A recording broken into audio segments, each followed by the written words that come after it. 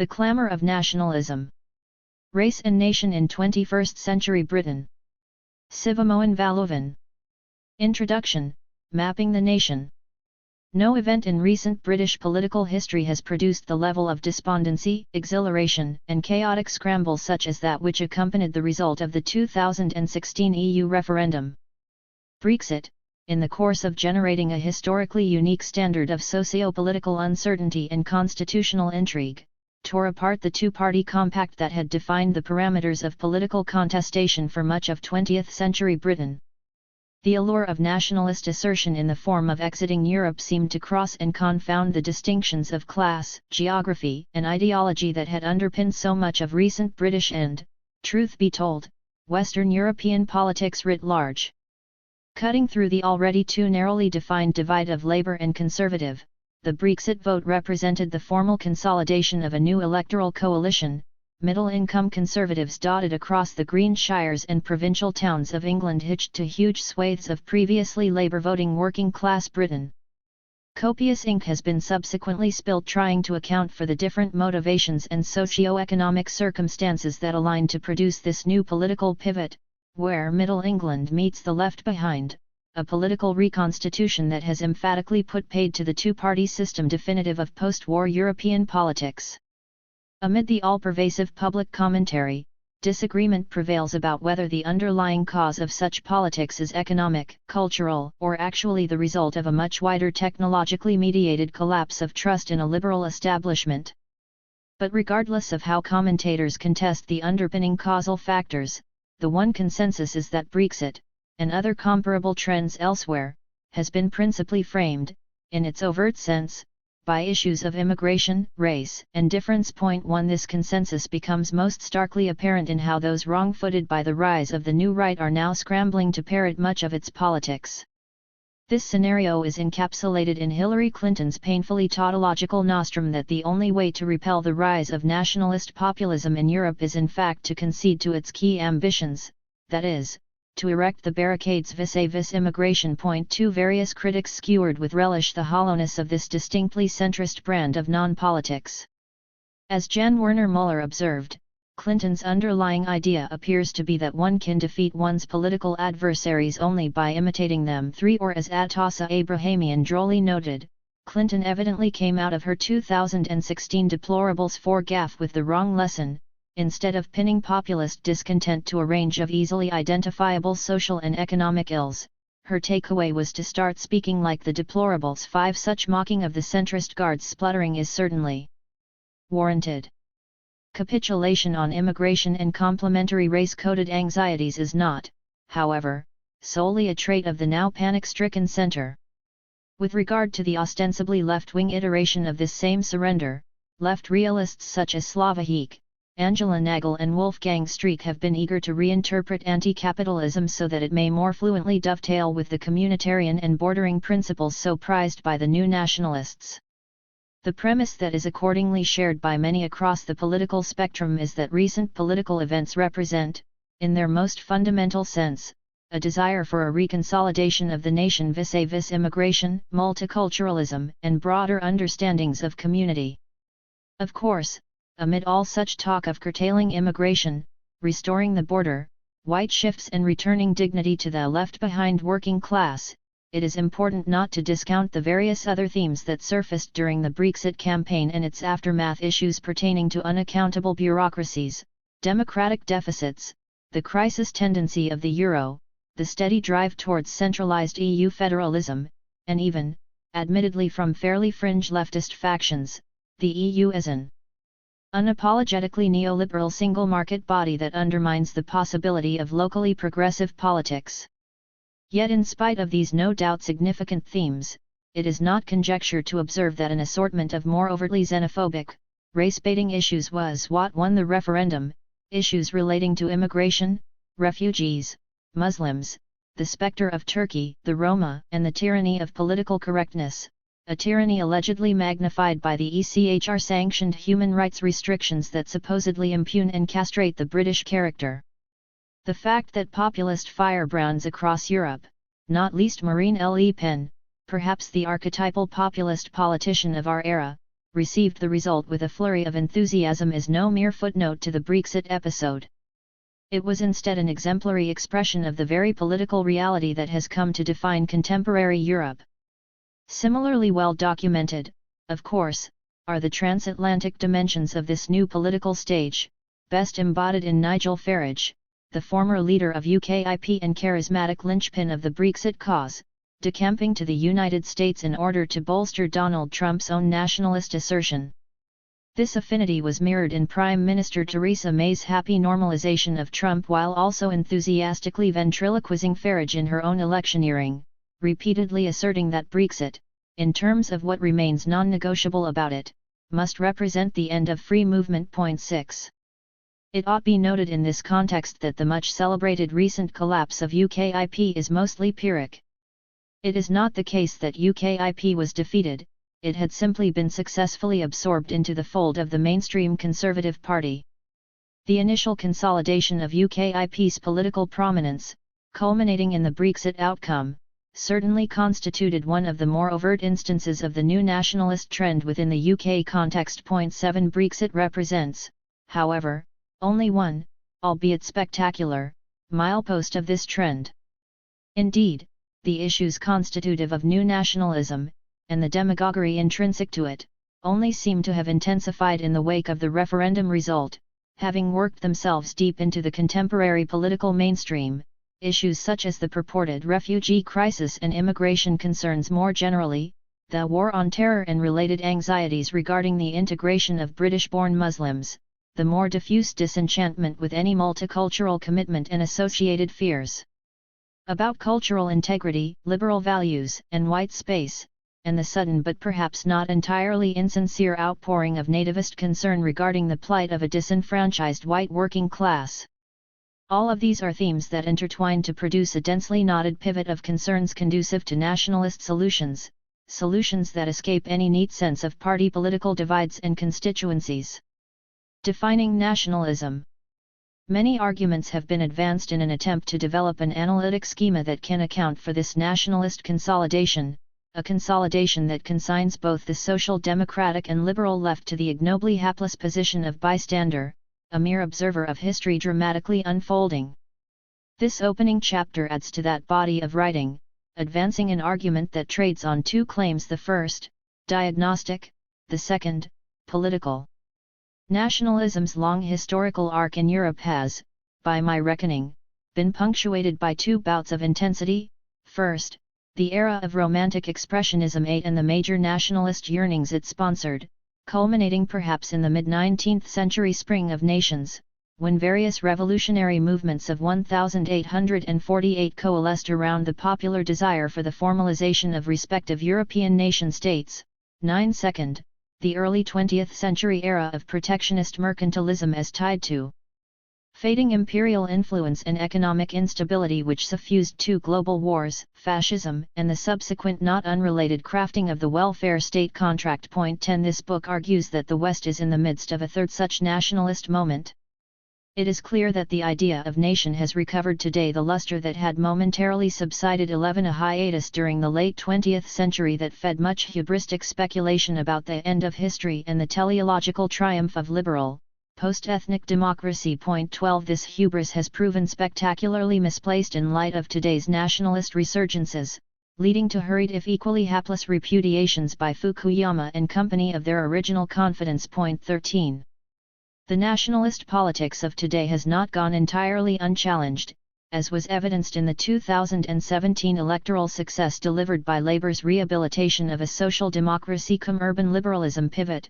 It remains, however, uncontroversial to observe that the idea of nation currently gallops across Europe with a distinct sureness and purpose.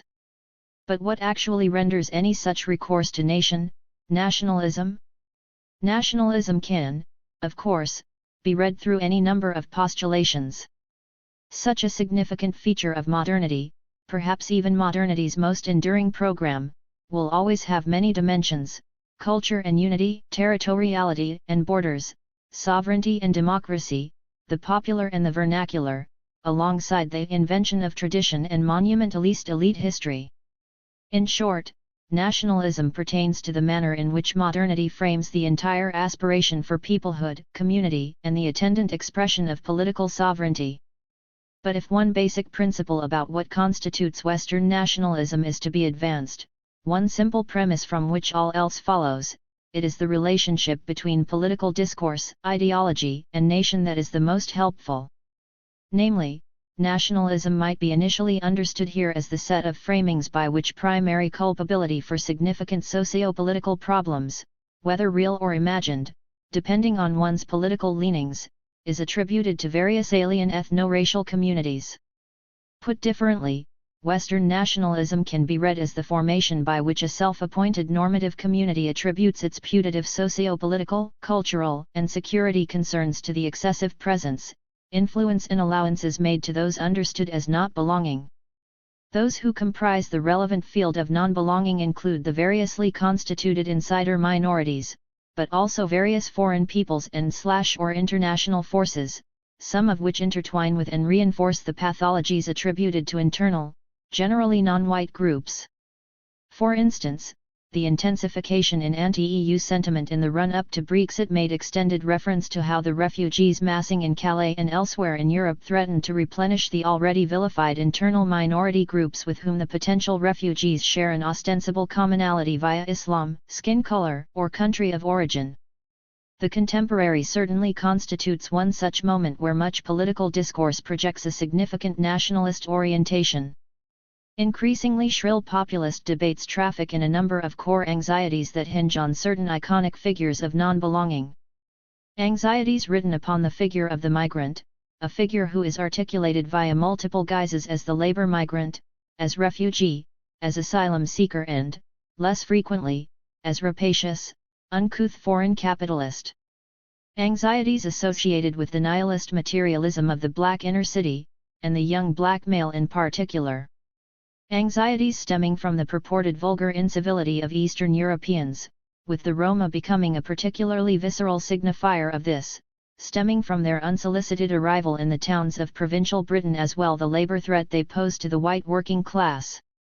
And, of course, the increasingly trenchant, nigh-world historical anxieties tied to the figure of the Muslim as patriarchal, indolent, violent, fanatical, sectarian and, perhaps most deviously, as protean and unpredictable. It seems uncontroversial to note that the entire democratic landscape in Europe is being remade by the increased prominence of these anxieties, anxieties that ask for harsh, uncompromising responses to the threats that these multiple but often overlapping outsiders represent. Relatedly, solutions that project a nationalist tenor increasingly obtain a Panacean value in the popular imagination, suggesting that various significant challenges, be they economic, security, social or cultural, will be magicked away through the emasculation of the significant others in the nation's midst. For instance, in Scandinavia, that timeless beacon of reasonable social democracy, rabidly nationalist parties proudly sit in government, agitating for measures that can only be described as a macabre, partial, reprise of the continent's darkest 20th century chapter. Consider how in Denmark, at the peak of the 2016 refugee crisis, it was reported that those waiting to file an asylum application were stripped of any valuable possessions on their person. This aggressive spectacle of state power, which was nominally claimed as intended to finance the costs of processing an asylum application, meticulously laced the racial horror of nationalism with the deference to legal procedure that has always been the unique province of European modernity. See also Denmark's recent announcement of a ghetto policy that singles out people of non-Western origin for a whole suite of specialist remedial justice and state re-education measures, a policy program that represents a remarkably overt entrenchment of nation-state racism whereby populations, already characterized as undesirable and deficient, are subjected to a state-orchestrated public humiliation, while also being corralled into a formal two-tier citizenry based on ethnic background, with urban geography operating partially as a thinly veiled proxy. In Sweden, the party once known for street-level neo-Nazi violence now entertains credible hopes of a 20% electoral return. The sustained political presence of the Swedish Democrats, SD, has indeed rendered them the self-satisfied arbiters of the democratic discussion, the entire political class now at their mercy. Sweden, many months having lapsed since the 2018 election, remains at the time of writing unable to form a government, owing to a complete party political paralysis about how to cope with the SD challenge. Austria, in its characteristically understated way, was in 2016 a whisker away from winning itself a far-right president, only to successfully include the far-right Freedom Party in the ruling government the next year. In France, the Front National, now operating under the presumably less toxic name, National Rally, until recently a Holocaust-denying, largely verboten political outfit, threatens to claim executive power and has already engendered electoral havoc at the parliamentary and regional level. The party trades heavily in a demagoguery of Islam and immigration, often concomitantly, and has made a virtue of claiming that the nation-state is back, an analytic point that escaped many sociologists but was seemingly perfectly well understood by Marine Le Pen. Similarly, in Germany, the first sustained challenge to the unfussy reign of Merkel was posed by Alternative for Germany, an uncompromisingly xenophobic, straight-talking new arrival to German politics. In Finland, a country whose immigrant and Muslim populations are very low, a quixotic party devoted to these very themes has become parliamentary kingmaker. In Hungary, the Prime Minister, a self-styled defender of Christendom, raised a razor-wire fence buttressed by water cannons along the country's southern border with the Balkans, contravening any number of EU regulations regarding free movement but playing acutely well to a citizenry increasingly distressed by the brown and black poison drifting out of the Mediterranean. And in Italy we have seen a man called Salvini, until recently presiding over an increasingly irrelevant separatist party, Lega Nord, establish himself as the country's most prominent politician. Having restyled himself as an unapologetic nationalist, putting aside previous separatist pretensions, Salvini is now in all but name the most significant player in Italian politics, making particularly strong play of an uncompromising anti-immigration position that received major international coverage when Italy refused permission to humanitarian refugee rescue ships to dock at Italian ports. These assorted rampages across the continent by avowedly populist new right outfits are indeed legion. They must not, however, be read in isolation. There is a prevailing analytic danger that the quickening march of nationalism is solely and exclusively attributed to these groups, absolving in turn the other, more established political and cultural players. Put simply, such a reading risks suggesting that new right groups operate in a vacuum of their own making, when, in actuality, they merely represent the coarser edge of formations already sanctioned by the established political parties themselves and the broader press culture's 14 and think tank industries that sustain them, not least, the various center-right governments that have enjoyed an extended spell of power over the past decade. A nascent nationalist consensus across the center-right was perhaps best attested to by the three most influential European leaders of the early 2010s, Cameron, Merkel, and Sarkozy, all assuming a strident anti-multiculturalism position. This populist play to the crises of multiculturalism narrative, expertly chronicled by Lenton and Titley in 2011, can retrospectively be remembered as merely a harbinger of nationalism's full consolidation as the decisive contemporary arbiter of European electoral power. 15 There has been, in short, a continued oscillation over the last decade or so between the new right and what Richard Seymour succinctly captured as being the soft racism of the hard center, each doing the other's work. By drawing these preliminary emphases, I do not mean to exhaust the explanatory role of racialist outsiders when accounting for the rise of nationalist projects across the West. My purpose is simply to reconfirm the disproportionate importance of race, and as far as the UK is concerned, imperial nostalgia, to any credible account of that project.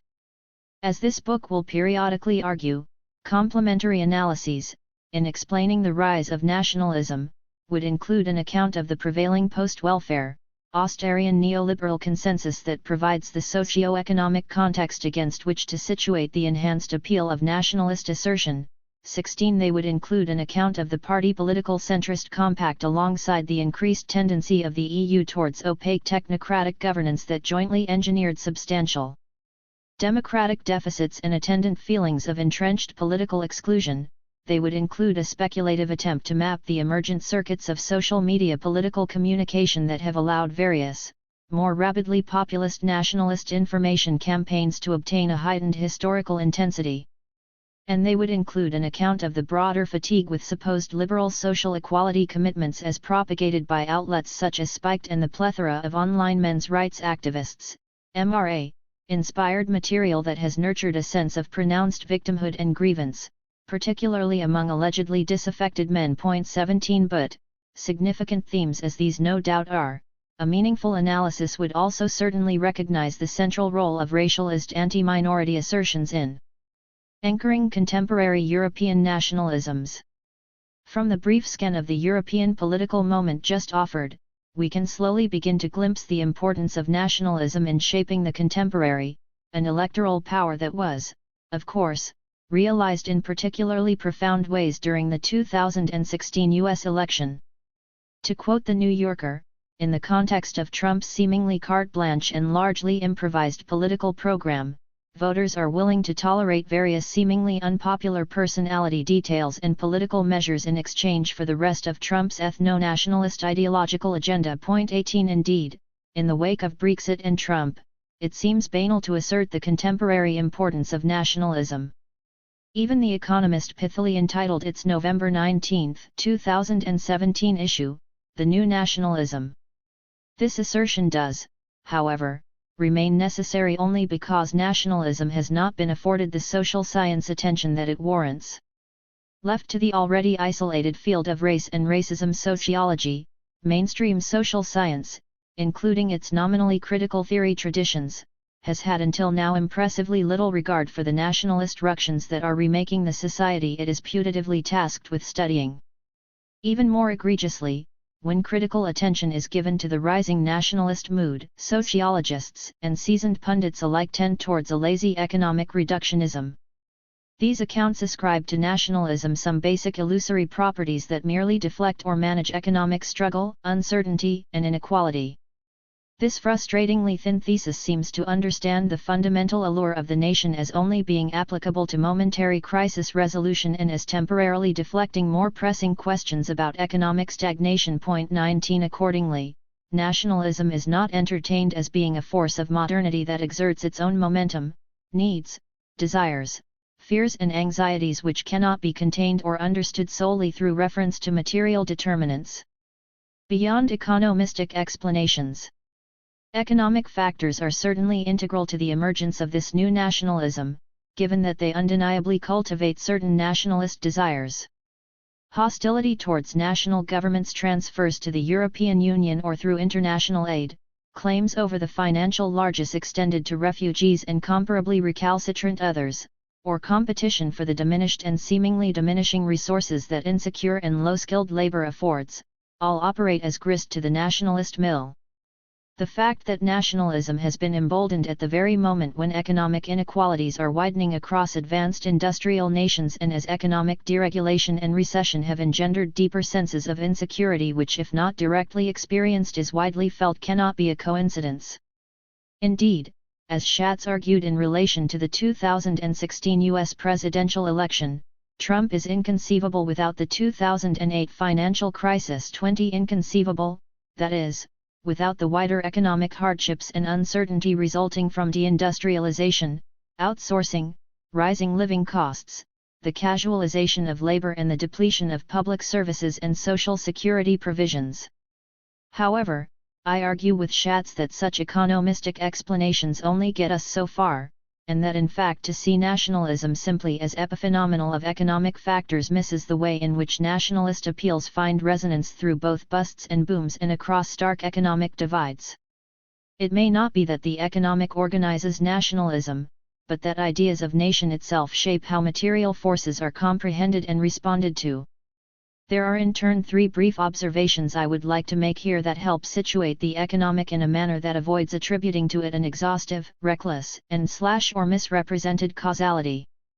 First, despite regular intimations to the contrary, it is not just the white working class that has experienced hardship as a result of the broader neoliberal consensus, most acutely experienced in the wake of the 2008 recession.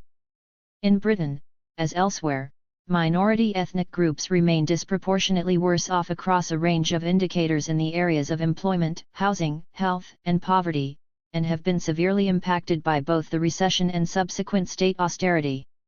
The play to class as being the preserve of white people is, therefore, at best naive, at worst, an incendiary racial nativism. 21 While it remains understandable that the economic hardship encountered by working class people who happen to be white is presented as a contextualizing factor vis-a-vis recent politics, this foregrounding needs to be sensitively handled, so as not to obscure the shared if not worse working class penalties endured by many racialized minorities. Second, the voter base for the new nationalist politics is not simply or exclusively this oft-invoked white working class. This nationalism is in fact more electorally reliant on the middle and lower middle classes, those who inhabit the provincial towns of Middle England, as well as capturing a not insignificant share of the affluent conservative vote, appealing here to a shared hectoring around moral decay, multicultural excess, and welfare dependency. 22 This important acknowledgement helps us better understand that it is not simply acute economic abjection that is fueling these recent political turns. Needless to say, the appeal of new nationalism confounds traditional class distinctions and, for that matter, always has. A defining hallmark of fascism was, after all, its ability to rescue from the ruins of industrial exploitation and fin de siècle alienation an invigorating, putatively unifying ethnic ecology. Similarly, one simple context that immediately compromises the economic thesis regarding new nationalism is the case of Norway. 23 Norway has seen over the past decades the slow emergence of the very same nationalist political discourse and electoral capture that is now being rehearsed elsewhere.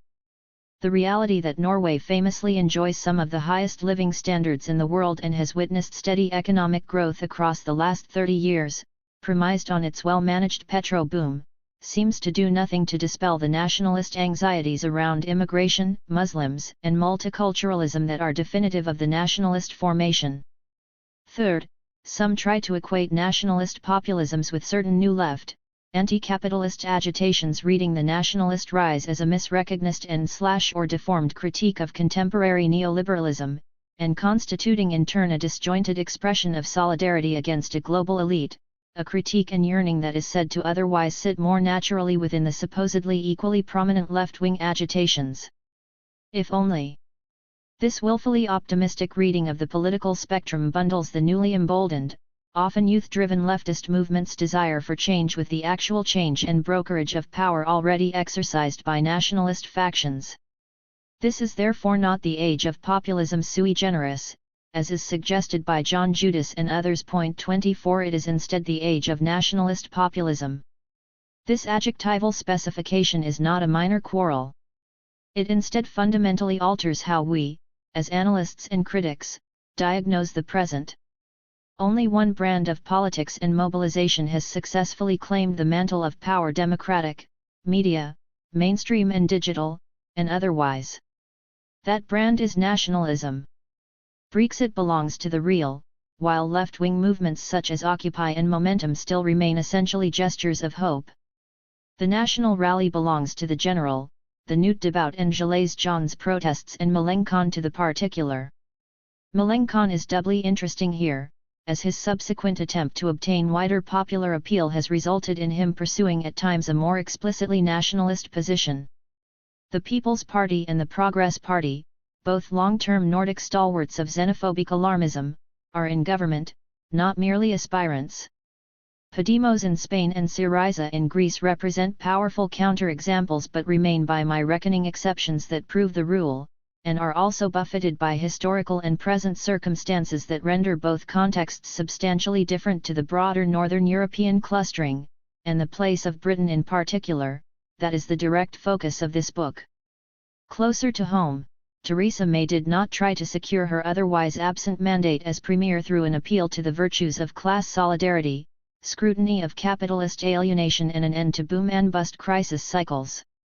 Rather more prosaically, May tried to shore up her legitimacy through an unambiguously nationalist interpretation of Brexit as having constituted a straightforward proxy referendum on immigration. Her pilloried attempt at negotiating a Brexit deal boasted only one red line: this being the absolute end to free movement. Similarly, in her inaugural party conference speech as PM, May tried to cement this nation-making ploy through pointed appeals to putting the power of government squarely at the service of ordinary working-class people.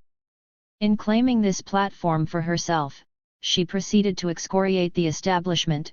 They find your patriotism distasteful, your concerns about immigration parochial, your views about crime illiberal, your attachment to your job security inconvenient. 25 All these are different ways of conjuring the same normatively majoritarian constituency while affirming their putative concerns about immigrants and/or various racialized minorities. This broader positioning was a proactively nationalist gamble that, according to Kenneth Clark, the resident dissident of the Conservative Party, would have made even Enoch Powell blush. 26. Which nationalism? There is, however, an underlying validity to the argument that the contemporary populist form is not merely right-wing and conservative.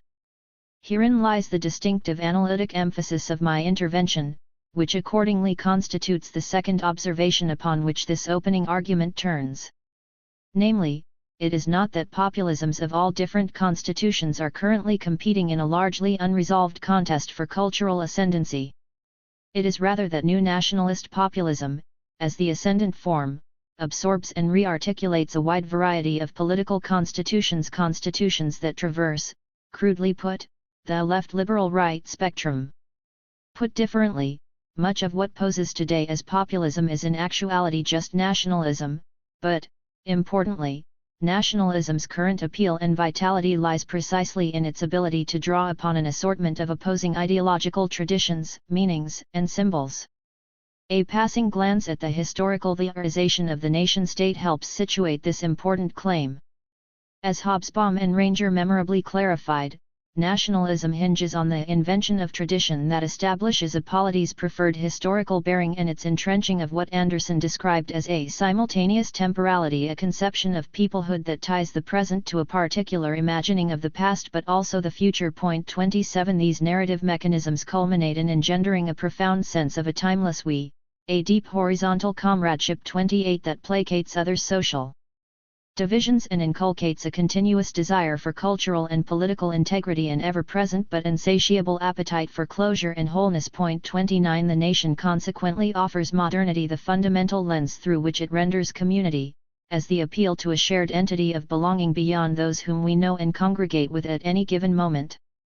This fundamental sociological concern regarding communal membership, framed in classical sociology as the question of Gesellschaft, is therefore, when properly drawn vis-a-vis modernity, a concern with the nation. 30 No other modern social formation has been able to generate the communitarian taxonomy and feeling that is, in any historical context, so central to how a society manages and expresses its socio-political transactions and ambitions.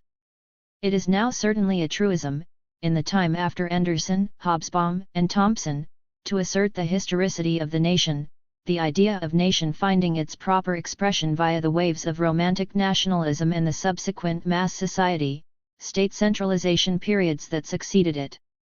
This historical contingency of the nation is perhaps made most beguilingly apparent in Massimo Diazeglia's 1861 exhortation, as an ambivalent observer of Italian unification, that we have made Italy, now we must make Italians. 31 Less well understood, outside of the shamefully neglected canons of post-colonial and anti-racist scholarship, is that this construction of the national we is not in any sense benign.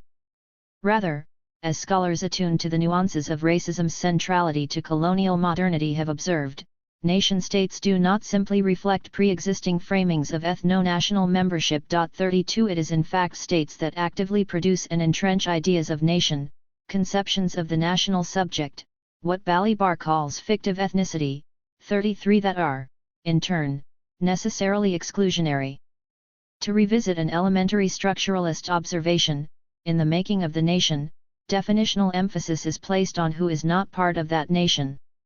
And crucially, this process of national self-definition through relational negation has always found ideas of ethno-race and broader civilizationist constructs of the West and the rest to be its most instructive typology. 34 As Gilroy and Goldberg have regularly noted, that the European nation and ideas of race both began to find their proper definition at the same historical moment is no coincidence. 35 It is instead the fundamental constitutional interplay that the very premise of European modernity regarding its sense of community and peoplehood rested upon and continues to rest upon. This brief theoretical digression regarding the historicization of the nation, which in the next chapter will be expanded upon in much more detail, is necessary here only in order to clarify an understanding of nationalism's relationship to the more general concern of political ideology. Simply put, the nation, which is at its plainest a constitution of the normative we, has no inevitable political complexion other than that of its own exclusionary ethno-racial desires. Contrary to the often assumed propinquity of the nationalist to the crudely pictured conservative, a more watchful analysis will note that nationalist sway at any given historical moment requires a particular kind of racial othering that is able to assemble an ideologically disparate collage, comparable to what Solomos and Bach have called, in the course of summarizing George Moss's important commentary on racism's elasticity, a scavenger ideology which gains its power from its ability to pick out and utilize ideas and values from other sets of ideas and beliefs in specific socio-historical contexts. 36. I accordingly posit that any real reckoning with the current nationalist moment must better locate its mooring within very different and at times contradictory ideological clusters. This diffusion is in fact central to its current triumph. This might be phrased even as the nationalist overdetermination particular to the present historical conjuncture. The ability of nationalist affirmation to find its sense amid contrasting ideological vocabularies and symbols plays a vital role in accounting for the intelligibility of contemporary nationalism to so many different factions and recesses constitutive of Britain's current political scene. To give this claim a little more initial definition, of interest here is the ability of contemporary nationalist discourses to appropriate and occupy a number of prominent political platforms, each of which have had a substantial role in shaping the recent political history of Western Europe.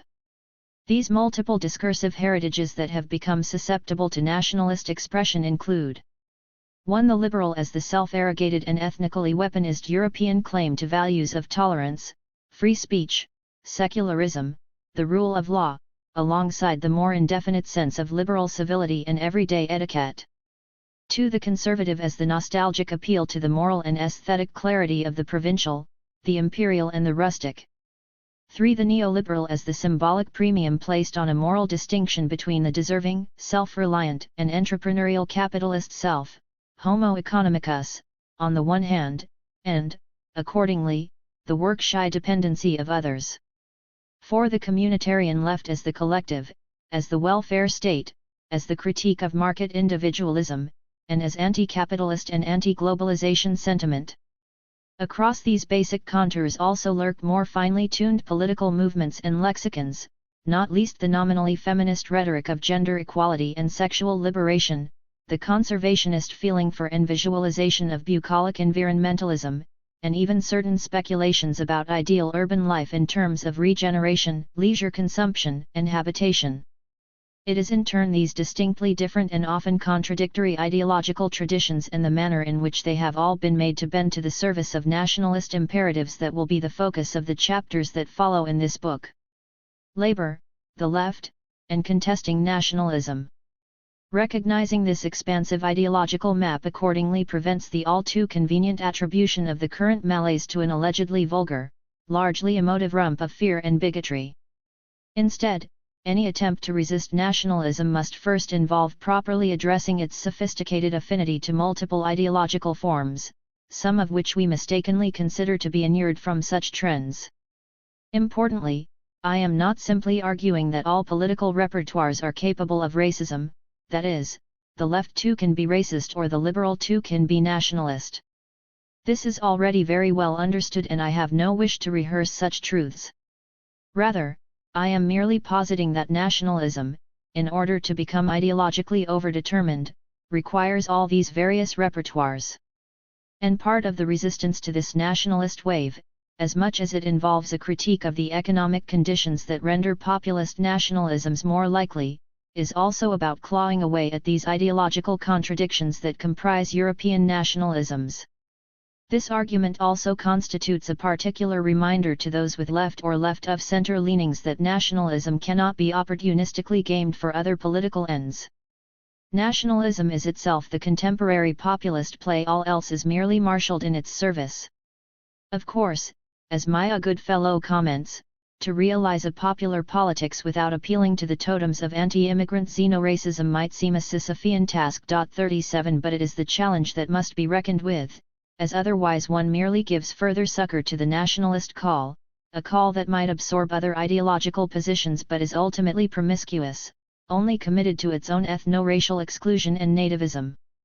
It is within this context, and as the Corbyn movement started to find some serious momentum, that the observant Ash Sarkar despaired via Twitter. I asked last year if it was possible to do leftist populism without nationalism, and Labour apparently CBA can't be arsed to even try. 38 Sarkar's frank frustration was warranted. There are increasingly vocal summons that ask the left, via Corbyn or otherwise, to bargain with the nationalist case. Thankfully, the dignified and unapologetically social democratic policy vision set out by Labour for the 2017 election did seem mostly to decline the nationalist invitation. Labour does, however, remain frustratingly silent, even conflicted, on actively rebuffing the anti-immigration consensus. Relatedly, it remains largely non-committal on Brexit and the particular issue of migration that is most emblematic of the Brexit debate. But transposed to the context of this book's argument, the discussion of the left's relationship to nationalism becoming particularly prominent in the book's two final chapters, it is hoped that Labour can continue to perform credibly without emulating nationalist impulses. If it succeeds in doing so, it might then obtain the base and time to pursue a sustained spell of coherent and confident opposition that might in time allow for a political template to take root that constitutes a distinctive and substantial left-wing alternative to nationalist politics.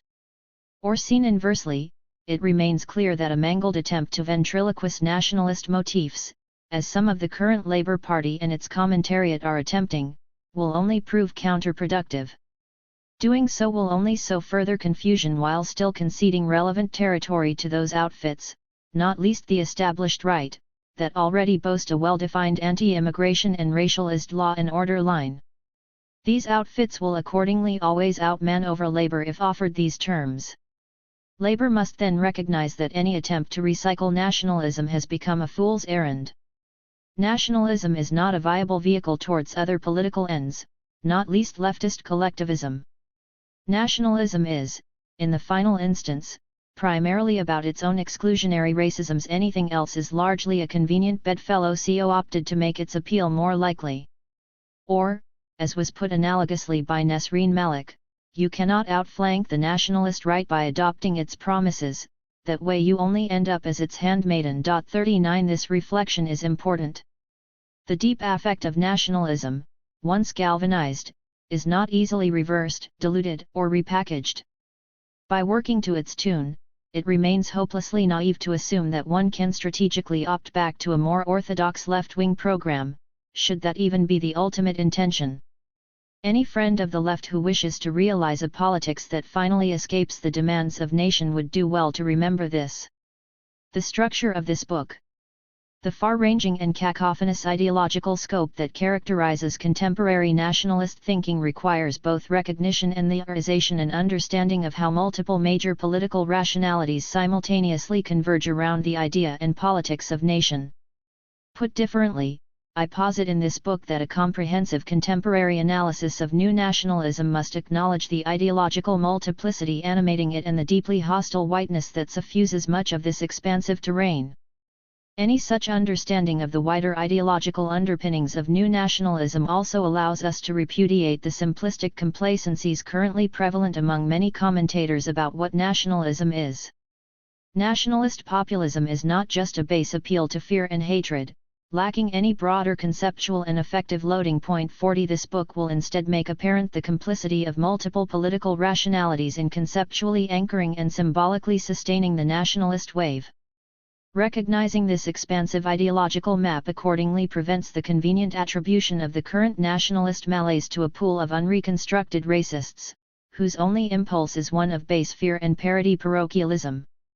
Instead, any attempt to resist nationalism must first properly address its sophisticated affinity to multiple ideological forms, some of which, such as various leftist, feminist, and liberal political repertoires, are mistakenly seen as being largely inured from such trends.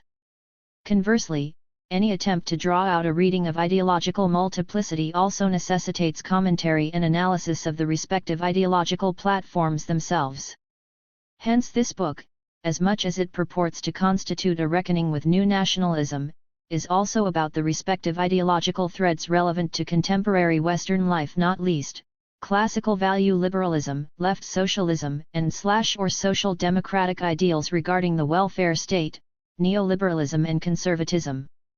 For instance, one of the key ambitions of this book is to disentangle conservatism from neoliberalism, a conflation that is otherwise endemic to contemporary critical analysis. A cultural studies-inspired analysis of ideology proves to be particularly useful for working through the political multiplicity that contemporary nationalism comprises, a theoretical tradition steered magisterially by Stuart Hall and those who worked around and after him.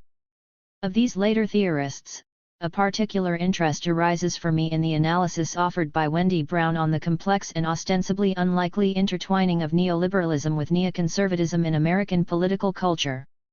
Brown, in the course of her exposition, makes a number of highly helpful clarifications that she sources in the Halshian reading of Ideology. 41 First, she observes that it might be best to see ideology as political rationality, insofar as ideologies bestow on the public and its different fragments a particular but active way of thinking about the world around it.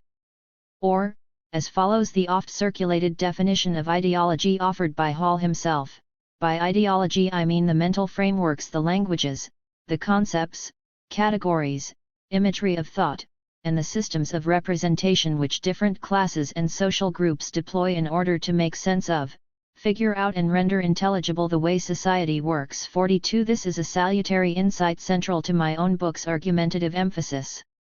In terms of considering the contemporary nationalist capture of the political, I am interested in how the different ideological traditions it sources offer denizens a whole assortment of symbols, values, and rationales with which to think through. Hereby, nationalism's contempt for the racialized minority and / or the racialized foreigner cannot be reduced to some derivative notion of ideological deception, but rather must be read as being actively affirmed through the conceptual tools and symbolic repertoires available. It becomes, in short, the sense-making schema via which we reckon and respond to our social and political horizons. This process of making sense, thinking, therefore captures an understanding of ideology that goes beyond ideas of a passive and impressionable subject, but instead incorporates a whole circuit of desires, anxieties, and overlapping political solutions that the subject actively navigates. Relatedly, Brown reminds us that any significant historical moment is best understood in terms of how it grafts and cobbles together very different traditions. A dream work, Hall's coinage, via Freud, for how all ideology rests on setting a fantastical horizon against which it orients itself, is not monological or coherent. 43 On the contrary, it is most efficient when multiple, often contradictory, traditions manage to converge around it.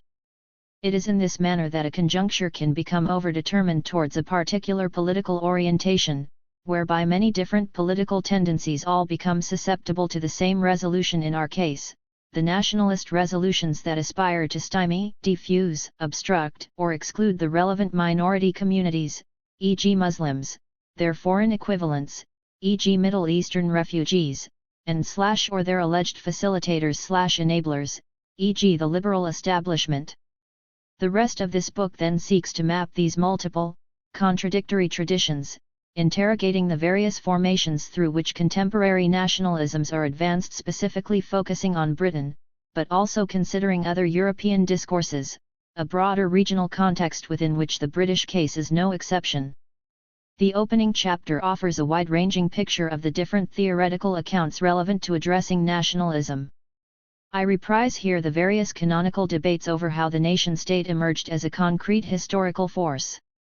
In so doing, particular clarifications about how best to understand the constitutive elements of nationalism will be offered. This argument will involve, among other things, a reappraisal of the early modern circumstances germane to the formalization of the nation-state. It will distinguish the idea of nation from the politics of nationalism.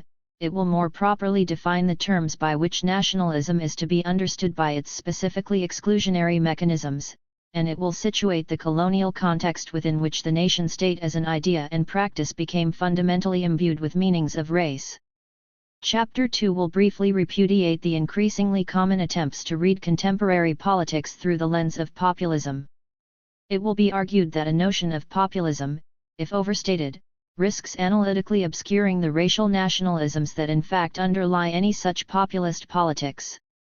The notion of progressive nationalisms, as often attributed to certain trends within contemporary Catalonia and Scotland, will also be critically addressed here.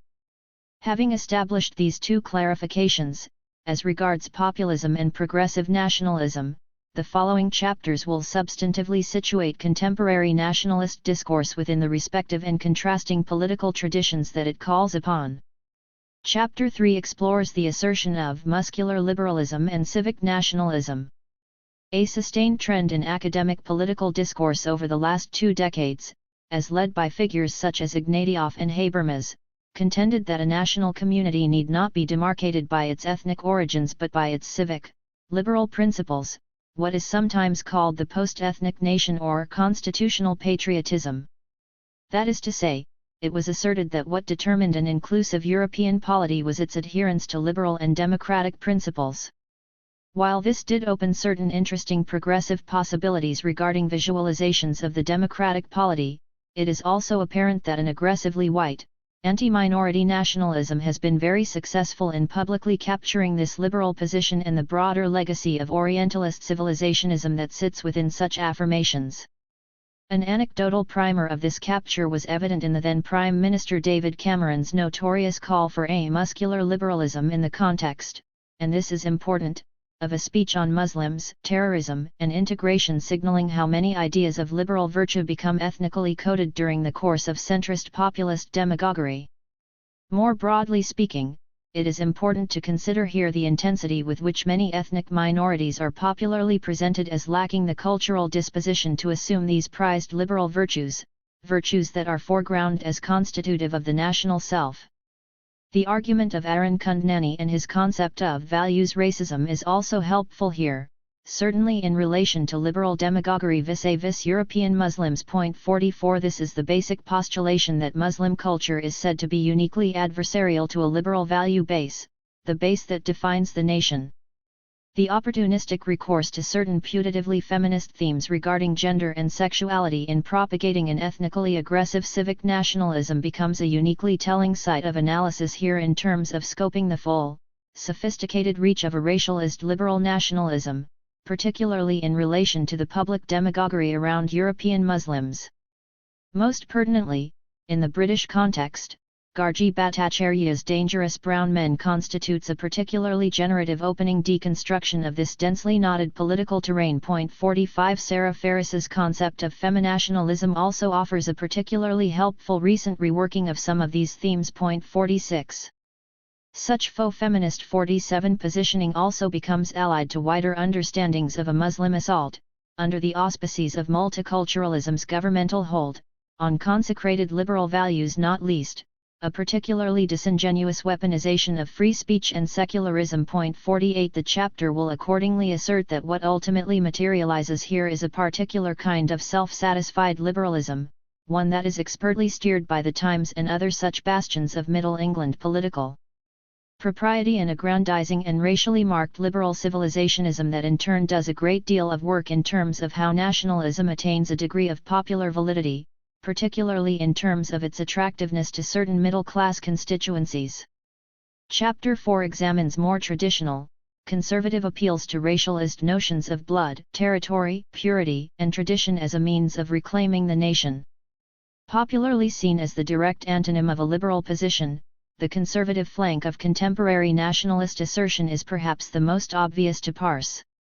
I explore here a set of conservative nostalgias, a pastoral and imperial nostalgia, or what Gilroy famously called post-colonial melancholia, that has become particularly pervasive of late. 49 These nostalgias are seen, for instance, through the rehabilitation of monarchy and its recurring spectacles of reproduction and weddings, the revival of Edwardian and interwar period drama, the Help for Heroes campaign in terms of how it relates to the valorization of the soldier both past and present, and also the all-too explicable popularity of the television program Countryfile and other cultural phenomena that sponsor a similarly provincial ideal.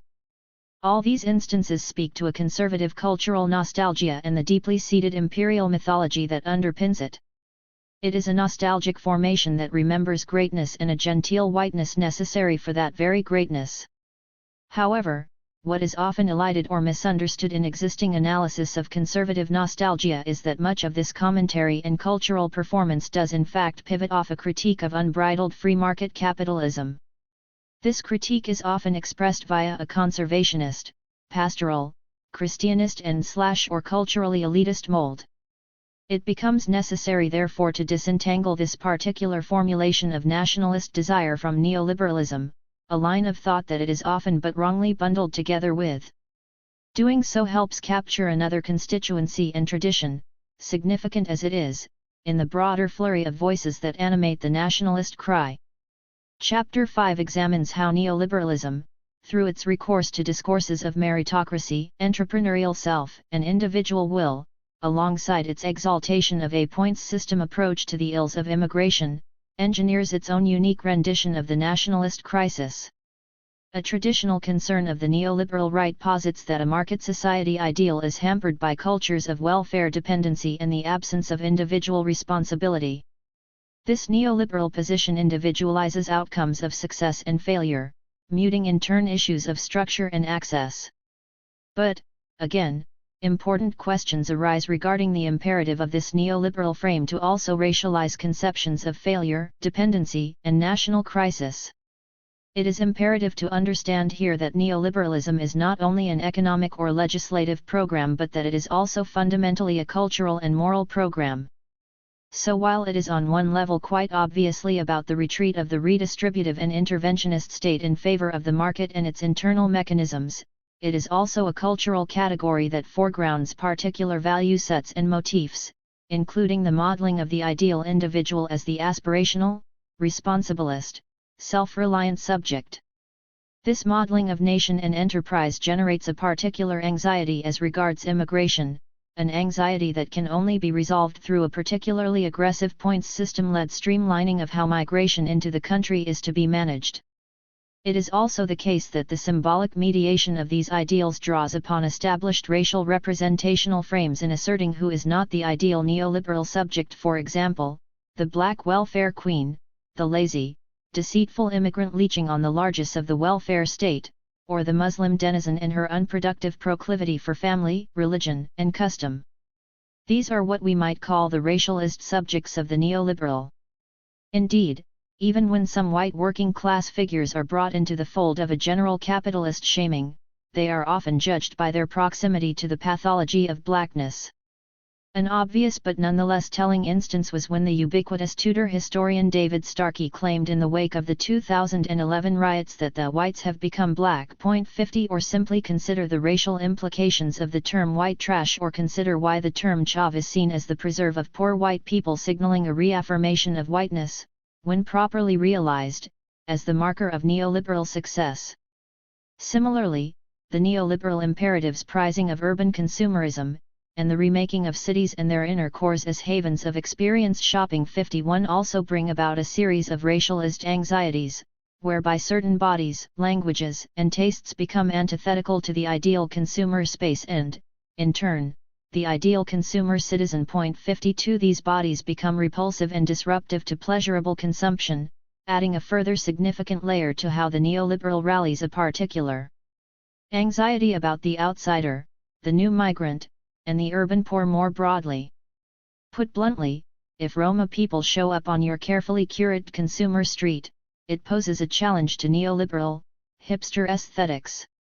Moving accordingly to the converse political flank, the final substantive chapter examines how amid the historical advance of the neoliberal orthodoxy, An influential counter in 1990s public commentary was the communitarian position, a left-driven critique of the increased normalization of the market society, globalization, and its attendant neoliberal individualism.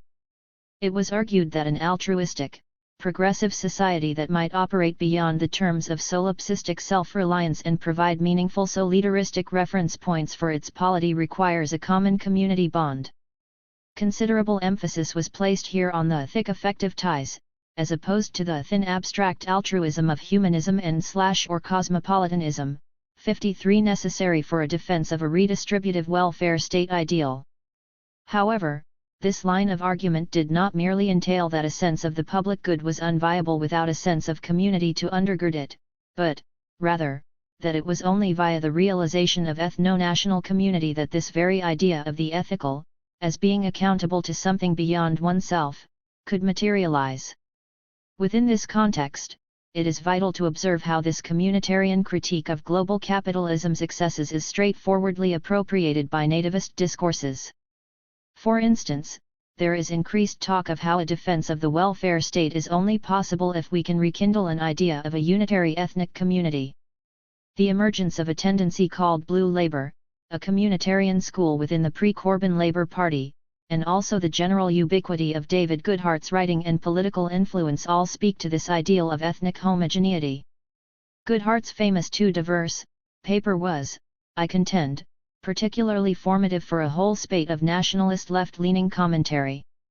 I argue in turn that this putatively progressive understanding of community, as a critique of market individualism, has been reduced in prominent public analysis to a concern with normative ethno-national community. Indeed, it is interesting here that the putatively far-right parties across Europe exhibit a very assertive but racially coded defense of the welfare state, workers' rights, and collective solidarity, a defense that is presented as a central plank of their nationalist aspirations. This move is now finding some qualified re-articulation among certain new left parties, not least the high-profile breakaway attempt in Germany to launch a left party led by Sarah Wagenknecht that intends to more formally assert an anti-immigration position. 54. This nationalist frame has obtained particular ubiquity in Britain in the wake of the Brexit referendum, whereby numerous public intellectuals have centered their analysis on the notion of a left behind. 55. This constituency is made to figure prominently across many of the above ideological frames, not least the populist left platform. The left behind alludes to a white working class that is understood as uniquely marginalist, and looks, accordingly, to rehabilitate certain anti-migrant and anti-minority attitudes that are discursively attributed to this constituency. An extensive matrix of populist left-wing motifs, for example, anti-establishment, anti-metropolitan elite, anti-globalization, is in turn folded into a much broader, symbolically aggressive nationalist attachment to a notion of authentic white working class consciousness and history. Herein, in unpacking the left formations that have become susceptible to contemporary nationalist articulation, particular critical attentiveness must be given to how this left-behind framing of the white working class manifests itself, and the ideological work it is called upon to perform. My conclusion advances a few notes on how resistance to the new nationalist wave would in part involve prizing open these ideological contradictions as they sit within the nationalist position.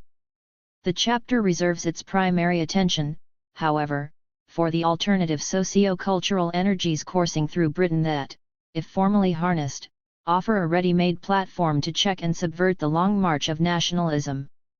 A particular emphasis is inevitably devoted here to the Corbyn left position, warts and all. This concluding chapter is accordingly where this book's own political orientation is worn most publicly. It is an orientation that believes, as a point of departure but also of faith, that it is the organized left that is best placed, of the respective ideological traditions discussed, to put a more forceful anti-nationalist political project into play.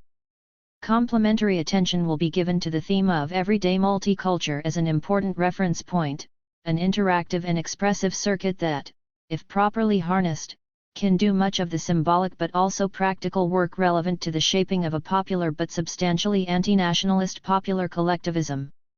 Everyday multiculture refers to the highly casual, nigh banal, interactive practices that emerge in spaces characterized by ethnic and other diversities, practices that undemonstratively cultivate dispositions less prone to nationalisms and other forms of overtly communitarian claim-making on space, culture, and politics. It is not that the people living in such areas, generally working or lower middle class, are any less likely to assert identifications as premised on ethnic and racial difference.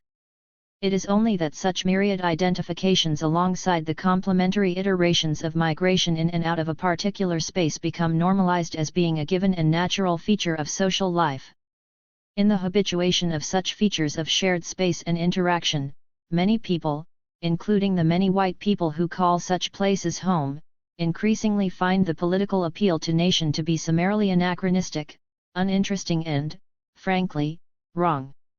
The cultural and political energies that flow accordingly from such everyday practices offer a very useful and underappreciated indication of how an alternative, post-national popular politics might be envisaged as well as pursued. This conclusion will also engage certain empirical themes relevant to an account of nationalism's rise that this book has otherwise not addressed at any great length, not least, the role of social media and the related phenomena of what is called the alt-right, the particular parallel role of a male resentment culture, and also the more explicitly global dimensions of nationalism's newfound confidence. A note on style and method. I aspire here for a mostly generalist and perhaps even lively mode of writing an argument, one that might invite the general reader disposed to critical cultural commentary on the one hand, while still being worthwhile for the academic specialist of nation, race, and ideology on the other. This might ultimately prove to be a hopeless ambition for which I lack the required skill, but it is an ambition that I have nonetheless tried to pursue. There are certainly moments when a slightly heavier theoretical style does prove necessary for this, I apologize. But such moments are, I believe, mercifully infrequent. My penchant for long sentences is, however, an affliction that I cannot shake off and for which there is seemingly no cure. But to quote from the ever-wonderful mission statement of the ever-giving magazine Salvage, we do not believe the first, last, and only word with regard to prose style was passed down on a stone tablet by Orwell in one overrated essay. To always eschew complex language in the interests of clarity and simplicity is not necessarily a virtue and not necessarily consistent with the aspiration to provide sufficiently searching argumentation.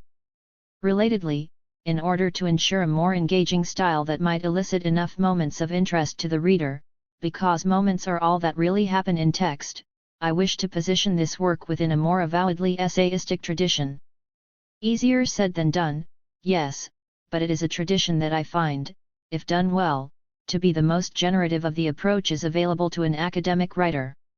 One implication of this approach is that I will not be engaging this wider discursive field and political commentary in a systematic manner. I will instead be folding in select instances of popular discursive output in the course of mapping and commenting on the respective ideological forms that simultaneously comprise the contemporary nationalist position. This folding in is certainly impressionistic, whereby such output will not be intricately weighted or neatly tabulated. My discussion throughout the following chapters will instead center on various pieces of public commentary as well as political and cultural events that are noteworthy by their prominence, influence, novelty, and/or ideological complexity. It is ultimately up to the reader to find the ideological impressions that I put forth here to be a reliable and familiar account of the world of ideas that they too encounter. Sadly though, this is not a given. Some will likely find in this book an unrecognizable, all too distorted reading of the broader public conversation that currently prevails. Put differently, this book is primarily argumentative, not descriptive. That is not to say that it is the work of a polemicist. But it is an argument that will trade on summoning a realm of ideas that I believe to be apparent. I therefore cannot guarantee that everybody else will be in agreement that this is in fact the world that we currently share. 1. Theorizing the nation. Few political terms loom as large as the state. In critical analysis, the state is everywhere identified as the agent of any number of modern sins. The multiple effects of the state's existence provoke, in turn, agonized laments about modern power, its immanence, and its uniquely perpetual violence. It is, however, telling that the actual form in which the state has been concretized within modernity is often summarily neglected. This disregard has in fact become intellectual habit, as if the modern state is merely an abstraction that can then be summarily affixed to the preferred intellectual and political emphasis of the author. It is instructive to note that the engine of governance we most concern ourselves with, in the course of these various critiques, is, in fact, the nation-state.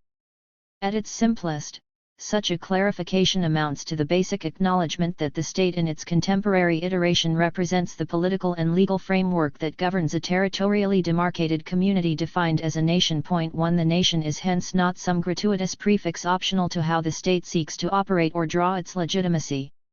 It is instead the very specific basis by which the modern state has been operationalized, whatever its other mandates and manifestations.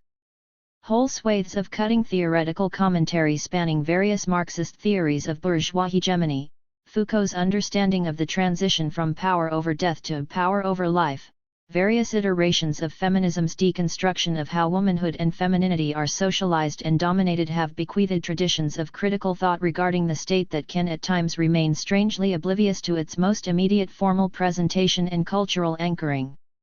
While these multiple concerns are all equally germane to critical commentary, the state's specific manifestation in the nation guise surely ought to have featured more prominently as the authorizer of modern governmental power. At the risk of overclaiming, it is worth noting that the nation remains the most pervasive mode of socio-political organization in the modern world. As David Macron reminded us, more presciently than he dared imagine, we inhabit a world in which many of the old nostrums and doctrines have withered. Socialism has gone, fascism has gone. Nationalism, however, has survived and prospers too, or, as was put in The Economist's celebrated Christmas essay, whither nationalism? Nationalism is an abiding legacy of the Enlightenment. It has embedded itself in global politics more completely and more successfully than any of the Enlightenment's more celebrated legacies, including Marxism, classical liberalism, and even industrial capitalism. It is not an aberration. It is here to stay. 3.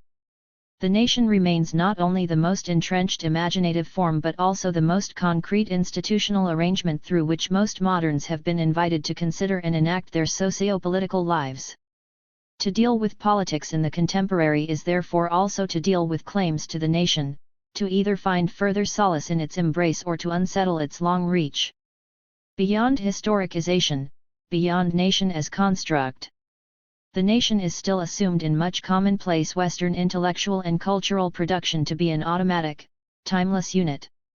In a thoroughly entertaining take on what he calls Netflix's nationalism problem, Kanishk Tharoor laments how the historical epics popular on the platform play into an easy sense of the nation, as we currently understand it, as always having existed. It is a pity that so many historical films feel so obliged to place the imagined nation at their emotional core. That not only distorts understandings of the past, but it suggests that the past can only be relevant and interesting if it supports conventions of the present. Nationalism becomes a kind of virtue that transcends time. 4. The narrative conventions that abound in such shows and films are emblematic of the enduring perception that the nation is the most obvious container of the world's respective peoples, the unit that conveniently organizes an otherwise teeming mass into discrete pools of humanity. This conception of the nation remains a legacy of the Romantic era's defining role in shaping 19th-century European conceptualization, during which an emergent sense of popular peoplehood was yoked to the revolutionary upheavals that conclusively buried the formal and church-ordained hierarchies characteristic of feudalism. It was, for instance, a canonical roll call of Romantic writers such as Goethe, Herder, and Fichte who shepherded the folkish, Sturm und Drang 5 formulation of a German people, a formulation that allowed the initially disjointed, highly nascent sense of German peoplehood to gradually obtain the quality of having been present across human time and in possession of a shared cultural spirit. 6. This romantic move, rehearsed across Western and Central Europe, allowed national peoplehood to become cast as quintessentially cultural in a unity that is also written into the very nature of the Land. 7. The thick dense forest that is perceived in the Friedrichian visualizations of the Germanic self as husbanding the nation's most primeval or. 8. As these various romantic propositions were given further intellectual and cultural elaboration, alongside securing the institutional infrastructure of the 19th-century centralized state, the nation came to be apprehended as an ahistorical ontological fact. This is what is often designated as the primordial conception of the nation, as representing a particular ethnic, linguistic, religious, or even genetic community that is both natural and ancient. The nation is seen within this framework as a timeless collection of people united in their ethnic commonality. The nation becomes, in short, a trans-historical truth. 9. This primordial vision did once hold much intellectual sway, and some reconstructed, more refined versions still lurk in certain circles. Consider, for instance, the formative work of Anthony Smith and his ethno-symbolism approach, which maintains that the myths and symbols of ethnic community that far predate the emergence of the modern state are equally important to understanding nationalism's duration and appeal. 10 In the main, however, the precise emergence of the nation is these days historicized with relative scholarly ease, whereby the vicissitudes and imperatives of early capitalism, intertwined with colonial expansion, and the aforementioned 19th century era of cultural romanticism are straightforwardly identified as the two defining stages. 11 Commonly dated to the 1648 Westphalian Treaty, the nation-state proper, as a form of centralized territorial sovereignty, is now seen as only emerging from the debris of the religious wars that tore Europe asunder from 1517 onwards. 12 It is hence modernity, as a particular historical force, that is seen as incrementally promulgating a political belief that the legitimacy of government must always be vested in an idea of the national people that the territory comprises. It is this twinning of the territorial state to a spirit of national integration that leads the Catalan anthropologist, Josep Labora, who harbors himself a qualified commitment to the nation form while also insisting on the nation's various pre-modern, medieval roots, to conclude that nationalism is the god of modernity. 13 Or as Anthony Smith again observes, amid the seeming dissipation of religion's hold on society, it is the idea of nation that constitutes modernity's staging of the sacred, this being a sacralized sense of community whereby nationalism becomes in practice a surrogate political religion. 14 To summarize, the nation was over an extended period understood by many academics and popular thinkers alike as something natural. But from the 1980s onwards, mainstream scholarship realized a more aggressive deconstruction of how nations are themselves specific outcomes of modernity, something that was summoned into existence by the confluence of various historical factors from the 17th century onwards. This culminated, in the wake of the cultural and linguistic turn in social theory, with the now famous conception of nation as narration, nation as discourse and nation as a category of practice. 15 This being the notion that the idea of the nation comprising its many myths, its symbols, its nominal values and also the historical events that it ritualizes as iconic becomes only something that is told, said, gestured and performed. Nation is only a narration, but a narration with formidable institutional backing and consequences. Given this rather uncontroversial academic consensus, Rogers Brubaker, the contemporary authority on many things national, rightly notes that the primordialist claim to nation is scarcely worth repudiating any longer, and to insist upon doing so generally amounts to an intellectual gambit that enjoys the flogging of straw men. 16 To probe the historical contingency of the nation, to reveal it as a historically specific socio-cultural artifact, is hardly a taxing intellectual challenge. And it might be mooted that even the most hardened of nationalists themselves would be inclined to acknowledge the constructed form of their project. That is to say, nationalists too might understand the nation to have only emerged through a particular history. But even in the wake of such a concession, the nationalist might still plausibly posit this construction as a unique and ideal historical achievement. This is, after all, precisely the kind of historical pride that is intimated in Ernest Renan's classic 1883 lecture, which extols the nation without attributing to it a timeless metaphysical status. Renan's What is a Nation? Remains one of the more maudlin accounts of the nation, a collective project that is sentimentalist by Renan as a daily plebiscite that trades on the memory of having accomplished great things together and wishing to do so again. 17 But recall here that Renan did also famously pen the prescient line that to be wrong about your history is part of becoming a nation. 18 This is a sharp demystification of the nation's claim to transcendental history that complements Anderson's later argument about the nation's necessary compulsion towards selective remembering or selective forgetting. More properly put, point 19 apparent in Renaud's claim is the disinterested recognition of the nation-state's historical specificity while, much like Weber and Durkheim, still seconding it as a worthwhile political project indispensable to modern life. Point 20 put differently, the construction of nation, once real, becomes to its proponents something to be husbanded, protected, nurtured, and further refined. The nation becomes here the crowning accomplishment of political history, a unique achievement with a particularly intoxicating and thickly textured sense of peoplehood around which an allegedly coherent and deeply rooted cultural legacy has been crafted. Also worth mentioning here is the parallel intimation, emerging through an international relations disciplinary canon, that the nation-state arrangement remains the term along which politics is most efficiently realized, the template upon which sovereignty is best parceled out across an otherwise anarchic realm of global contestations. See Chernylo and White for an instructive conversation about this form of methodological nationalism. Point 21 consequently, owing to these twin assertions, 1.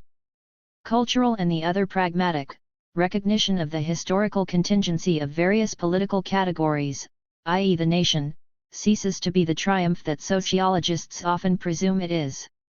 In other words, even though a made communal category is historically contingent, it does not discredit the ordering hold of the idea. That is to say, ideas constitute social reality. Historically constructed ideas posit a social ontology, a way of scripting the world by reference to certain entities, which are then rendered real in the lives of society's members and become insistent reference points against which social and political life is oriented.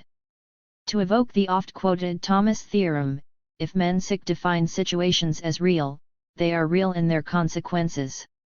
As Gilroy has accordingly argued, to recognize an identity as a social construct, as pivoting off a historically specific idea, is not much of a theoretical critique in the final reckoning. Point 22 It would therefore be right to argue that the importance of an idea should not be weighed by its ability to accurately reflect a noumenal reality independent of human perception, but that its traction lies in the very constituting of a social reality, human perception, itself. Put differently, the making real of a discursive fiction is indeed the very stuff of societies. Point 23 To draw a distinction would be to miss the point of how it is that human societies manifest and reproduce themselves. The more urgent and more credible critical intervention vis-a-vis the historical specificity of nationalism is accordingly to be had elsewhere. Namely, it is not the constructed nature of the nation but how it is necessarily constructed that is to be contested. It is the interrogation of the process of making in itself that is of more meaningful political value.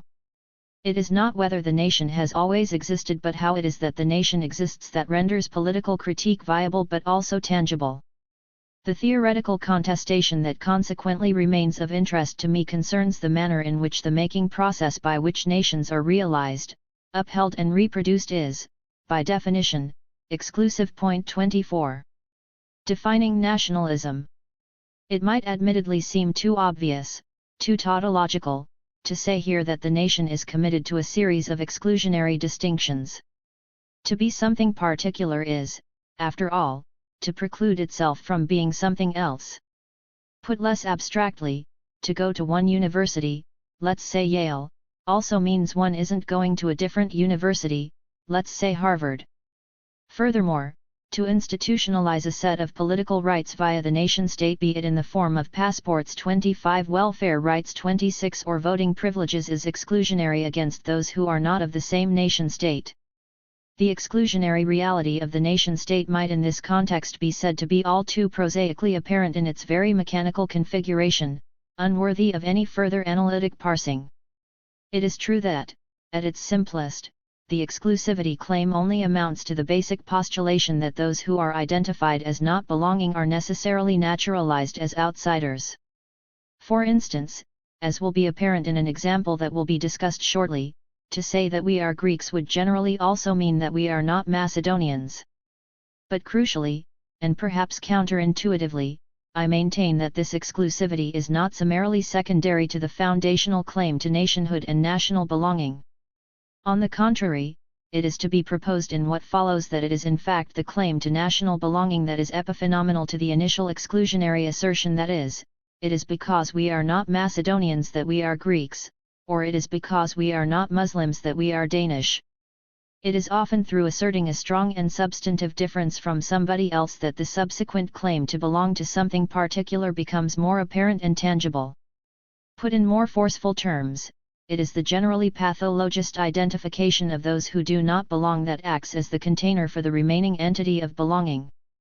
It was, unsurprisingly perhaps, the fascist thinker Carl Schmitt who seemed to best understand this when developing his friend-slash-enemy thesis, the declaration of targeted enmity being central to how the nation-state asserts itself as a political community. Point 27. Schmitt's emphasis on the targeted assertion of outsider status, what we might now call othering, is important. Point 28. It is the case that, at any given moment, only very particular entities of non-belonging become the reference point against which the nation orients itself.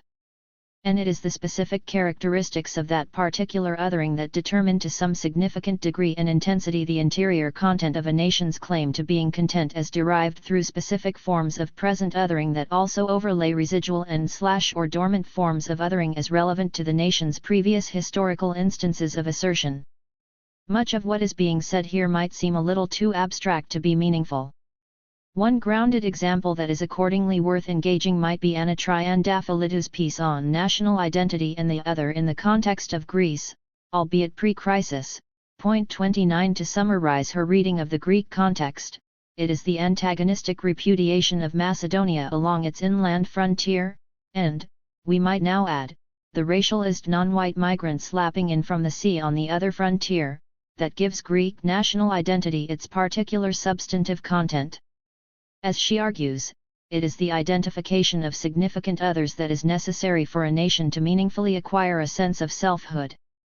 This Macedonia question vis-a-vis Greece is vexed across multiple threads. Point 30. But the most symbolically interesting feature for Triandafylides is how a mythology of Alexander the Great has been folded into Greek narratives of integral historical continuity.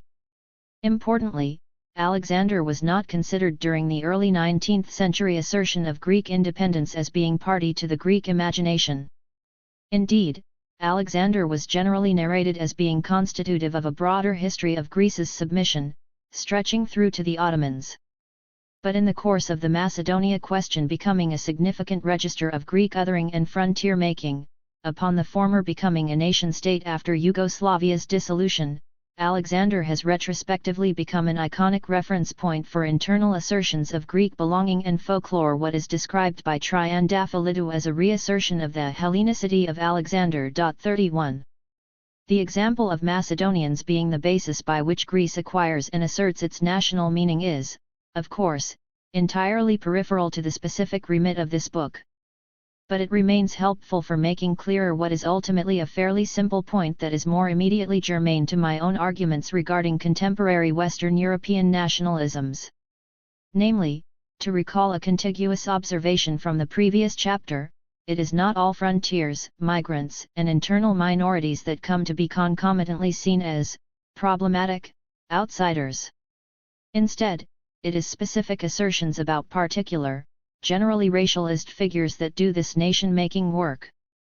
Only specifically mediated migrants, including those who are born, often over multiple generations, into the territorial fold of the relevant country, become here the objects of derision, fear, and alarmism against whom the nation asserts itself.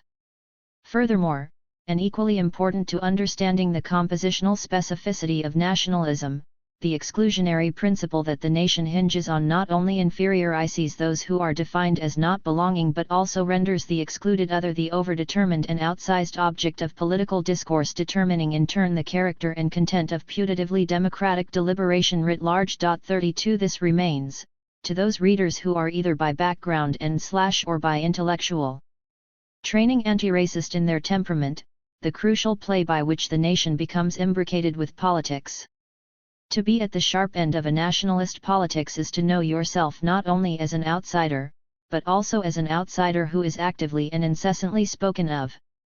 This is a different kind of absence than traditional theorists of nation and nationalism would have you believe. It is often intimated that a moderate nationalism is simply a desire for sovereignty, a desire for determination over one's own affairs. Those not of that nation are therein presented as being a benign absence to whom one wishes no active harm. I wish to invert this assumption.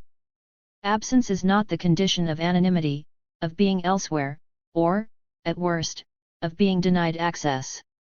It is instead the absence that is always acutely present. Nationalism, seen on these terms, is the making present of the iconic ethnic absence, an absence that, in the course of its active pathologization, exercises an inflated hold on the anxieties of a country's political psyche. In other words, in restating here a recurring notion central to my argument, I note that while the nation is always an assertion of non-belonging, this in itself is not necessarily nationalism. Nationalism instead better denotes those particular moments when political discourse substantially centers the specter of non-belonging, when making sense of and reckoning with its various economic, cultural, and security concerns, whether real or imagined. It is in turn this book's key argument that nationalism, as opposed to being a claim premised primarily on active belonging, is principally a wager of non-belonging, an assertion of the nation's constitutive outside. It is therefore a related and recurring assumption of this book that someone who does not feel any strong conviction of belonging, of feeling strongly English or Swedish or so forth, is just as susceptible to nationalist politics.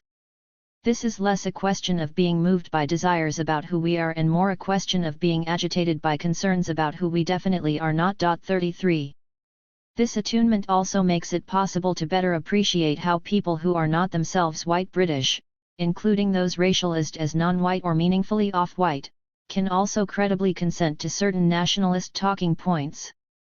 Accepting the contention that nationalist politics is indeed best understood as the marshalling of certain rationales via which a wider socio-political, socio-cultural, or socio-economic malaise is attributed to the presence of various outsiders, it is then perfectly possible that many people, regardless of their own background, can comprehend the problems attributed to particular outsider groups and forces as something that ought be politically acted upon. So while nationalism is, of course, to some significant degree always about belonging, it does also draw much of its purpose and sense through identifying iconic figures of non-belonging. As Malcolm James writes regarding the complex youth politics of whiteness and belonging in a borough of East London, many working-class subjects often fail in their attempts to competently perform a hegemonic and refined whiteness. 34 However, many such individuals, some of them not even white, do still become drawn towards an active demonization of certain new migrants, repeating more pervasive claims about how such subjects are not deserving of the labor, welfare, and social resources available. Any such affinity with a nationalist hostility to outsider figures becomes all the more tenable given that nationalism itself trades on so many different rationales, the different objects of non-belonging multiplying for every new rationale played into the nationalist mix.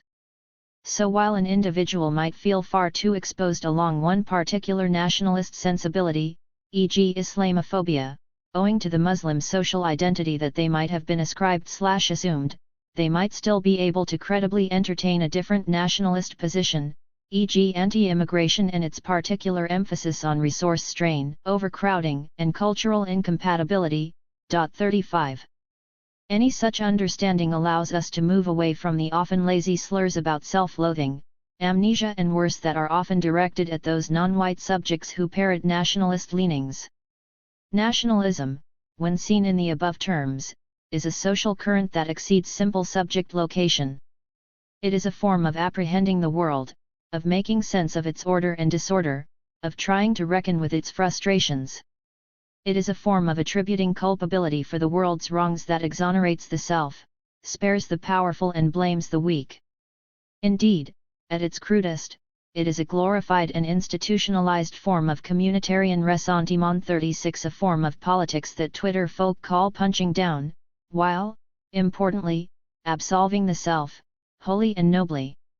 When understood as such, it becomes clear that people of various constitutions, including women 37, sexual minorities 38 and various non-white groups 39 are all invited to participate in the nationalist consideration. It is, of course, the case that minoritist subjects remain more likely to subject nationalist canards to greater scrutiny compared with their majoritarian peers, given their acute experiences of being apprehended as ethno-racially inadequate according to certain considerations. It is, however, also the case that one's own subject location, of being minoritist, of not being read as the principal national subject, does not of itself entirely inure any such person from the nationalist rationale.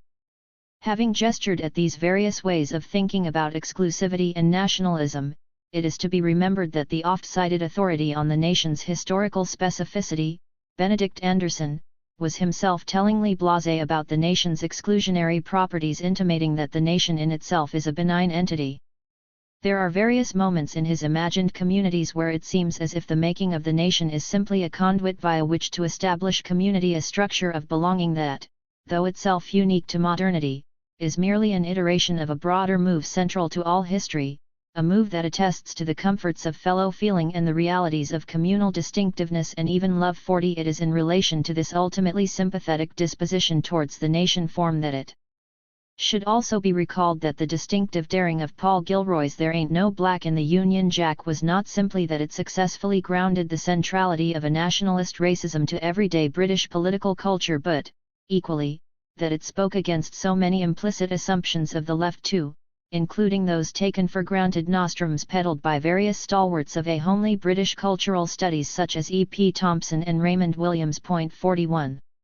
A recurring target of Gilroy's work was the British left's affection for the nation, an affinity that seemed oblivious to the hierarchical and often racialized exclusionary logics and practices so central to any such formation. 42. As Gilroy so witheringly put it, it is as if the only problem with nationalism is that the Tories have secured a near-exclusive monopoly of it. 43. The leftist naivety that Gilroy derides here stems from the intuition that the nation is a proxy for a popular working class vernacular, constituting in turn a valid vehicle for left collectivism. The nation is in turn considered a progressive, even revolutionary, entity, whereby it is only an explicitly Tory version of nationalism that remains objectionable. There lingers here a cognate assumption that nationalism, unless extreme, merely attests to a healthy democratic appetite. See here discussions of patriotism. 44. For collective sovereignty. 45. As has been argued above, any such complacency about the nation stems from a simple misunderstanding. It misreads the nation as a politics of belonging as opposed to a politics of enmity, a matter of strong collective feeling as opposed to a matter of strong aversion. The nation conquers the state. Having proposed a particular attunement to the question of the nation, the following pages will engage further some of the more specific historical detail relevant to the nation's emergence and popularization. But instead of tending towards a historical account of the nation-state's constructed specificity, this historical discussion will be further geared towards positing a more precise reading of the exclusionary principle that underpins the nation formation. To reiterate, it is not the nation's allegedly inauthentic form that is interesting, but instead it is its exclusionary structure and the specificity of that exclusion that commands both scholarly but also political relevance. Much of the defining work on the nation-state's emergence spans a highly disparate set of disciplinary backgrounds: state formation theory, Marxist social history and functionalist anthropology. It is accordingly helpful to start here with Etienne Balibar's The Nation Form, History and Ideology, a piece that offers a critical phraseology generative for amalgamating these multiple approaches. 46. Balibar reminds us, as a point of departure, that the preliminary institutional work done to standardize language and legal administration across a territorial field was rendered during the 17th and 18th centuries. It was here that the monarchic and mercantile assertion of power over territory gradually became formally autonomous, whereby a centralized authority came to enjoy full exclusivity in the exercise of governance over the designated territory. This territorial exclusivity was unique to modernity, having had to free itself from the overlapping claims to authority previously advanced by competing powers such as the Vatican, and its domestic wings, and transnational merchant leagues and guilds, e.g. the Hanseatic League, while also ending the formal fealty of various fickle domestic nobilities to monarchies located elsewhere. This process of incrementally accrued territorial sovereignty, commonly denoted as territorialization, dating back to the tail end of the Middle Ages, accordingly set the foundations for a territorially centralized state formation upon which the nation would be subsequently produced. 47 Or, as Balibar clarifies with a far more becoming precision, non-national state apparatuses aiming at quite other, for example, dynastic, monarchic and/or mercantile objectives have progressively produced the elements of the nation-state, or, if one prefers, they have been involuntarily nationalized and have begun to nationalize society. The resurrection of Roman law, mercantilism, and the domestication of the feudal aristocracies are all examples of this. And the closer we come to the modern period, the greater the constraint imposed by the accumulation of these elements seems to be. Which raises the crucial question of the threshold of irreversibility. 48. It is accordingly this reverse engineering of the nation upon the state that remains the crucial detail central to all subsequent critical reckonings with the nation-state, summed up in Hannah Arendt's characteristically uncompromising line, "The nation conquered the state." 49. As the modern state, with the territory now exclusively in its possession, begins to solicit a raison d'etat commensurate to that territory, it gradually secretes a mythology of alleged ethnic integrity from which the state is said to draw its legitimacy. It is necessary to reiterate that this was, of course, not apparent in the administration of the colonies, which were relegated to a formal dependency that privileged the imperial nation-state, this being indeed one of the principal violences of colonialism, whereby rule is pursued not through a principle of popular legitimacy but through a rationale of benevolent racism and rampant plunder. 50 Or, as Cedric Robinson phrased this absence of hegemony, this absence of a principle of mass legitimacy, in the peripheral and semi-peripheral regions of the modern world system, at least, Gramsci's hegemonic class rule was never to be more than a momentary presence. 51. In the core, however, the European populations were indeed being appealed to in the name of the nation, as would also later transpire in the decolonizing global south. This is an appeal that is set up discursively, through the institutional mechanisms central to what Babha calls the pedagogic demonstrations of the nation-state's ethnic integrity. 52 This is realized, for instance, through the concerted standardization of a common language, a standardization that proved and continues to prove much more difficult than commonly presumed. 53 Through the active intervention in the telling of an official history, particularly in school curriculums. 54 Through the preferential institutionalization of state churches, or, as in France, the sacralization of a principle of laicite, a principle that is said to be unique to the nation, through the oratorical tropes of figures of state, through the funding and commercial structures of popular culture productions but also academic research financing, and through the more ceremonial rituals that rehearse national unity and ethnic custom, constituting a set of seemingly banal practices that Michael Billig terms everyday flagging. 55. It is here that we begin to understand that it was the state that rendered the nation. It was the core features of the territorial state that appeared first: territorially contiguous trade zones free of tariffs and charter obligations and therefore receptive to domestic merchant expansion. 56. The universalization of law, often Napoleonic, the standardization of language and civil service administration, and the emergence of a mass print and commercial culture. 57. Only then is a nation-state personality fully realized, through the active pursuit of a political program of nationalism. 58. To somewhat clumsily transpose Gellner's axiomatic line, in which he understands nationalism primarily as the process through which the territorial state's claim to political legitimacy is made congruent with the ethnic constitution of the polity, it is nationalism which engenders nations, and not the other way round. 59. Interestingly, when critically following through with this reading, even minority secessionist movements become only an extension of this decidedly state-led nation-making process. Despite it ostensibly seeming as if secessionist aspirations represent organically constituted nations in search of a state.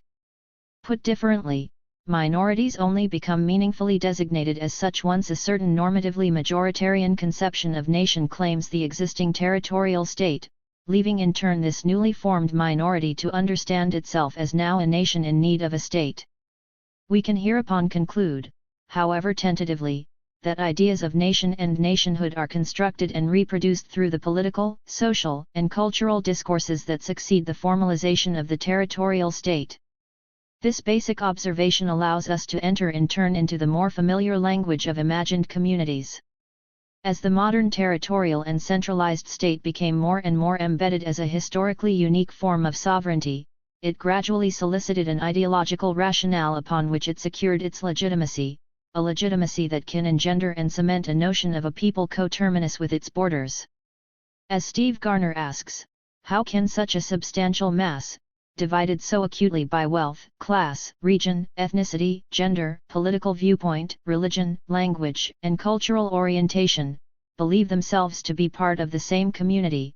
60 The nation becomes in turn the most prevailing language by which this state formation becomes imaginatively anchored within modernity, superseding these other divides, while placating the broader alienating condition of mass anonymity said to be characteristic of modernity, to produce a textured commitment to a shared and unitary political entity. 61 This is the nation-making sequence in which ethnicity becomes the primary political identity in whose name governance is actioned. Crucially, as Mahmoud Mamdani observes, though in a rather different context, this is not the turbocharged constructionist assertion that there was no notion of ethnicity prior to the nation-state/colonialism. Key here is the rather more precise claim that the nation-state actively centers ethnicity and communitarian identity in ways that are historically unique vis-a-vis governance. As Mamdani writes, I want to distinguish between ethnicity as a cultural identity and identity based on a shared culture from ethnicity as a political identity. When the political authority and the law it enforces identify subjects ethnically and discriminate between them, then ethnicity turns into a legal and political identity. To distinguish between cultural and legal/political identities is therefore to distinguish between self-identification and state identification. 62. This reading of ethnicity via a concept of political identity is highly generative. Namely, the nation-state promotes ethnicist notions of community as the primary terms by which the state acquires its political meaning and purpose. Categories of ethnic belonging and exclusion become hereby politicized to extents unique in historical terms insofar as the direct role of the state and its rationale for existing are concerned. This gives ethnicity, through a state-making process, a unique political centrality and, more importantly, via its attendant conceptions of the ethnic other, the nation-state renders ethnicity and cognate categories a key basis for legitimate exclusion. It is this exclusionary remit that will be the focus of the following section. Exclusion, minorities, and Hannah Arendt.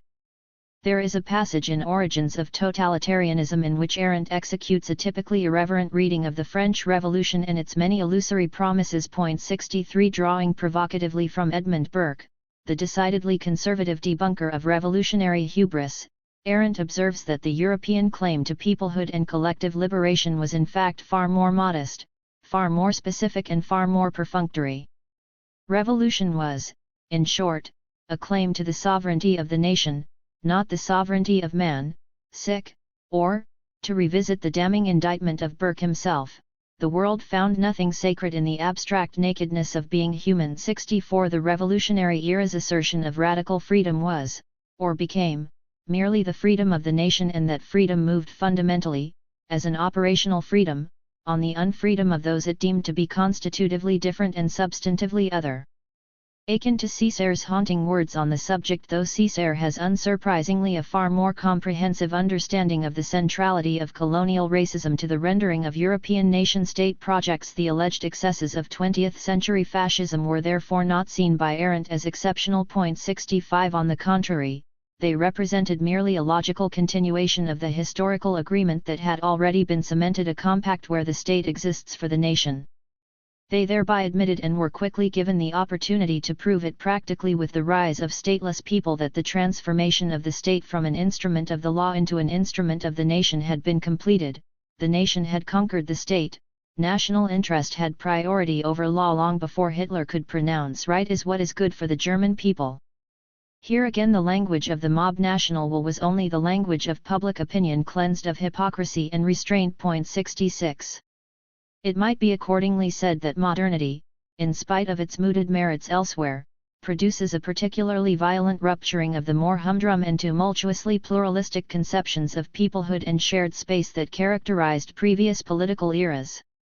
See, for instance, some emergent writing on the Ottomans' 67 Mughal India, as well as the Mediterranean basin during antiquity, or, for a more raucous diversion, see Boccaccio's medieval classic, the Decameron, which, through its collection of bawdy tales, indirectly reveals the simply dizzying array of ethnic backgrounds that was such an unremarkable, taken-for-granted feature of European urban life in the 14th century.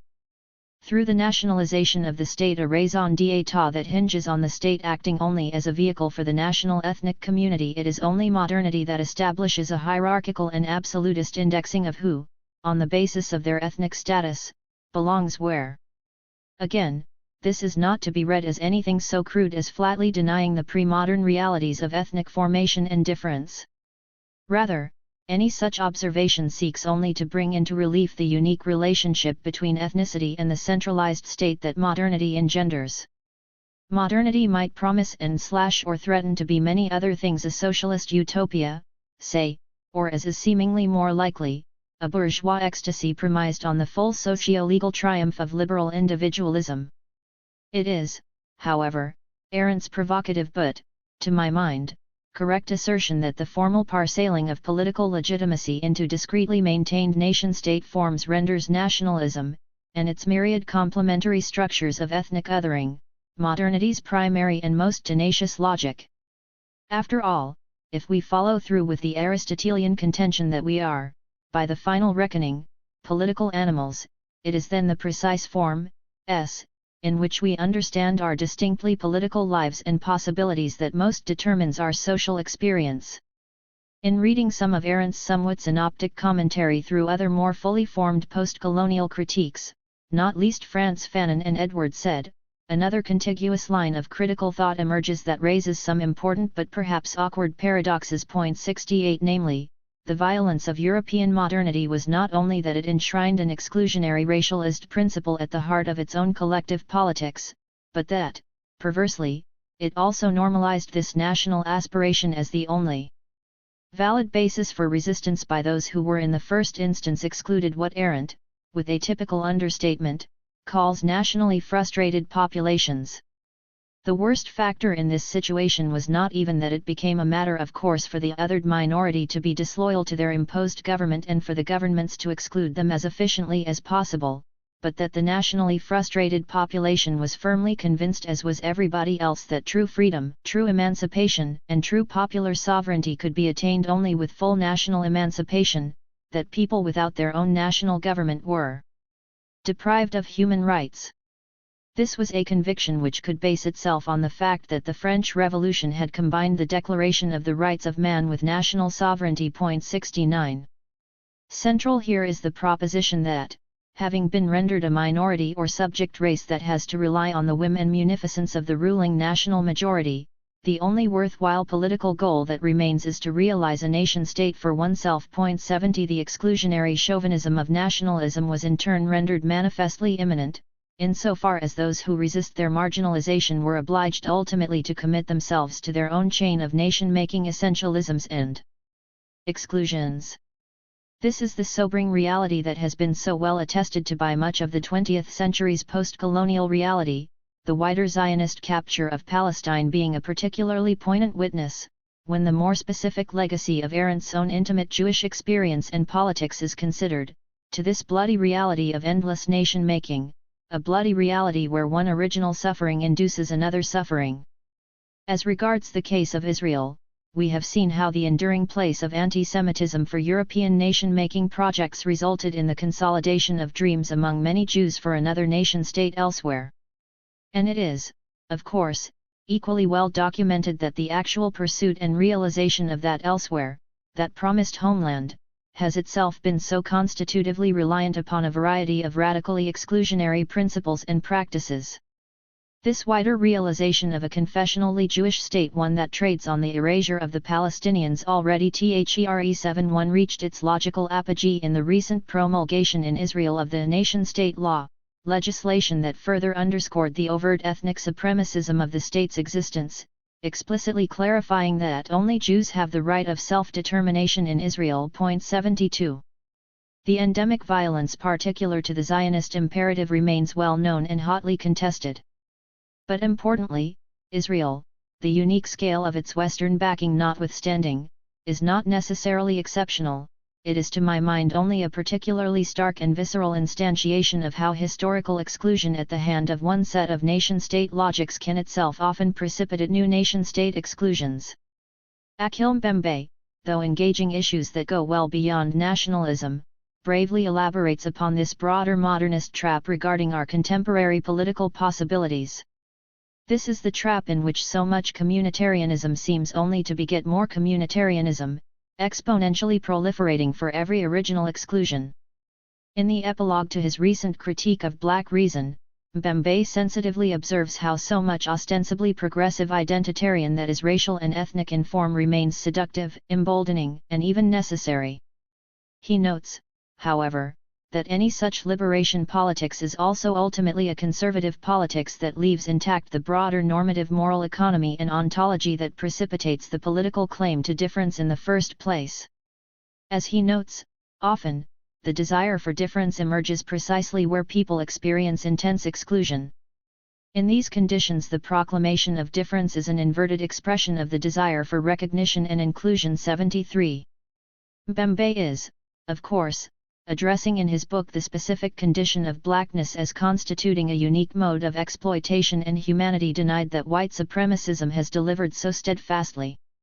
But his observation is also a delicate and affectionate way of capturing the general forms by which modernist communitarianism is not only an assault on the open world. Perhaps even more cruelly, those who are excluded in this first instance are themselves denied an intelligible language that could prise open another future. These cuts and scars left by history prevent the realization of community. And the construction of the common is inseparable from the reinvention of community. This question of universal community is therefore by definition posed in terms of how we inhabit the open, how we care for the open, which is completely different from an approach that would aim first to enclose, to stay within the enclosure of what we call our own kin. This form of unkinning is the opposite of difference. Difference is, in most cases, the result of the construction of desire. It is the result of a work of abstraction, classification, division, and exclusion, a work of power that, afterward, is internalized and reproduced in the gestures of daily life, even by the excluded themselves. 74.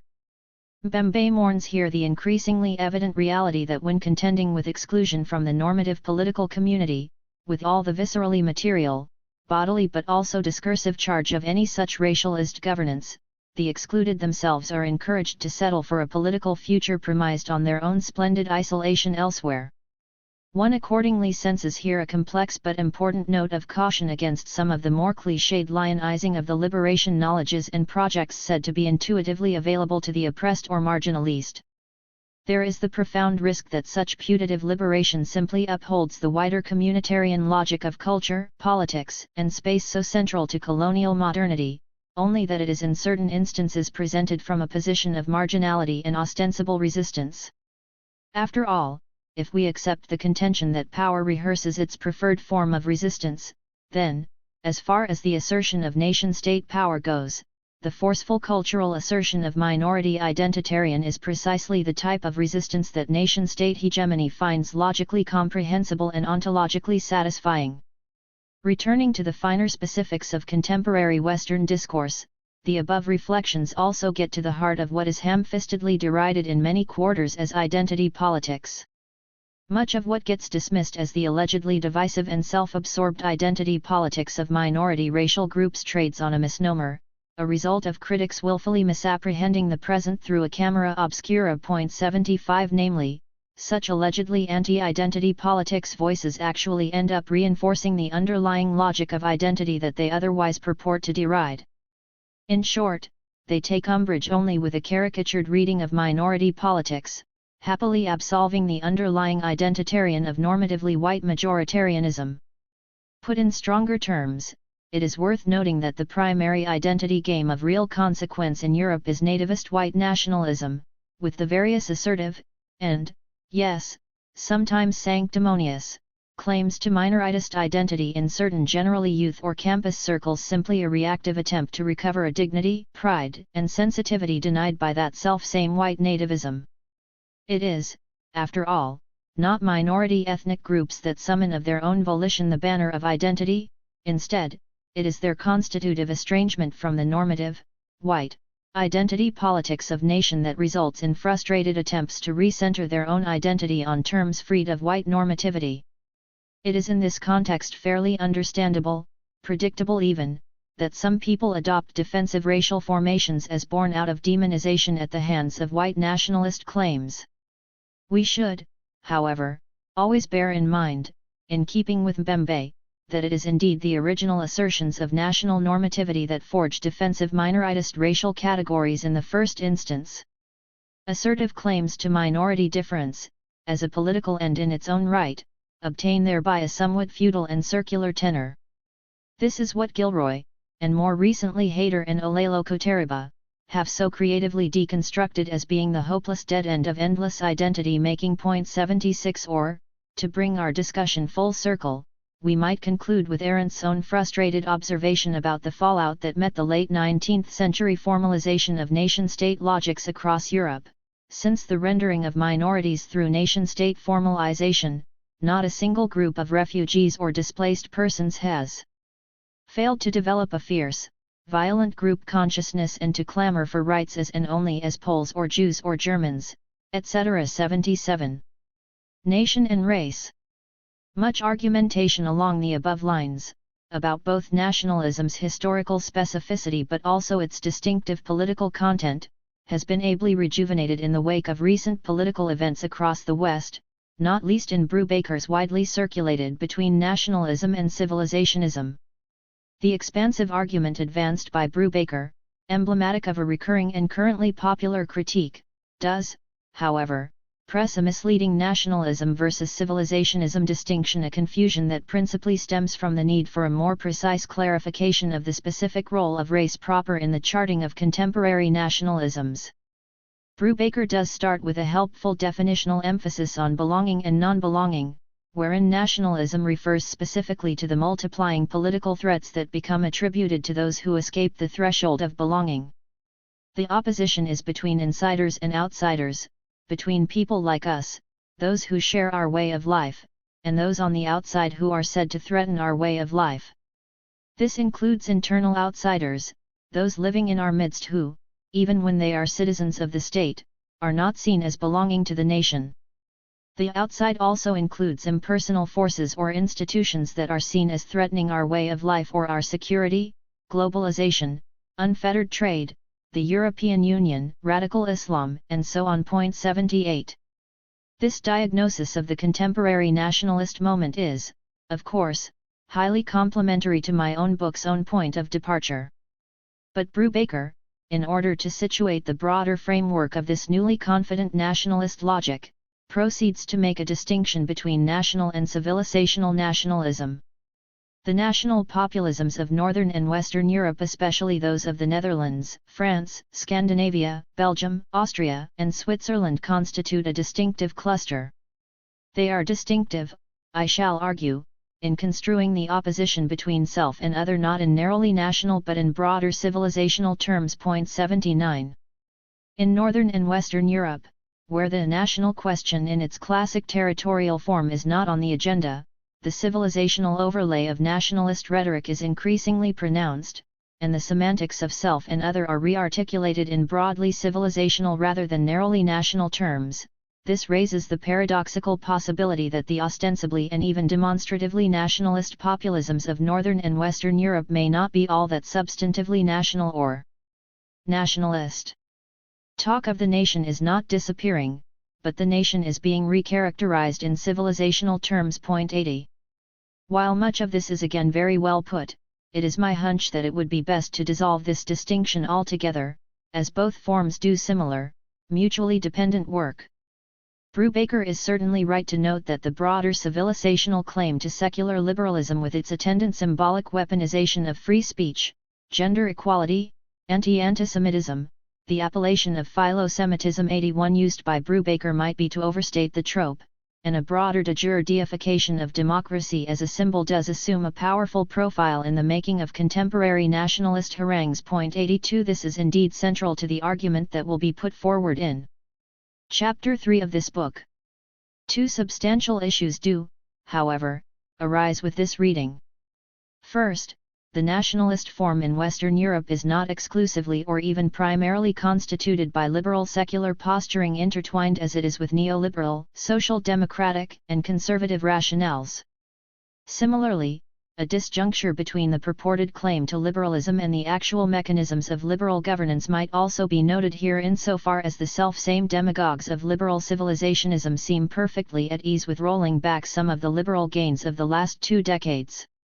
Consider, for instance, the impassioned barracking against the Human Rights Act that is commonplace in British political theatre, or the increased recourse to states of exception and opaque judicial and carceral measures provoked by the War on Terror and hard bordering. 83. Secondly, and more importantly for this particular argumentative juncture, the nationalist is rarely ever narrowly national, excepting the high point of various intermittent wars.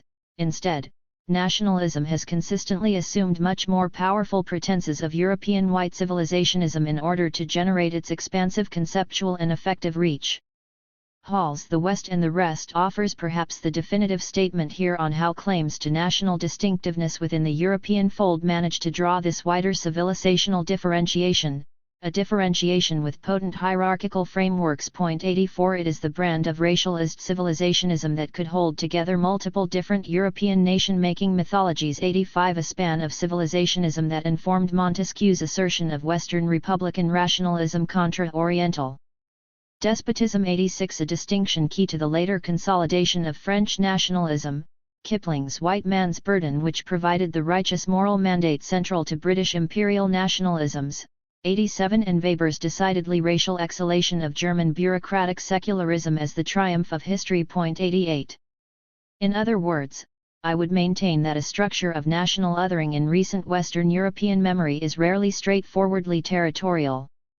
Again, except for the acute but generally temporary theatre of regional war, it is not apparent that a form of nationalism has been present in Western Europe whose primary attempt at distinction work centered on purely national distinctions vis-a-vis other nations, notably language and specifically national cultural particularities and traditions as singled out by Brubaker, whether near or far. 89 Instead, I see a recurring racialist practice where the nation's claim to being maintains a scope decidedly civilizational in form and reach.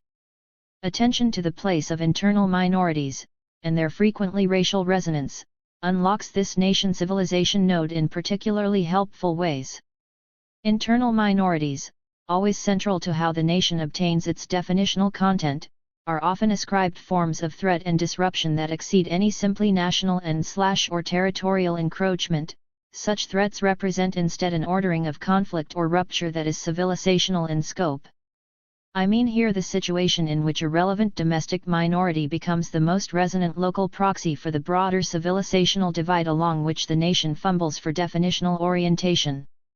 For instance, as European nations gradually found their symbolic and institutional footing in the 19th century, it was the Jew who came to represent this internal field of illegitimacy in particularly acute ways. 90 So while nationalisms in most 19th century forms had always found a civilizational purpose as tied to emergent colonial ideas of whiteness and Europe's historic mission, they also managed to ground this purported civilizational purpose in certain agitations against the foul interior, the Jew, the Gypsy, as well as the off-white status of the Irish in the British context.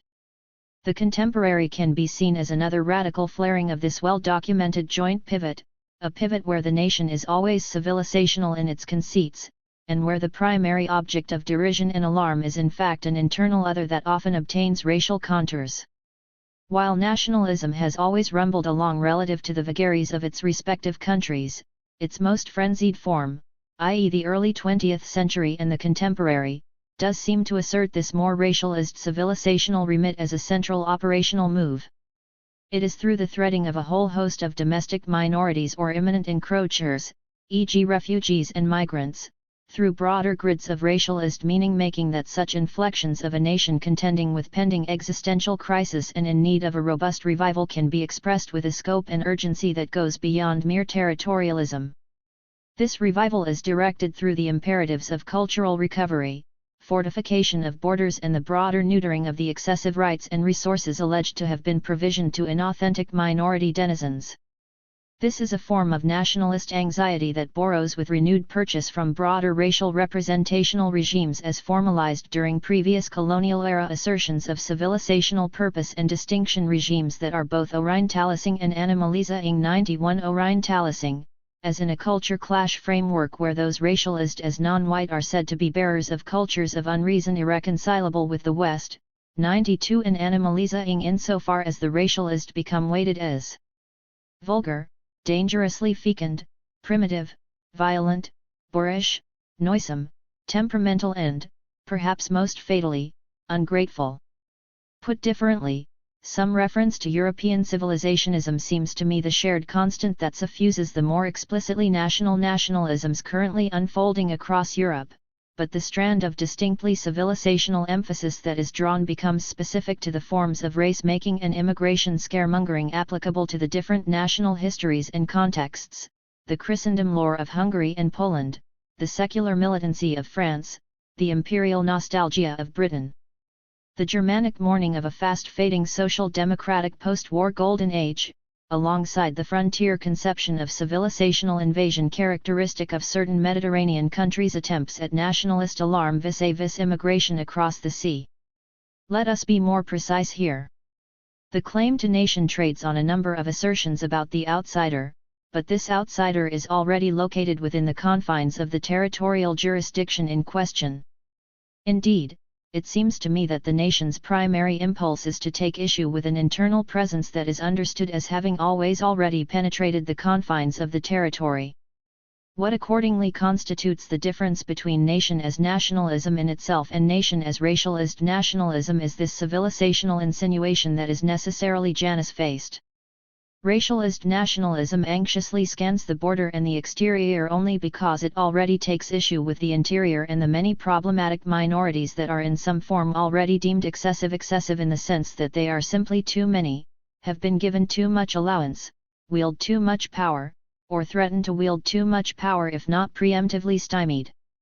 This latter scenario is evidenced in certain Finnish New Right groups' preemptive actions against the spectre of multicultural ruin, resulting in various politically potent references to the dystopia that must be averted despite the immigrant and/or Muslim community in Finland still being relatively small.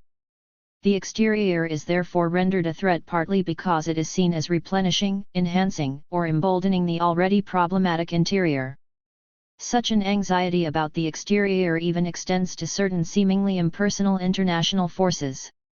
For instance, supranational institutions such as the EU are in large part considered politically suspect precisely because they are construed as either allowing for the unchecked movement of refugees and Muslims, in the form of Turkish accession for instance, or because they more generally project certain moral orthodoxies, liberal internationalism, that are said to hamper the ability of national majorities to check the excesses of particular minorities. In this specific context, the EU beast is objected to not because it is an external force ipso facto, but because its authority is seen as circumscribing the ability of the nation to check, contain, and regulate the internal minorities about whom it already remains acutely anxious. Or, seen through a rather more speculative psychoanalytic lens, the expansive and anarchic exterior juxtaposed against the homely and Hegelic hearth that the nation ideally insinuates becomes cross-referenced against the interior and its multiple insider threats. 93 The multiple and irredeemable violences attributed to Islamist movements in the Middle East or even the widely held perceptions of black governmental dysfunction across Africa are seamlessly written back into the chronic significations of pathology that the corresponding domestic minorities already wear so easily. The world out there furnishes in turn the paranoid nationalist psyche with a form of spectacular and sublime doom, a doom that foretells the full emasculation of the home nation, these being external threats deeply scored into the internal others already so tangibly and abundantly in our midst. This scenario of the exterior informing the nation's agitated reckoning with the interior, and vice versa, need not be seen as exhaustive of all that nationalism is. Nationalism does at times certainly represent only a form of competing territorialism and border ructions, things like the Cod Wars and broader disputes over fishing zones 94, contestations over water access privileges 95, or comical attempts to stem the all-assailing sweep of Americanist global commercialism, what was humorously remembered by Hobsbawm and Kurtzer as the fledgling and ultimately hopeless 1950s campaign against Coca-colonization 96, or contemporary elite French paranoia about the full Anglicization of online leisure consumption. 97. The nation's mobilization against a formidable international power's pursuit of selfing gains represents another related form of territorial retrenchment of sovereignty that need not be seen as being driven by some corresponding anti-minority proposition. This is a form of nationalist politics where the primary threat is conceived of as being capitalist or geopolitical interventions that are foreign in origin, things such as trade wars, goods dumping and neoliberal structural adjustment impositions, or simply straightforward neo-imperialist occupation. See, for instance, the various anti-IMF and anti-EU sentiments as tied to punitive economic impositions in Greece, Italy, and comparable countries, or certain prominent strains of Palestinian, Pakistani, or Venezuelan politics. Nationalist politics can also comprise a competing territorialism among neighboring states, as seen for instance in Kosovo/Serbia, Russia/Ukraine and Azerbaijan/Armenia. But all such tendencies remain an increasingly uncommon and often transient form of nationalist politics. Whenever a political process becomes badged, over a meaningful duration, as one of nation, it does seem to reserve its greatest conviction for anti-minority politics, and only subsequently does it assume, if necessary, certain strictly xenophobic, anti-foreigner in its original and undiscriminating sense, and/or anti-internationalist/anti-globalization positions. To reiterate, as far as Western Europe is concerned, it is the renewed intimations of race that can best realize any such relationship of nation and other that does not simply map onto self-explanatorily territorial notions of national self and foreigner. It is the figuration of race that has taken on the ontology that best scores the grooves that demarcate the extraterritorial separation of nation and other. Or, seen inversely, it is the language and logic of nation that best hold together a contemporary political discourse that can invoke race but without naming it formally. 98 Gilroy, anticipating this broader consolidation of nationalism's relationship to a mastering of how we understand our collective political problems, noted how race becomes funneled into the demons that agitate the nation, demons that are currently read as immigrants, Muslims, terrorists, and criminals. Now, the exclusive attachment of nationalist feeling to a definition of collective political problems in which war supplies the master trope and immigration constitutes the principal menace, is dangerous and destructive even when the language of race seems to have disappeared altogether. 99. As was hinted at before, taxonomies of race on the one hand and ethnic conceptions of the nation on the other emerged concomitantly, each generating complementary logics, vocabularies, symbols, and effects as relevant to engendering structures of thick belonging and exclusion. Indeed, these twin languages of ethnic nation and race become CO-dependent. As many formidable thinkers have noted, the rehearsals of race throughout the 19th and 20th centuries endowed it with the most avowed clarity in allowing modernist ontologies of human distinction to be established and invested in, including those distinctions that become central to the national assertion of community, even if some foundational nation thinkers such as Herder remained greatly suspicious of the pretenses of race itself. 100 But importantly, to retrace a definition previously deployed, this assertion has less to do with the racially generated clarity with which the national self can be visualized. The falsity of race all too often betrays any attempt at a strong substantive claim to belonging. Instead, this assertion proves more reliable in establishing a series of racially contoured outsider figures. As I have written elsewhere, 101 race rallies a variety of coordinates that allows for othering to carry a more pronounced reach not always available to ethnicity on its own terms. Not least, it enjoys the not to be understated immediacy of visual signification.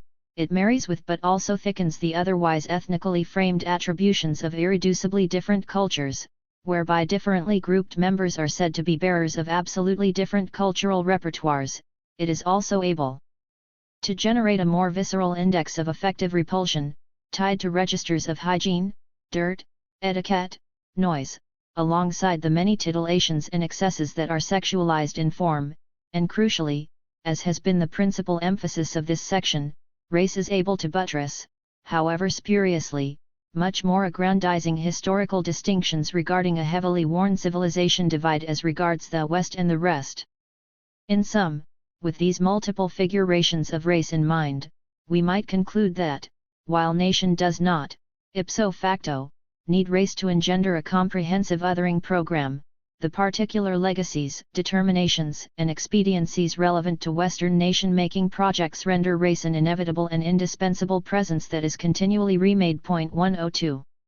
Conclusion.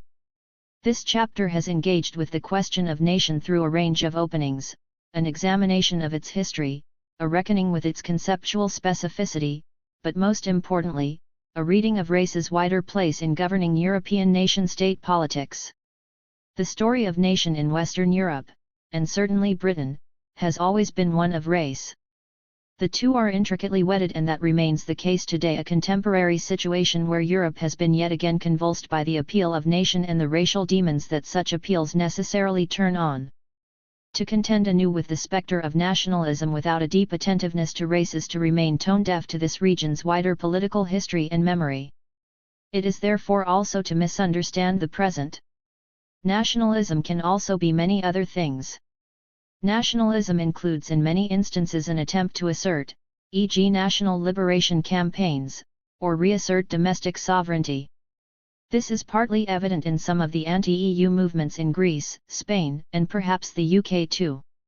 It is also partly evident in the secessionist movements of Catalonia and Scotland.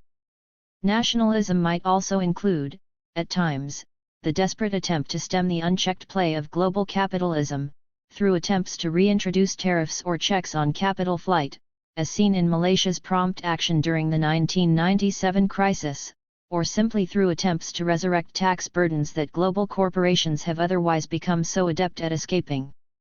In this context, an appeal to the nation acts as a fertile sounding board by which to rekindle discontent against the monopoly of market society norms on what is currently politically effable. Nationalism can also be, as is indeed its more commonplace understanding, a conduit for agitations against shifting cultural mores.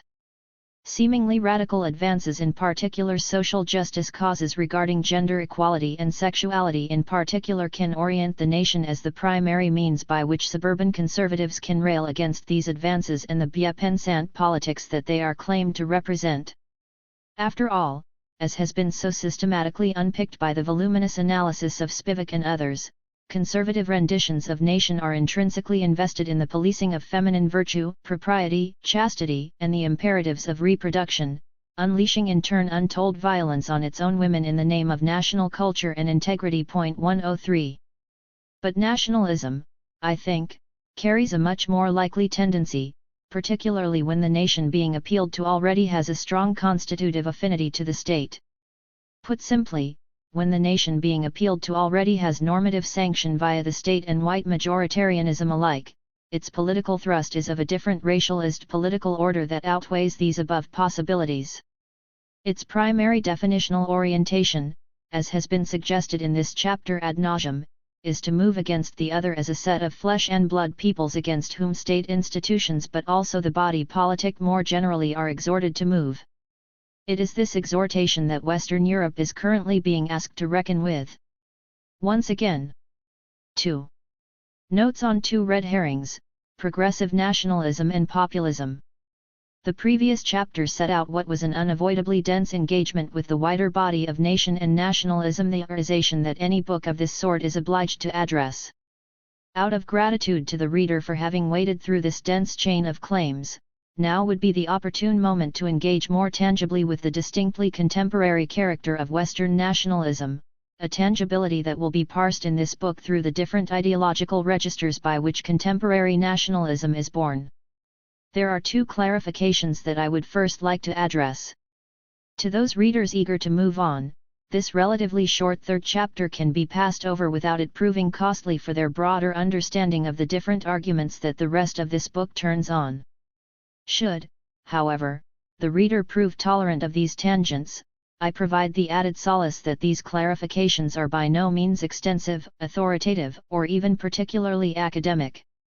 First, I would like to briefly contest the not infrequently voiced case for progressive nationalisms, this being the situation whereby Scotland and Catalonia are often put forth as instances by which an excessively anti-nationalism position ought to be moderated. This argument, which I believe to be misplaced, will only be passingly dealt with, given that these are not empirical contexts particularly germane to the immediate remit of this book. The possibility of more progressive claims to nation, as often ascribed to contemporary Scottish and Catalan politics, is, however, aired sufficiently often for us to address it, if only fleetingly. The second clarification I have in mind will necessitate a somewhat fuller consideration. This concerns the fashionable intellectual trend to read contemporary political developments not through nationalism per se, but through the lens of what is increasingly called populism. Given how prominent this position has become, both academically and publicly, a somewhat more involved discussion is required here. My attention stems from a suspicion that an excessive focus on populism, which is already an analytically dubious concept, risks obscuring the broader politics of racial nationalisms that in fact underlie any such putatively populist moment. Against progressive nationalism. First, there are many dissenters who cite Catalonia and Scotland as countervailing witnesses to the possibilities of progressive nationalism. 1 For one such emblematic instance, see Tom Nairn and his plaintive question as posed in 1968 about Scotland: is it really impossible that Scotland, which has dwelt so long and so hopelessly on the idea of a nation, should produce a liberated and revolutionary nationalism worthy of the name and the times? 2. My basic claim is that arguments of this sort trade on a partial misrepresentation of nationalism's core character. Put simply, any such reading of a progressive possibility infers too presumptuously from the dream of a nation-state as forged in those circumstances where one does not yet possess any such nation-state. Separatist mobilization is, after all, only one in a litany of decidedly germinal acts vis-a-vis the assertion of nation. To conclude the character of a nation on the basis of its initial resistant moves against a dominant center located elsewhere is to misunderstand the nature of nation-state nationalism. In short, the character of a nation's nationalism cannot be meaningfully read from what it initially resists in the process of claiming a nation-state, e.g. Ireland resisting British supremacy, Greece asserting against the Ottoman Empire a romantic yearning for nationhood, or the assorted post-colonial countries throwing off imperialist domination. In actuality, the nation, qua nation, only finds meaningful expression and character once it has the state in its possession. Or rather, the nation only becomes substantive once the state commits its resources, its institutions, its political slogans, its rituals, and its symbolism to the majoritarian nation in its possession. Put bluntly, the litmus test of progressive nationalism is how it acquits itself upon gaining the state that it agitates for. On those terms, it seems premature to suggest that Catalonia and Scotland somehow carry with them a nationalist political spirit that can escape the broader socio-political and economic winds formative of the North Atlantic. Of course, it might well be that the fuller project intended here is not, as an endgame, nationalist, and is instead fundamentally about a politics of progressive social democracy finding a new lease of subnational/regional expression. But in that case, it does not bear consideration as part of a debate on what is nationalism and what is not. However, if some theorists of Scottish and Catalan independence continue to insist that it is in fact a national aspiration, but one that will retain or realize a wider political project, cosmopolitan, civic and revolutionary in form, it then seems, as Nassar Mir hints, less credible, less historically feasible. 3 A passing glance at various decolonization struggles, including the 20th century Ireland story, is instructive here. When compared to some of the separatist agitations currently apparent in Europe, these 20th century decolonization contexts boasted a much more fully formed radical political agenda in waging their respective national liberation campaigns. The resulting commitment, however, of these various struggles to the nation in state form nonetheless yielded across the subsequent decades various acts of nationalist violence, directed not against some exogenous force of capital or reaction, but against its constitutive minorities and frontiers, multiple as they often were.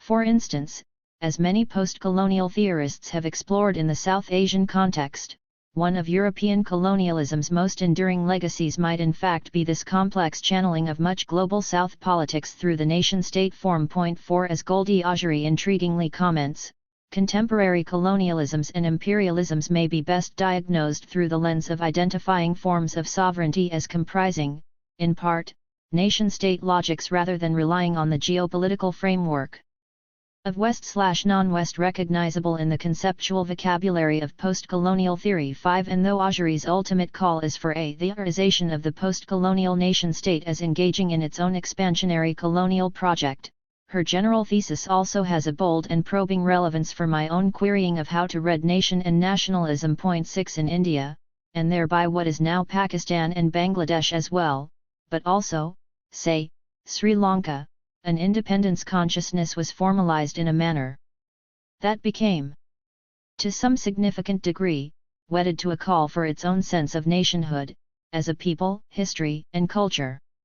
These national aims were often inextricably joined at the time to broader socialist ideas of liberation and economic autarky, but also to radical anti-colonial notions of humanist solidarity and global community, these being pervasive political templates of the era. Point 7 However, the wider and perhaps superseding sense of liberation as made to cohere around an idea of nation did seem to anticipate the subsequent forms of brutal nation-making, exclusion and militarization that would result in all these countries. For example, Hindutva supremacism in India, the consolidation of decidedly intolerant codifications of Islam in Pakistan, and Sinhala Buddhist chauvinism in Sri Lanka. Point 8.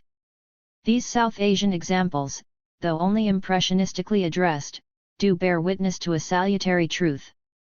In short, it is this kind of majoritarian turn to the insular politics of policing the nation that any nationalist campaign often seems fated to realize once it is fortunate enough to have a state in its name. Point 9 To somehow suggest therefore that recent Scottish and other similar separatist nationalisms from within Europe, of all places, would chart a different path seems to hinge on an act of faith that we ought to be cautious about. Important here is the observation that the emergent national spirit, upon having acquired a state and its own numerical majority, struggles to retain the former political center as its primary negative object, that object being Westminster, Madrid, Moscow, and so forth. The newly minted nation-states can no longer orient their primary nationalist energies against the unit that was previously the potent foil against which the nation cause was asserted. Once this external unit is relinquished/vanquished, the political gaze, if it is to remain a politics of nation, must look elsewhere to locate its sources of negational definition, anxiety, threat, and decay. The likely terrain that will prove conducive for any such post-independence national project seems obvious. Less nationalism, more populism? The case for such progressive nationalisms via Scotland, Catalonia, or otherwise is only of marginal relevance to this book and does not figure much within the wider political moment I wish to address. The above treatment constitutes therefore only a brief note. There is, however, one more theme that requires attention when trying to clarify certain theoretical coordinates relevant to contemporary nationalisms. Attempts to grapple with the nationalist politics of today have been greatly mystified in my opinion by the designation of the present as not nationalist, but populist or, at times, when convenient, nationalist populist. After all, if there was one word as likely as nationalism to have been attributed to the politics that found its full expression in the annus horribilis that 2016 allegedly was, it was populism. The distinguished minds behind the Cambridge Dictionary even decreed it their word of the year 10, and The Guardian ran in 2018 a high-profile series devoted entirely to the populist moment. It is easy enough to deride this term. The ubiquity of populism as an analytic throwaway can seem, at first glance, to reside entirely in its elastic but pejorative meaninglessness, a meaninglessness that allows it to be bent to serve whatever particular homily the writer might want to issue. To read the popular as being populist does not, after all, seem to serve any viable analytic function beyond denoting some dissatisfaction on the part of the speaker with what purports to be popular at the moment. That various politicians firmly of the establishment persuasion, ranging from Tony Blair to Angela Merkel, have all paraded populism as the primary threat to stability hardly helps the concept's case for analytic credibility. Point 11. I do maintain, however, that this term warrants some considered attention. A cottage publishing industry has emerged over the last couple of years that tries to constructively attribute to populism some distinctive properties relevant to understanding the wider appeal of certain political movements at particular conjunctures. Point 12. The following engagement with this body of writing, where the popular is distinguished from the populist, will accordingly help unpick some analytic knots. Point 13. But a more sustained unpacking of what might be credited as being distinctive to populism will also reveal instructive insights about the nationalist condition more specifically. What will hopefully become apparent here is not that the appellation of populism is an empty signifier wholly without substantive content, rather, I will more prosaically contend that when nationalist politics does garner sway in contemporary times, it is in fact necessarily populist. 14. It will be posited that the charge of populism is in most instances simply superfluous, as nationalism itself, properly understood, exhausts most of the allegedly distinctive principles characteristic of the populist formation. It is certainly the case that the charge of populism is often merely an empty rhetorical pejorative, a derogatory belittling of a popular sans culottes politics that happens to contradict the more rarefied ideological position of the speaker. Point 15. This wider disregard for explicitly populist politics has a long democratic history, being first prominently deployed by the ruling establishment to disparage the American, generally rural, working-class solidarity politics that emerged in the wake of the Gilded Age's deference to monopoly capital, industrial oligarchs, and robber barons. Point 16. The dismissal of such politics was testament to an elite closure, fortifying an establishment compact between capital and political centrism that scholars sympathetic to populism are rightly suspicious of. But any such defensive reading of populism is to read it as only political theatre and/or elite conceit, as opposed to it denoting anything more properly substantive. In order to sketch out a more robust working of the term, it is worth scanning some other features that are more concretely ascribed to populism. For instance, one working definition of the concept that does seem to have some mileage is the claim that populism necessarily simplifies political discourse to such an extreme extent that it is rendered something distinctive from the ordinary sweep of political debate and contestation. 17. It is suggested here that populism denotes a form of discourse in which political issues and prospective solutions are bludgeoned into impossibly crude dichotomies. Solutions are made to seem eminently painless and straightforward, while culpability for a whole host of economic, security and cultural issues is attributed to a series of minority constituencies or a small remaining league of elites, often foreign, or, better yet, Jewish. Populism engenders in turn a very particular political calculation that hinges on the rapturous identification of a majority free of blemish that is being wronged by a small cabal of elites and/or overindulged minority populations. It is this joint tendency towards crude simplification and majority absolution that Yanis Varoufakis identifies as militating against a politics that is substantively left-wing in character. A populist promises all things to all people, while preying on their superstitions and fears. In contrast, when I ran for Parliament I quoted Winston Churchill in promising blood, sweat, and tears as the price of our liberation from debt bondage and from Greece's oligarchy. 18. A similar recognition of the difficult and complex extrication of self from a prevailing political order is what China Miéville, in his exquisite October, places at the heart of the utopian notions of political possibility that intoxicated revolutionary Russia in 1917.19. This was a revolutionary ecstasy that politicized whole swathes of society without ever simplifying the nature of the political question or future being fought over. This simplification criterion is, however, insufficient to supply a feasible definition of a populist political position. After all, the distrust regarding what purports to be populist politics does not result from its being a politics that seems exceedingly crude vis-a-vis the complexities of the social problems that it claims to be able to solve. Such distrust does not derive either from the laughable complicity of the champions of such populist politics in the elite social processes that they ostensibly hold in such derision, for example, Berlusconi's and Trump's championing of a vulgar Rococo capitalism, Johnson's and Rees-Mogg's unapologetic aristocratism, and Farage's stockbroker gone rogue brand of faux earthiness. Jan Werner Müller, increasingly influential on the question of populism, instead observes that populism is unique only insofar as it engineers a political claim in which the conception of the people and the posited political position become wholly coterminous. 20 The purported political cause is seen as not merely representative of the people, but as bearing their raw essence as organic, authentic, and proper. Dissenters from the posited cause, on the other hand, obtain a certain kind of constitutional fraudulence: Jewish bankers, elite oligarchs, deracinated liberals, or, and most frequently, particular ethnic minorities who are declared void by their mere existence. Or, if seen through a slightly different inflection, the populist politician claims to represent the only true people, whereas those whom it assumes as unlikely to assent to the purported cause are preemptively declared artificial interlopers who have shackled the will of the people. This populist canard can be distinguished, hinging albeit on a spot of ideal theory hyperbole, from a political position that aspires to have a mass following. 21 All politics can, of course, be seen as attempting to rally a following based on what is believed to be right, just, or pragmatically expedient. In the populist formation, however, it is the people, already appointed as such, that is in itself seen as right, just and expedient. The political position thereupon becomes primarily a matter of neutralizing the presence or actions of those understood as not of the people. In short, politics, in its ideal incarnation, amounts to a set of principles that the people are invited to consider as being just and/or as remedying injustice.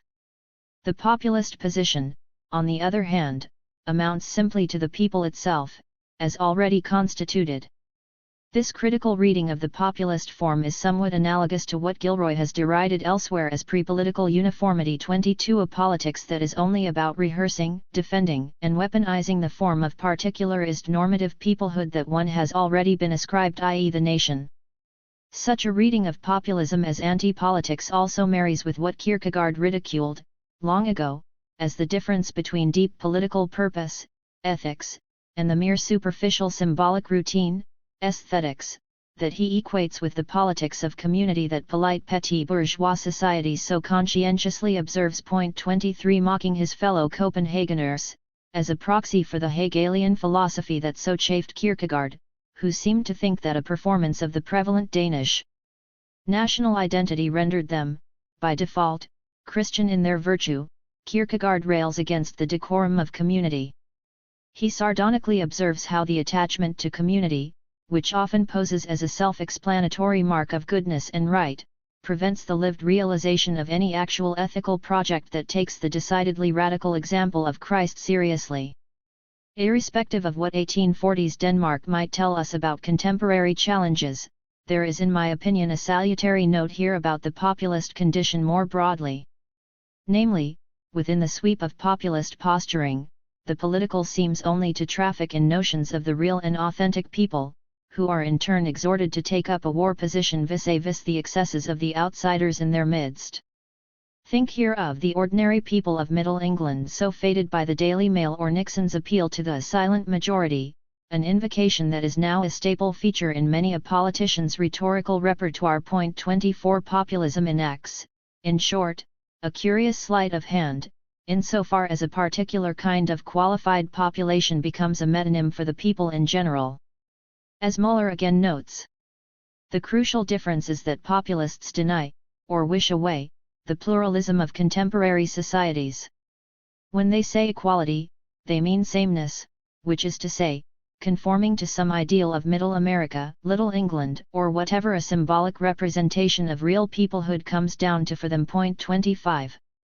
While this postulation might not satisfy all theorists of populism, it remains a workable definition that allows populism to denote something that is not synonymous with just any general definition of the popular. This definitional base also helps better situate contemporary populism's close affinity to nationalism. Namely, when an appeal to the people is advanced, it almost certainly must source a mediation of peoplehood already available in the common vernacular. The fascination with peoplehood is likely to work through the registers by which recent modernity has already organized our conceptions of the collective. And, as far as the contemporary is concerned, any mobilizing of a normative peoplehood does seem obliged to work through its imbrication with the nation. As argued by Muller, when Trump says that the only important thing is the unification of the people because the other people don't mean anything, he can without much difficulty segue such a general principle into his very particular barracking of Mexican immigrants, the black inner-city and anti-racism activists, Chinese capitalists, and Muslims tout court. This is not entirely dissimilar to Goodhart's claim that the defining political fault line relevant to Western democracies amounts to a distinction between the anywheres and the somewheres. Read, Non-People and Real People, point 26. This is a distinction that marries with a commitment and aversion respectively to the ethos of national community. Such a national community versus rootless cosmopolitanism postulation, though generally associated with today's conservative commentariat, is also echoed in the post-Marxist language of figures such as Wolfgang Streeck. Point 27. Having won himself a considerable left-wing following, including in Corbynista corners of the Labour Party, 28 Streeck promulgates a state versus market people distinction, what he calls statsfolk and marked folk, whereby a common everyday people aligns to the polity, the state. But the others remain hopeless internationalists. Point 29. This might seem, on its own terms, to be merely a textbook instance of the mobility of elite labor and capital extolled by neoliberals being contrasted to ordinary people's much more wedded reliance on local infrastructures and public provision. But it is to be recalled that the wider traction of Streeck's popularity lies in his rather muscular disparaging of pro-refugee sentiments alongside his calling time on a general politics of pluralism owing to its irreparable elitism. Point 30. When contextualized within this wider political map, it becomes apparent that a market versus state people postulation bears many resemblances to a more generic populist dalliance with the nation that names certain people as decidedly proper while others become inauthentic. This potted survey of the nationalist framework that underpins more basic populist claims to peoplehood works us back towards the previous chapter's wider reading of the nation-state's importance to understandings of contemporary communitarian self and politics. This is not to say that other populisms are not possible. The Occupy movement is an exemplary instance. After all, the claim to 99%er is as good American Samoa claiming the people in its entirety, with just enough spare capacity, 1%, to account for the wrong being decried. As Ben Pitcher argues, via a reading of Lacau's radical rehabilitation of the concept, populism does not have any necessary characteristics at all. Racism is simply an ontic content that can be substituted for an infinite variety of other contents, each, theoretically at least, as contingent as the next. 31. However, it remains necessary also to note with Pitcher that populisms have a marked predisposition towards nationalist capture as claims to peoplehood along a register of authenticity. Majoritarianism and the general waging of political war against constitutive outsides have all too many family resemblances to the stock motifs characteristic of nationalist assertion. Too much of recent history has heavily couched our vernacular understandings of collectivity within the mythology of nation. Such a historical inheritance entails that any unreflective claim to peoplehood that does not purposefully dissociate itself from a nationalist position cannot but slip into the embrace of all its exclusionary assumptions. Incidentally, this is, as was so expertly spelled out by Elinani and Keenan, what remains frustrating about the so-called Lexiter position in Britain regarding the EU. It is not that there is no socialist or social democratic case for EU withdrawal, but rather that this position is asserted in such an unreflective and pious, race-blind manner that it is rendered low-hanging fruit, ripe for nationalist picking. 32. To reiterate the recurring definitional emphasis of the previous chapter, it is my assertion that any consolidation of contemporary populist canards is likely to take shape within a nationalist embrace, likely, in turn, to yield one prevailing political command, to make war on the negative object that is a priori the nation's definitional others, these being the various constitutive others already within the nation-state's confines or those from outside who threaten to replenish these other communities. Conclusion. This chapter has found it necessary to provide some brief commentary on two prominent challenges to how nationalism has been hitherto theorized in this book. These are what I have characterized as being the progressive nationalism and populism challenges. I have suggested that the progressive nationalism case remains too anachronistic and distorted a reading of what contemporary nationalisms, especially those carved from within Europe, are currently capable of. As regards populism, I have suggested that this concept, if even necessary, is best read from within nationalism. It enjoys very little substantive content that is sufficiently distinctive to remain meaningfully outside of an understanding of nationalism. The above has been, however, a decidedly brief engagement, constituting in essence squibs as opposed to more extended and sober analysis. Such debates, as regards both progressive nationalism and populism, are sufficiently alive in today's discourse to merit some attention. But they are not, by my reckoning, sufficiently substantial for them to constitute a lengthier distraction from the more fundamental tramlines of this book. This book decrees the prevailing nationalist clamor to be its fundamental concern.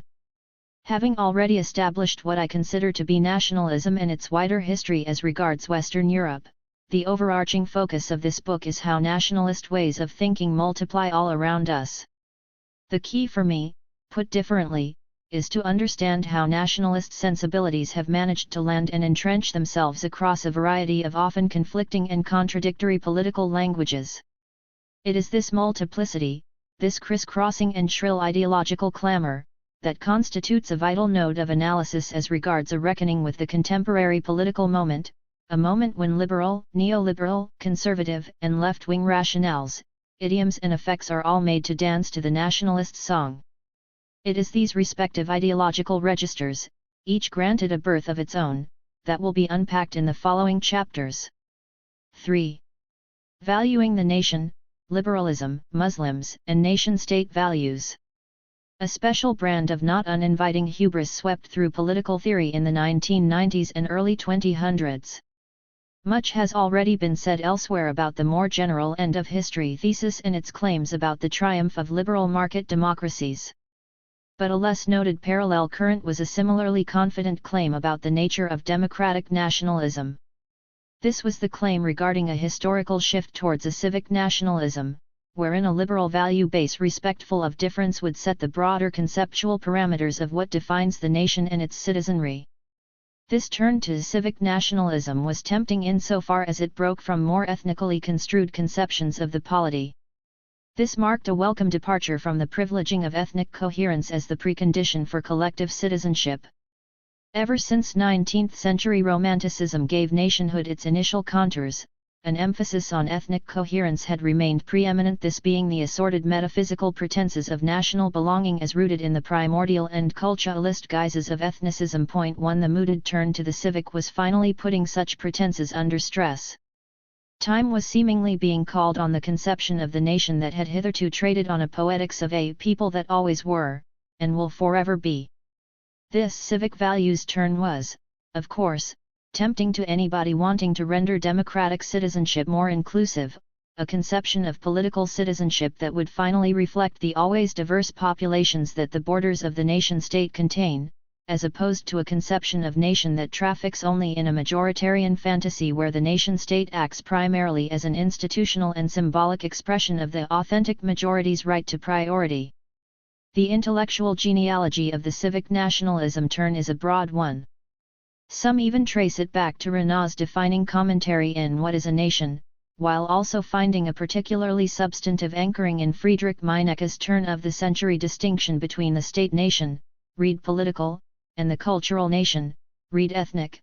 Point 2. These early primers aside, the more meaningful reawakening of this distinction is typically attributed to the early 1990s onwards. And although Anthony Smith formally advanced such a civic/ethnic distinction in 1986, its more popular intellectual purchase obtained only in the next decade, finding in time a prominent groove within the political science study of nationalism, some of the better-known examples being Hollinger's call for a post-ethnic nation, Ignatieff's blood and belonging, and Habermas's arguments in the post-national constellation about constitutional patriotism. Point 3. Habermas's position here is not uninteresting. His plea for a European, but also reunified Germany, project that was genuinely radical in democratic spirit drew a strong distinction between the civic and the ethnic, positing the European Union as needing to generate solidarities among its disparate constituents around a set of constitutional principles and procedures. This would result in a new democratic polity that would not simply pool the constitutive nation-states into a Gaullist Europe of fatherlands, redundant as that would be, but would instead demarcate a radical rupture in how the politics of community was defined and done. 4 Habermas's advocacy for a European constitution, in his prominent capacity as a public intellectual, was particularly indicative of the preeminent status he accorded to the institutionalization of a civic political allegiance at a European level, what he described as the prospective manifestation of a democratic constitutional state whose integrity is generated through the willing political participation of its citizens. 5 Habermas traces here the historical transition of European political organization from local and dynastic to the nation-state form, a transition that helped shape and ground a democratic consciousness. 6 He accordingly posits that it is entirely reasonable to suppose that social contracts will further mature. Given that the democratic order does not inherently need to be mentally ordered in the nation. 7 Or, as Bauman states in the same context, it is mistaken to take the most recent expression of political consciousness, the nation-state, to be the most elevated form of social union/integration.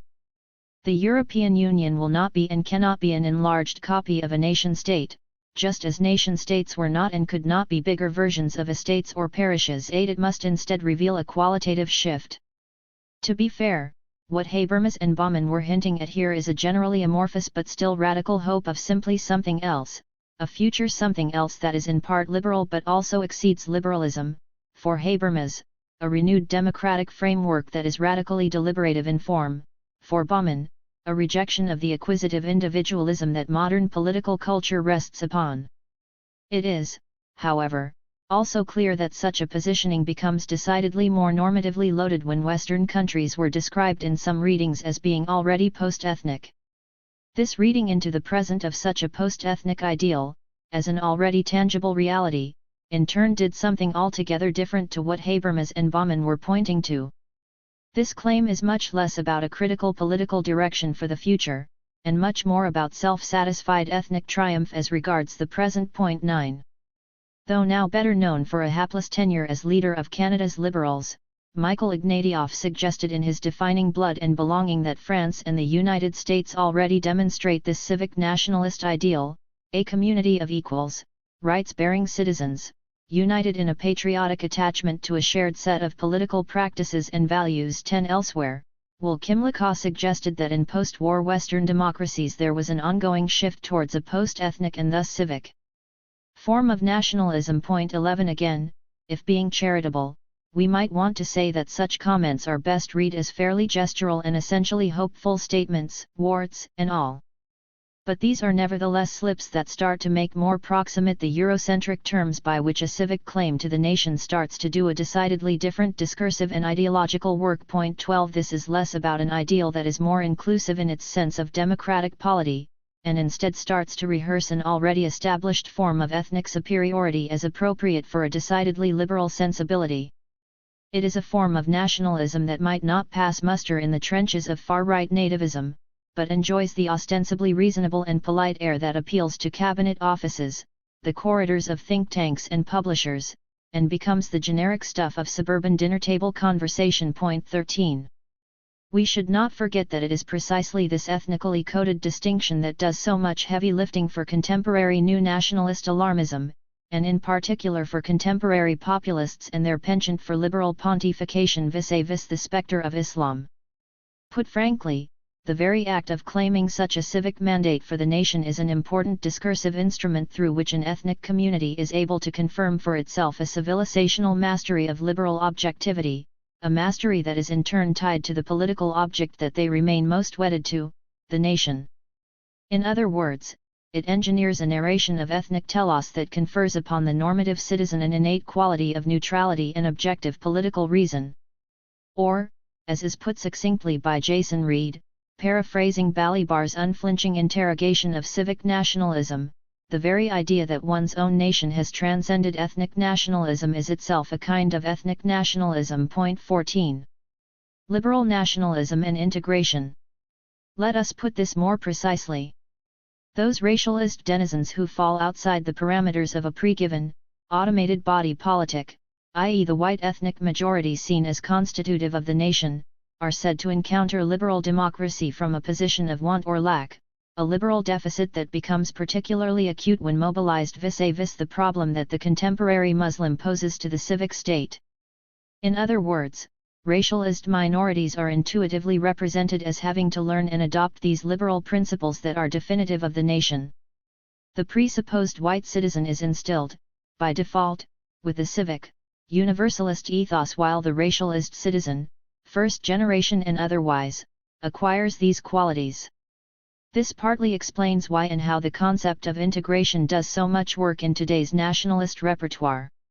Recall here the tonic of muscular liberalism that David Cameron famously touted in Munich when delivering a speech that was, tellingly, about Muslims, terrorism and failed integration. Point 15. This was elusive of the self-satisfied reading of the nation as a stable, coherent, and enlightened entity into which minorities are tasked with the practical and moral burden of integrating. 16. It is a form of nationalist posturing that is often captured in contemporary social theory as being the politics of civic integrationism, the underlying assumption being that the relevant ethnic minority is, in its original unreconstructed state, meaningfully inadequate vis-a-vis the values emblematic of the nation. Point 17. In the UK context, this increased recourse to the value of integration was again made aggressively apparent in Dame Louise Casey's 2016 report entitled A Review into Opportunity and Integration. Point 18. This review, commissioned by the government, was preoccupied with charting the many liberal deficits that primarily Muslim communities were putatively suffering from, and for all its affected grandstanding about speaking hard truths, the report was in fact simply another iteration of much of the policy intervention and political hyperventilation that suffused the post-2001, post-Northwest riots era in British politics. Point 19. European sociology too, having entertained various detours via both contiguous and oppositional concepts such as cohesion, multi- and interculturalism, and cosmopolitanism, has resettled on integration as a substantive ideal vis-a-vis multi-ethnic cohabitation. Point 20. This rehabilitation is, of course, prompted by broader new nationalist political fashions. Of particular prominence being the emphatic pronouncement that multiculturalism has failed. Point 21. An early primer of this return to an emboldened attachment to integration was the spate of centre-right authorities, e.g. Cameron, Merkel, and the Council of Europe, rallying to announce multiculturalism's failure and death, reasserting in turn the need for ethnic minorities to melt into one national community. Point 22. Within this context of multiculturalism's rhetorical repudiation, integration, its alleged antonym, re-entered the political and academic imagination, refurnished with Panacean properties as appropriate for an era of renewed ethno-nationalist belligerence. Needless to say, it is the Muslim who is the primary negative object of these assorted integrationist declamations. Indeed, as was observed when time was initially being called on multiculturalism, this was often less a crisis of multiculturalism but rather a Muslim crisis. Point 23. To paraphrase Rancière, Muslims are often presented as floating citizens whose status is provisional and indeterminate. Point 24. They must be thus either denied access, through immigration controls, or reformed, acculturated, in order to realize the civic ethos and principles of liberal equality that render them literate members of the national culture. Some have argued that any such touting of an integrationist ethos might be primarily rhetorical, insofar as governmental hostility to multiculturalism has not necessarily seen the withdrawal of basic faith-based rights regarding worship, education, and protection from formal discrimination and hate crimes that Muslim citizens can, in theory, still access. Point 25. But this integrationist posturing, often in concert with a security doctrine, remains the heavily worn rhetorical framework through which the wider demagoguery against Muslims often finds its fullest and most inextricable discursive footing. Point 26. This is a demagoguery that renders fraught many Muslim people's experiences in civic and professional life while also upholding the proliferating security state measures that target Muslim communities. And, as regards the more immediate emphasis of this book, this integrationist lens remains fundamental to generating the wider public impression that the nation is contending with a malignant deluge of an alien, outsider population. The presumed liberal inadequacy of the Muslim has found many paths of late, ranging from the alleged hollowing out of secularism to the increasingly loud hectoring about the supposed repression of free speech. These are arguments that reach from Spiked, to the folksy but outspoken comedian Jonathan Pye, to intellectuals gone public such as Sam Harris, Richard Dawkins, and the late Christopher Hitchens. Much of this will recur throughout this chapter. But what might be most straightforward here, in terms of making apparent how the presentation of perceived threats to the national order regularly assumes a series of liberal sensibilities, concerns the theme of Muslims vis-a-vis gender.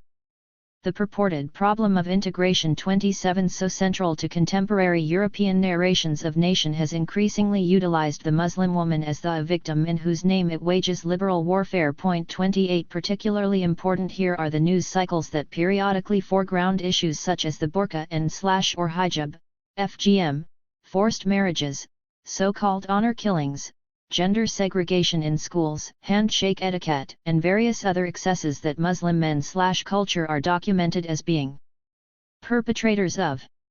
Needless to say, these same critics remain deafeningly silent when the actual well-being of Muslim women is at stake, and particularly so when the struggles of Muslim women are fronted in a manner that does not identify Islam or Muslim men as the culpable agents.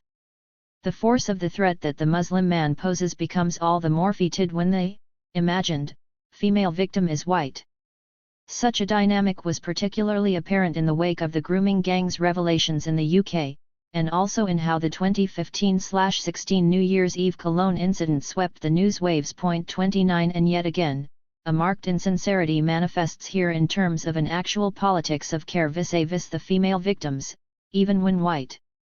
For instance, very few of the frothing commentators seemed at all exercised about the general issues of social care, stigmatization, and destitution that had rendered many of the abused working-class girls so exposed to male exploitation. Similarly, these commentators failed to connect such brutal projections of male violence to other comparable issues, for example, the abuse scandals in the Catholic Church, institutional disregard at the BBC regarding similar abuses, police cover-ups when investigating such accusations, and, at the very least, the more general systemic scourge of sexual violence and sex trafficking. 30. The decidedly instrumental value of gender freedoms in affirming the non-integrated status of the minority ethnic subject has been mapped by a series of critical feminist works. For instance, Bhattacharya's Dangerous Brown Men, Poor's development of the concept of homo-nationalism, Scott's commentary on the gender politics of the Veil and French republicanism, Butler's analysis of how torture and war become framed as progressive ventures in the name of sexual freedoms, and Ferris's recent working of the concept of feminationalism. 31 All of these speak to the centrality of a putatively liberal feminist symbolism in the determining of renewed European nationalisms, a symbolism that writes itself upon the colonial script that Spivak memorialized as the project of white men saving brown women from brown men. 32. Seen in these terms, Muslims, as misogynistic by their very disposition, are ascribed a unique cultural property that renders their position in the civic polity subject to scrutiny and disquiet. It is, of course, possible that the white native too might disavow or fail in his commitment to liberal principles of gender equality. However, this position of inadequacy is the Muslim other's default position. For this reason, they must arrive at the civic, liberal position, while the indigenous is already there. Put differently, the sexism of the Muslim is always by virtue of his being Muslim, while the normative subject, who is spared such interrogation, is either not considered to be sexist in the first place, or is seen as being sexist only in his own individual capacity. As Sarah Ahmed put it, homophobia is viewed as intrinsic to Islam, as a cultural attribute, but homophobia in the West would be viewed as extrinsic, as an individual attribute. 33 The integrationist posturing as sourced in a liberal calculus is therefore a complex one. It sets up an evidently exclusionary remit, but does so while fronting a particularly compelling and emotionally rousing defense of freedom and justice, in this particular instance, the freedom of women and sexual minorities. This liberal integrationist position obtains another level of complexity that merits attention. This concerns the paradoxical simultaneity of expulsion/inclusion as regards the liberal nation.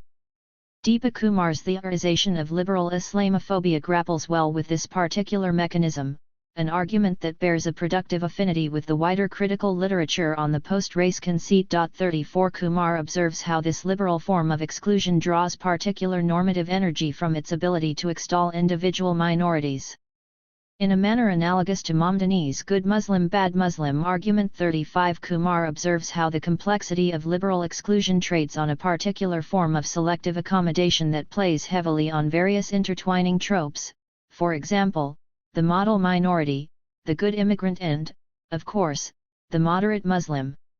Liberal racisms have hereby a particular dexterity as regards how structural exclusion pivots on an individualized inclusion. While conservative visions of the nation posit a more deeply marked and unbridgeable cultural gulf between national subject and minority, immigrant other, the liberal version remains more nimble and duplicitous. By presenting the liberal repertoire as something that can be ably acquired, many minorities are presented as perfectly credible, indeed commendable denizens of the nation. Importantly, however, such accommodations still fundamentally operate from the core nation other pivot, when seen in neo-imperial terms, as Kumar does regarding the US-led war ventures. This is the reheating of the white man's burden imperative. It is only as individuals that such subjects become authorized as integrated national subjects, while racialized minorities, qua groups, remain collective bodies exogenous to the liberal nation. This individualized accommodation becomes further fraught owing to the various classed resources at the disposal of those minority subjects endowed with a liberal status, resources such as professional and educational attainment, deportment, attire, accent, and lifestyle. 36 It is also an individualized accommodation that trades on the identity position, i.e. Muslim, under scrutiny having to serially prove itself to the adjudicating gaze. As was put searchingly by the actor Riz Ahmed in a defining essay, the subject marked as Muslim is always on audition. 37 Or, to revisit the ever-haunting language of Fanon, the accommodated subject is always close to disgrace. 38 More than only Muslim. To reiterate, it is the figure of the Muslim who comes to be seen as a particularly ominous and disposable subject within this liberal register of civic nationalism. The Muslim becomes paradigmatic of the inessimilable subject when set against such criteria of civic, liberal nationhood. This has become particularly apparent in how the new far right draws its popularity in places such as Sweden, the country of my own upbringing. 39 But it is worth bearing in mind, in light of the other concepts of cultural and new racism that suffuse this book, that this liberal framework by which integration acts as a means to police the nation does notionally exceed the Muslim and carries a broader racialist logic as appropriate to the contemporary. Cultural racism is perhaps best summarized as the terms by which subjects racialized as different are assigned particular cultural features and connotations. It is the essentialist culture talk through which racialized outsider communities are ascribed a set of putative characteristics and habits that are seen to constitute some form of cultural pathology and/or incompatibility. 40 At the risk of simplifying a little too breezily, it might be argued here that racism in the contemporary, often theorized as post-racial racism, or racism without racists, is rarely presented as discrimination on account of race and ethnicity in itself. 41 Indeed, it is the official narrowing of racism to this particular criterion of explicit hatred and discrimination as premised on skin color alone that makes it so easy for those propagating racist discourse and practice to dodge such accusations. As opposed to it being a program of explicit aversion for its own sake, racism aspires to a nobler and inviting mandate. In short, racism is commonly presented as a defensive wager as regards security, stability, productivity, and, of course, as is particularly apparent in this liberal vein through which racisms become laundered. 42 Racisms are asserted and affirmed in the name of freedom itself, the freedom of the individual, the freedom of the property-owning entrepreneur, the freedom of the low-income wage laborer, the freedom of speech, the freedom of women, the freedom of sexual minorities, the freedom of conscience, and so forth. Point 43. The defining cultural properties and dispositions ascribed to various racialist outsider groups are in turn asserted as being adversarial to and/or incompatible with these core freedoms, virtues, and imperatives. Point 44. Seen in these terms, where the political object is not perceived as being hatred but rather an affirmation of liberal freedom and culture, racism ably obtains a common-sense rationale. It becomes a lay ideology, as Kundnani proposes, that can produce and excuse certain inequalities, oppressions, and/or exclusions on account of the supposed cultural tendencies relevant to the group in question. In other words, race is invested with cultural, ethnic, assignations. Point 45. Another way of putting this is that, as far as liberal discourse is concerned, it is only the foreigner, racially inscribed, who has ethnicity. Foreigners become the bearers of ethnicity, as a set of cultural properties, while the domestic majority masquerades as the neutral position. The majority is governed by universal values, while the racialist outsider is weighed down by the parochialism of a particularist ethnic culture. As Lenton and Titley state, liberals can purport to address all human beings, whilst wearing universalism as a badge of transcendent identity, only because, to paraphrase Du Bois, they have never been forced to wear any other. 46. Ethnicity and race are accordingly collapsed here, doing much of the same, mutually reinforcing political work. Or to paraphrase Alexander's comments in a somewhat different context, ethnicity and culture are, within the liberal register, the burden of race. Point 47. White Europeans are in this context often relieved of an ethnic character, acting only as free individuals. Racialist others, however, are weighed down by the clutter and paraphernalia of culture that disposes them to particular values and priorities that require redress if the liberal calling of history is to be properly embraced. Of course, the idea of redress remains in many important aspects disingenuous if already problematic on its own terms of naturalizing the distinction of native host and minority guest while also reifying racialist attributions of culture. There is no real conviction here that this redress can ever be realized in any meaningful sense. Instead, the liberal purposing of integration problematizes, a priori, the racialist community's inability to disappear, provoking in turn a tautology. The very fact that a minority community is identifiable, as significant, is presented as evidence of the respective minorities' inability to integrate, as being incurably alien. Point 48. This condition of incurable cultural viscosity exercises in the normative national psyche an acute fear about the consequences of this encroachment into the civic body of a permanently other culture. Point 49. That the Muslim has been made today into a particularly forceful other, the exemplar of the proverbial allochtone, to borrow from the Dutch taxonomy. 50. Reveals in turn liberalism's particularly decisive role when drawing such culturalist lines of civic belonging to nation. Put differently, and as will be discussed in what follows, the Muslim, through the historically capacious back catalogue of religion and purportedly pre-Enlightenment civilization that the figure is made to embody, is made to service this liberal brand of cultural racism in a particularly expansive and effective manner. Point 51. Revisiting the Orientalist legacy. There are a number of rather obvious but nonetheless important themes through which this process of liberal nationalism can be documented. What Kundnani captured, simply and concisely, as the entrenchment of values racism. Point 52. These include the aforementioned faux feminist demonization of Muslims. Point 53. It also involves the weaponization of an entirely imagined endangering of free speech and secularism that the accommodation of Muslim demands engenders. Note for instance that those decrying the putative erosion of free speech are actually decrying the excess of free speech available to critics. Put simply, the free speech warriors are exercised primarily by the fact that others are able to deploy the free speech affordances available to them in order to confront the commentary and platforms that they believe to be demeaning.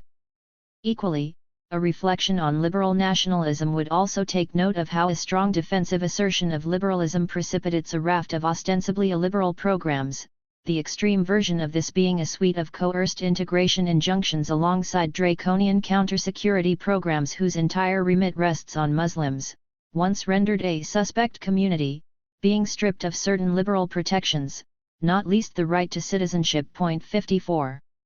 Much of this will recur in this chapter as it unfolds. I wish, however, to first engage this discussion by revisiting the historical foundations of which this contemporary working of an anti-Muslim pathology is such an obvious iteration. It is clear after all that much of what is being hinted at here belongs to a wider historical tradition of Orientalism, a concept that inevitably lurks throughout this book but is not always made explicitly visible. An exposition of what we mean by Orientalism would often begin and end with Edward said. 55. In the interests of avoiding such repetition, I wish to indulge here a different point of departure, namely Elaine Grosh-Richard's somewhat neglected exposition of the 18th century French intelligentsia's fantastical representation of Ottoman Sultanate rule, which for me is at once an entertaining but also summarily portentous account of how the denial of the Muslim other's civic and liberal faculties was central to consolidating a particular European self-presentation of nation and nationhood, what Medavoy has described as being the long history of dogma-line racism. 56 published just a year after Said's landmark Orientalism, Grosh-Richard's The Sultan's Court offers us a particularly focused historical lens through which to center the character and tenor of contemporary Islamophobia vis-a-vis the assertion of national belonging. 57. Grosh-Richard shows how the fantastical tropes that figured large in French artistic, literary, and philosophical invocations of the Ottoman reached for an interlocking set of emphases on violence, sex and governance. Ottoman administration was, for instance, attributed a beguiling whimsicality and arbitrariness. Coupled to this was a seemingly insatiable proclivity for carnal pleasures. Indeed, navigating an intricate labyrinth of codes and taboos concerning the scores of odalisques adorning every recess of the harem compound is at times presented as the primary legal occupation of the sultan, viziers, and other high-ranking officials. The alleged absence of systematically codified legal parameters, let alone a meaningful conception of secular law, for the administration of the domain at large, alongside the habitual recourse to brutish displays of violence, were presented in French intellectual output as the principal distinguishing features of the Sultan's rule. In short, hedonism and Oriental despotism prevail amid the abject absence of the rule of law, of constitutional checks, of norms of equality, and the absence of an ethos of collective betterment. 58. A stubbornly unreconstructed Orientalist reader might venture here that Ottoman decision-making structures were in fact so, or something to that effect. Any such facile charge would warrant only an appropriately flippant response. After all, Suleiman is not immortalist in popular history as the lawgiver for nothing his carefully administered signature/stamp, tughra, being widely recognized as symptomatic of a particularly efficient bureaucratic and institutional structure of regulation and law. Nevertheless, as Subramaniam alleges in his frustrated take on the fashion for textual inquiry that masquerades as historical analysis allegedly precipitated by Said and Grosh-Richard, many exponents of the overblown textual turn seem to forget that there were actually societies out there and they were constituted politically even outside the European imagination. 59 While accepting the charge, we should note that Said himself is adamant on this very point. As he frequently states, the object of his study was the emergence of an idea, the emergence and institutionalization of a myth about something called the Orient. 60 Or, as far as Grosh-Richard's take is concerned, it is the French fantasy of the East, and the Seraglio in particular, that he is psychoanalytically interested in. The point is that it is not particularly interesting whether this idea or myth bears a relationship, even an adulterated or bastardized one, to any existing reality. The written and visual text therefore constitutes a valid analytical interface in its own right, as an imagery and regime of representation. 61 Encoded with certain evaluative frames that shapes a governmental imagination and, in turn, its ethical and political judgments. The fact that a reality exists, independently of this idea, is in itself immaterial. Grosh-Richard's work gestures accordingly at the manner in which such taxonomies concerning Ottoman governmental systems are not about reality, but are about furthering a hegemonic objective. It is essentially about self-presentation, a foil by which to draw the parameters of the collective, the civilizational, the national. 62 After all, many regimes could be described as simultaneously liberal and despotic, and necessarily so. Liberal violence is, among other things, the method by which the liberal freedoms of the normative subject can in the first place be obtained, maintained, and safeguarded. 63 But by bracketing ourselves, France/Europe, as only liberal, as only rational, injustice becomes the preserve of the elsewhere, the way of illiberal Muslims over there. As Mladen Dola summarizes Richard's argument, 18th century France was the time of spectacular endeavors proposing a rationally based society, a new concept of state, civil society, democratic liberties, citizenship, division of power, and so on, but in a strange counterpoint, there was the image of Oriental despotism as the very negative of those endeavors, their phantasmic other. 64. At the representational level, the Ottoman, unable to envisage a notion of rational universalism and uninterested in inculcating a diffuse civic code of political conduct, is read, quite naturally, as inferior. Indeed, as mentioned before, Montesquieu's concept of Oriental despotism in the Persian Letters, which was originally an intricate epistolary device through which to deride Regency France, became in quick time a popular lens by which to characterize Asiatic regimes in a more general sense, a concept that maintains a significant influence upon the intuitive political assessments of today. 65 This has been partly captured in contemporary political theory by Thomas Pogge through his coinage of the concept of explanatory nationalism, a concept that he uses to account for how liberal policymakers in the West intuitively reflect upon the seemingly intractable global inequality divide. 66 For Oriental despotism, see banana republics and failed states, the absence of accountability or the rule of law, the deference to kleptocratic national elites, and the entrenched culture of corruption. The world of ideas that Richard and others described is not, however, to be equated with a total dismissal of the Ottoman mode of power. On the contrary, Orientalism always drew on an arresting paradox, a paradox of desire and repulsion. There was after all much that was alluring for French high society in the Orient. This gaze delights in the male assertion of authoritarian sexual power, in the inviting excess of passively sequestered women, in the abundance of capricious violence and, finally, in the unhurried exotic ease that is absolute power's most alluring property. But alluring is the operative term here. It is seen as a titillating fantasy of power that is, in the final reckoning, contradictory to a society committed to progress, reason and the common good. As Richard takes care to explain, an attraction to such lifestyles was only to ever be indulged momentarily and never to be seen as worthwhile when contrasted to the first-order values of liberal reason readily manifest in our domestic European realm. This mechanism of titillation by excess, an excess that while arousing and fecund also allows white distinction to be reinforced, comes across particularly well in 19th century art. Somewhat marginal to Said's own commentary, Orientalism was a well-established artistic tradition in its own right and was specifically designated as such. Orientalism, in this specific context, was not a particular technique but denoted a cluster of subject themes. Hence, the expressive romanticism of Delacroix, the neoclassicism of Ingres and the saccharine academicism of Jérôme all fell, on different occasions, under the appellation of Orientalism. Their unity concerns the subject matter portrayed, scenes allegedly sourced from actual Oriental life. In short, the designation was anthropological, as opposed to aesthetic. The representational standards central to this genre reveled in radiant displays of wanton color, lounging, docile women, some hint of homoeroticism and pederasty, and a life of languorous ease and enjoyment. However, alongside the much fetishized harem, within which the regular depictions of enslaved white women was testament to the projection of a particularly lascivious European male gaze, there were also a number of paintings that detailed political life, where the seraglio courts and the norms governing political practice were given thematic prominence. 67. One such work that overtly centered themes of governance was painted by the now largely forgotten Henri Regnault. The title of the painting, which vividly shows a monumental Moor wielding a sword and standing in stately fashion above a freshly decapitated corpse, the newly shed blood runs in a brilliant dark red, is itself indicative, execution without trial under the Moorish kings of Granada, emphasis added.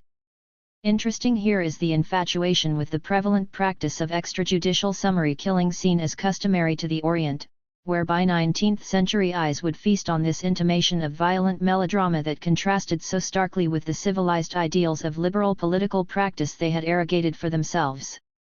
On a less visually kitsch level but equally significant in political terms is Delacroix's 1826 Greece on the Ruins of Missolonghi, a visual schema that ties the figurative language of Romantic nationalism to a wider civilizationism that continues to suffuse the West and the rest distinction as active today.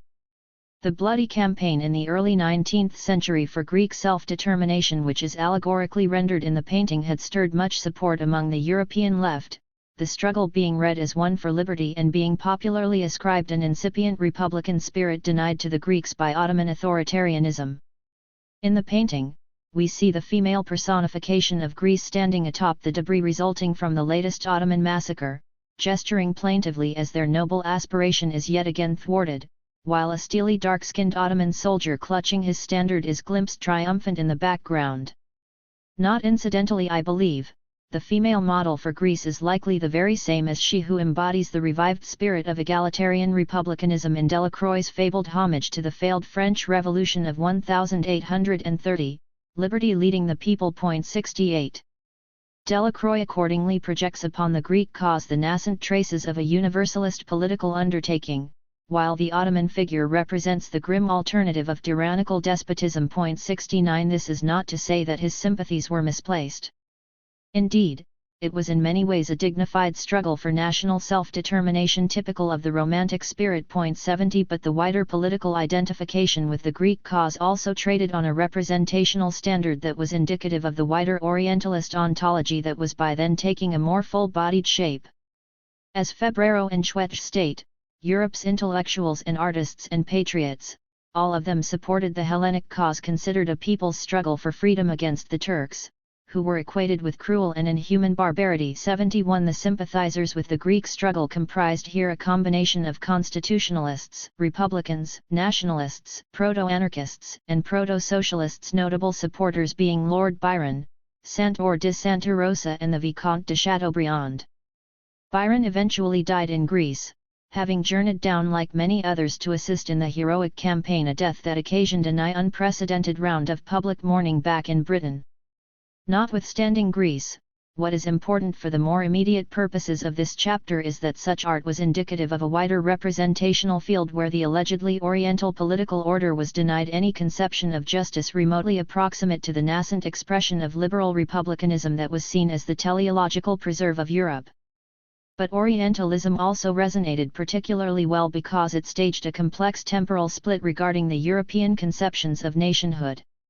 The broader story in Romantic-era Europe was one of nations discovering their moment of self-determination, vacating in turn a timeless past of a liberal subjugation, a past that was once Europe's own intimate reality pre-nationhood, pre-liberal republicanism, but was now the preserve of the non-European elsewhere.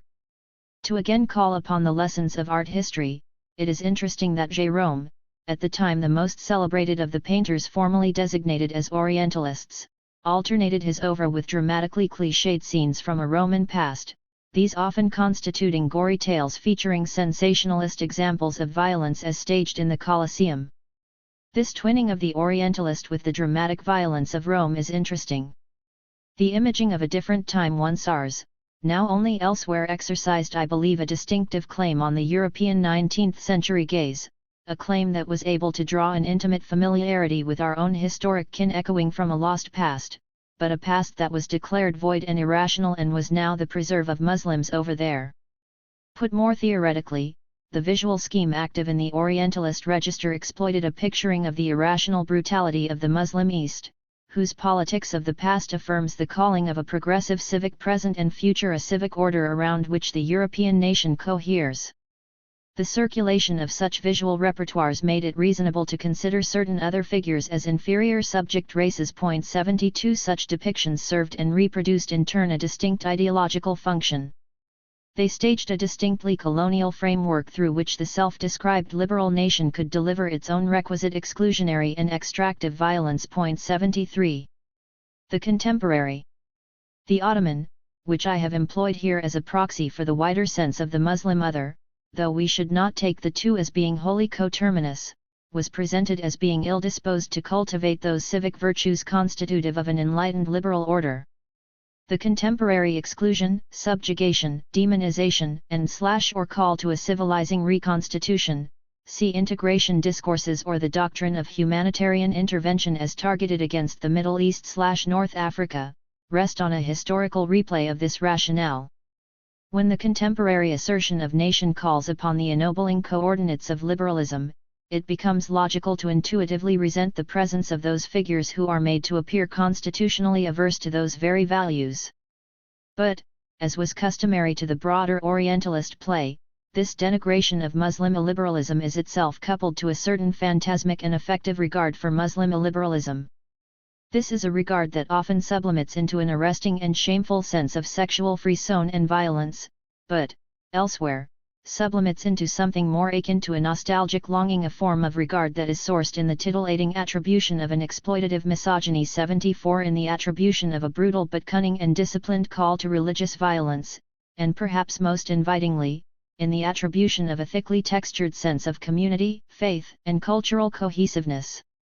The latter recalls a communal idol that white modernity has forfeited, in the interests of progress, but has failed to mourn. 75 I do think then that this double play lends liberal nationalism a particularly strong credibility in the mind and body of the relevant agent.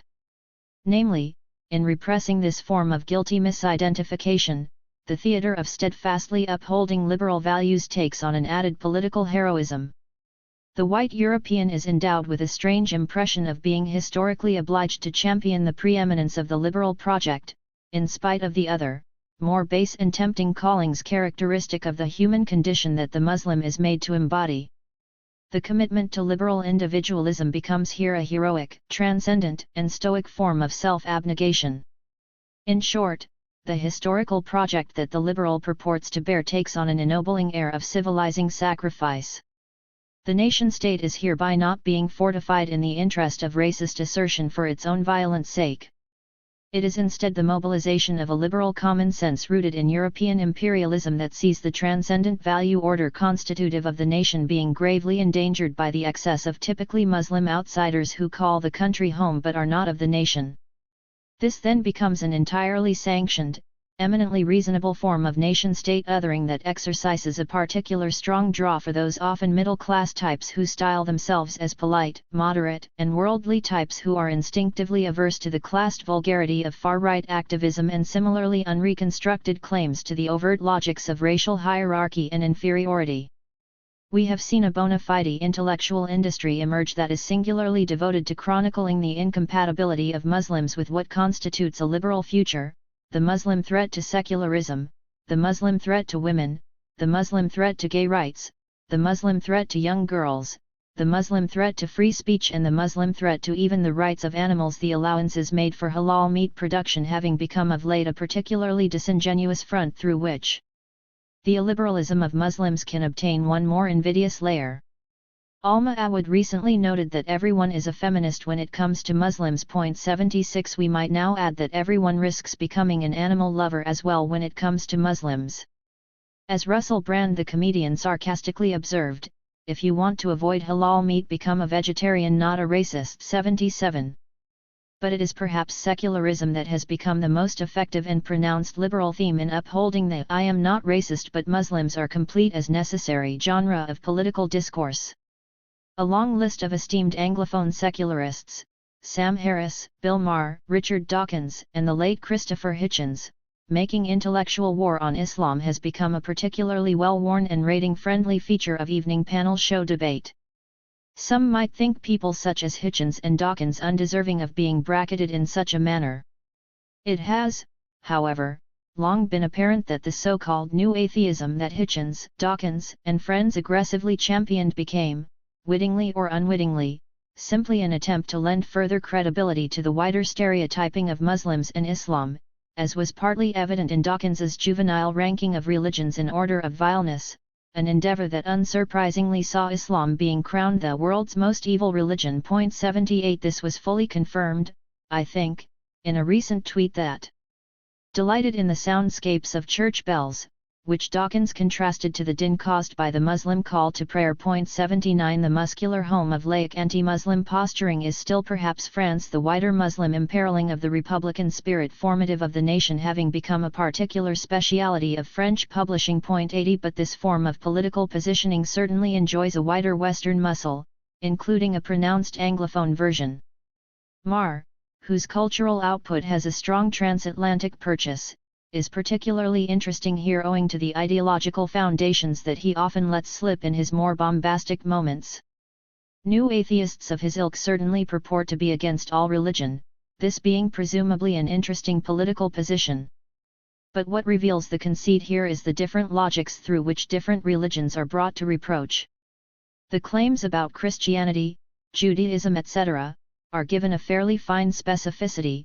Dawkins calls Christianity a moderating bulwark and a relatively benign faith. 81 While Islam is often singled out as a form of cultural pathology that very quickly ceases to be anything particularly concerned with religion per se. It is here that Muslims, in a very wide sense, become the cultural agents of a civilizational pathology. Similarly, what is telling is the form of high-minded liberal alibi that Marr so baldly resorts to, evidenced in his defense in the wake of an attempt by Ben Affleck, as it happens, to claw back against him on an episode of Real Time.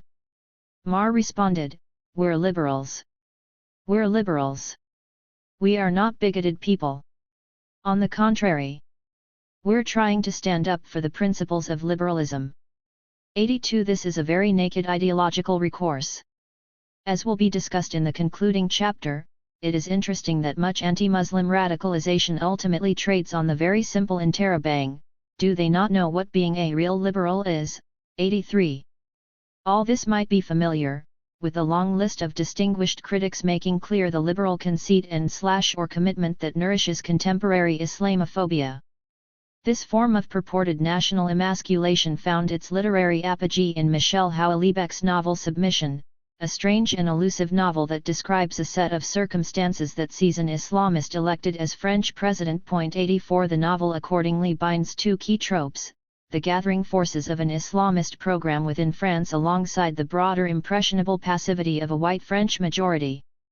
This surprisingly bemusing literary foray into the Eurabia genre and its key presuppositions had, of course, various intellectual primers that are worth mentioning. 85 One such is certainly the pugnacious Bruce Bauer's Surrender, Appeasing Islam, Sacrificing Freedom, the first line of which reads, "We in the West are living in the midst of a jihad, and most of us don't even realize it." 86 Another is Christopher Caldwell's Reflections on the Revolution in Europe, Immigration, Islam, and the West. 87 And then, of course, there is the now ubiquitous Douglas Murray, so fated by the favored publication outlets of the Tory right, his latest contribution to the genre being The Strange Death of Europe, Immigration, Identity, Islam. 88 While some of these harangues belong to a wider nationalist politics discussed elsewhere in this book, what is also decisive is the particular ideological work that the Muslim does for their arguments.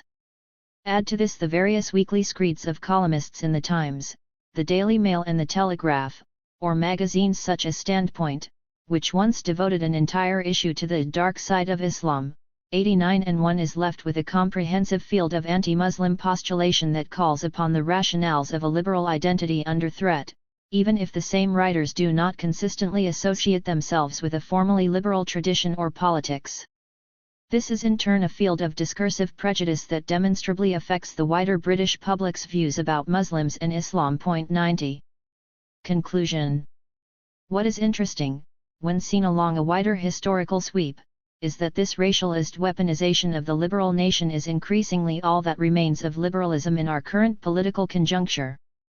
Liberalism as the staking out of a position that harnesses a commitment to individually anchored rights and freedoms with an acknowledgement of how fellow nationals' exercise of those rights is circumscribed by wider economic imperatives and inequality is currently without a political program. 91 Put simply, any overt attempt today at a more principled public defense of liberalism generally amounts to little more than a defense of the centrist position as an end in itself, regardless of what the centrist position actually constitutes at any given moment.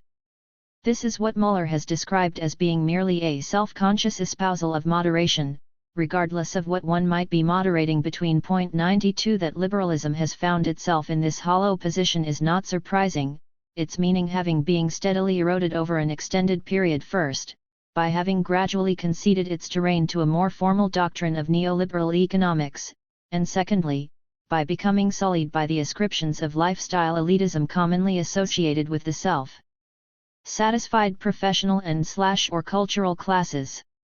An orthodox program of liberalism is therefore rarely appealed to in contemporary Western Europe in any substantive sense. One has to see through the rather heavy-handed bluster of Macronism here. Point 93 There is little political gain to be had in doing so.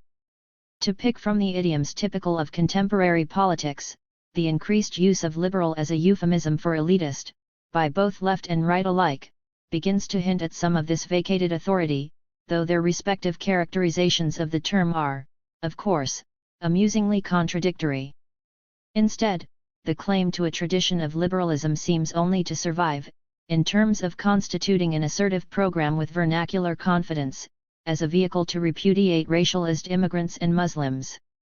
It is perhaps the case that liberalism, as a wider political purpose, is fundamentally of the 19th century, its late 20th century role having been gradually usurped by neoliberalism, see Chapter 5, while its early 20th century guise was quelled by the redistributive and collectivist energies of socialism and social democracy. This lengthy hiatus has in turn buried any meaningful memory of the distinct radicalism of its possibilities that characterized various turns during the 19th century. It is up to others to determine whether they feel compelled to recover and reanimate this tradition.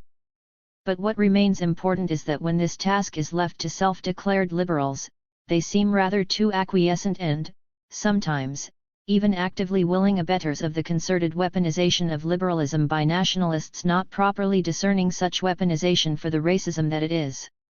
Or, to end on a mischievous but urgent remark once issued by IL Journal, liberalism is far too serious to be left in the hands of the liberals. Point 94.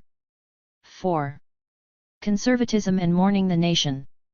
It will seem odd that a survey of nationalism's ideological presentation has not yet engaged its more formal conservative legacies.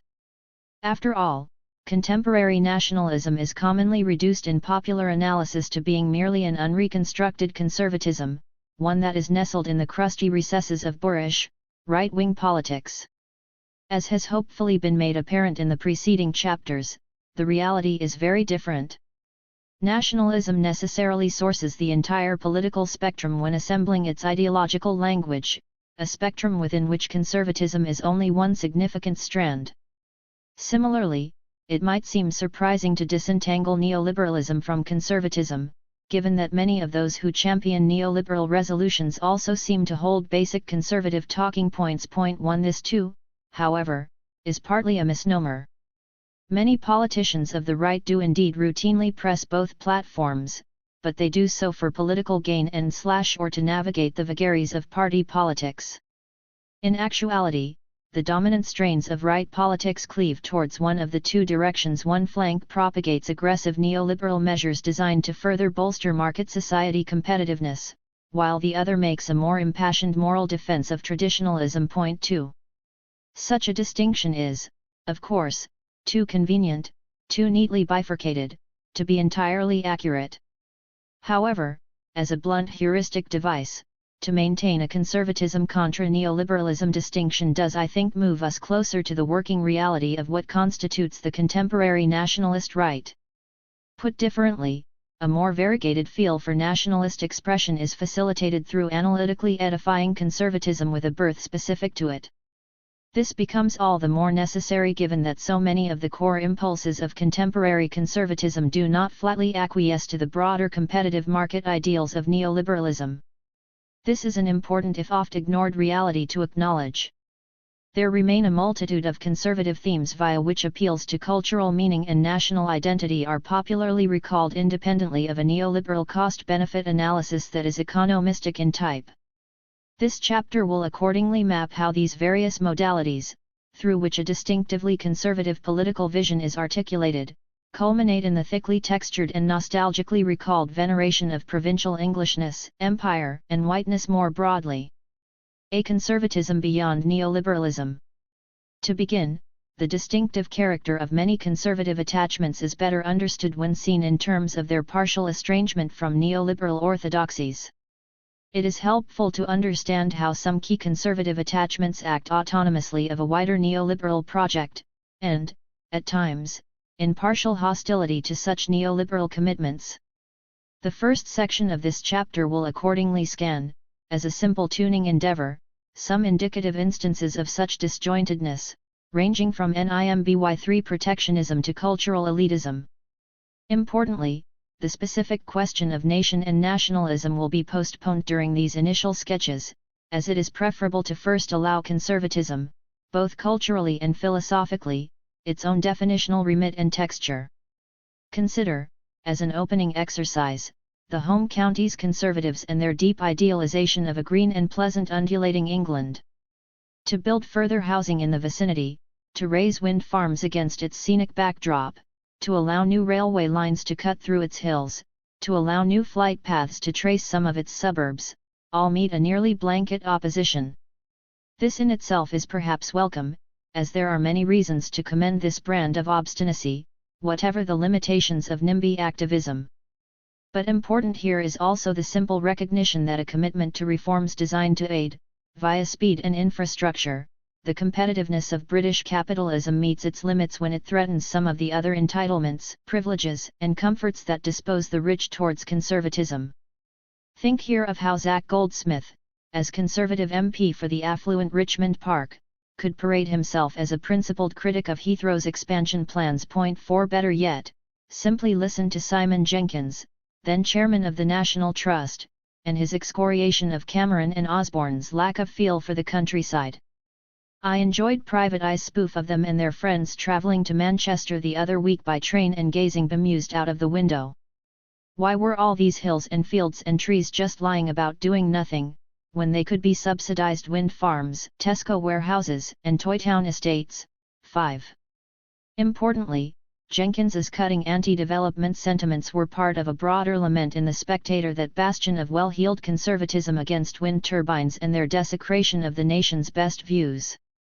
Or, as regards a rather more prosaically conservative aversion to the neoliberal present, take the critique of capitalist individualism and its inability to foster the conceptions of sacrificial and enduring love that is commonly attributed to the pre-1968 nuclear family. 6 A contemporary culture of self-regard and materialism is often said to have overwhelmed the virtues of patience, longevity, and mutuality that the conservative husbanding of marriage previously prized. Similarly, the advance of neoliberal individualism and its broader ethos of unceasing urbanization is occasionally perceived as eroding the authority of Christianity as well as gutting rustic England, both of which are popularly evocative of an alluringly slow family life. Or consider the always cantankerous argumentation of Roger Scruton and his defense of a humanities canon that is being buried by the marketization of higher education. Scruton's attack on academia is best known for its extraordinarily crude harangues against what he considers to be postmodern leftist waffle. 7 He berates a culture of self-confessed radical cultural theory that desires only to genuflect at the altar of inclusion and tolerance. Scruton's is a brand of conservative muscularity that now operates under the banner of safeguarding pure knowledge from the leveling excesses of political correctness and identity politics. But also apparent in some of the quieter moments of Scruton's sweeping argument is a grievance against contemporary universities' deference to business schools and the general flurry of management mantras that epitomize the new spirit of capitalism. 8. Much of this general lament turns predictably on reviving a language of civilization as Western, grandiose and beautifying. This recourse to mythical ideals of European civilization as gloried in by Kenneth Clark's iconically conservative 1969 art history series is riven with simplifications, not to mention the intolerance, contradictions, and illusions that it traffics in. We could recall here the still defining quip on the subject offered by Mahatma Gandhi, who, when asked what he thought of Western civilization, drolly noted that it would be a good idea. 9. But also apparent in its contemporary sense is how a culturally elitist reckoning of tradition and legacy manages to balk at much neoliberal sloganeering. It dismisses it as short-termism, unable to nourish the fundamental cultural goods that make a society whole and worthwhile. It is this tension that partly explains how neoliberal proponents of higher education's marketization, including their advocacy of a shift away from the arcane, e.g. drama and medieval history, to more avowedly vocational, labor market-oriented degrees, can baldly hector critics for being elitists. Point 10 Underpinning these exchanges is not simply an opportunistic duplicity, though it is that too, but also the friction that neoliberal evangelism encounters when rubbing up against the lingering formations of paleoconservatism. We see here in the everyday elitist reckonings with culture the residual influence of somebody like F.R. Levis raging against the economistic instrumentalization of a society's cultural endowment. Point 11 Similarly disreputable to the conservative is the crass commercialism that a capitalist culture industry allows to prevail. The cultural tastes that the market foregrounds allow for a wider degeneracy, leaving only a cultural architecture that is forgettable, simplistic, crude and sensationalist, always satisfying mass appeal while overwhelming all else in its wake. It is a culture that rewards immediacy and quick, mechanistic thrills, harnessing a Philistine's disregard for the values of longevity, patience, complexity, and form. The conservative and often maudlin elegy for cricket as a particular marker of rural England is salutary here, a lament that implicitly extols cricket's gentle place in the English ID 12a. Regard for cricket is something that the humanist left too will have some sympathy for. Point 13 But what is telling is the terms by which the conservative defense implicitly centers Matthew Arnold's enduringly conservative definition of culture as being the best which has been thought and said. Point 14 Cricket is often raised in the conservative imagination as evocative of a country idyll where the virtues of village England are twinned to the edifying influence of elite establishment custodians, a joint governance, one homely, the other grand, that is gradually dissipating amid the assault of a commercial and sensationalist televisual culture. Such instances of a homely cultural elitism, like the NIMBY rural pastoralism gestured at before, constitute in turn another generative site through which it is possible to isolate a partial disjuncture between what we might describe as conservatism and what will be surveyed in Chapter 5 as neoliberalism. Admittedly, these themes have been hitherto only breezily handled. The aim of this opening section is to give some initial sense of how to treat conservatism as a distinctive political culture vis-a-vis the neoliberal commercialism otherwise ascendant as far as right politics is concerned. However, as noted in Owen Hatherley's Ministry of Nostalgia and Aaron Kundnani's reading of Powellism, it is still certainly the case that conservatism and neoliberalism converge in some important ways, whereby an ideological appeal to conservatism often helps secure the legitimacy of neoliberalism. Point 15 This uneasy compact is ably theorized in Wendy Brown's American Nightmare, though concerning the slightly different context of a Christianist neoconservatism in the United States. Brown notes that while neoliberalism and neoconservatism represent two different political rationalities that have few overlapping formal features, there manifests a shared commitment to override the broader culture and institutions of constitutional democracy. Point 16 Put differently, Brown observes how, under the Bush administration, a seemingly contradictory commitment to both projects was foregrounded, sutured together by a shared affinity for more authoritarian governmental practices, an unaccountable and technocratic state imposing neoliberal reforms on the one hand, and, on the other, the empowerment of the revanchist moral religious state to dilute the constitutional protections that certain minority constituencies had recently won. 17. This dual orientation of the political right, in the US but also elsewhere in the West, is not inefficacious. But as Brown also hints, this formation is predicated on an ideological disjointedness that is perhaps becoming increasingly visible in our popular discourse. It is the possibilities of this widening split or cleaving that interest me. As John Gray notes, the habitual claim to tradition while propagating neoliberalism, a move central to Thatcherism's political legitimacy, trades on a fundamental and irreconcilable contradiction. Gray observes that Thatcher fully shared Hayek's view that free markets reinforce traditional values, which is an inversion of their actual effect. The conservative country of which she dreamed had more in common with Britain in the 1950s, an artifact of labor collectivism, than it did with the one that emerged from her free market policies. A highly mobile labor market enforces a regime of continuous change.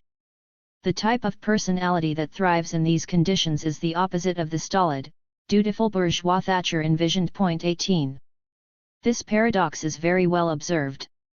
As will be discussed in Chapter 5, it was certainly possible at a certain conjuncture for neoliberalism to maneuver itself, as a political rationale, into the cultural slipstream of conservative narrations of petit bourgeois traditionalism. It is, however, increasingly apparent, 4 decades after Thatcherism's initial forays, that the more avowedly conservative vision of society has been steadily disentangling itself from this CO option. It is accordingly prudent, for the purposes of this chapter, to allow a common conservatism the unique ideological positioning that it often occupies. Tradition, nation, and new racism.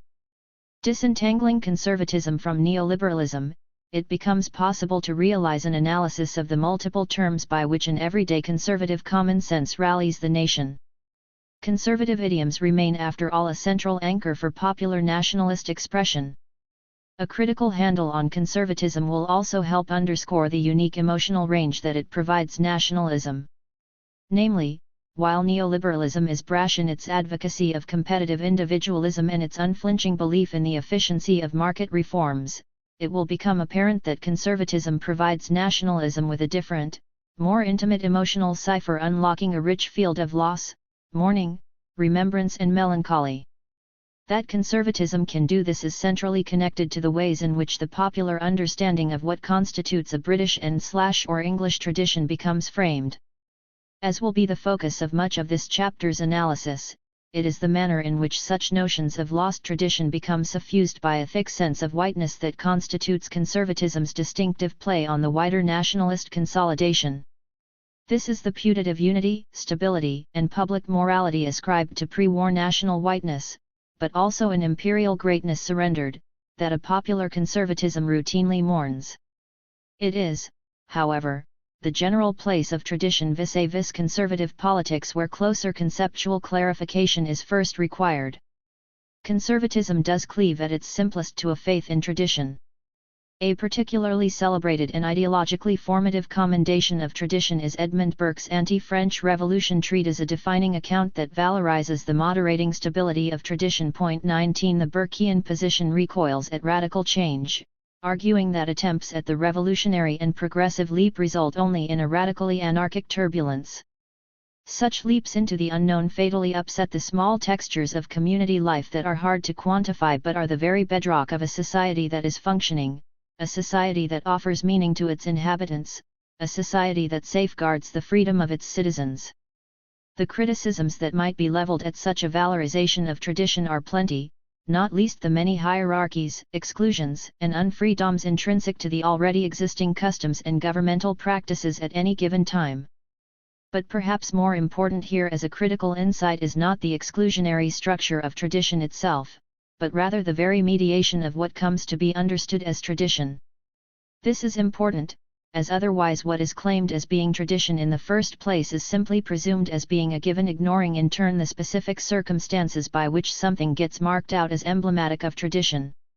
As many have argued in their canonical deconstruction of national tradition, the recall of a nation's defining customs, rituals, and historic events is primarily an exercise in myth-making epiphenomenal to the political influences and anxieties particular to the present. Point 20. Put simply, the idea of tradition does not present itself merely of its own irresistible accord. Tradition constitutes instead an attempt by contemporary political actors to frame a preferred notion of historical continuity and inheritance, so as to lend a conservative credibility to their political claim with respect to the present. More specifically, the claim to tradition becomes a way for various conservative political movements to either justify the political projects of the present, as constituting continuity with tradition, or to declare the present deviant and rudderless, as constituting a destructive break with tradition.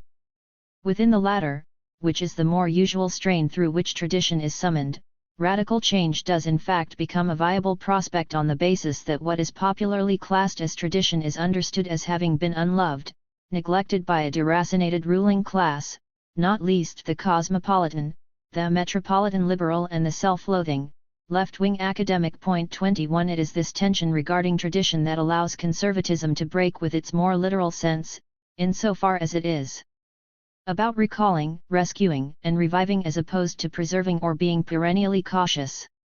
Hence, tradition and radical change are not necessarily incongruent, whereby the promise of lost tradition is what a nationalist project promises to deliver. One way in which to unpack this paradox is to employ a slightly irreverent reading of Michael Oakeshott's hallowed analogy regarding the conservative temperament.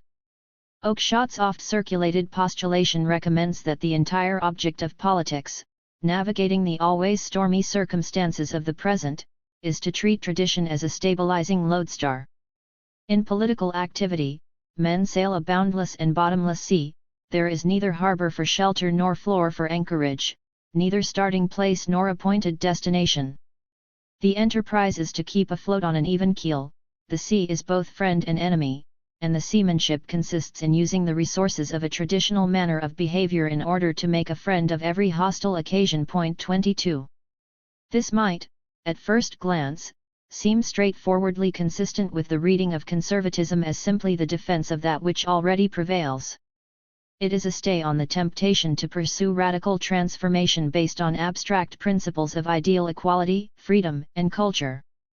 As Burke, again, would have it, very plausible schemes, with very pleasing commencement, have often shameful and lamentable conclusions. 23. The sort of condescension that is often used, in contemporary conservative contexts, to deride the allegedly inevitable problems of multiculturalism and immigration, noble yearnings though they might be in the first instance.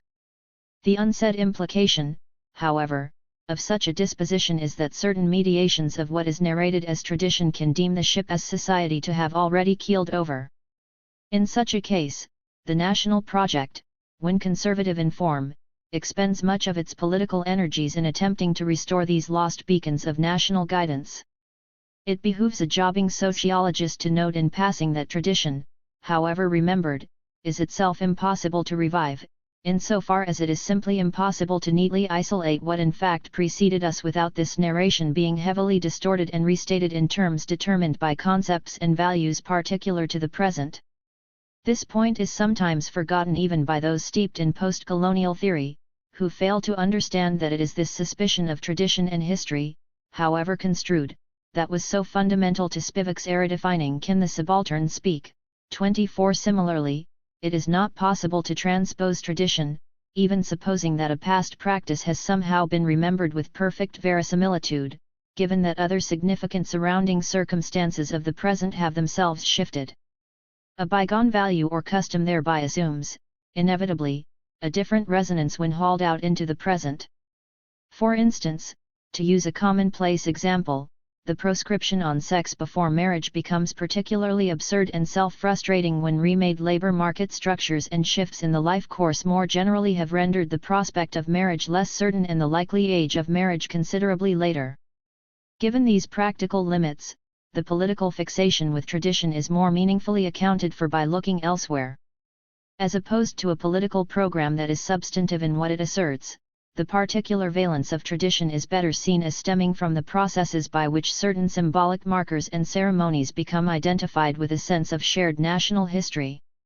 Central here is the understanding that the theatre of nation is, to a significant extent, the theatre of tradition wherein nation-making projects become heavily wedded to the ritualistic rehearsal of a tradition that has in fact been invented. 25 Assertions of nation mobilize in turn an attachment to particular events, customs, and symbols and stitch them together to provide a particular iconic sequence of a sovereign history, a history that attempts to identify a coherent conception of a historically bound community, a sense of tradition that becomes ritually performed in everyday culture through what Billig famously conceptualized as the seemingly banal flagging of the nation. 26.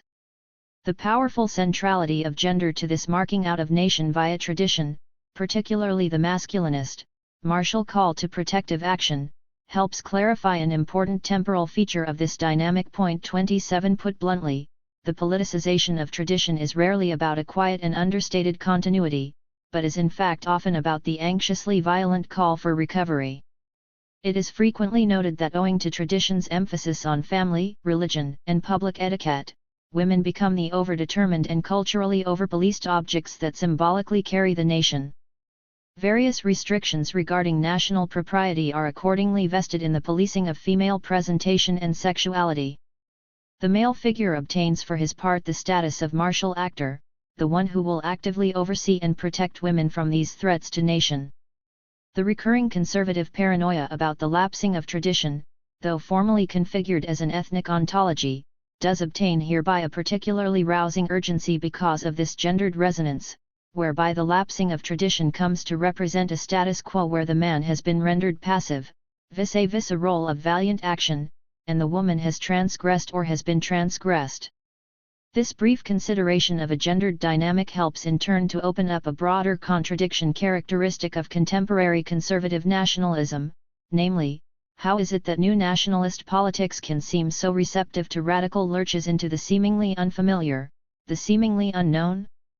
Trump is, after all, anything but a continuity candidate, promising instead a spectacularly macho and wholesale reversal of all that which currently prevails, a commitment captured most ominously in his serial threat to drain the swamp. 28 This seeming contradiction can be deciphered, however, through the double temporality of the conservative political orientation.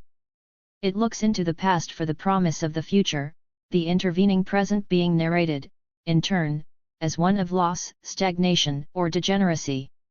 Tradition, as temporarily lost. See Caldwell, for instance, on the perils of having replaced national tradition with politically correct liberal universalism. 29 But to be forcefully recovered, plays a particularly important symbolic role in the nationalist repertoire, conferring upon nationalism a validating sense of historical purpose. But the increased reference to tradition in contemporary political discourse obtains, by my reckoning, an even more robust traction due to its alignment with the broader new racism ideologies that Martin Barker and others started to trace in the 1980s. 30 This was a new racism, elsewhere called cultural, that initially informed the emergent far-right parties across Europe, not least the French Nouvelle Droite as spearheaded by Alain de Benoist, but gradually became mainstreamed in centrist political discourse. 31 Key to this new racism was a nominal move away from the biological and geneticist heuristics that had rationalized previous racial hierarchies. The logics of new racism favored instead a conception of racialized ethnic communities as being permanently sealed by cultures that were fundamentally incompatible with Europe. Equally, these framings of culture were not only premised on notions of mutual exclusivity but also recycled many of the same attributed pathologies commonplace to the more scientifically worded racisms of the 19th century, whereby the cultures of racialized ethnic minorities were characterized by various ascriptions of dysfunction, inadequacy, and/or unbecoming excess.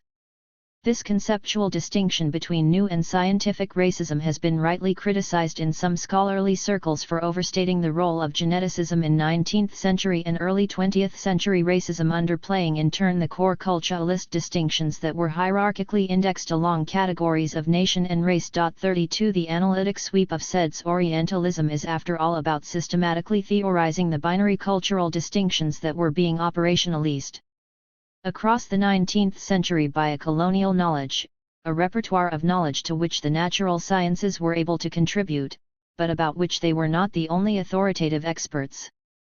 The entire colonial artifice advanced as much through the attribution of essentialist cultural assignations, barbaric, despotic, misogynistic, mystical, irrational, superstitious, excessively sexual, hysterical, and so forth, as it did through the formal scientific designation of genetic deficiency. Or, to be more analytically precise, genetic coordinates were mapped onto cultural stereotypes, creating the broader epistemes and governances constitutive of colonial raciology.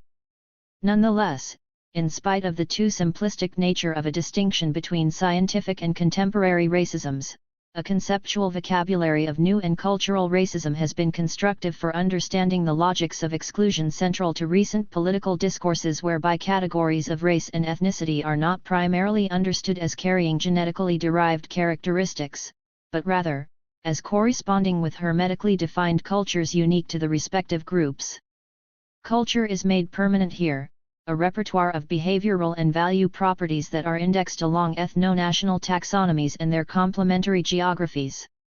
The inimitable commentary of Pankaj Mishra is worth quoting at length here. In the new racism vision, cultures rather than biologically defined races were presented as exclusive and unchanging across time and place, with cultural difference treated as a fact of nature-rooted identities, in David Goodhart's phrase that we ignore at our peril. Preferring our own kind, we apparently belong, in defiance of human history, to an immutable community bound by its origins to a specific place, and should have the right to remain distinctive. Hectically naturalizing cultural difference, the neo-anthropologists were careful not to preen about their superior origins and heredity as the supremacists of the past had done. They could even claim to be aficionados of racial diversity. "I love Macrobins," Jean-Marie Le Pen declared, "but their place is in the Maghreb." 33. The neo-anthropologist appellation is well observed, capturing pithily the increased culture talk of ethno-racial nativists. 34. But important for this chapter's purposes is the added observation that, within this recoded fold of conservative politics, mediations of tradition obtain a particularly heightened political emphasis, as it is tradition that best flags the core cultural content said to be representative of different ethno-national backgrounds. It is therefore the specter of tradition in privileging a particular conception of the past that takes on an outsized role in organizing the yearnings for nation distinctive to the conservative political imagination. Tradition and homogeneity, blood and soil nationalism. The organizing myth central to the entire edifice of a common British past is the presumed continuity of a homogeneous whiteness. Hence, given that the conservative urge is to look backwards in order to mourn the present, whiteness assumes a particularly resonant political charge within the conservative imagination. 35. Put differently, when looking backwards is already mediated as revealing only a sea of edifying and homogeneous whiteness, then an attachment to a notion of injured whiteness is reasserted as holding a particularly resonant key for resolving the troubles of the present. The entrenched memory of its history as being an unbroken succession of whiteness recently flared up in a particularly unlikely context: a children's cartoon about life in Roman Britain, specifically, daily life in military detachments at Hadrian's Wall. The cartoon happened to include a sketch of a high-ranking Roman soldier's family. The social media furor that ensued hinged on one offending detail: the Roman general was represented as black. 36. Historical evidence unequivocally confirms that Roman generals, soldiers, and statesmen were sourced from across the Mediterranean basin, including much of northern Africa, and that some of them were as a result black. Not many, but certainly some. For instance, when Emperor Septimius Severus, himself originally from Libya, was visiting his troops stationed on the northern frontier of the empire, it was famously noted that a prankster among the soldiers thought it would be entertaining to garland him. 37. That particular prankster was described as an Ethiopian. Or consider the background of Clodius Albinus, the Tunisian Roman governor of Britain towards the end of the 2nd century.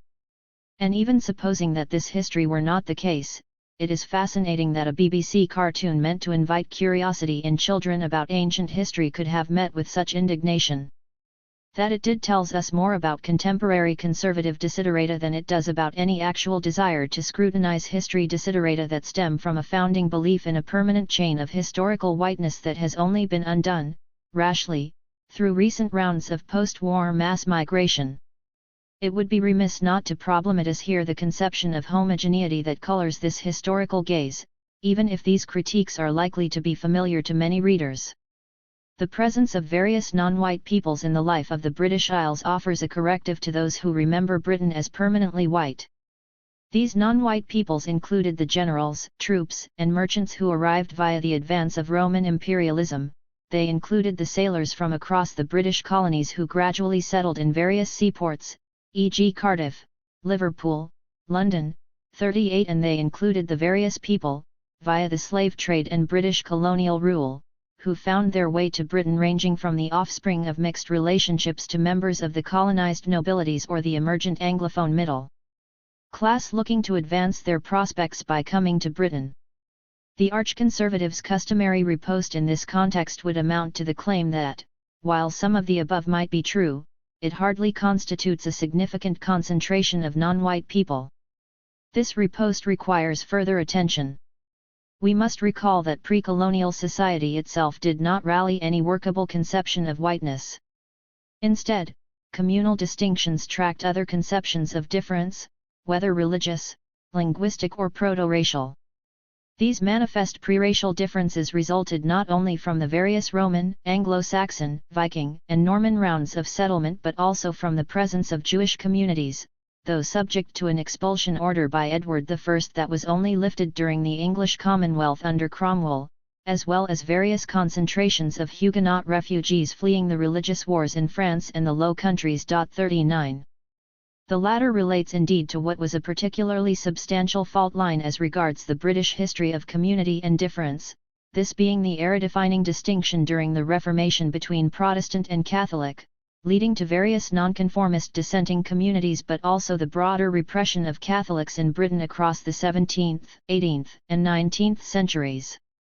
For instance, it is worth bearing in mind that Locke, in his allegedly magisterial Enlightenment statement on tolerance, steadfastly refused to deem Catholics worthy of the tolerance ideal, the corruptions of the papist mind being beyond redemption doctrines absolutely destructive to the society wherein they live. 40 This Catholic malaise, formal emancipation only occurred in 1829, was itself later hitched to the colonial attribution of off-white or less than white status that was conferred upon the Irish slum-dwelling labourers who provided the toil and hardship that carried 19th-century industrialism. 41 This potted history of those who peopled the British Isles, disregarding the entire story of colonialism/the colonies themselves, bears revisiting because it provides a salutary caution vis-a-vis the island story, and because it casts as myth the claim to whiteness while it also reveals how modern racial tropes have been retrospectively applied to history.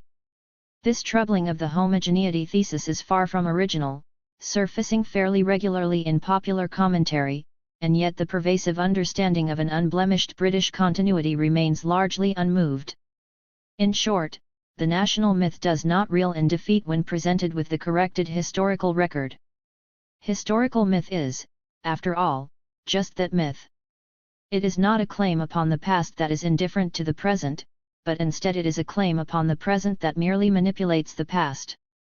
The conception of a lost homogeneity is thus a crucial device in organizing forms of contemporary political reflection. Against the alleged disaffection of the present, a longing glance is directed to the past, a past where the thick textures of community and cultural coherence find alluring definition. This becomes apparent, for instance, in how the assorted social goods attributed to a common conception of community are frequently contrasted with the fragmentation that ethnic diversity and mass immigration elicit. The parallel lives dystopia circulated by so many merchants of conservative doom, contrary to most existing evidence regarding contemporary residential trends, posits that minority groups opt to live among themselves, resulting in the socially fatal balkanization of towns and cities. 42. Perversely, this is also said to produce racial tensions, resulting in an analytic judgment in which racism is identified as an inevitable outcome of diversity.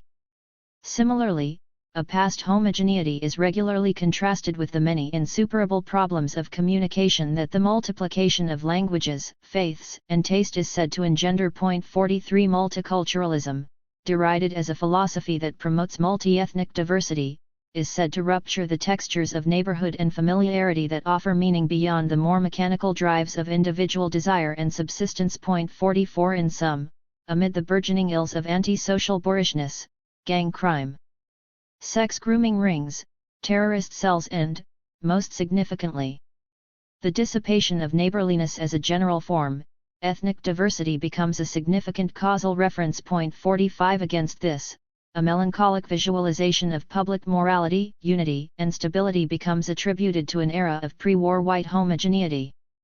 Importantly, there is a version of this temperament that would not think minority ethnic groups themselves culpable for this social breakdown, the broader malaise being attributed instead to the very condition of ethnic diversity itself.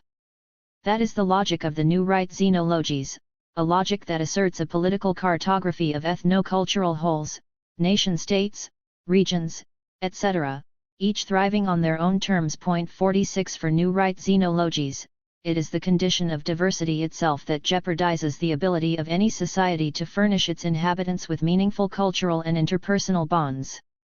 Such a resegregated idealism is more bluntly apparent in the hierarchically expressed aspirations of neo-reactionism that furnish the philosophical mooring of the alt-right's self-declared hyper-racism. 47 Here, racism is defended as a basis from which to recover the core cultural foundations of respective ethno-racial clusters. But it is also a version of this diversity as social corrosion maxim, albeit prettified, that informs most integration discourses that constitute the center position of British politics. Integration, whatever its various caveats, amounts to the desired cultivation among the citizenry of a shared communal membership, one that is expressed politically but also culturally and symbolically. 48 The crucial, and ultimately conservative, supposition that prevails here is that ethnic diversity, unless rendered secondary to a shared conception of national membership, undercuts the moral accountability, obligations, and shared cultural pleasures that stem from such entrenched bonds of togetherness. The continued vitality of an integration ideal in our wider political imagination, evidenced most recently in the 2016 Casey Review on Integration, does considerable work in conceptually holding together the broader nationalist sensibility. 49 Homeliness and small time. Much of the above commentary regarding the place of tradition and nostalgia in the conservative imagination has perhaps tended too heavily towards conceptual assertion rather than addressing the specific cultural forms that have helped galvanize this political bearing. The remainder of this chapter will therefore synoptically unpack those sites of British life, intellectual and cultural, where politically potent nostalgias for the nation are most prominently mainstreamed. An obvious point of departure here, in the longing for a shared morality and a homely togetherness, is the role played by a British culture industry committed to the systematic manufacture of conservative nostalgia. Theorized by Patrick Wright as the heritage industry, British televisual and publication culture places an outsized emphasis on period drama, the costume drama proper, but also wider motifs redolent of a snug historical provincialism. This thick, and thickening, cultural offering appears in multiple guises. 50. The pomp of period drama was initially almost entirely Edwardian and interwar in scope, and was somewhat irreverent in tone, P.G. Wodehouse and Agatha Christie being the most bankable adaptations, where mischievous public school humor was never far from view. Consider here the farce and repartee of Jeeves and Wooster, or the affected vainglory of Poirot, moustache, and shuffling gait on full display. The period touch does, however, now extend more frequently into a slightly more sincere 1950s post-war context. Herein, the period genre, seen as a whole, is characterized by a dashing glamour, a bumbling aesthetic of popinjays and anachronistic aristocrats, but also a 1950s context that, while still eminently twee, does pay some nominal if hollowed-out attention to social issues emblematic of the time. See, for instance, the plot lines of Call the Midwife and Grantchester, where a sentimental backdrop does episodically give some attention to issues of poverty, sexism, and other post-war social themes. The two standout sensations of recent blockbuster scope, Harry Potter and Game of Thrones, also fit this narrative, both recycling any number of staples constitutive of a mythologized Britishness. The former assumes the always well-spoken, boarding school aesthetic of a becoming white adolescence, albeit set in a decontextualist present, while the latter borrows happily from the seemingly more atavistic context of a rugged, pre-modern Britain of monarchy, fable, and folklore, and iconography that is permanently buttressed in British television by the fixation with Tudor history. Stringing together such a list to assert a theme of conservative nostalgia might seem opportunistic, especially given that there is currently a proliferation in televisual content across the board owing to the growth in niche casting and demand platforms. Such suspicion is warranted. But when seen comparatively, it is not clear that the popular programming of other countries displays anywhere near the same nostalgic attachment. 51 It is, in short, a uniquely British preoccupation.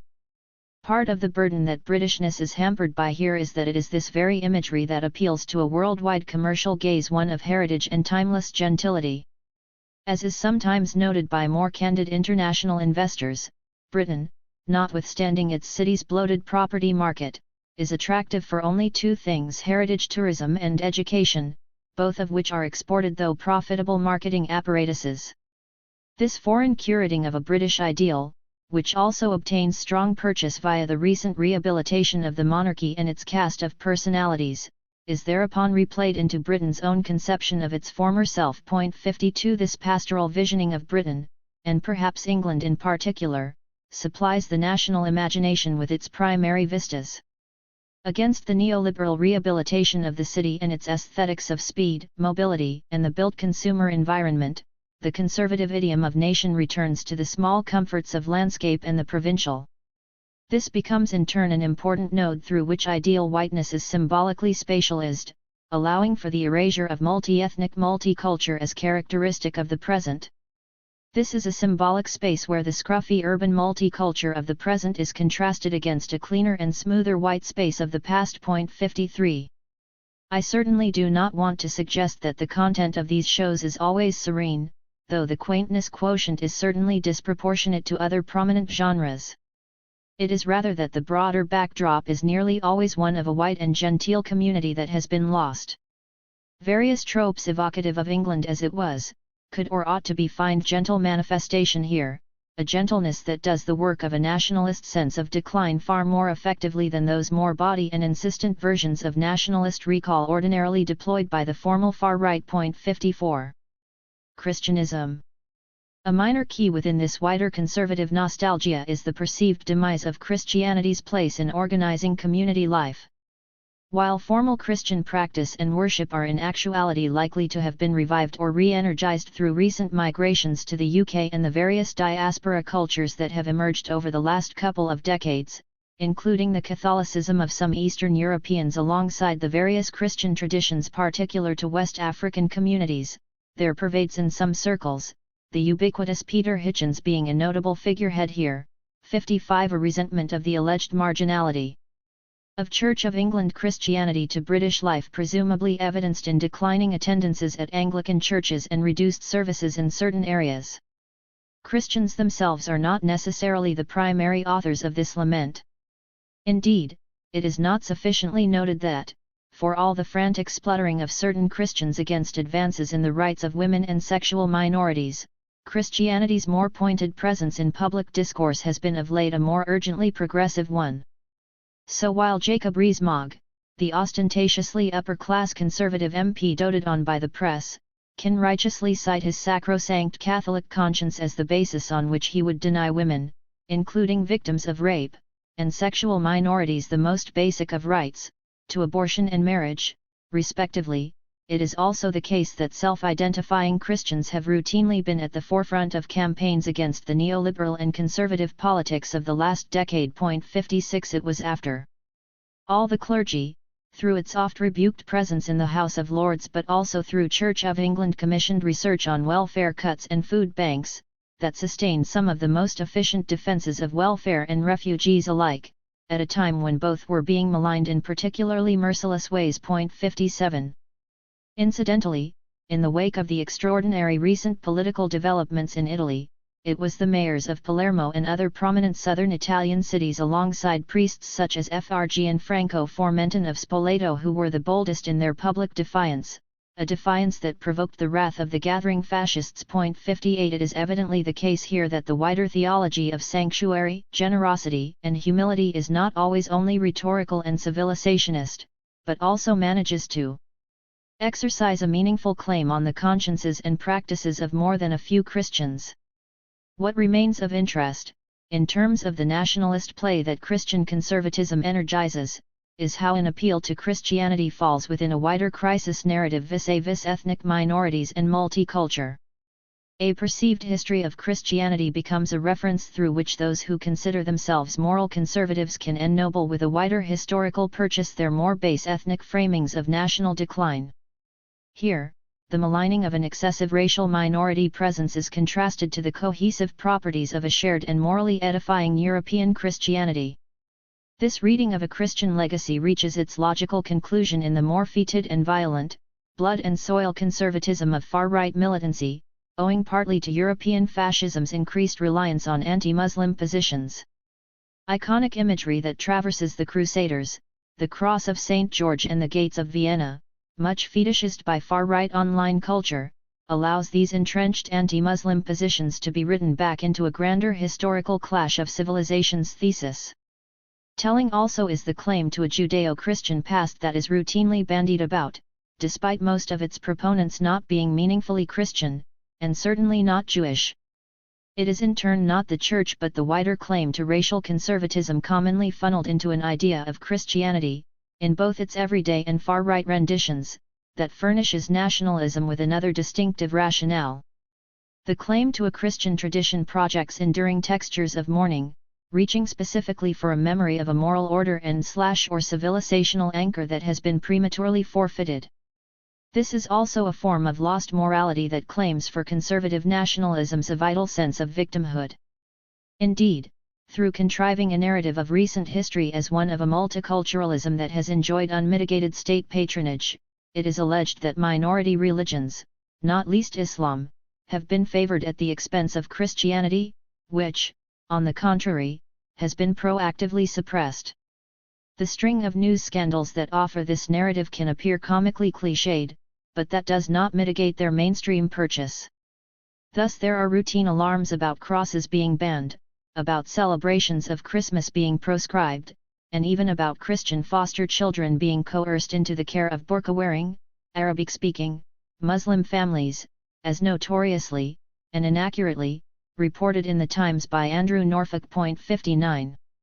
It should be noted that this attachment to Christianity also intermittently derides the excesses of secularization and its enfeebling of Christianity's institutional presence. It longs in effect for the moral guidance regarding family, sexuality, and a general ethos of individual responsibility that Christianity is said to have provided, a lament redolent of the fin de siècle anxieties that were in fact formative of sociology in its Durkheimian guise. Nonetheless, the public attachment to Christianity in the contemporary does seem to channel much of its intellectual grievance through the excesses of multiculturalism, and, in particular, the excessive accommodation of Muslims. In keeping with the central technique of nationalist politics, particular invective is reserved here for the ruling class of left liberals presiding over the stigmatization of Christianity while they happily give favor to the religions of non-white communities. As Salvini, the now ascendant Italian leader of Lega, was alleged to have asserted during a rally, "Now I understood why on the left they are so angry, they would like to swear on the Quran." This is a not atypical lament against the liberal merchants of white guilt whom nationalists perceive as having authorized the broader neutering of Western nations. Or, as stated by the religious commentator John Waters, in the course of describing immigration into Europe as the newest phase of colonialism, the half-adult descendants of the former European colonists have gone into revolt in their home territories, denouncing their own antecedents as war criminals, demanding the demolition of monuments to the colonial adventurers, and speaking darkly of the need for restitution. 60 Such chastising of the white trader, read the maligned snowflake for its social media, alt-right equivalent, is not unimportant. The wider critical scholarship on nationalism has consistently identified an intricate irony at its core, where condemnation of the problematic others in the nation's midst also solicits a denunciatory interrogation of those fellow kinfolk who have been party to the other's supposed political and economic gain. Put differently, nationalism's effective force and urgency partly lies in its righteous denunciation of the betrayal that fellow nationals have enacted. The truism that nationalism ultimately becomes bound up, counterintuitively, with the violent policing of its own people lies precisely in this reality. The identification of the canonical others, upon which the entire nation-state assertion revolves, also precipitates the visceral attack on those compatriots who are said to have facilitated the emasculation of the national self. It is the complicity of one's own in the defeat of the nation that becomes accordingly a key political theme of the nationalist project. Most readers will find the very notion of a ruling class of white left liberals hell-bent on minority dominance simply a laughable caricature. Rightly so.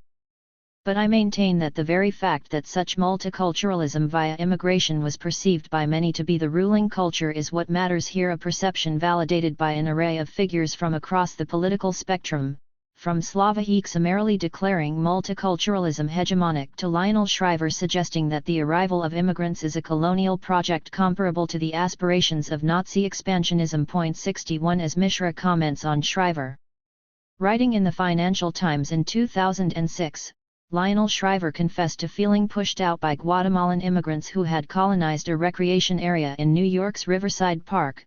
"The last few times I practiced my forehand, I drew wary looks and felt unwelcome."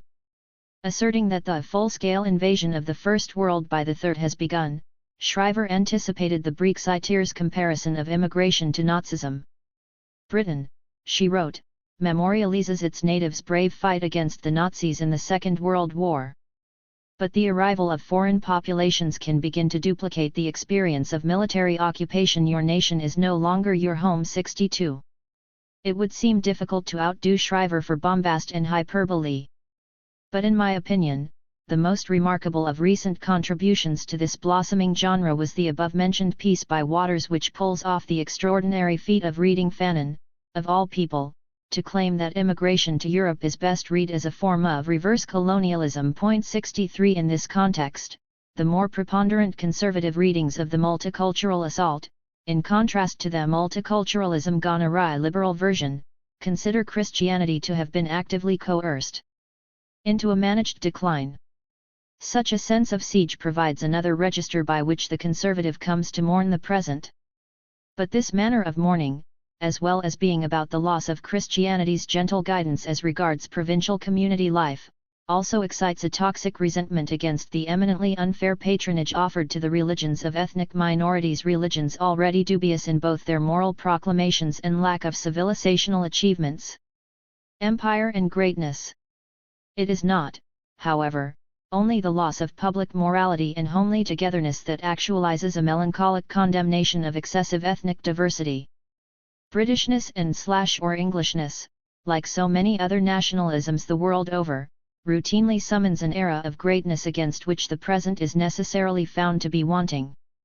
For most global South countries, needing to delete the period of formal European domination in the course of asserting a national history, this grandeur recalls previous periods of rule, periods when the primordial national culture is alleged to have been promulgated and/or was most resplendent.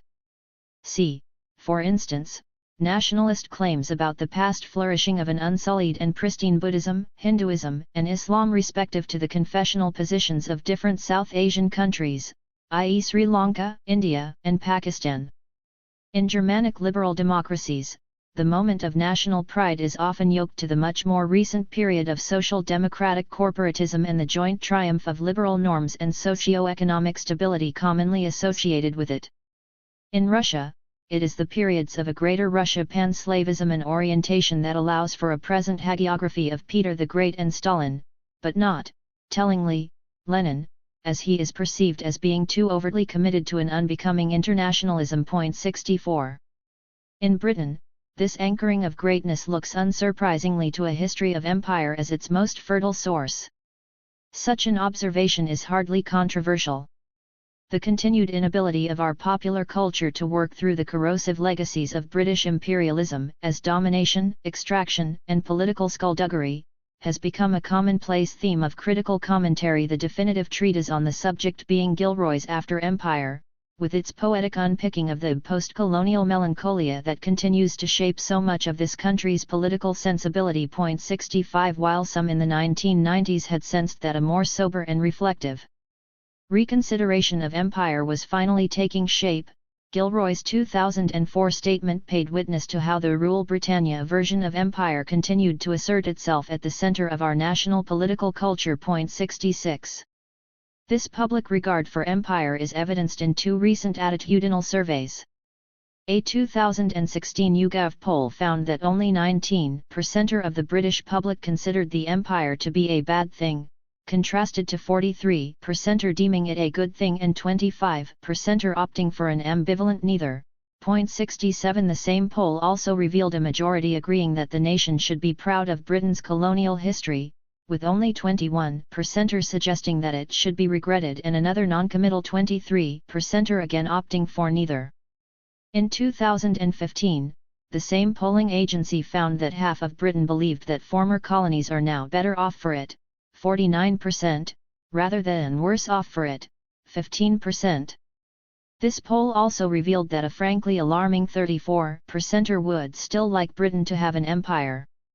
While the unpacking of such poles would constitute a departure from this book's preferred analytic temperament, they did find a new lease of Twitter life when the pugnacious historian Niall Ferguson dragged up the results to conclude that he had 1.68. Ferguson, author of the 2003 Empire, How Britain Made the Modern World, was of course engaging in a fit of juvenile vainglory, but it was also true that the celebratory account of how Britain both ruled and civilized the colonial world had triumphed, and that Ferguson had been a leading figure in steering this vision. It remains chastening to acknowledge that this warm embrace of empire still prevails in Britain. Many have rightly argued that European colonialism is yet to be substantially critiqued in a way comparable to other systemic modern oppressions, patriarchy, anti-Semitism, e.g. the Holocaust, feudal serfdom, or the general absence of workers' rights prior to the 20th century. European colonialism is still seen, at best, as enjoying a particular kind of ambivalence in the modern imagination, and at worst, with the nostalgic adulation. 69 Considering Aimé César's arresting observation that Hitler only extended into Europe procedures which until then had been reserved exclusively for the Arabs of Algeria, the coolies of India, and the niggers of Africa 70, it is painful to think that such a vast and systemic program of oppression and exploitation can still be recalled as a positive feature of Europe's collective history. This is, after all, a political program that was committed to rampant resource extraction for the benefit solely of Western Europe or white settlers. It was a system that engendered processes of labor subjugation, via slavery, indentured labor, and peonage, that were necessarily more coercive and denigrating than the many ills of wage slavery common to capitalist development within Europe. It was a system of capitalist enrichment that actively underdeveloped existing merchant and agricultural networks in the colonial world. 71 And it was a system of governance that resorted to a permanent state of violence, a violence that underpins the seminal dominance without hegemony analysis of Guha and Robinson, wherein the colonized were not, in the main, ably folded into a system of ideological consent, but instead were integrated into the mechanisms of colonial capitalism primarily through force. 72 Most importantly perhaps, this was a system of governance whose multiple aims rested on the racial rationales of white supremacism. The persistent waves of revolt across the colonies, a proclivity to revolt that necessitated the above recourse of colonial governance to permanent violence, further undermine any suggestion that colonialism was seen by its racial subjects as constituting an agreeable settlement. The historian Richard Gott has done us a great service in pooling this narrative of resistance across the colonial world, while Mishra's From the Ruins of Empire chronicles the pained intellectual responses in the colonial world to the humiliation and denigration that Europe had subjected them to. 73 These resistances and intellectual critiques alike, which often laid out strikingly different ambitions, but were united in the basic desire to free their territories of European dominance, make for an unambiguous denunciation of the colonial project and its realities. Priyam Vedagopal similarly documents the long tradition of dissenters from within Britain who attempted to provoke the shame that empire merited. Gopal relays a litany of internal dissent, including English solidarity meetings that sprang up in the wake of various colonial insurgencies, e.g. the Morant Bay Uprising in Jamaica, various philosophical and labor movement objections to the hypocrisy of masking the naked profit motives of colonialism with the edifying alibi of a civilizing mission, and an unequivocal denunciation of the violence that the entire imperial project relied upon. As Gopal writes about one such round of critique. In the 1950s, the writer Keith Waterhouse condemned the monocle-flashing warriors of the Impa who covered up the thick catalogue of shameful things that have happened in Kenya in the name of the British Empire. Or, as stressed by MP Fenner Brockway, critics also criticized unacceptable contrasts: African land hunger, European land space, African starvation wages, European comfort. 74. These dual projections of resistance, one of actual resistant movements across the colonies, the other a streak of repudiation from within Britain, ought ideally to have provoked a more sober understanding of empire as a violent and selfing imposition. The general absence of any notably substantial critical revaluation in popular domestic commentary speaks therefore to a different pressure on the modern British imagination. This is a conservatism that ties narrations of nation to a glorious history, a glory that is most firmly rooted in the achievements of empire. To adjudicate against empire is therefore to move against the nation itself, to leave it feeble, fallible and, perhaps most fatally, cruel. 75 To revisit an earlier observation, the conservative play on nation is to remember it as great, as triumphant, as aggrandizing, and as a force for good that harnesses the authentic spirit of the nation. Empire and the histories of the colonial order intrinsic to it become hereby non-negotiable objects of nationalist recall. It is a recall that must have in its remit the reassuring solace of empire. Any such melancholia as framed around British imperial grandeur does, of course, animate the fold of whiteness, as both comforting and productive, in particularly potent ways. A recall of empire must to some significant degree position whiteness as a unique force of history and attainment. In other words, a celebration of empire must, to some meaningful extent, readmit the validity of white supremacy's various propositions.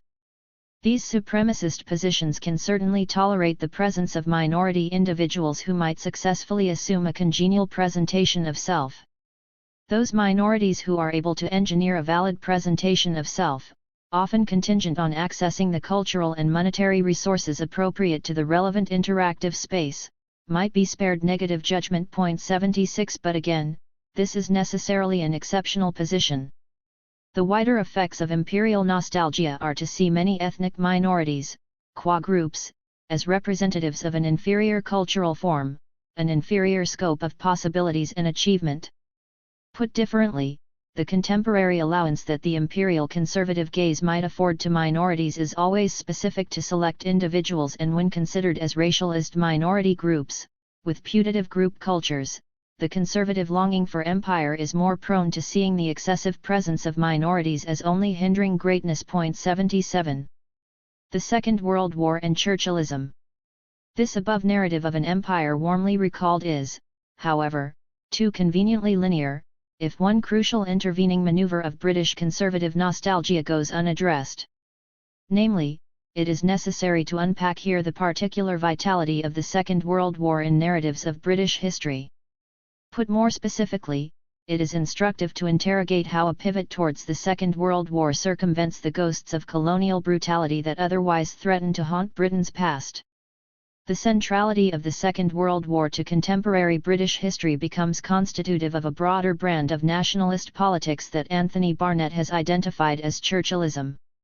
Barnett, writing in the heady aftermath of the Falklands War, draws a distinction between the realities of Winston Churchill's consensus government on the one hand, and what is popularly remembered as his legacy on the other. Barnett first notes the reality of messy political alliances alongside the confidence in the virtues of state interventionism that was forged during Churchill's wartime government. Barnett contrasts this reality with the contemporary's much more sentimental and grandiloquent regard for the national wartime spirit synonymous with Churchill's name. As Barnett writes, "Today Churchillism has degenerated into a chronic deformation, the sad history of contemporary Britain. It was Churchillism that dominated the House of Commons on April 3, 1982, 2 days into the Argentinian military operation to land on the island. All the essential symbols were there: an island people, the cruel seas, a British defeat, Anglo-Saxon democracy challenged by a dictator, and finally the quintessentially Churchillian posture: we were down but we were not out. The parliamentarians of right, left and centre looked through the mists of time to the Falklands and imagined themselves to be the grand old man. They were, after all, his political children, and they too would put the great back into Britain." 78. Barnett's phrasing is particularly portentous when seen from the vantage point of 2018, wherein the post-Brexit, post-Trump present has only revealed the increased political potency of a sloganeering that promises a revived greatness, but it also draws attention to the unique workings of British greatness that render the Second World War efforts so attractive. The re-engineering of the Second World War as the defining national event marks out the nation's moral telos in a particularly tidy but thickly textured manner, a story of progress that culminates in an isolated Britain spearheading the fight for good against a historically transcendent evil. The foregrounding of this conflict in the national consciousness necessarily elides all sorts of inconvenient truths. These include the significant sympathy for fascism within Britain, most baldly declared in the notorious 1938 Daily Mail headline, "Hurrah for the Blackshirts," echoed, "it should be remembered, by the Daily Mirror's Give the Black Shirts a Helping Hand." 79 The economic as opposed to moral threat to British imperial and political interests that an expansionist Germany represented from the late 19th century onwards, and, to reiterate, the processes of British colonial rule and their similarities with the means of German fascism. Eliding in turn these historical inconveniences, the commemoration of Britain's role in the Second World War opts instead for a myth of dignified triumph, a British monumentalization of self as a moral authority, but also the monumentalizing of the might and splendor that obtain from military heroism in the face of a uniquely transcendent killing machine. As has been noted, the outsized ability of Britain and America to project internationally their preferred narrative of nation partly explains why the Holocaust has gained such a significant profile, in terms of marking out a singularly brutal chain of racial violence. 80 The Holocaust becomes here the event against which the West, but Britain, and the United States in particular, confirms its national status as a force for good, an ethical mandate that was later laced into the Cold War dichotomy. This foregrounding of an anti-Holocaust status helps the UK and the US displace historical complicity in racist domination, by allowing racism to culminate instead in the Nazi Party and its comic book caricatures. These simplifications, common to the Second World War narratives that a whole generation of baby boomers were weaned on, effect in some a particular privileging of British history as not only naturally white and imperially dominant, but also, and crucially, brilliantly righteous. War and militarism. If 1945 marks out the zenith of this island's modern story, the nation's world historical moment, the conservative understands the subsequent years to be a period of decay and emasculation. What prevails in the effective bonds of conservative mourning is the righteous greatness of a nation lapsed, a greatness couched in the aforementioned provincial comforts of communal unity and collective valor that mark out pre-war whiteness. Owen Hatherley's Ministry of Nostalgia offers a particularly lucid unraveling of the deeply politicized nostalgia that is attached to the period, a nostalgia that privileges a particular version of that history in order to license various distinctly contemporary political projects. Hatherley's reading places primary emphasis on how the various motifs of wartime resilience and phlegmatic thriftiness lend credibility to the austerity politics of contemporary neoliberalism. But Hatherley also makes apparent how this privileging of the Second World War as the nation's iconic moment carries with it certain pronounced implications in terms of how the nation becomes bound up with a wider militarism. Militarism understood here as continued support for military operations, but also the increased symbolic visibility of soldiers in quotidian fields of cultural life, including, for instance, the reporting of the two princes, but particularly Harry's, military involvements. The parading of soldiers during halftime pageants at football matches.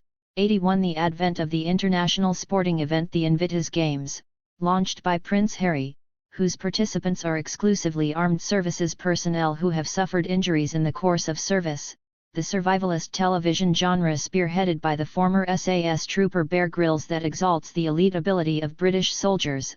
82 And the nigh imminent presence of the charity Help for Heroes, and the Poppies. Organised by the Royal British Legion, worn by the nation across the months of October and November. This gestural overview of the military's everyday reach reveals two complementary realities. The first, more obvious observation is the routine deployment of British soldiers in line with the war-making agendas of the War on Terror.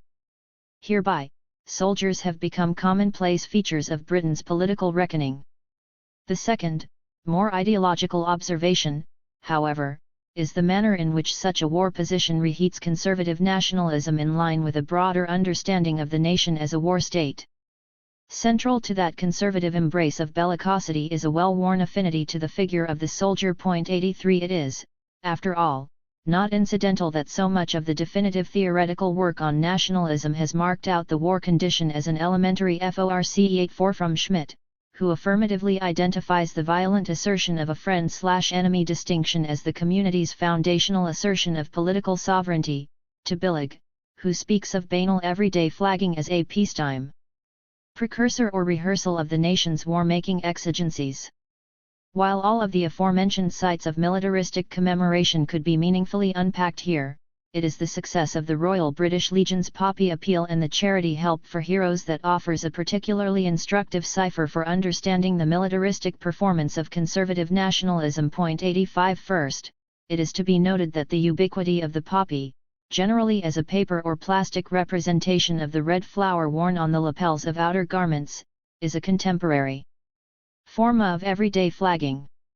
We see here a highly casual, seemingly banal symbolic assertion via which a commitment to the nation is publicly displayed. It is a form of everyday flagging that presses the military as a mundane feature of the nation's content while also ably adapting to the techniques key to claiming an effectively hegemonic contemporary public presence.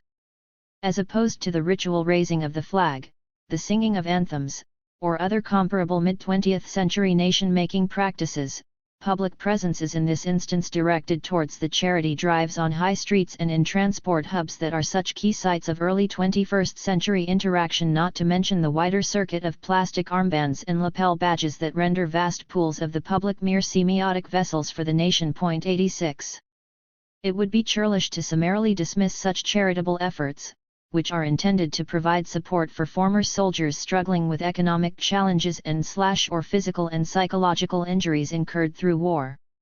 The relevance of the Poppy Appeal and the Help for Heroes campaigns to a critical reading of conservative nationalism pertains instead to their disproportionate success and pervasive visibility, a success and visibility that has less to do with public sympathy and its material beneficiaries than with the flagging work that the charities do for the nation.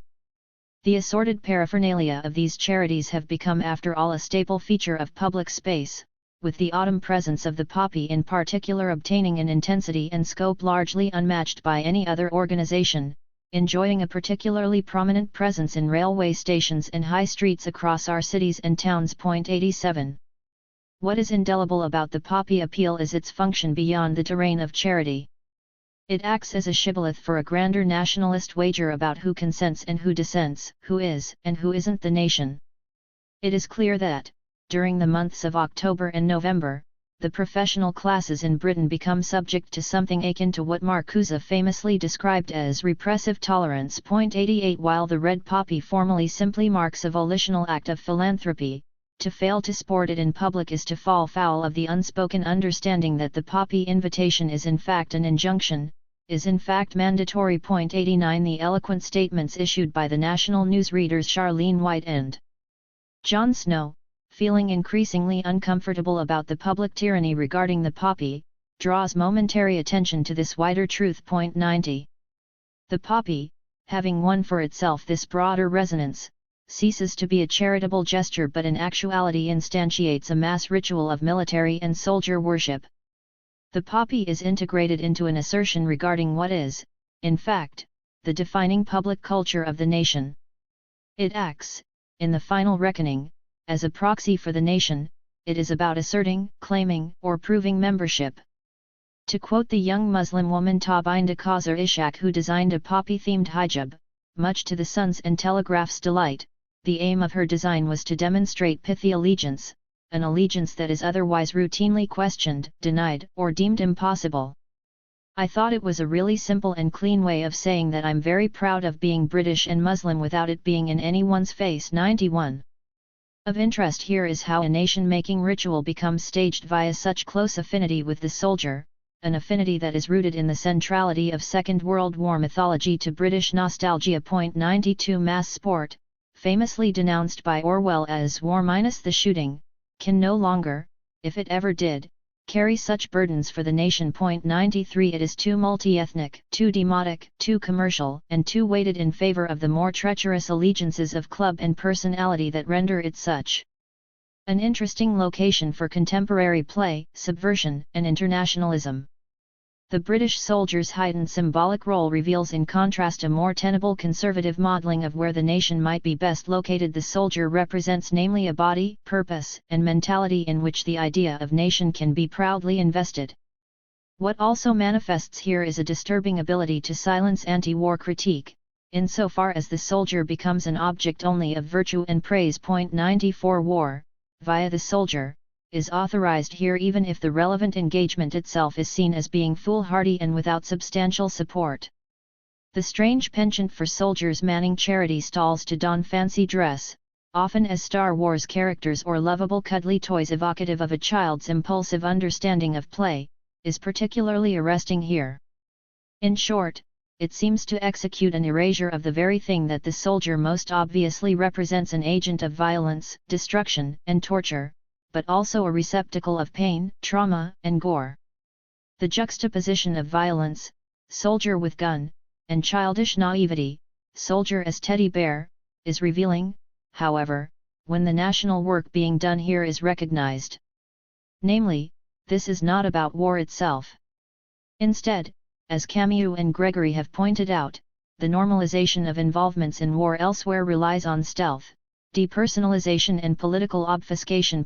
95 Britain's military involvement in assorted conflicts across the global south is often opaque, shrouded in the interests of neoliberal profit, as well for the opportunity of making war without obtaining popular consent.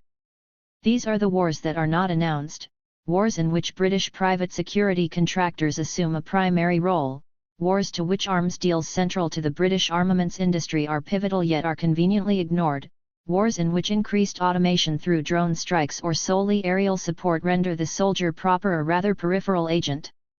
It is instead at home, as the arch-national subject of conservative desire, that the soldier remains, his visibility enhanced. The soldier in this guise does the work of war without the pain of war. It is a mediation of Britain as the imperious war state without its populace having to revisit the brutalities of war itself. What consequently seems to unfold here is the contemporary soldier being paraded as the latest iteration of a longer national history, one that is characterized by the Second World War triumph in particular. Conclusion. This has been, unsurprisingly, a long chapter. The reach of the conservative fold in the organizing of contemporary nationalisms is extensive. That much is generally well understood. But important to this chapter was the concerted attempt to disentangle the conservative temperament from a broader program of neoliberal capitalism. Doing so allowed us to note the much deeper and more complex foundations upon which conservatism exercises a hold on the political anxieties, logics, and horizons relevant to contemporary nationalism, a set of anxieties and horizons that are not simply or even primarily about securing the broader interests of capitalist accumulation and its attendant culture of hyper-individualism and unremitting competition. Indeed, many conservative reflexes often stand in some partial disjuncture vis-a-vis capitalist culture. The conservative attraction to the ameliorative embrace of nation, and the customary racial demons that this call to nation trades on, operates through a set of themes that prize the textures of a quiet smallness. It is a disposition that recalls the intimate comforts and familiarities of the rustic, the provincial, and the orderly. It recalls the gentle but steadying hand of a Christian tradition. It recalls an age of upright and noble masculinity, alongside a suitably rosy but dignified femininity. But this mystique of small time in the conservative imagination is twin to its inverse as well. Namely, the conservative also mourns the passing of a time of greatness, a time of absolute sovereignty projected the world over, a time of being the civilizing lodestar, a world historical time. This is a grandeur that lives through a confluence of imperial melancholia, Churchillism, and militarism. This twin disposition lends to the project of nation a deeply resonant and effective key that is not available through nationalism's other ideological repertoires. It is an intimate mourning of both a greatness lapsed and a smallness surrendered. It is also, of course, a logic and effect that is eminently rudderless without a well-defined set of constitutive ethno-racial others. These others, the outsider figures who orient the conservative dirge, are, as ever, multiple. They include the specter of whiteness's weaker normative grip, they include multiculturalism's allegedly hegemonic status, they include Muslims and their role as foil for the war state, and they include the ostensibly unceasing waves of unsolicited immigration into the sweet fields of England. In short, the conservative appeal to nation is one of loss, and a sense of loss that is primarily enabled by a diffuse set of racial paranoias. 5. Unholy alliances, the neoliberal embrace of nation. One of the prevailing clichés of contemporary critical commentary is to render everything neoliberal. My proudly old-fashioned colleague who occupies the office opposite me once mischievously fixed to his door, rather Luther-like, a notice decrying this tendency. The notice read, in capitals as it happens, though amended here for reasons of inelegance. All visitors welcome except those who use the word neoliberalism in everyday conversation or appeal to neoliberalism as an explanation for any or all of the following: climate change, Brexit, ethnic cleansing, decline in size of Toblerone, Syrian civil war, quality of museum displays, result of the Eurovision Song Contest. I similarly recall the candid remarks of a particularly contemplative group of second-year university students when on a study trip to Amsterdam, the relaxed and sociable context of a study trip being a forum where students feel less inhibited about articulating their more heartfelt frustrations with the curriculum. The students bemoaned the impulse of lecturers to always refer to neoliberalism when offering any causal analysis. They rightly suspected that neoliberalism had become a shorthand that relieved scholars of having to explain precisely what about the chosen object was in fact neoliberal, and crucially, what about it was not neoliberal. It might seem a thankless task to ascertain what neoliberalism specifically is. The term, by its ubiquity, has become a reference that can be bent to meet nearly any political critique an author wishes to advance. Largely deployed as a pejorative, it is generally meant to designate a specific period of capitalism characteristic of the present. One, however, beyond this basic sense that it applies to capitalist developments over the last 3 to 4 decades, there is very little that is precise about its now routine invocation. Nonetheless, this chapter's attempt to account for the distinctive forms of nationalism that neoliberalism facilitates will benefit first from some extended attempt to ground what we might generally mean by neoliberalism. Point 2. Put less obliquely, and in more immediate relation to this book's mandate, it is the case that much nationalist politics of today carries a logic and context that is decidedly neoliberal. Such an observation runs counter to the intuitive and often bandied around notion that neoliberalism is emphatically oriented towards the dissolution of the nation and the nation-state, favoring instead a fully globalized market of borderless freedom. An all too unqualified investment in this globalization thesis has been apparent from across the political spectrum, an investment made apparent in the Fukuyama-esque claims about liberal market democracy's triumph over history, but also in the Marxist-inflected understanding of neoliberalism as finally realizing that fundamental mantra that had been long threatened, that under capitalism, all that is solid melts into air, including the nation.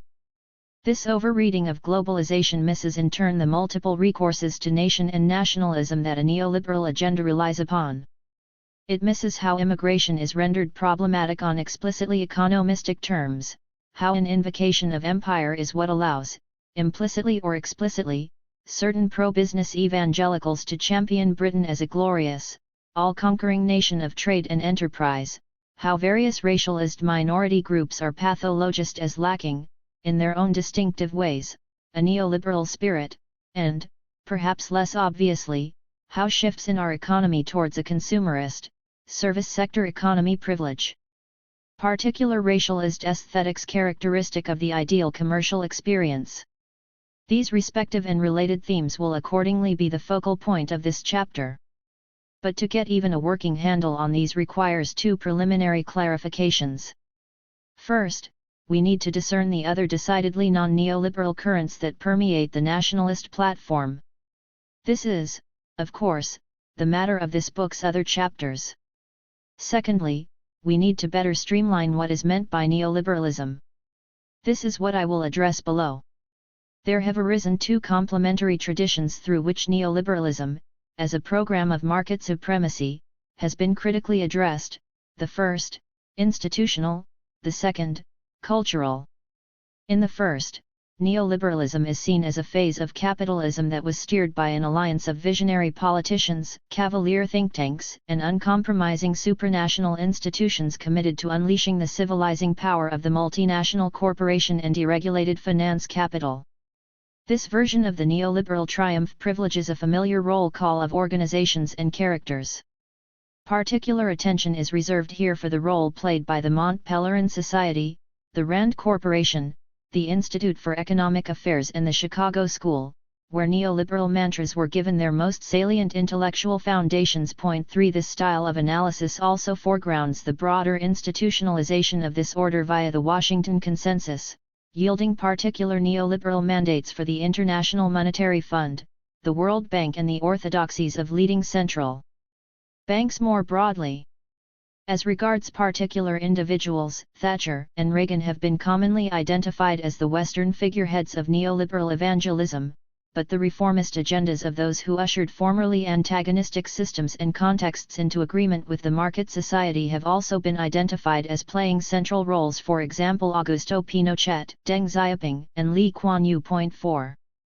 Secondly, there is a well-formed body of writing that has documented the cultural formation that neoliberalism represents.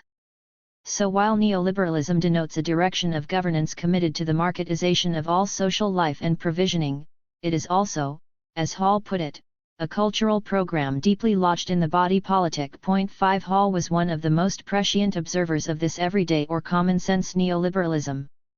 At a time when the initial warning shots fired by Thatcher were considered by many left critics to be lacking any popular legitimacy, Hall carefully chronicled the conjunctural affinity between a new threshold of capitalist expansion and a whole tranche of deeply entrenched but subtly adapted values and symbolisms emblematic of a petit bourgeois Middle England. A series of celebrated scholars have subsequently elaborated upon this neoliberal moment, culturally construed, and it is accordingly these ideals, desires, and moralities that will be the focus of the following section. This body of work tends not, however, to center on the question of nation and, indeed, at times it presents neoliberalism as being distinctly anti-national in spirit and deed. As such, my consideration of these various insights will draw its own distinctive emphases that can better allow for a more grounded understanding of how the contemporary political appeal to nation displays, in fact, a distinctly neoliberal aversion for the other and the outsider. The responsibilist individual. The most widely commented upon attribute of neoliberal culture is its valorization of individual responsibility, or responsibilization as Foucault would have it, responsibility as the coerced obligation to be free. 6 The individual, modeled as someone who always acts out of self-interest, is understood here as the optimal agent for pursuing those ends best suited to them. The task of governance therefore is to demand of individuals that they exercise that rationally endowed responsibility. This includes the basic postulation that the individual is responsible for resolving or avoiding the various risks and harms that they have encountered or might encounter. Self-care, self-love, and rationally pursued self-interest become therein the guiding moral imperatives. This solipsistic casting of the individual speaks to a frustratingly effective perversion of a particular philosophical history. It is not that the individual was not the primary concern of all moral philosophies significant to the European Enlightenment and onward. It would be disingenuous to deny this wider normative continuity. The neoliberal rendering of this preoccupation is, however, an intentionally naive simplification that understands the individual as abstracted from all other social mores and contingencies, rendering the individual the sole author of their own life. The individual is promoted here as one free of external constraints. And even if these constraints are recognized, it is maintained that it is not the proper domain of government to consider any such constraints. It is instead the individual who is tasked with the effort to endure, preempt and thereby transcend them. It is indeed presupposed by the ideologues of neoliberalism that for government to intervene in the weighing of these constraints would lead to inverse outcomes, for example a culture of welfare dependency that in fact inhibits the freedom of poor people. Margaret Thatcher's remark "there is no such thing as society, there are individual men and women and there are families" is widely cited as the definitive assertion of this shift. Note in this notorious claim the emphatic regard for the individual, and the nuclear family as the extension of the responsible individual. This deceptively simple ontological claim is, however, better understood within the wider moral discourse that Thatcher was operationalizing such statements and their complementary politics. As Evans and Taylor argue via a reading of the conservative academic Shirley Robin Letwin, it is Thatcher's dismissal of soft virtues that remains particularly telling about the type of moral society that is being envisaged here. Virtues such as kindness, humility, gentleness, sympathy, and cheerfulness, which militate against people taking responsibility for their lives, are traded away in favor of more emboldening, vigorous virtues: independence, rectitude, energy, adventurousness, and robustness against enemies. 7 Recognition of this expansive moral presentation as regards character is important. Though neoliberalism is sometimes read as a top-down establishment imposition uninterested in securing a corresponding public consent, what we see here is in fact the privileging of a very particular moral characterization, a characterization that has become central to how we circulate everyday anxieties and aspirations regarding the ideal self. There is, however, a tendency to speak only of this individualized responsibilization when characterizing neoliberalism. As will become more apparent later on in this chapter, mere individualization is not unique to neoliberalism, given that it is central to the entire project of economic and political liberalism. Complementary therefore to this responsibilization of the self that sits within the neoliberal psyche is the cult of entrepreneurialism, culminating in the sanctity of the enterprise itself. This is a move that ties the neoliberal individual, Homo economicus, to neoliberalism's preferred organizational unit, enterprise. Under neoliberalism, all entities are reimaged as enterprises, as accumulating machines. All capital at an individual's disposal shall in turn be rendered profit-oriented capital as capital, but also all aspects of individual capability itself, including our muscular, physical, cognitive, information, and sexual, erotic, fields. The state must also assume a particularly strong role in ensuring that entrepreneurial ideals are introduced to those many domains where they are yet to enjoy access or have failed to embed themselves successfully. The university becomes a company competing for customers, formerly known as students, the neighborhood doctor becomes a GP clinical commissioning unit, and the student's Instagram profile, no longer simply a peer-to-peer image broadcasting forum, becomes a platform for product placement and maximized marketization of the self. 9 The greed is good mantra of yuppiedom incrementally engineers here a reach across all social life, no longer restricted to the already tasteless vulgarity of the corporate boardroom and trading floor. The individual is therefore no longer only an individual, but is converted into the entrepreneurial self. Put differently, this is the juncture where individuals are asked to become production engines, optimizing their ability to transition into the needs and exigencies of existing market demands. The cultural hagiography appropriate for such a conjoining of individualized responsibility and entrepreneurial zest can in turn be fixed in many contrasting dyes: the faux hippie aesthetic of the new capitalist that Richard Branson, Elon Musk, Gwyneth Paltrow, and Steve Jobs solicit, the crass but homespun commercialism of renegade climbers like Donald Trump, Philip Green, and Alan Sugar, around whom an entire genre of television was crafted, the avuncular prudence of Warren Buffett and HSBC, or the stylized gangsterism and hustler nous of Pablo Escobar, Jay-Z, and 50 Cent. Within any such sweeping hagiography of meritocratic capitalist success, all other concerns shall ideally be rendered secondary, subsidiary to one's ability to be rendered an enterprise. 10 Seen inversely, all other needs, obligations, and desires shall only find expression through the market. For instance, the duty or desire to care for others would ideally rest here on the individual's ability not only to earn the requisite funds, but to thereupon budget appropriately as well as navigate the available market solutions/providers in the optimal manner.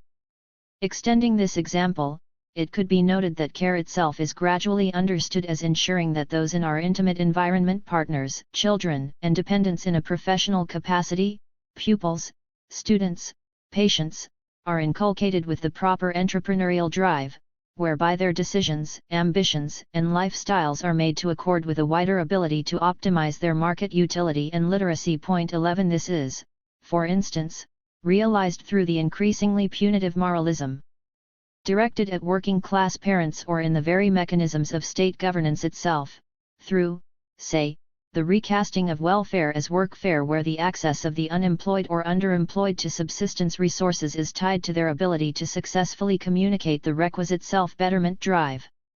Any such twin emphasis on responsible selfhood and the sanctity of enterprise cannot, however, be understood without reckoning with the broader ethos of competition that binds the two together.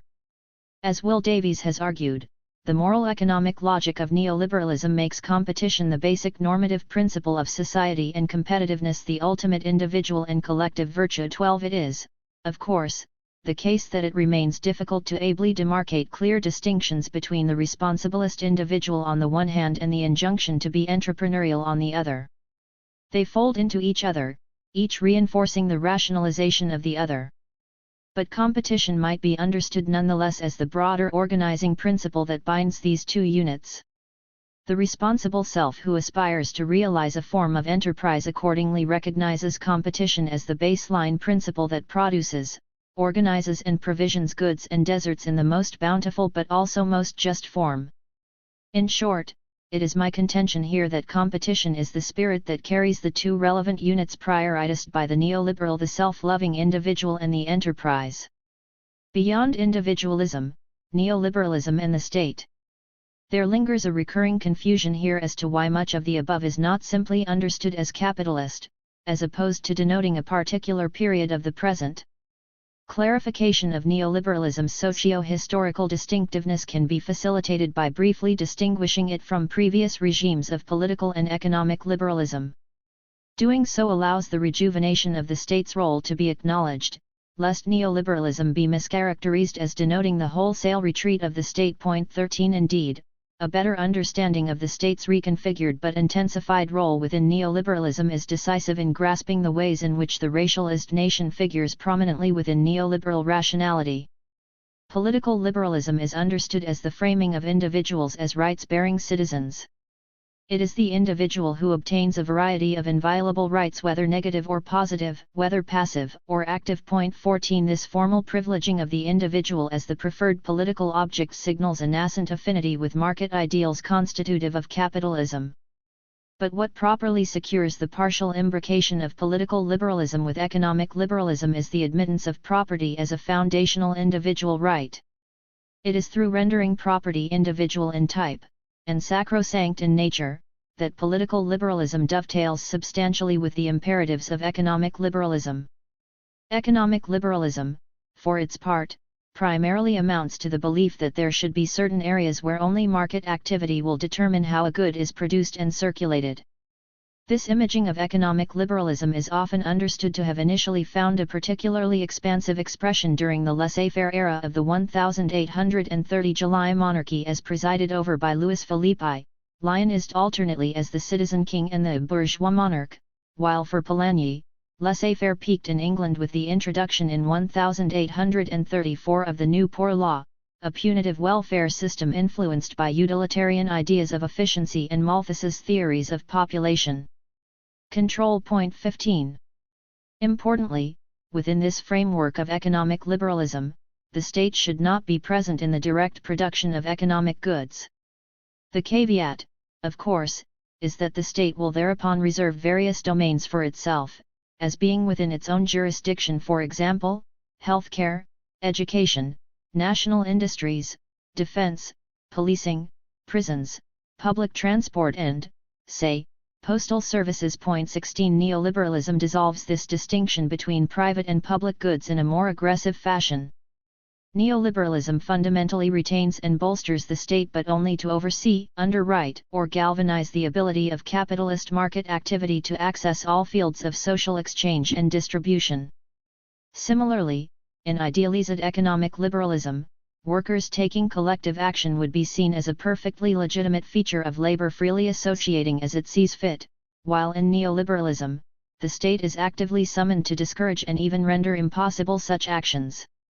As such, the state, by marshalling these roles, becomes bloated in neoliberalism, in authorizing but also shielding the market. Similarly, the state is also vital for the legal security function it provides neoliberalism. Point 17. This state, alongside limiting the ability to pursue meaningful union actions, is tasked with managing and warehousing the human debris of neoliberal economics, debris meaning those people who, in being rendered marginal, precarious, or superfluous by neoliberalism, threaten to take on a more threatening and hostile attitude to the everyday passing of middle-class civilities and confidence. This is what Wacquant calls advanced marginality. The punitive security state, as an engine of neoliberal statecraft, realizes here the necessary forms of everyday policing, incarceration and gatekeeping as regards the excluded, the superexploited, the disillusioned and the idle. This includes pressing such people into forms of prison fare, wherein incarceration becomes a means to subject people to superexploitative forms of labor, often within prisons themselves, 18. It ought to be added that the security state is also given a further purpose here in the neo-imperial sense of bludgeoning open new frontier markets that were otherwise not receptive to full-scale commodification or multinational access. 19. The recent war in Iraq is often identified by post-colonial critics as being a particularly iconic instance of this practice. Immigration and low-value people. The above constitutes only a whistle-stop tour of various motifs and clarifications commonly circulated as being definitive of the neoliberal project. It will, however, have provided the reader with a feel for what constitutes the neoliberal present, at least in terms of its cultural coordinates. Of course, it would be right to wonder consequently, what is the story of nation here? After all, it is not infrequently suggested that the neoliberal constitutes a departure from the nation-state, often glibly reduced to the concept of globalization. As has already been hinted, such an overstated globalization thesis is highly misleading. It is already erroneous in the simple sense of the above sketch, wherein the states, as the state and nation-state, role is in fact elevated within neoliberalism.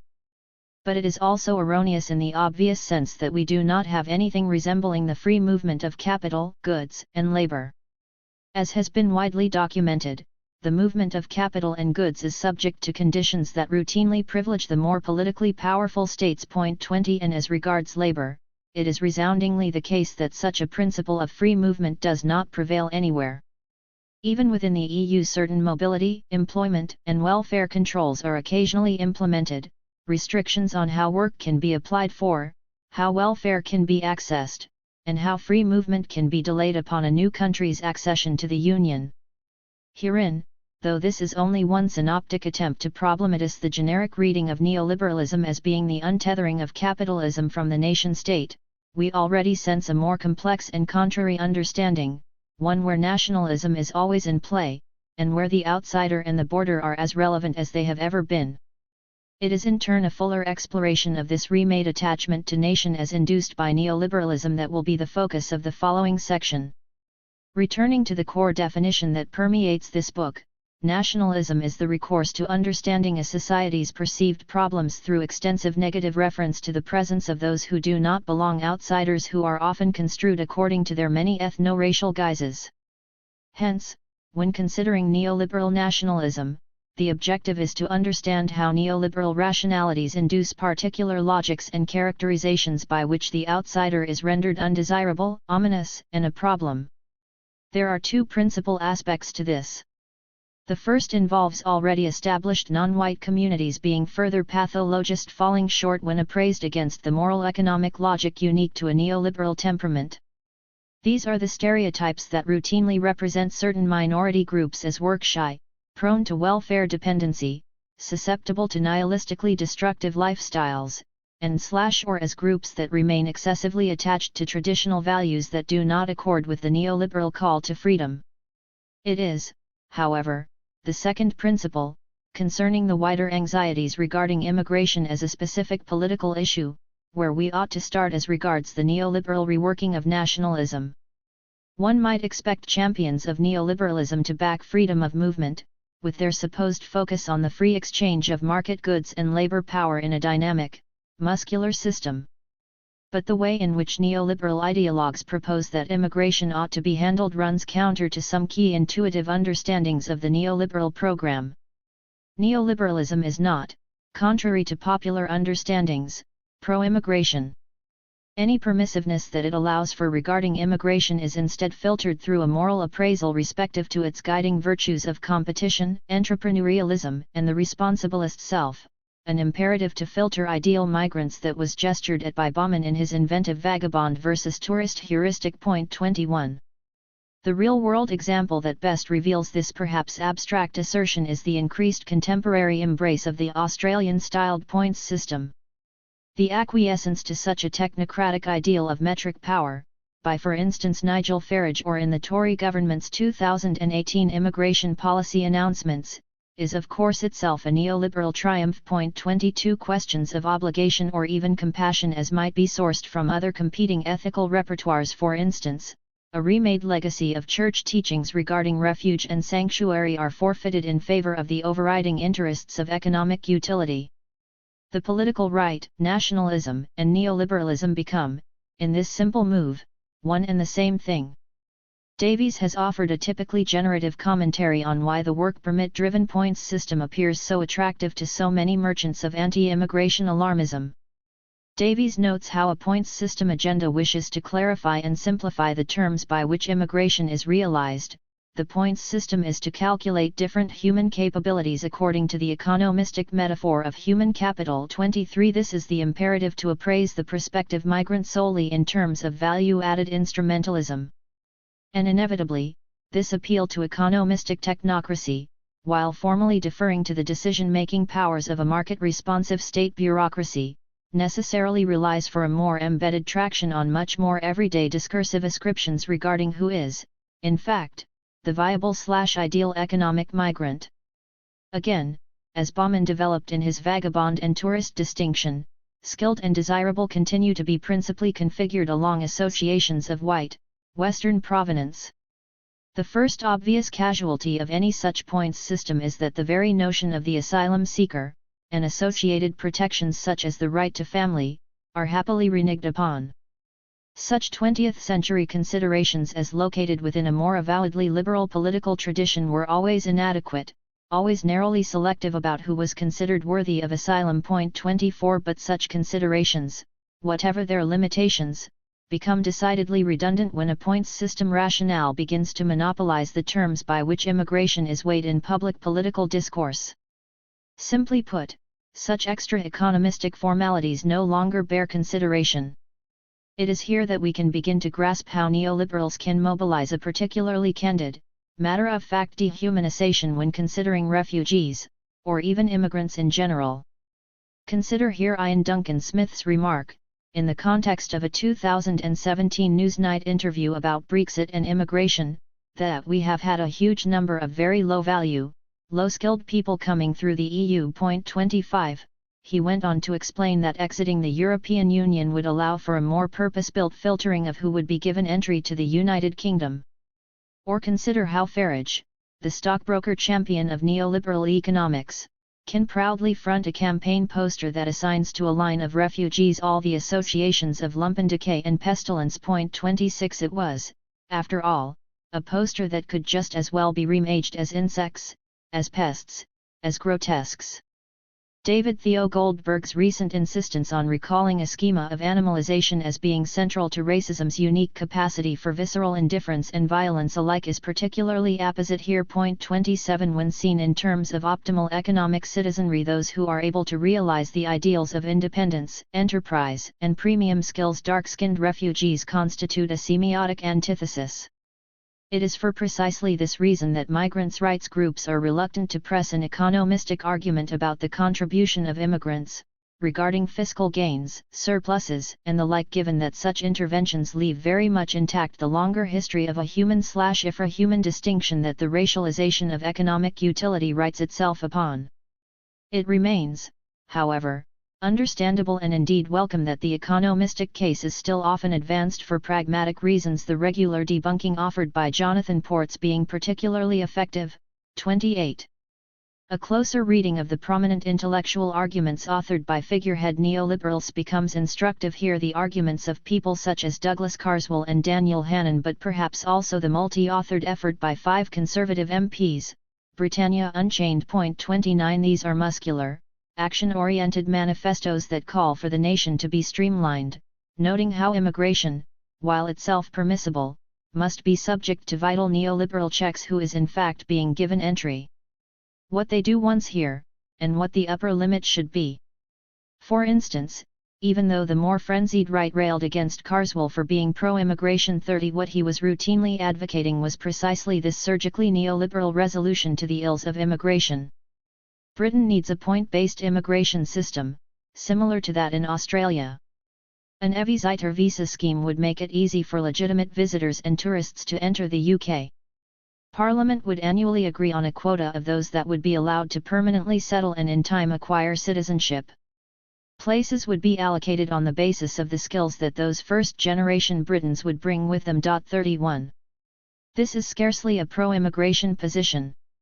It is instead a call to manage the world's population against the sole criterion of the alleged human capital gains that the nation as enterprise might most require. And even when these and similar arguments are inclined towards a moralizing condemnation of the inadequacies of the national population in its entirety, the allegedly lackluster vetting of immigrants' skills profiles and industriousness remains a key focus.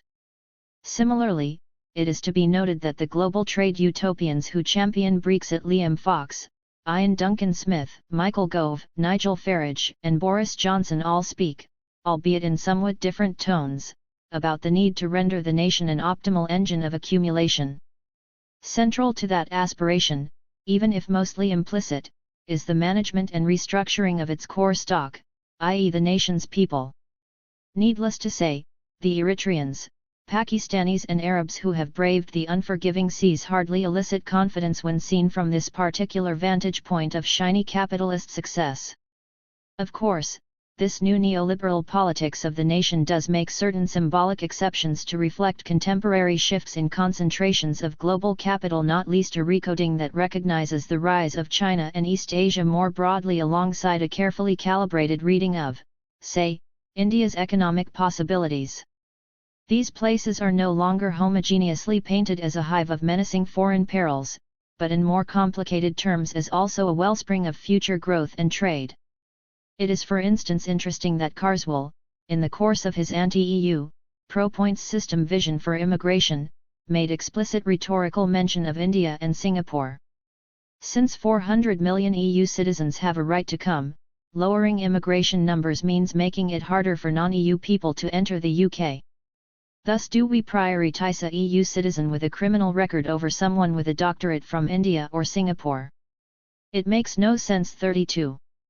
Such ostensible openness to the world, one that refuses to privilege Europe, has a notionally inviting ring to it. It is also a resounding and pernicious misrepresentation. See, for instance, Theresa May's refusal to relax visa regulations during a charm offensive visit to India. 33 While an Indian doctor, a Ghanaian IT engineer and a Chinese investor might be picked off selectively, via a points system, they represent anomalies in the popular neoliberal gaze wherein the bulk of those who allegedly threaten to burst through the port patrols at Calais or ask for student visas that might allow them to work do not satisfy even the most basic approximation of an attractive skills portfolio or character matrix. Decades of popular racism and its constitutive stereotypes render these various migrant figures unwanted and disposable. They are, in short, people who can only be found fundamentally wanting when subject to a neoliberal moral appraisal. East India Company Redux. It is also possible to connect the ostensibly neoliberal working of an immigration aversion as regards dark-skinned others to neoliberalism's broader affinity with the very idea of nation as construing a particular culture and history into which it writes a neoliberal orientation. Namely, neoliberalism, as a philosophy of enterprise, reclaims the nation as its correct unit. Britain is, of course, unique here. Britain understands itself as more boldly capitalist in spirit than the European mainstream seemingly allowed for. This partly accounts for the muddled confusions in some left debates about Brexit.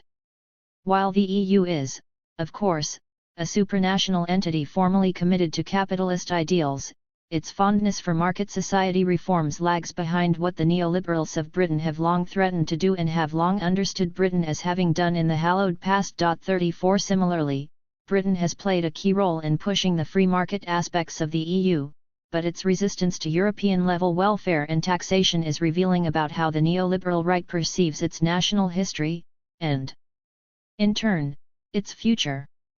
In the post-EU future, those who propagate nationalism imagine the unleashing of a dazzling British appetite for industry. A wholesale recall of the nation is foregrounded. The aforementioned title, Britannia Unchained, by Conservative MPs Quorden, Patel, Ropp, Skidmore, and Truss, speaks for itself.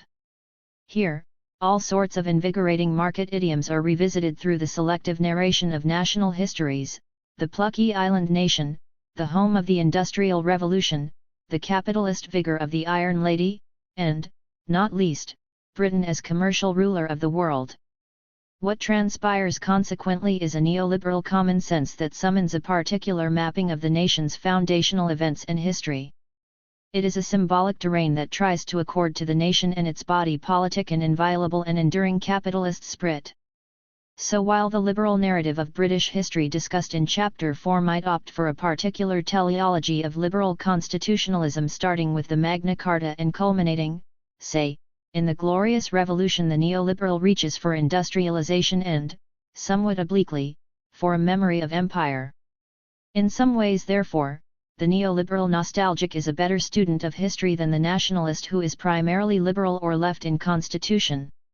The neoliberal nationalist seems to understand that capitalism was itself birthed concomitantly with European colonialism. 35 They were co-articulated ventures, each bolstering the other. The animal spirits of enterprise as the quest for new materials, new markets, and new labor, that could also be subjected to forms of exploitation that prevailing norms and circumstances in Europe would not always allow, necessarily involved an expansionary violence. Tellingly, it was the nascent form of the company that was so important to the initial charting of European colonialism. The twin operations of the Dutch East India Company, (VOC), and British East India Company constituted in some notable ways the first European colonial powers. Here, private investors would buy actions, incidentally still the term for stocks and shares in many Germanic languages, in the resulting profits that would be generated through the company's plundering of the global south. The sorry stories of the extraordinary violence intrinsic to the respective company operations, the Batavian Massacre or the Great Bengal Famine of 1770, for instance, were portents of the direct colonial rule exercised by European state powers that would find its fullest scope in the 19th and early 20th centuries. Given this context, the promises made by anti-EU neoliberals about a revived, gloriously British age of enterprise are not unconnected to a nostalgia for empire. As Ellen Annie makes apparent in a thrilling excoriation of how Brexit in particular has generated an opening for more emphatic imperial recall. Despite the British Empire having been a white supremacist project of conquest, plunder, and dispossession requiring the most extreme and brutal forms of violence, since Brexit the nation's appetite for imperial mythology and fantasy has grown. In place of the European market, government officials expected to revitalize long-abandoned trade relationships with the Commonwealth. 36.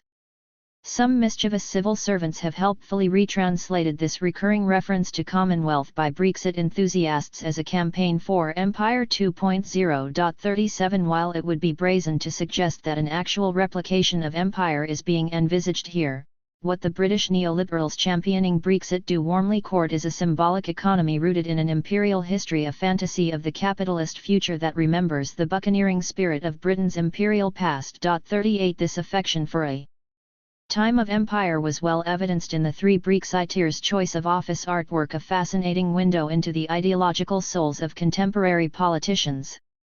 Among other things, Boris Johnson requested a bronze bust of Churchill, Liam Fox a lithograph of Cecil Rhodes alongside depictions of the Great Exhibition, and David Davis, intriguingly, a 17th-century engraving called A New Map of Europe, depicting a continent carved up along national lines 3 years after the 9 Years' War. 39. Such nostalgia for imperial time is not, to put it mildly, without consequence. It speaks to a broader inability to reckon with why the world, and its many contemporary injustices, is cast as it is, and, more importantly, it risks reheating particular associations regarding those many non-white peoples who were seen as the rightful subjects of colonial domination. Put differently, any significant form of colonial nostalgia also implicitly recycles notions of colonial hierarchy as regards the natural distribution of talents and roles across a racially indexed economic geography. The prospect of people from the global south coming to the country and replenishing the concentration of corresponding communities already found in Britain becomes consequently freighted with neoliberal danger, the danger that these people, with their ascribed deficiencies as regards ability, skill, and work ethic, threaten to dilute the nation's economic constitution. The selective neoliberal approval of particular migrants through a points system can herein be seen as a corrective political mechanism partially imperial in its mentality, a mentality in which the vast bulk of the world's people are to be seen as inadequate and kept at bay, while the select doctor or high-achieving engineer, recognized as exceptional, is quickly ushered into the country, and even construed as a civilizing and improving presence. 40. The crystallization of neoliberal nationalism is accordingly threefold. First, it engenders a particular set of anxieties regarding immigrants and their less than productive economic disposition. Secondly, it rehabilitates empire and all its unsettling and hubristic associations of a British greatness prematurely surrendered and/or to be forcefully revived. Thirdly, this imperial nostalgia contributes to a hierarchical understanding of ethno-racial place, wherein many of those who are already here or are threatening to arrive induce a racial anxiety about who actually belongs where. Pathologies of poverty. Much of what has been asserted above might seem presumptuous. It would be right to ask here what exactly are these ascribed meanings and stereotypes that render the non-white outsiders so dysfunctional according to a neoliberal metric. It is simply not enough to say that neoliberalism is racially inflected, as this is merely to assert a tautology. Closer substantiation of how certain prevailing representations of various outsider groups obtain an unfavorable neoliberal judgment is therefore required. As signaled at the beginning of this chapter, neoliberalism is not simply an economic or legislative program, but is also actively involved in the modeling and realization of the ideal subject as self-reliant, responsibilist, and entrepreneurial. And while no one is free of the cultural circuits that encourage such dispositions, it is to be understood that various regimes of representations 41 do in fact characterize certain backgrounds as being particularly ill-suited to neoliberal selfhood, or put more abstractly, as unable to realize the freedom that neoliberalism mandates. As has been common across much of this book's substantive canvas, three subjects become particularly aberrant here: black people, Muslims, and immigrants. All three at times one and the same become subject to certain presumed shortcomings in the popular imagination, wherein they are condemned to a condition of dependency antithetical to the individual autonomy that neoliberalism extols.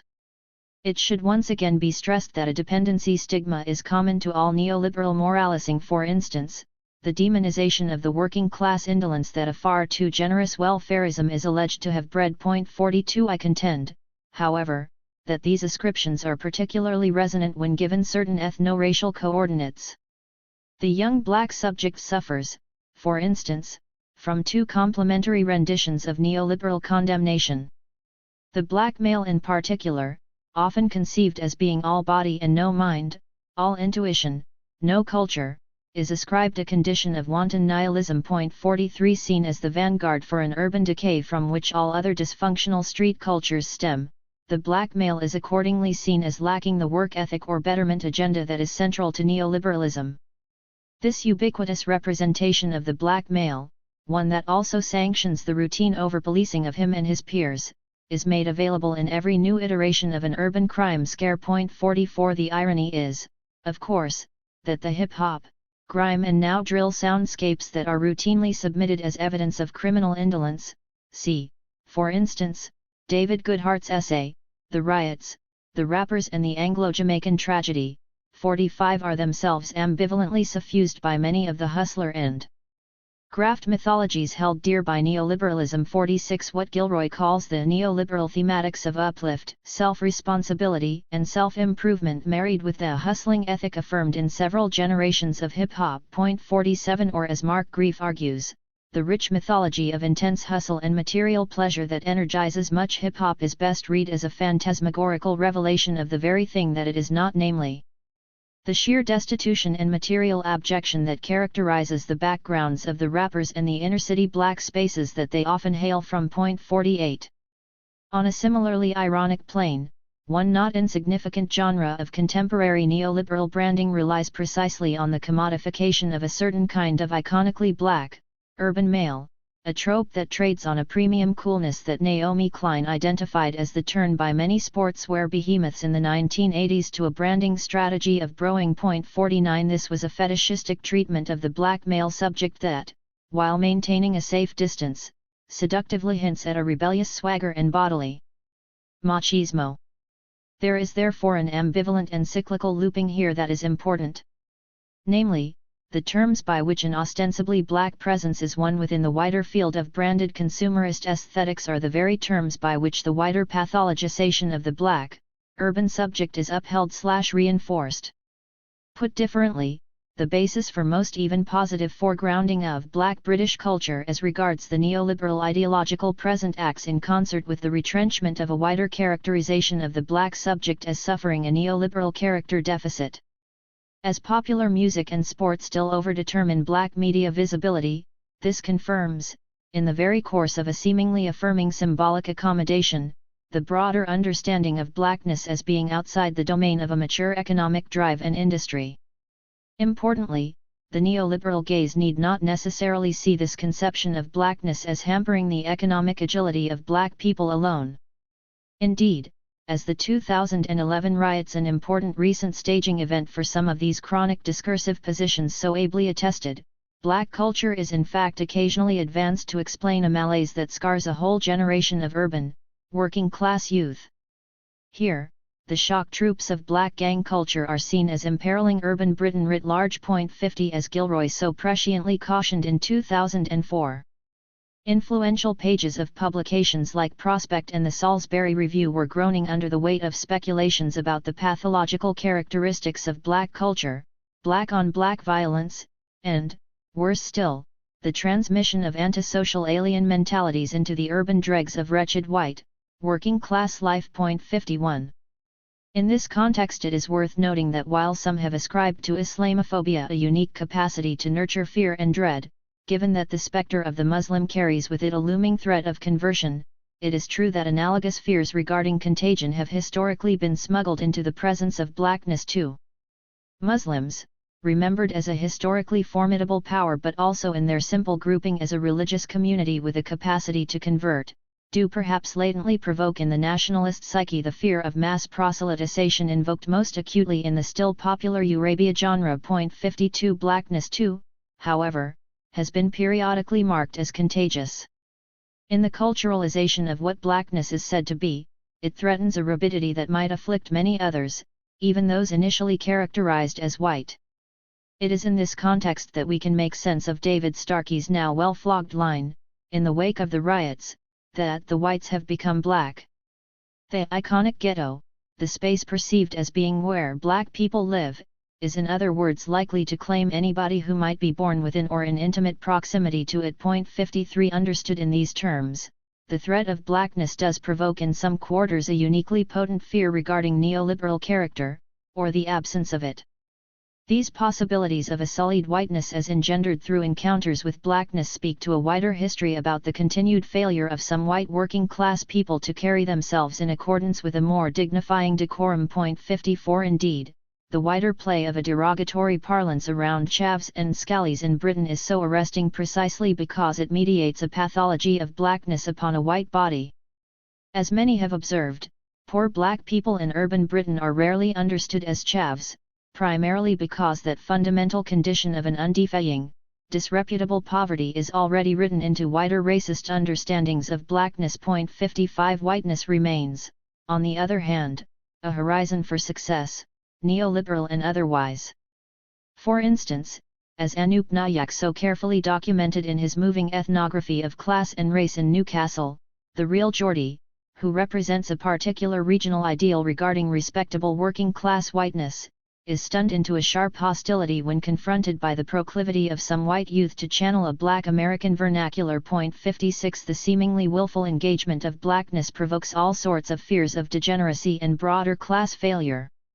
But while I have partly framed this pathology as being primarily a characterization of the young black male, given the heavy associations of street crime and unproductive nihilism ascribed to him, it is clear that the black woman also becomes a uniquely fecund site for neoliberal sanction, in part simply as someone partaking in the alleged decay of black street culture, but also in her role as mother. The mother, as hinted at before, is a more significant character in the neoliberal imagination than generally understood. 57 As neoliberalism is particularly hot on the responsibility of the individual. 58 Parenting, and a revived version of maternal citizenship in particular, becomes identified as a predictably important site for the mooring of such responsibility. As Angela McRobbie writes, This persona of the middle-class mother who is slim and youthful in appearance, whether in full-time work or a stay-home mom, is accredited a more substantial professional status today than was the case in the era of the housewife. With feminism taken into account, she is considered an equal partner in marriage and thus charged with making the right choices and decisions for her family needs. In this neoliberal version of past notions of maternal citizenship, a number of socio-political processes can be seen at work. Not least, she is compared favorably for her well-planned and healthy life in comparison to her less advantaged, low-income, single-parent counterparts. 59. This is a crisp summation of ideal neoliberal motherhood. But, as Macroby herself intimates, the color coding of what Basel and Emegiolu describe as the figure of the failed mother is how such a modeling of ideal motherhood becomes most widely resonant, with the young black mother becoming a particularly potent foil. 60. A cluster of often indignant hostilities coalesce around the young black mother regarding her presumed failure to retain a male presence, but also her irresponsible mothering more generally, too young, too many, and unable to inculcate the requisite aspirational values. To briefly borrow from the U.S. rendering of such politics, Brito and Gilman, among others, have shown how the trope of the welfare queen, which was so central to the move towards workfarism that the Clinton administration and Gingrich-led House of Representatives engineered, was always and necessarily black/non-white. 61. It came, for instance, as no surprise that the infamous cover of the 1996 New Republic issue, entitled "Sign the Welfare Bill Now," featured an image of a young black woman smoking a cigarette with one hand while cradling an infant sucking from a milk bottle with the other. This extension of a Reaganist moral economy as regards racialist condemnation found in the UK its Thatcherite equivalent via the Scarman Report, a much publicised document, written in the aftermath of the various 1981 urban riots, that integrated into UK policy framings a concern with the pathology of the black family and, therefore, black women. 62. It is in turn apparent that black pathology assumes many guises here. These aversions, through their masculinist, feminist and familialist registers, all act as interlocking harbingers of neoliberal failure. This is not to say that such hostile mediations are only sourced in a neoliberal morality. Of course not. But it is rather to say that neoliberalism finds such toxic mediations of blackness particularly commanding when weighing the merits and desirability of the population that it seeks to review, extol, punish, reform and/or exclude. The Muslim denial of freedom. These neoliberal variations on racial inadequacy manifest elsewhere too, the ubiquitous figure of the Muslim becoming particularly telling. So while this book has previously discussed more familiar pathologies regarding Muslim illiberalism, a perhaps understated side of Muslim problematization occurs via their supposed traditionalism as the undue predilection for custom, family, and domesticity. 63. This operates in turn as a contemporary neoliberal inflection of a broader racialist dichotomy of the 1980s and 1990s, while blackness suffers from attributions of inadequate family and inadequate culture, the South Asian/Muslim suffers from its very excesses. Lenton and Titley provide particularly sharp witness to this neoliberal unease with the putative privacy of Muslims. 64. They note that, owing to the broader reduction of freedom to the discovery of the self vis-a-vis market activity, much anti-Muslim sentiment draws from many Muslims' apparent prioritization of non-market life, an unhealthy penchant for familial, religious, and traditional life. Recall, for instance, Martin Amos's baffling diagnosis that exposure to Muslim culture and the Asian family is alleged to engender a frustrated male sexuality and unfulfilled freedom. 65. The Muslim man is, in short, saddled by constraints that sublimate in non-productive/destructive forms. Conversely, the Muslim woman constitutes in many such popular representations another extreme altogether. She is not only Muslim but is the entirely passive and dominated object of Muslim life. 66. An inevitable consequence of this subjugation is an inability to exercise the market freedoms and evangelical individualism that a neoliberal sensibility desires. Some brief asides concerning the place of family in late capitalism must be developed here. Much has been made of how the capacity for sustained intimate relationships and prolonged immersion in extended familial networks is compromised when contending with neoliberal realities. Intimate relationships are always under review, always weighed by their convenience to shifting conceptions of one's individuality as well as broader needs regarding professional aspirations, the key operational ideal being mobility. 67 The ideal neoliberal individual is mobile, always responsive to the shifts that new market opportunities might offer. As scholars, conservative and radical alike, have understood, neoliberalism is a gross assault on our abilities to love, care and cohabit because of its compulsion for mobility. That is to say, the individual is made to embrace flux and impermanence, to embrace atomization, fewer family dinners, more gym time and bespoke dietary regimes. 68. The popular characterization of the Muslim, and maybe the South Asian more generally, offends this call to embrace radical individuality. 69 The offense can be seen as twofold. It is on the one hand an inadequacy, a failure that is ultimately vulgar in its outmoded conservatism. However, it is also perhaps a reminder of what could have been and what was before. In other words, everyday assumptions regarding tight-knit communal and familial Muslim society become conspicuous by the void that they reveal at the heart of much middle-class, white life. A uniquely split capacity for exaggerated irritation at a Muslim presence consequently materializes via this particular rendition of a neoliberal reality. It at once condemns just as it envies a lost national idol a texture of familial and communal life that the other, the Muslim, allegedly possesses. If, however, seen solely through an uncompromising and strictly neoliberal sensibility, this split desire for the Muslim becomes ably diffused, leaving only the underlying condemnation of the Muslim's inability to embrace the market freedoms and cult of individualized competition that Western modernity proffers.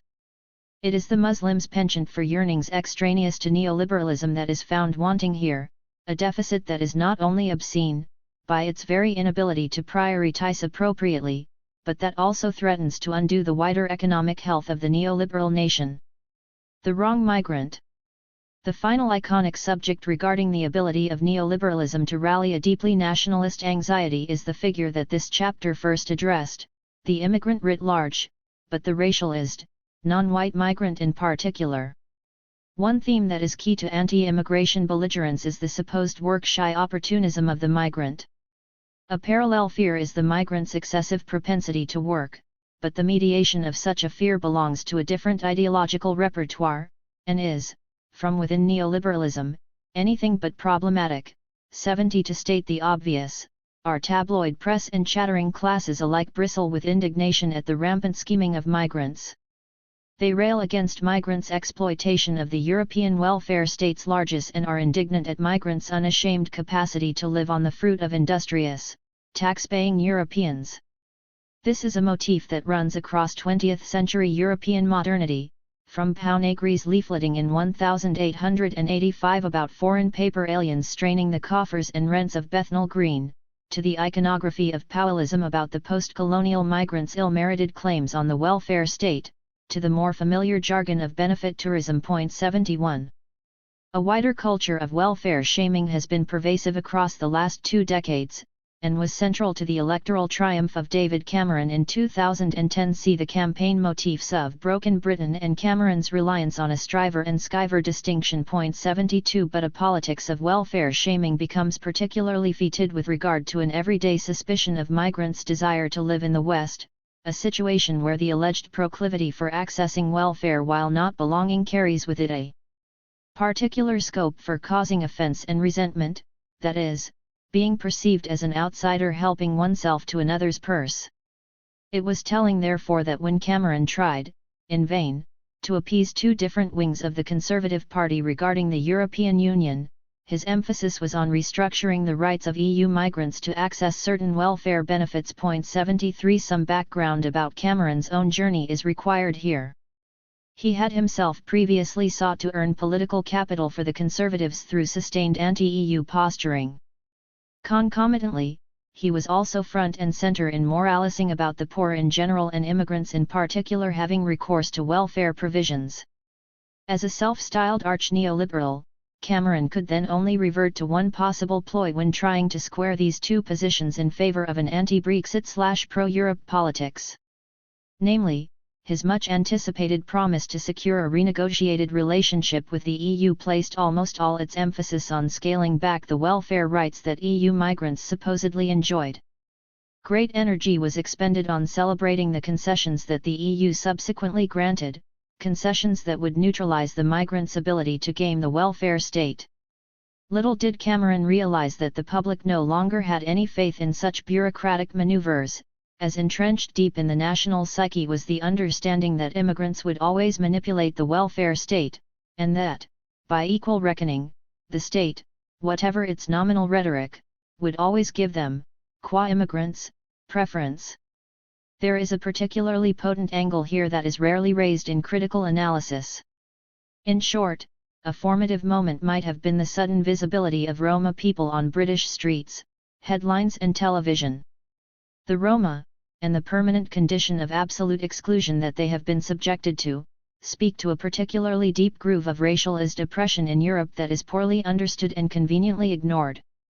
This disregard is particularly strong in Northern Europe, whose governmental and civic reckonings have been largely restricted to certain Gypsy and traveller communities but not the Roma themselves. 74 The flurry of public attention subsequently obtained by Roma people in the UK was an undefying spectacle, reaching one of its many naders in Rod Little's typically unoriginal rant, "They outcrim even the Jamaicans and the Somalians," which is an incredible achievement, really, as well as their prominence in the much-discussed TV program Benefits Street, a show already noted for perfecting the poverty porn form. 75 The show prompted Fraser Nelson, one of the country's most vaunted Tory intellectuals, to applaud the incredibly positive light in which it portrayed an otherwise maligned community. It's probably the most positive portrayal you will see this year. 76 Such an insight into the right-wing psyche hardly invites confidence.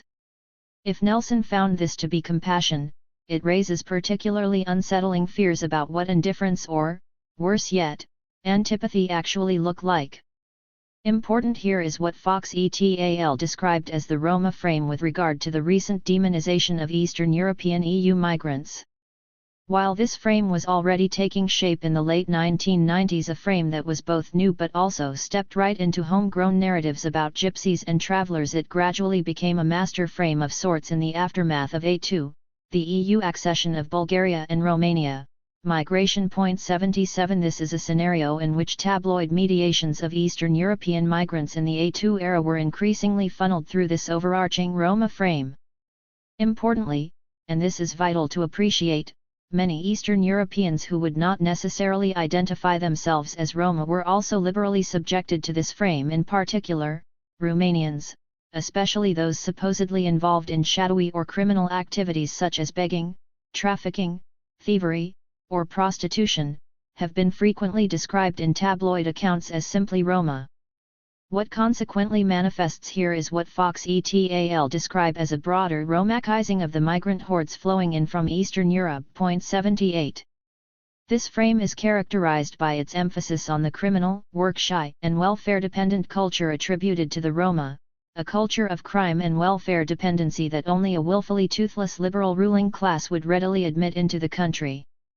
It might consequently be suggested that it was the incorporation of Roma into the nationalist charge sheet that constituted a racial tipping point regarding the national mood, whereby the general nationalist alarm regarding outsiders' raiding of welfare resources became irreversibly defeated once the Roma, a community with a particularly unique racial strain, was added to the list of culprits. Put differently, the Roma, and by extension, the A2 2007 expansion, became in part a bridging constituency that tied conventional neoliberal vexations against non-European bogus asylum seekers to the general sweep of EU migrant flows itself. In sum, I am tentatively suggesting here that the Roma were a watershed for that decisive moment when neoliberal nationalism's general aversion to mass migration from a civilizational elsewhere became much more concretely rooted against the interior of the European Union itself. Neoliberalism and the consumer city. This chapter has tried to offer an account of the layered demonization of the racialized national outsider as occasioned by evaluations conceptually unique to a neoliberal sensibility. As David Theo Goldberg has laid out in multiple works, the neoliberal project is not possible without race. Race sits deeply wedded in its institutional and state mentality, and as Basil and Amejolo have discussed, it is minorities, and minority women in particular, who bear the brunt of neoliberalism's redistributive violence. 79 The primary emphasis of this book is not, however, government, institutions, policy or even lived material effects. It is instead about political mentalities, cultural logics, and evaluative rationales. This chapter has therefore attempted to contribute to the wider marking out of race within the neoliberal form by drawing particular connections to how it comes to agitate a specifically contemporary and specifically nationalist political mentality. The final stretch of this chapter will engage a much more oblique, ill-defined line of inquiry regarding the neoliberal moment, a line that is far less familiar but nonetheless illuminating, I believe, once given due attention. Neoliberalism is not, even when restricted to this cultural register, merely a cognitive exercise. It is not merely a set of concepts and representations that prioritizes certain values and concerns.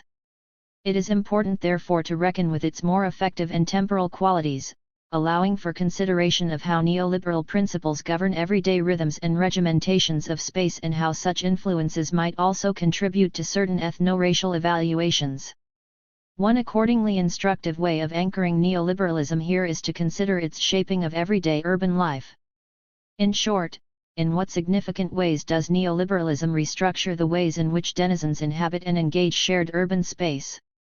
One theme that has captured the critical imagination regarding neoliberalism's uncompromising remaking of the city is gentrification.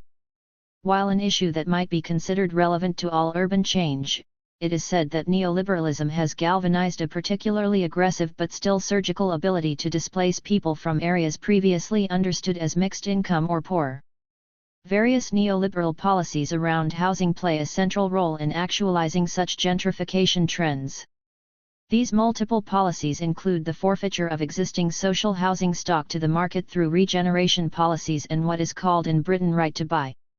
It includes the political refusal to build new public housing targeted at low-income households. It includes the deregulation, or the inability to sufficiently regulate, rental and buy-to-let markets. It includes the preference given to the commercial development of office and consumer spaces. And it includes, inevitably, the preferential extension of mortgage credit lines to those with more secure earning capacities. A body of writing has consequently arisen charting the vanguard neoliberal front that housing policy and gentrification represent. 80 Some of the most hitting yet invitingly snappy public essayistic work of the contemporary has in fact been fashioned by geographers and urbanists, a distinction previously reserved for art, theatre, and film criticism, critically building in some ways on and against the tradition pioneered in Jane Jacobs' The Death and Life of Great American Cities. 81 Quite rightly, much has been made here of the underlying but also epiphenomenal racial effects of gentrification, whereby often multi-ethnic inner-city populations are shunted out by mostly white, middle-class, young professionals and corporate property developers. Though in certain areas this is also understood as being spearheaded by absentee property owners and speculators who traverse the West/Global South oligarchic spread. And while it is not possible to rehearse here every inflection and casualty of this process, I do want to explore the particular cultural regard for the inner city engendered by neoliberalism that gentrification is, in part, a symptom of. There is one outstanding question that requires asking: why has the city become so culturally attractive to the aspirational professional? Inversely, why has the suburb and its contained circuit of shopping malls and leafy but immaculately planned spacious lanes lost its allure in certain quarters as being the primary horizon of aspirational middle-class life? Many answers might be mooted here. For instance, the proximity of inner-city locations to contemporary tertiary work opportunities and the perhaps inadequate nature of public transport links and rising motoring costs. Similarly relevant might be the willingness of university graduates to trial improvised stints in relatively youthful districts of the city, given that a permanent career position is now only likely to materialize later in the life course, facilitating in turn a broader habituation of the city as their preferred location even once they are more formally settled into career and family obligations. But much of the explanatory case also probably lies in the gradual triumph of consumerism as our primary expressive structure. And, as will be suggested below, this capture by consumerism of our everyday urban engagements does carry with it certain ethno-racial aesthetic properties that produce a not insignificant set of frustrations regarding minority and new migrant presences. Consumerism refers here to the increased frequency with which expendable objects and transient experiences are purchased in the marketplace. That is to say, at its simplest, consumerism is about encouraging the citizen to regularly purchase non-essential discretionary goods ranging from another pair of trainers, to a battery-operated candle, to a hand-selected hybrid bag of superfood grains and pulses, to new wall paint from Farrow and Ball, to a personalized card for one's niece. 82 Contrary to popular critique, consumer capitalism is not about prioritizing purchases from large multinational corporations, though for various reasons. The multinational corporation does tend to enjoy preeminence. Late capitalism's operational baseline is far more prosaic. It is simply about ensuring that purchases always transpire and that as little friction materializes in the process of converting desire or routine into an active acquisition. Consumer capitalism is about guaranteeing that an individual always structures their routines and realizes their needs through some significant engagement with a consumer market, whether it be a New Balance item or a craft ale from a local microbrewery. All this might be familiar. But it should be noted that the radical departure constitutive of the consumer age is not an increased partiality to the commodified object. It is instead the proliferation of the commodified experience that is the proper emphasis of consumer capitalism. The shift of most Western countries towards a service sector economy is premised on a cornucopia of experiences, most of which require monetary exchange. These experiences can be as mundane as a visit to a cinema preceded by dinner at a franchised Italian restaurant, or they can appear far more tailored and niche, such as a go-ape excursion, a rock climbing stint in the nave of a converted church, a members-only late-night opening at Tate Modern, or a weekend visit to a deluxe spa hotel. Either way, experience, doing something as opposed to possessing something, becomes the most bankable commodity of contemporary sellers. The inverse implication is that doing is no longer absent of the market. Doing requires purchasing. As put succinctly by Harry Kunzru, instead of citizens, we are now to be customers, and our right to the city is contingent on the agreement of the private owners of those spaces. 83. The reductio ad absurdum of this scenario is the much maligned hipster. The hipster, if stripped of all the paraphernalia that renders him an all too easy object of derision, is in fact the exemplary consumer citizen.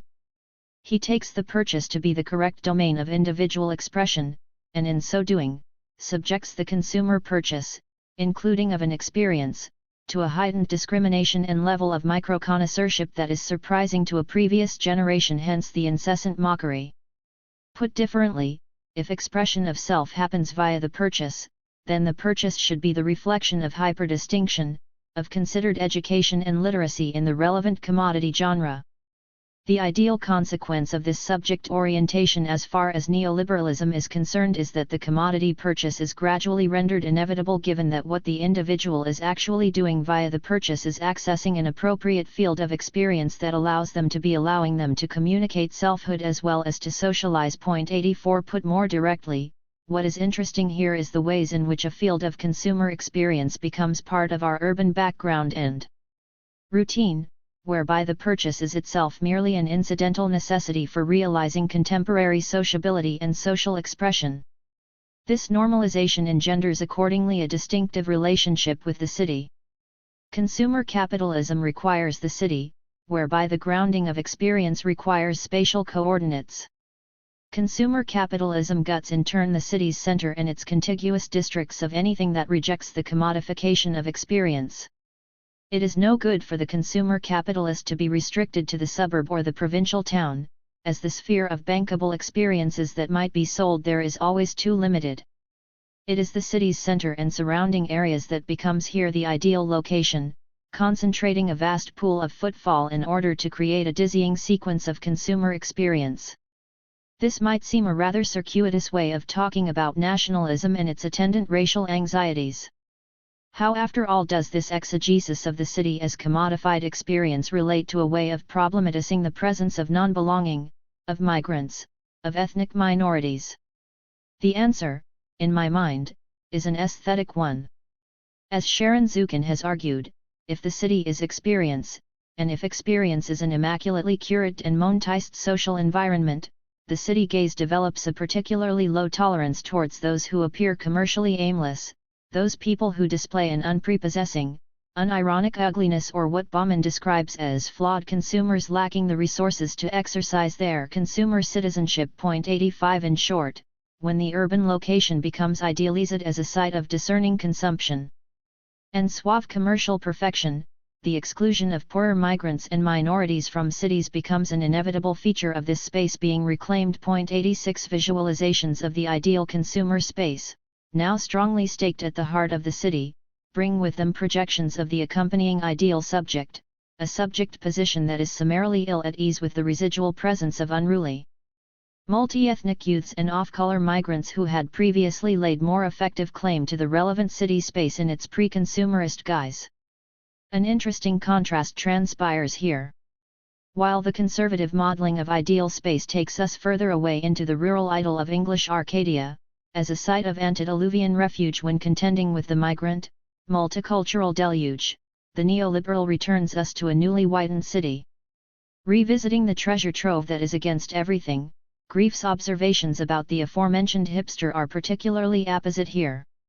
Embryonic hipster culture recalled the 70s culture of white flight to the suburbs, and the most uncanny thing therefore about the turn of the millennium hipsters is that symbolically, in their styles and attitudes, they seemed to announce that whiteness and capital were flowing back into the formerly impoverished city. 87. This is eminently well observed. Millennial hipsters and their middle-aged imitators, almost always white, do indeed rush back into the city, newly armed with a purchasing power portfolio that is thirsting to be quenched. Racialized minorities, for their part, sully the carefully beautified consumer street that the city now promises. The surrounding urban architecture, including the people populating it, that frames the experience must seem effortless, non-intrusive, never jolting. The racial minority, suffering from so many ascriptions of poor taste, is out of keeping with this mediation of the inner city. Some readers might sense a certain awkwardness in the above argument, given that considerable stress is given by certain urbanists, often Marxist, to the distinctly cosmopolitan idioms that lend the consumer city its enduring luster.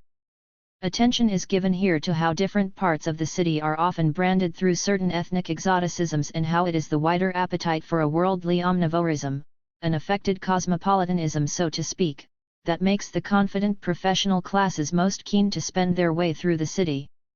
There is certainly some truth in this wider reading. But this particular conceptualization of urban consumer experience is by my reckoning also grossly overstated. Exotic restaurants yes, new migrants less so, black music yes, black women less so. 88. I might add that such a pronounced appetite for cosmopolitan affect is only found in certain select parts of a few iconic global cities, for example London, Singapore, Berlin, New York, San Francisco, etc. Zukin et al.'s study of social media reviews of restaurants in New York makes fascinatingly apparent the racialized meanings that govern consumer cartographies of the ideal urban habitat. 89 The researchers found that restaurants that operate against a backdrop of whiteness were decreed comfortable and cozy, routinely receiving favorable customer reviews. The reviews contributed therefore to a form of discursive investment whereby online commentary helps to publicly authorize the relevant gentrifying space as worthwhile and credentialed consumer terrain. 90 Those restaurants, however, that were situated in areas whose gentrification was incomplete or black-lead were viewed with suspicion, their seeming rough edges receiving coded rebukes through associations of dirt and danger. This insight into the seemingly banal world of Yelp as regards New York is not exceptional and nods at a wider truth about how consumer space is ideally experienced by the middle-class white subject across the metropolitan West writ large. The cosmopolitan ideal is revealed in turn as being nothing but a euphemism for an upbeat consumer shine denoting an eclecticism regarding the consumer experiences available, and has accordingly little to do with the spatial accommodation of non-white subjects. For instance, at its most blunt, it could be said that the Roma are rendered eyesores. Groups of inner-city black youth spoil the sonic and visual field. Gatherings of Somali women reveal the artifice. This might have already been the case, but I think it obtains a particular purchase when the urban ideal against which the minority presence is implicitly judged has itself been remade so significantly in particular commercial directions. If the city's streets are no longer a site where people primarily loiter, mill about, work and cohabit, but are instead where people engage carefully calibrated commercial experiences, then the city is more sensitive to the seemingly disruptive presence of those who are not coded into the relevant experience. As Kuhn's rule captures again very well, the typical streetscape of pound shops and groceries may be unesthetic, but it represents interwoven circuits of production and consumption that are local and targeted at the people who are already here, instead of those developers would like to see coming, people with more disposable income and fewer social problems. The poorest will be shunted out. 91. My own navigation of suburban and new town mundanity 92 has made this distinction particularly apparent. The multi-ethnic suburb, Harrow, Milton Keynes, Cheetham Hill, Ilford, Croydon, seems to elicit an intuitive aesthetic condemnation from conservatives and progressives alike, partly because it is always incorporating new iterations of migrant settlement, what Michael Keith calls an accelerated urban temporality, and all the unruly human flux amid conditions of restricted purchasing power that this instantiates. 93 When seen in the context of the neoliberal appraisal of the city, there is something eminently mediocre about the multicultural suburb. This mediocrity is about people inhabiting places where their primary emphasis is merely to make do with the existing leisure infrastructure and to uncover ways of interaction that have little to do with discerning consumption. This mediocrity transplanted to the city center or areas close to it is, however, a problem when the city center is recoded as spectacular, stylish, smooth. Aesthetic judgment is, of course, always an artifact of prevailing social priorities and hierarchies.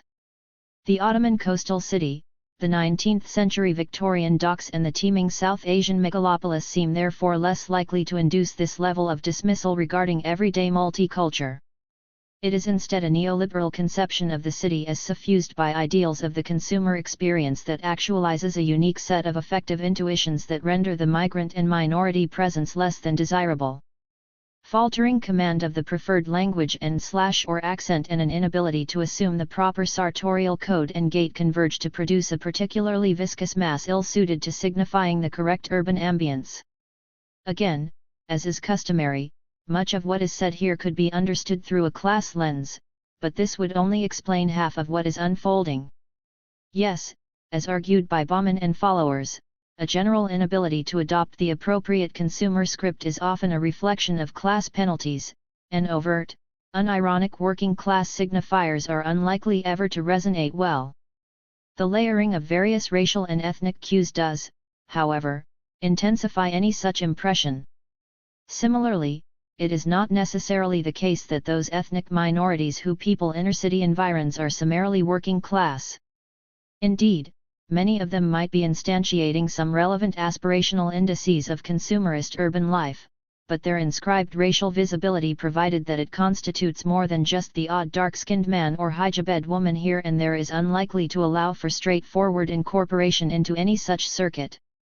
More importantly, as regards the broader nationalist appetite, the manner in which many minorities, but new migrants in particular, are increasingly rendered conspicuous by their being out of step with the preferred urban aesthetic amplifies their perceived presence. 94 This matter out of place scenario creates an accrued impression that there are simply too many of them.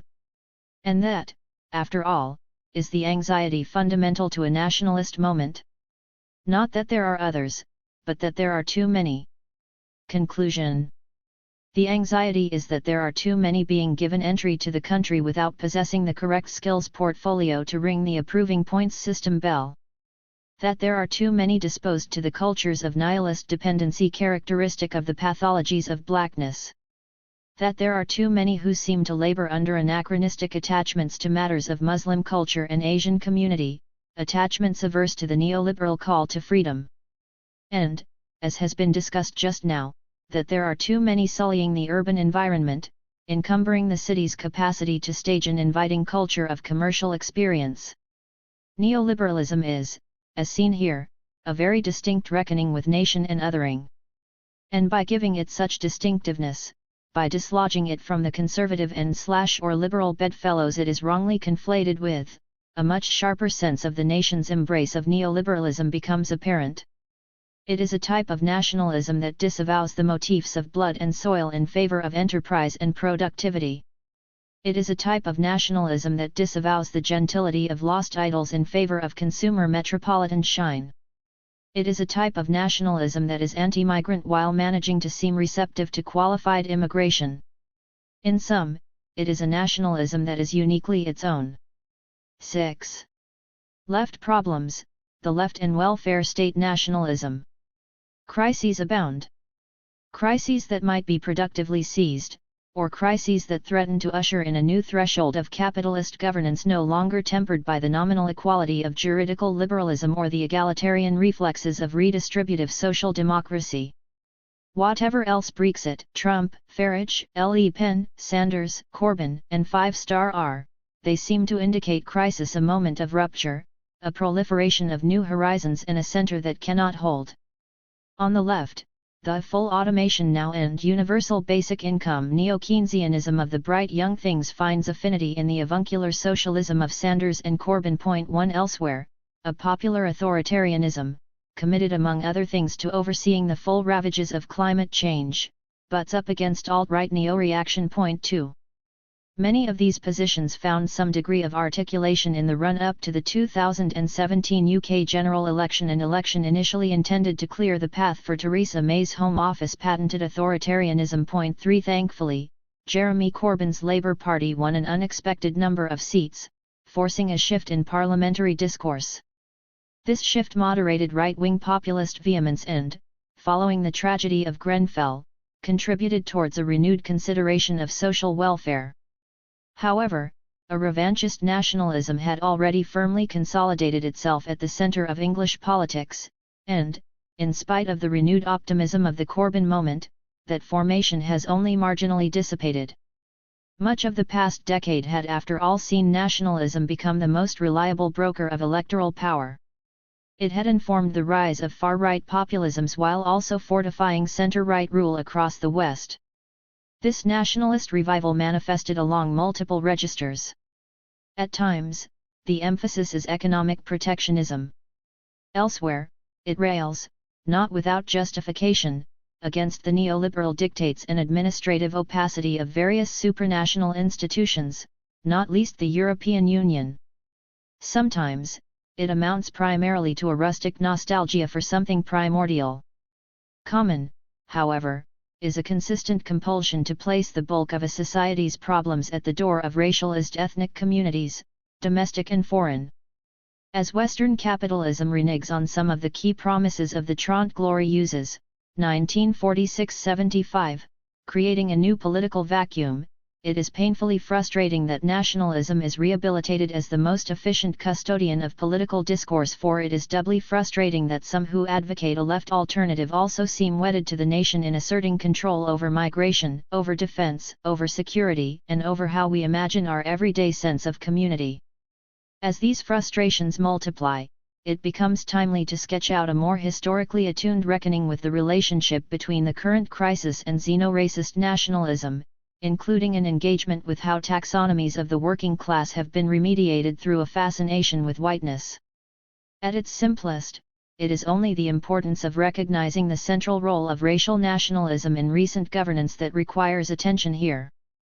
The overarching contention, however, of this chapter is that a realization of alternative left visions for governance must as a minimum start with the repudiation of nationalism's hold on contemporary politics, and the left's routine submission to its luster.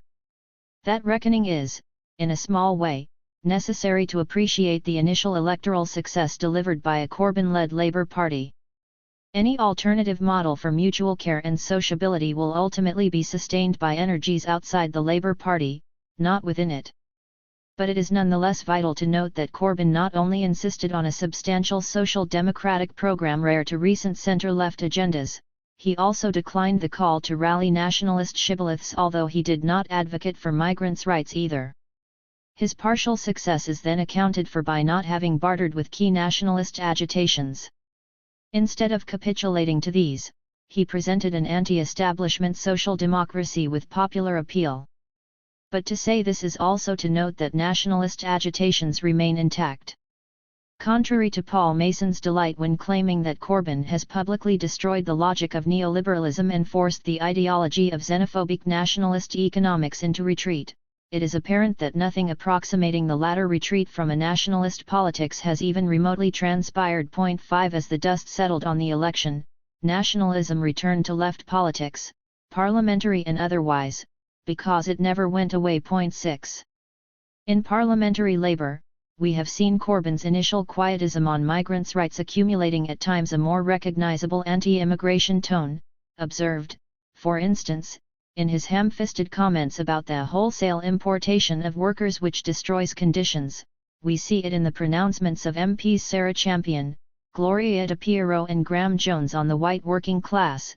7 We see it in the continued interventions of Blue Labour, the wing of Labour that insists on a communitarian solution to the excesses of market individualism, and we see it in the formation of John Denham's English Labour Network.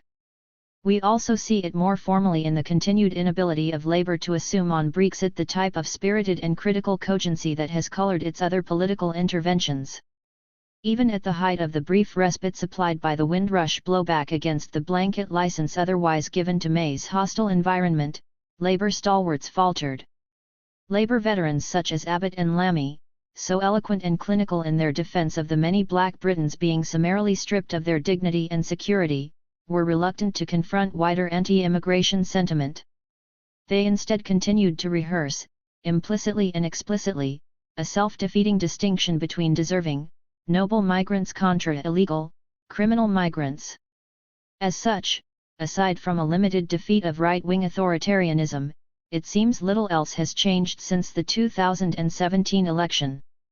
Optimism has certainly returned, even the word socialism, but the crisis that forged the nationalist demand, that props up its contradictions, that keeps Philip May's investments in tax-avoiding multinationals healthy, is still very much a reality. 8 That the left has struggled to steer clear of the nationalist project, or at least some of its key tropes and temptations, will be documented at length throughout this chapter.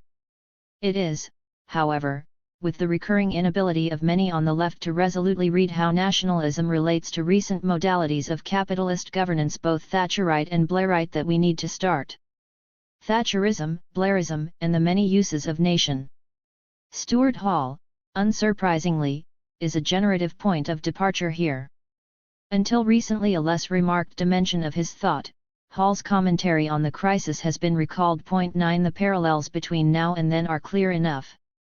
Hall's crisis of 1970s and 1980s social democracy is after all the direct antecedent of our own, wherein the popular gradually yielded to the populist. 10. Hall observed how under Callaghan, but more prominently under Thatcher, the formal ideals of social democracy became eroded, accruing a more authoritarian guise. 11 As market society programs were enforced, the broader conditions necessary for labour security, social mobility, comprehensive public provision and affordable networks of community-based leisure dissipated. Confidence in the democratic contract was accordingly threatened. What supplanted the resulting democratic void was an intensified emphasis on belonging to the nation, a belonging premised on certain fundamental exclusions. That is to say, there was a renewed and affirming cult of Little Englander belonging based on identifying the threats posed by generally racial, frequently classed, and sometimes unionist outsiders. Here, a familiar cast of pathological presences threatening the nation begin to obtain their fuller political definition: the nihilistic black male, the degeneracy of the multi-ethnic inner city and, not least, the migrants swamping the realm. 12 These appeared alongside the periodic assertion of remembered imperial glory via select military campaigns, the Northern Ireland troubles and the Falklands being particularly significant. The slide towards nationalist authoritarianism could then be narrated, employing a degree of hyperbole, along the following lines. The democratic project no longer hinged on the conception of a collective good, no longer aspired to deliver a shared social arrangement, no longer envisioned a society that could deliver a socio-economic stake for all of its denizens. Instead, the democratic moved its operational center towards identifying populist objects of threat, disruption, decay, and dependency both within the nation and at its borders. For Hall, this was not the same as saying that racialized alarmism and policing offered cover for market reforms, though it is partly that. It was to note the more fundamental shift in the locus of democratic governance and desire itself a pivot towards authoritarian populism, understood elsewhere as parliamentary dictatorship, collected and sutured by nationalism. 13. Of course, the advent of third-way Blairism seemed initially to constitute a departure from this doubling of capital and nation. While Blairism certainly represented the consolidation of neoliberal common sense, tying the cult of enterprise 14 and the animal spirits of competition 15 to an edifice of urban chic, it also momentarily muted the Little Englander defensiveness characteristic of Thatcherite neoliberalism. This popular reading is, however, somewhat misjudged. First, the initial, if piecemeal, commitments to race equality legislation and multicultural Britain were in actuality awkwardly embedded within a resurgent core of white popular cool, as embodied by the rehashing of an indie music scene and its upbeat, white nostalgia. 16. Secondly, the move away from heavily worn assertions of Britishness, minority threat, and xeno-racism was largely reversed through the return to a community cohesion thesis born out of the 2001 Northern disturbances and increased inveighing against asylum seekers. 17. A reversion to intolerance that was ably aided by the palace sociologist of Blairism, Anthony Giddens. 18. As was witheringly stated at the time by Gilroy regarding the Third Way's descent into a less equivocating anti-migrant politics. Giddens seems to be playing Piglet to Blunkett's Home Secretary at the time, Dozy Pooh Bear. Two timid creatures tramping round and round the national spinney, finding but not recognizing their own footprints, and then freaking out about the prospect of assault by BNP British National Party woozles. The fascistic resonance of the term Third Way always raised an eyebrow, but perhaps it was a clue to the deeper alignments buried in New Labour's corporate populism. 19. This recourse of Third Way Blairism to what we might call integrationism 20 was then also indirectly hitched to the already available imperial nostalgia that was being rekindled in the post-9/11 aftermath. An imperial nostalgia that was lived through and repackaged in a manner suitable for early 21st century sensibilities via the militarism of 2001 onwards, but already primed in the seeming successes of Kosovo and Sierra Leone. It was, of course, not only the Labour Party that rehearsed the return of nationalism. After a confident first 3 years, New Labour became reactive, easily pressed into a political agenda compelled by the opposition Conservatives and their own well-worn nationalist impulses. Failing to redistribute wealth and lacking anything substantive to champion beyond a scramble for a fetishist centre as an end in itself, Labour in the 2000s was apologetic and defensive, dancing uneasily to the tune of an emboldened right-wing press. 21. Owing to these various processes, it was during New Labour's reign that a popular consensus around immigration as unequivocally problematic, Muslims as unequivocally ominous, and multiculturalism as unequivocally bust was secured. In short, the soft racism of the hard centre became firmly entrenched. 22. All that subsequently remained was for its more virulent spokespersons to promise nationalism's more spectacular palliative potential. The resulting nationalist consolidation occurred, however, under conditions distinct from those discussed by Hall. In Hall's analysis, the ideal subject lionized by Thatcherism was the self-determined, meritocratic individual personified in the petit bourgeois shopkeeper, and therefore in Thatcher herself. The threading of free market capitalist ideology through the mundane fabric of the new town and suburban high street permitted the dismantling of the welfare state and the incremental application of market logics to all human relations. It was consequently the petit bourgeois pojadist who became the ideal nationalist subject, characterized by a deep private innocence and smallness under siege, but also an innocence largely at home with capitalist mantras. 23. Today the mythopoesis of the shopkeeper, the self-made man and the striver scarcely delivers in material terms. It is not even a consistent emphasis in Tory dogma. Rather, the market gradually displaces the myth of the shopkeeper as the ideal neoliberal subject. The market is, of course, a pseudonym for the triumph of global finance capital. On home counties' high streets, we see this operational east in the conservatives' house price-indexed business rate hikes. 24 bases of traditional conservative power, such as the fabled entrepreneur, are sacrificed to the exigencies of the corporate multinational, to Tesco and Costa, and to the rationales of the market. However, this shift from local to global is certainly not a rejection of the nation. Indeed, the Brexit-themed neoliberalism of global trade utopians Liam Fox, Nigel Farage, Boris Johnson, and David Davis engineers its own potent version of nationalist assertion. Neoliberalism is first and foremost an ideology of enterprise, and all objects come under its purview, including the nation. Construed as a competitive, cost-effective engine of pure accumulation, the nation too is then reimagined as enterprise, a visualization with overtly colonial overtones. It is the ghost of the East India Company that haunts Liam Fox's desire for an Empire 2.0.25. This remains, however, a particular rendering of the national project that reneges on a formal affinity with Little England. It is a neoliberal nationalism that is uninterested in petty bourgeois conservatism. But this is not to say that neoliberalism does not continue to inform the quotidian fabrics of local life.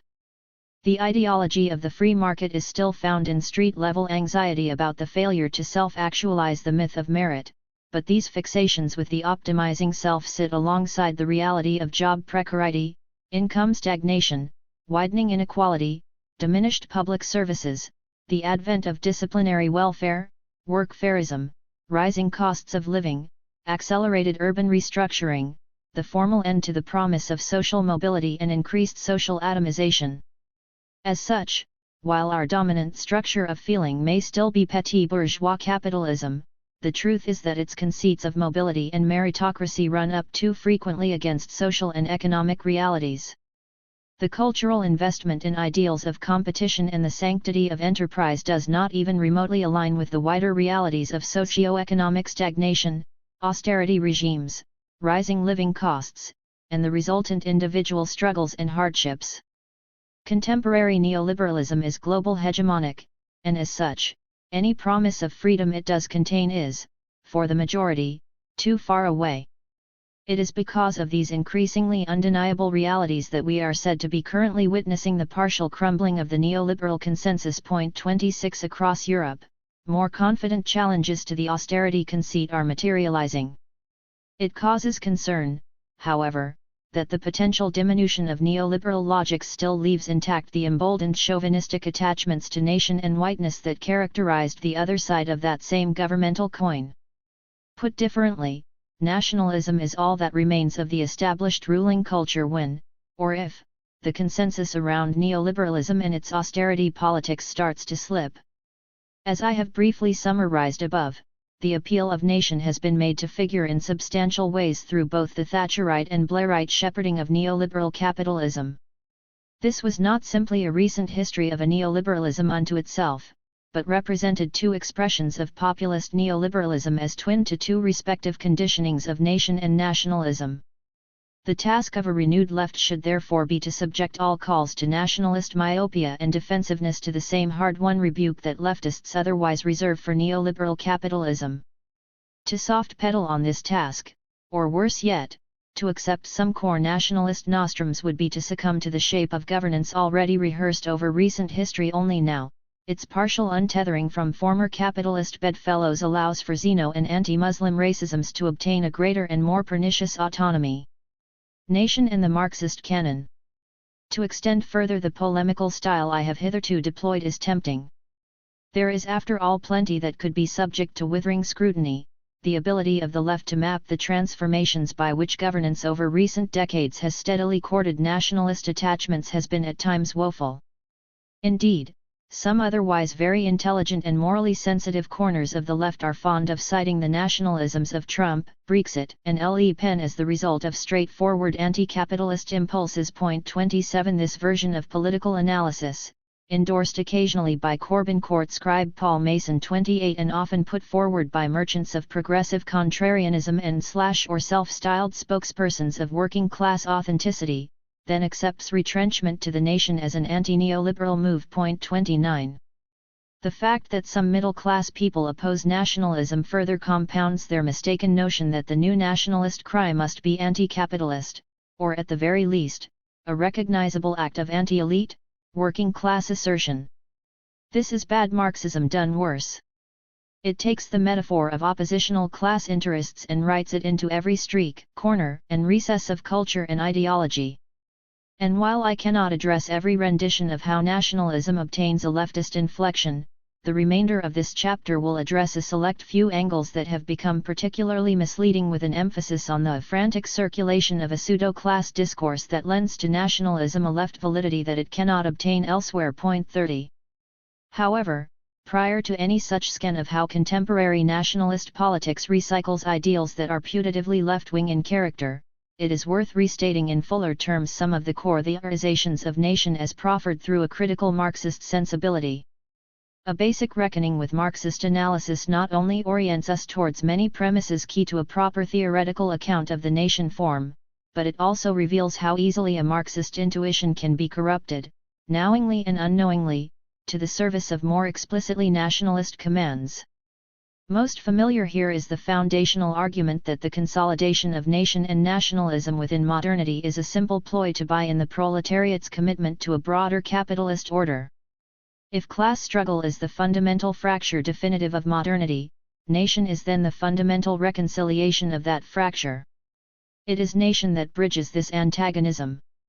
It is nation that bombs the war position that class otherwise invites, carving out of an irreconcilable class hierarchy a deep, horizontal comradeship. 31 This is, in short, the language of false consciousness. 32 The clarity with which the realities of class conflict and exploitation would otherwise be apprehended is said to become obscured by the diversionary investments in the false unity of nation, a unity that ties the corporate director to Joe the plumber, the cutthroat employer to the wage slave, the landlord to the squeezed middle, and the self-made business tycoon to the legion of young, underemployed professionals contending with the realities of the social mobility crisis.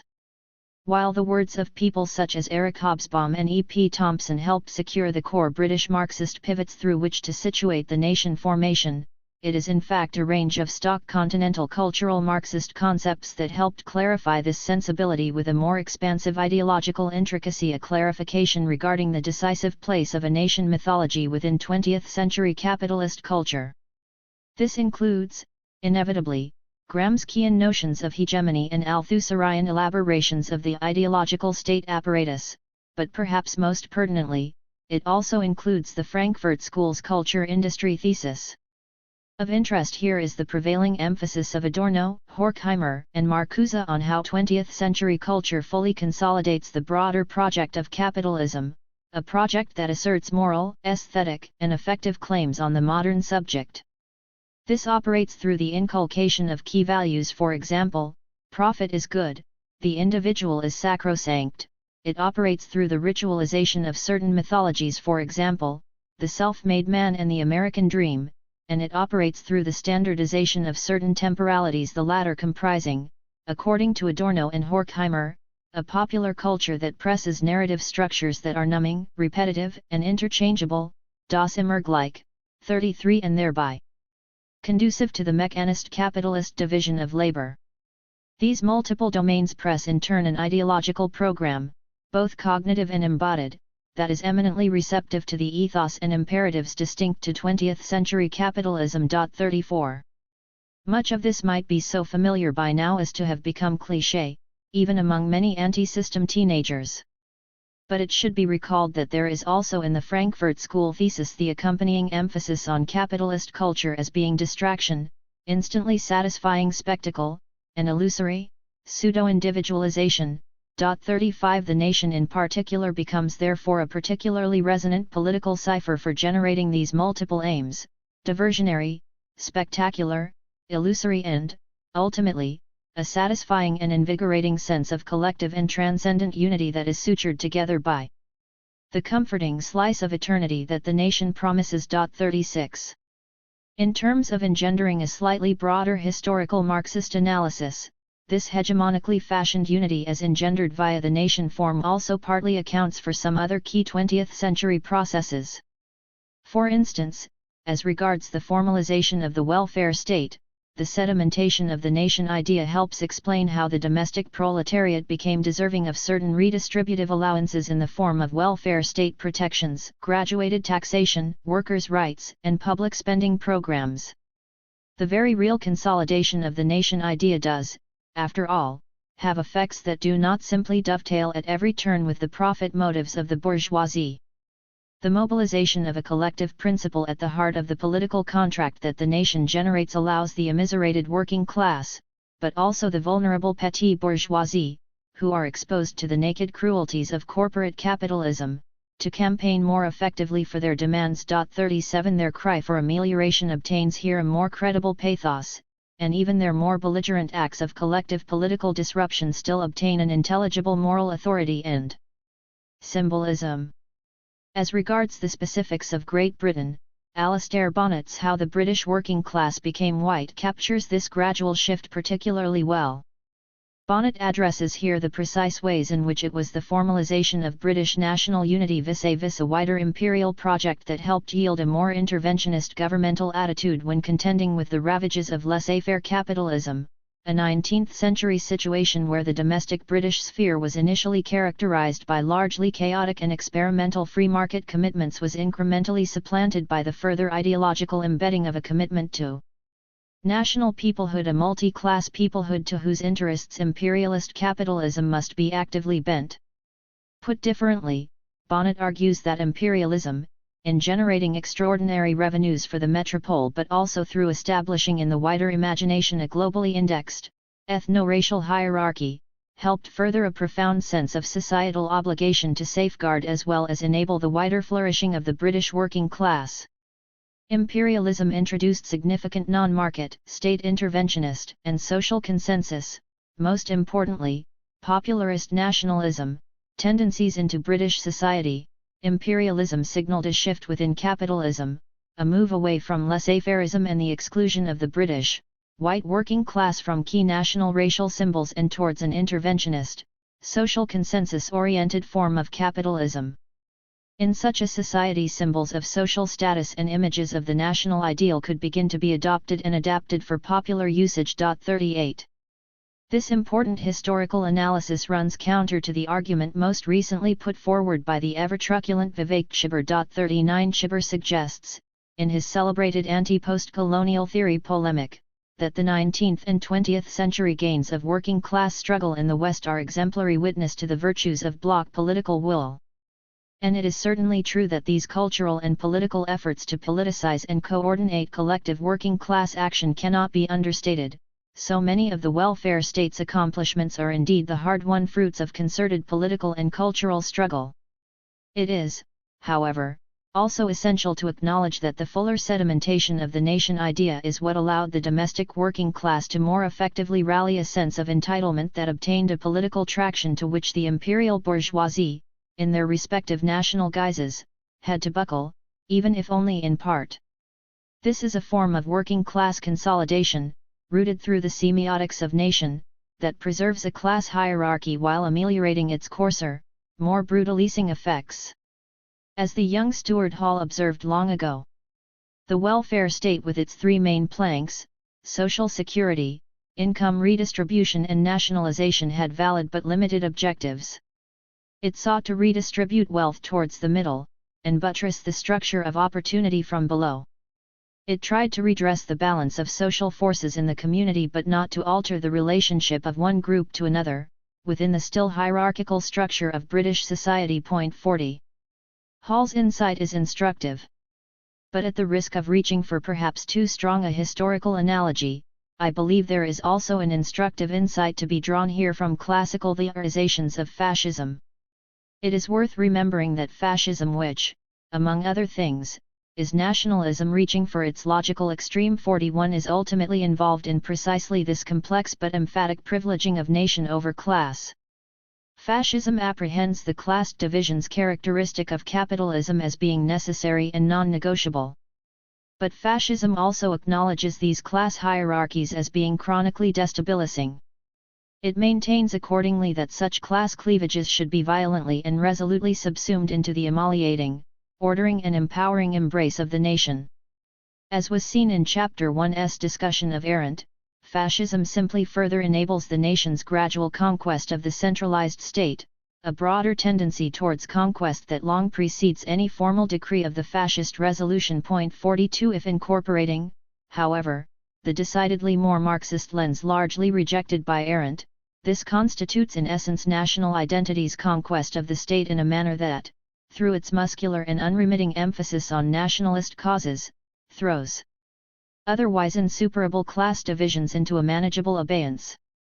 Or, as Badiou recalled amid the more recent resurgence of authoritarian nationalisms the world over, the fascist mentality firmly maintains that democratic law exists only for the assertion of the nation. 43 While fascist politics is willing to smuggle its way in through democratic legal instruments, should it be frustrated through these channels it does not hesitate to pursue other means.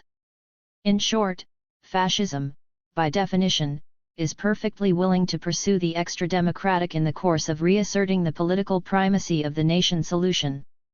This becomes in turn a form of democratic selectiveness that renders fascism a particularly efficient arbiter of class crisis, whereby its forceful summoning of the nation is not encumbered by the relative autonomy of existing legal instruments or democratic organs. Put differently, when read through these extremes characteristic of fascism, it becomes possible to bring into better analytic relief the nation's role as the exemplary reconciler of capitalist crisis. To recall the haunting phraseology of Walter Benjamin, behind every fascism lies a failed revolution. The nation, in both concealing class and deflecting class conflict, becomes here the great alternative to the socialist threat, the socialist raison d'etre being, in essence, the full inversion of fascism to actively foreground and intensify class conflict. The Marxist temperament in caricature.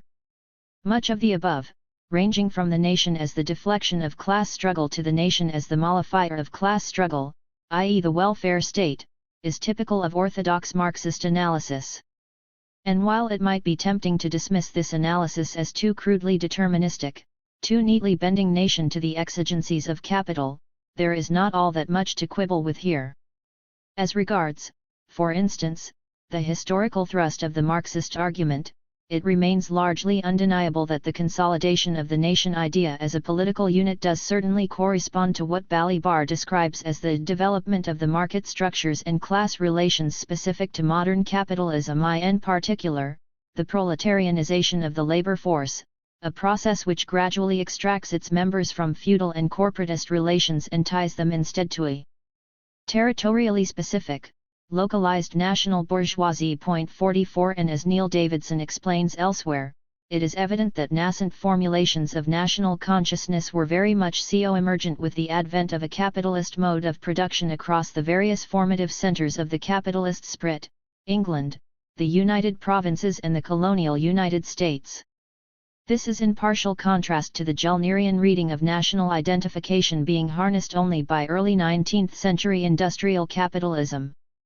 Similarly, as Davidson repeats, it is to some significant extent undeniable that nationalism is intrinsic to the capitalist project, as without identification with the nation, there is the much more profound and irreversible risk that the laboring masses begin to identify with their class interests. The danger for capitalism is always that workers will identify, not with the national interest of the state in which they happen to be situated, but that of the class to which they are condemned to belong, regardless of the accident of geographical location. 45 This is again a perfectly interesting observation that must remain important in any attempt to come to terms with the nation form's political viscosity.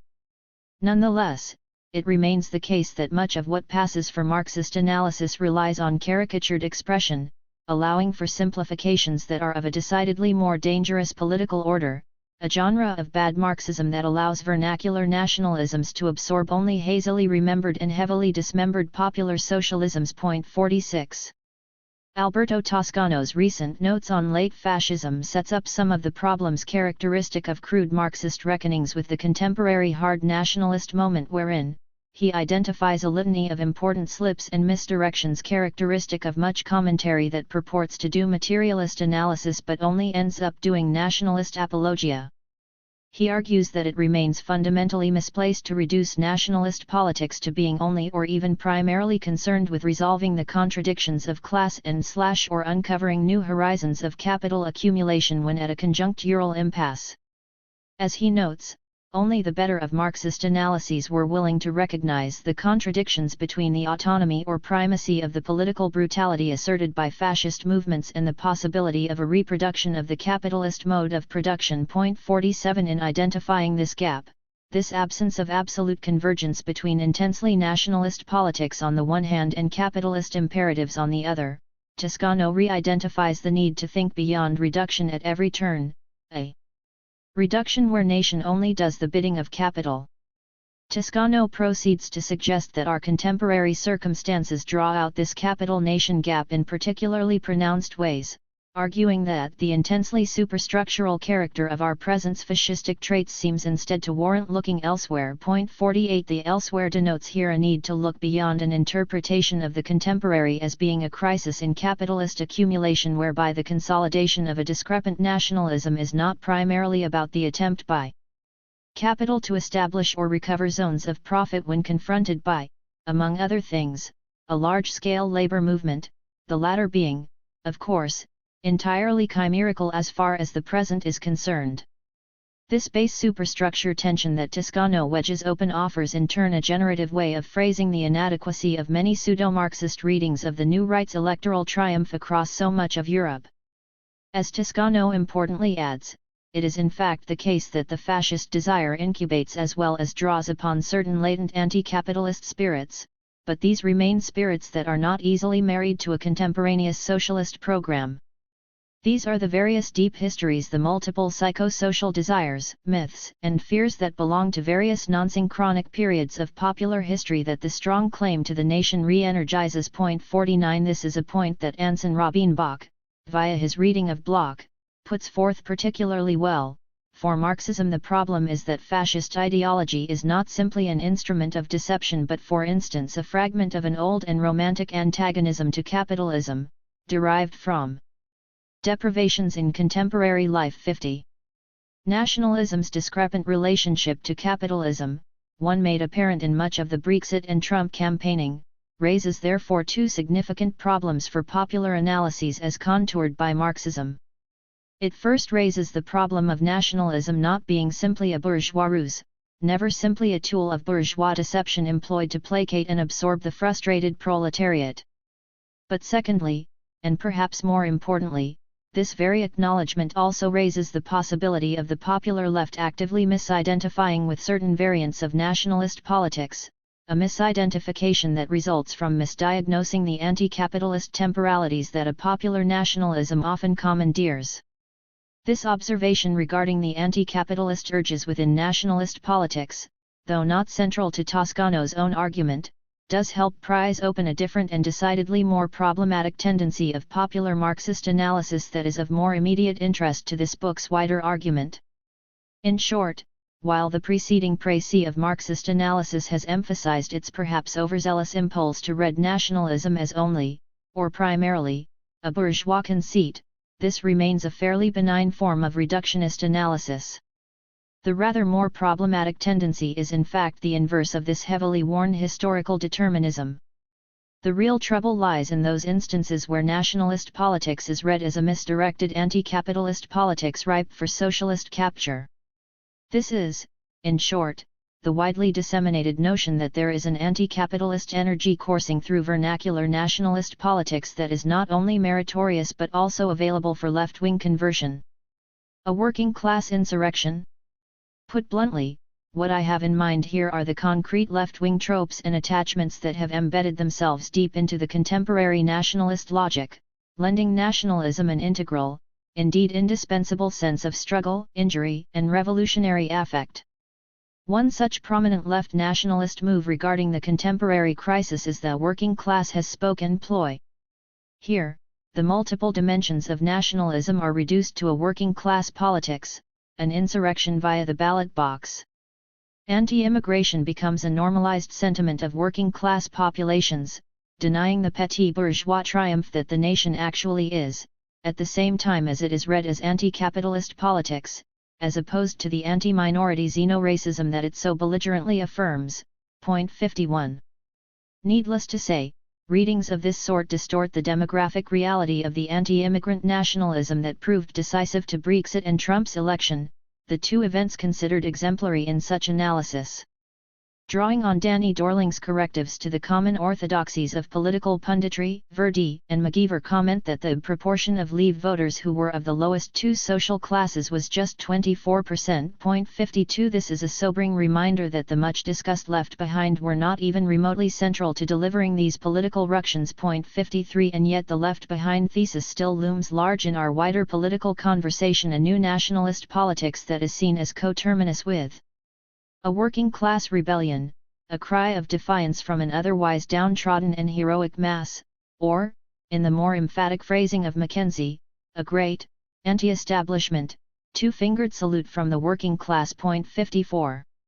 One trope particularly key to this reading is a supposed cosmopolitanism versus working-class culture distinction. Point 55. Consider May's inaugural party conference statement that citizens of the world are citizens of nowhere, a statement, heavily steered by the Erdington conservatism 56 that informed May's inner circle, which sought to shore up her politically hollow but nonetheless rhetorically insistent claim that she would put the power of government squarely at the service of ordinary working class people. Point 57. This working class versus cosmopolitanism assertion is also the basic premise that informs the communitarian position of the Blue Labour School, a school of thought whose titular champion, Lord Glassman, wishes to revitalize a deeply conservative socialism that places family, faith, and work at the heart of a new politics of reciprocity, mutuality and solidarity. Point 58. This Blue Labour position channels a solidaristic leftism that extols the thick effective virtues of community as necessary for the defense of a welfare state principle, in contrast to the thin, abstract altruism that is attributed to the allegedly noble but entirely impracticable ideal of cosmopolitanism. Point 59. This working class/cosmopolitanism distinction has accordingly two dimensions that merit closer scrutiny. First, it is said that the working class lacks the resources to cultivate attitudes more receptive to immigration and its resultant ethnic diversity, and secondly, cosmopolitanism, read multiculture and anti-racism, is characterized as merely an exercise in middle-class metropolitan self-aggrandizement that is ultimately superfluous to any genuinely progressive project. By channeling what might best be described as a post-Marxist brand of political economy analysis, there is a heavy investment here in an anti-cosmopolitan spirit that is insistently ascribed to working-class life by various prominent commentators such as Wolfgang Streeck and Joan Williams.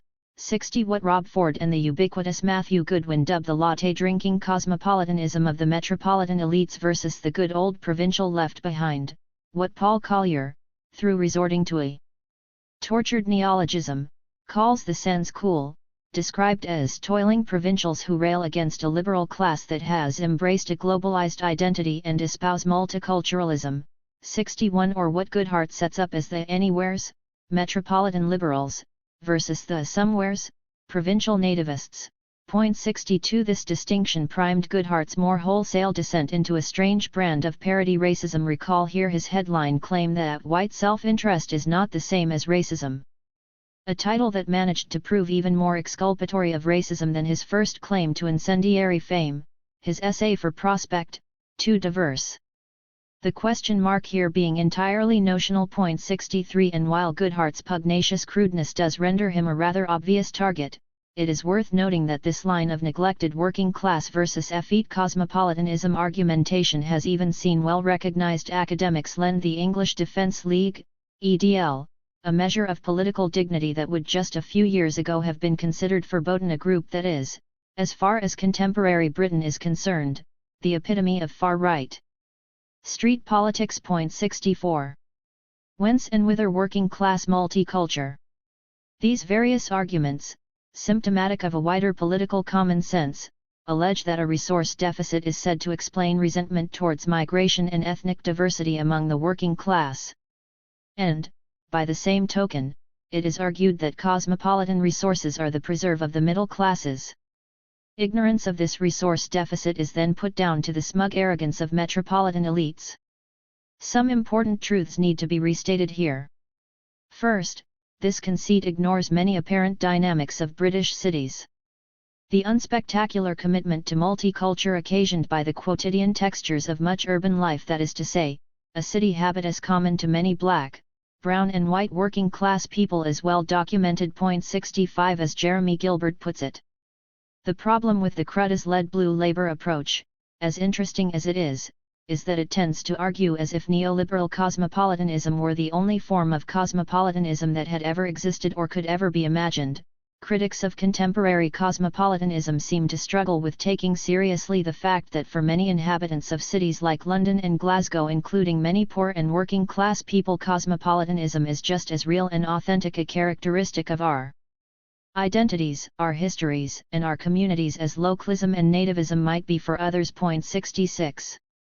This indelible multicultural energy, though hardly sufficient to constitute a political program in its own right, will be extensively profiled in the concluding chapter as giving vital momentum to those organized movements trying to challenge the nationalist political present. It suffices, however, to note for now that it is hard to seriously justify the suggestion that an alleged liberal middle class has the resource monopoly on cosmopolitanism. The fact remains that while many middle-class people might nominally share the rhetorical commitment to multiculturalism, they are scarcely its only or even its primary agents or symbols. Indeed, much, though not all, of what is narrated as being a middle-class embrace of cosmopolitanism might instead be seen as the rather thin marketplace consumption of ethnic diversity, which is nowhere as well put as in bell hooks' defining coinage, eating the other. 67 It is often a form of cozy realization of self via consumer discernment rather than an extension of sociability, care, and concern that is sometimes forgotten when Polish off-licenses outnumber bespoke coffee shops, when multicultural neighbors become noisy nuisances, and when these personal discomforts are weaponized through the police, spending power, and property prices. To reiterate, the reality of many urban working-class areas discredits the thesis that a resource deficit between middle-class and working-class populations explains the wariness of migration and ethnic diversity. The suspicion of what is called cosmopolitanism here, when it does indeed materialize, is therefore best accounted for elsewhere. Namely, the presence of ethnic minorities becomes a basis for resentment only when it runs up against thickly textured defensive narratives of the nation. This assertion about working-class cosmopolitanism should not be read as suggesting that all historically working-class areas are somehow the same. 68 It is evidently the case that different histories of recent industrial employment, and accompanying decline, alongside different patterns of migrant settlement and incorporation as specific to different areas of a country, will yield sufficiently different class dispositions to the question of nation, immigration, and discontent. After all, the study of less fabled locations might reveal different and more fragile multicultures when compared to the Londons and Manchesters that are ordinarily the focus of research into multi-ethnic cohabitation. The work of Daniel Birdsey on the British seaside, Julius Baker's doctoral work on Epsom, and Ben Rogaley on Peterborough, alongside writings on the ill-defined contours of multi-ethnic suburbia, all ably contribute to this complex reading of what multiculture is when staged in contexts that are reflective of the British population's more likely geographic surroundings, not global cities but the small-time mediocrities of the suburban and provincial alike. 69 But any such assertion of working-class multiculture also helps refute the more maximalist argument that working-class people, by virtue of a fundamental financial or cultural deficit, remain hostile to a cosmopolitan politics. Who is the nationalist subject? Similarly, it ought to be recalled that those susceptible to strong anti-minority and anti-immigration views, at least in electoral terms, are not actually more likely to live in areas with large ethnic minority and migrant populations. See, for instance, Derek Sayers' extended deconstruction of this myth as regards the Brexit vote. We need to be wary of what we infer from Lincolnshire 70 and similar areas. The great majority of the 102 districts in England and Wales where 60% or more voted Leave are among the most ethnically homogeneous, which is to say, the least exposed to immigration, from the EU or anywhere else in the country. 7 had a white British population of over 95%, 62 of 90-94%, 29 of 80-89%, and only 4 of below 80%. More than 4/5, 85, had a white British population above the England and Wales average of 83.35%. 71. Sayer accordingly summarizes that, far from the presence of immigrants inclining people to vote Leave, the more ethnically diverse the area, the more likely it was to vote Remain. 72. The argument of Ridgren and Ruth on the halo effect and the politics of the radical right in Sweden provides here another complementary conceptual detail. The halo effect is the term the authors deploy to capture the propensity of far-right voting to be higher among those native voters living close to immigrant-dense areas but, importantly, not actually in those pathologist areas. 73. Or, as regards a more internationally iconic political scene, consider the fact that it is the rural heartlands that form the core support of the French Front National, now trading as National Rally. 74.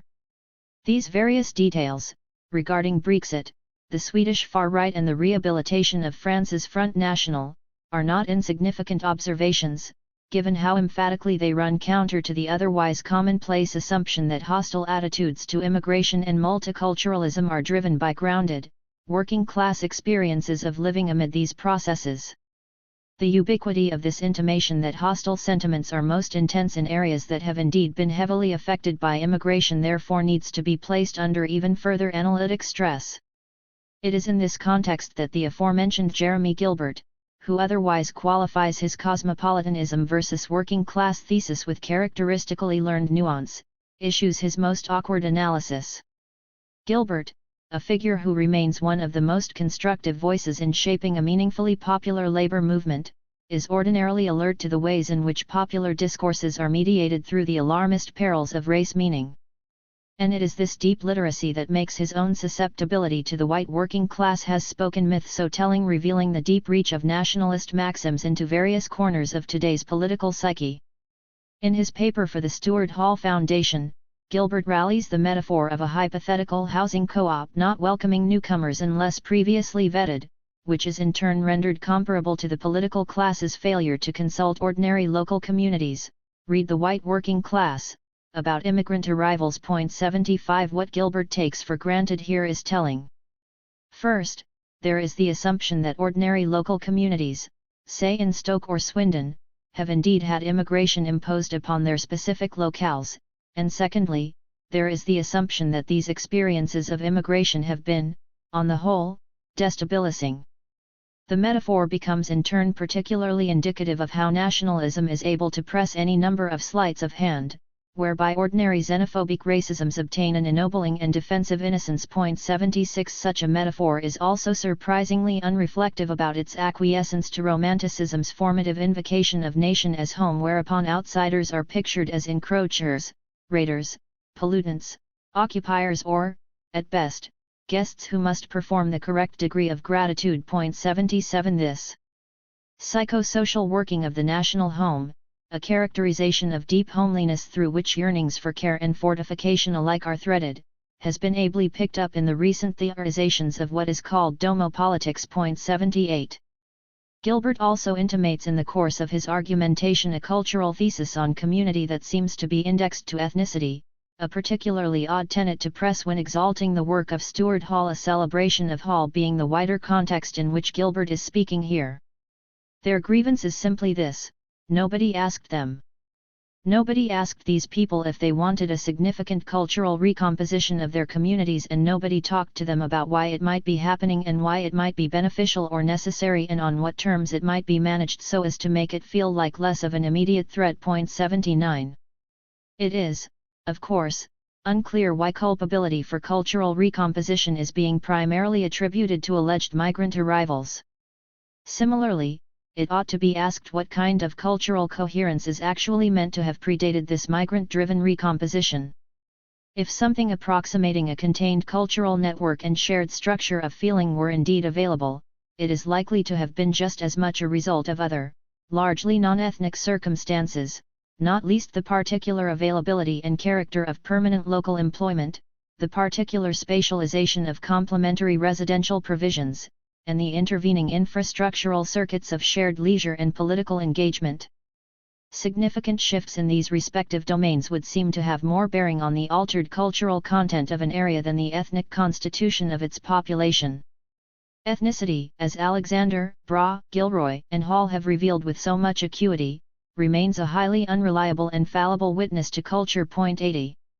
The bundling of immigration as representing a lived and cultural threat to local working-class populations remains therefore particularly unhelpful, and, in spite of his own analytic care and wider political commitment to anti-racist futures, Gilbert does briefly succumb to an anxiety axiomatic of the very populist nationalisms across Europe of which he is such an impassioned critic.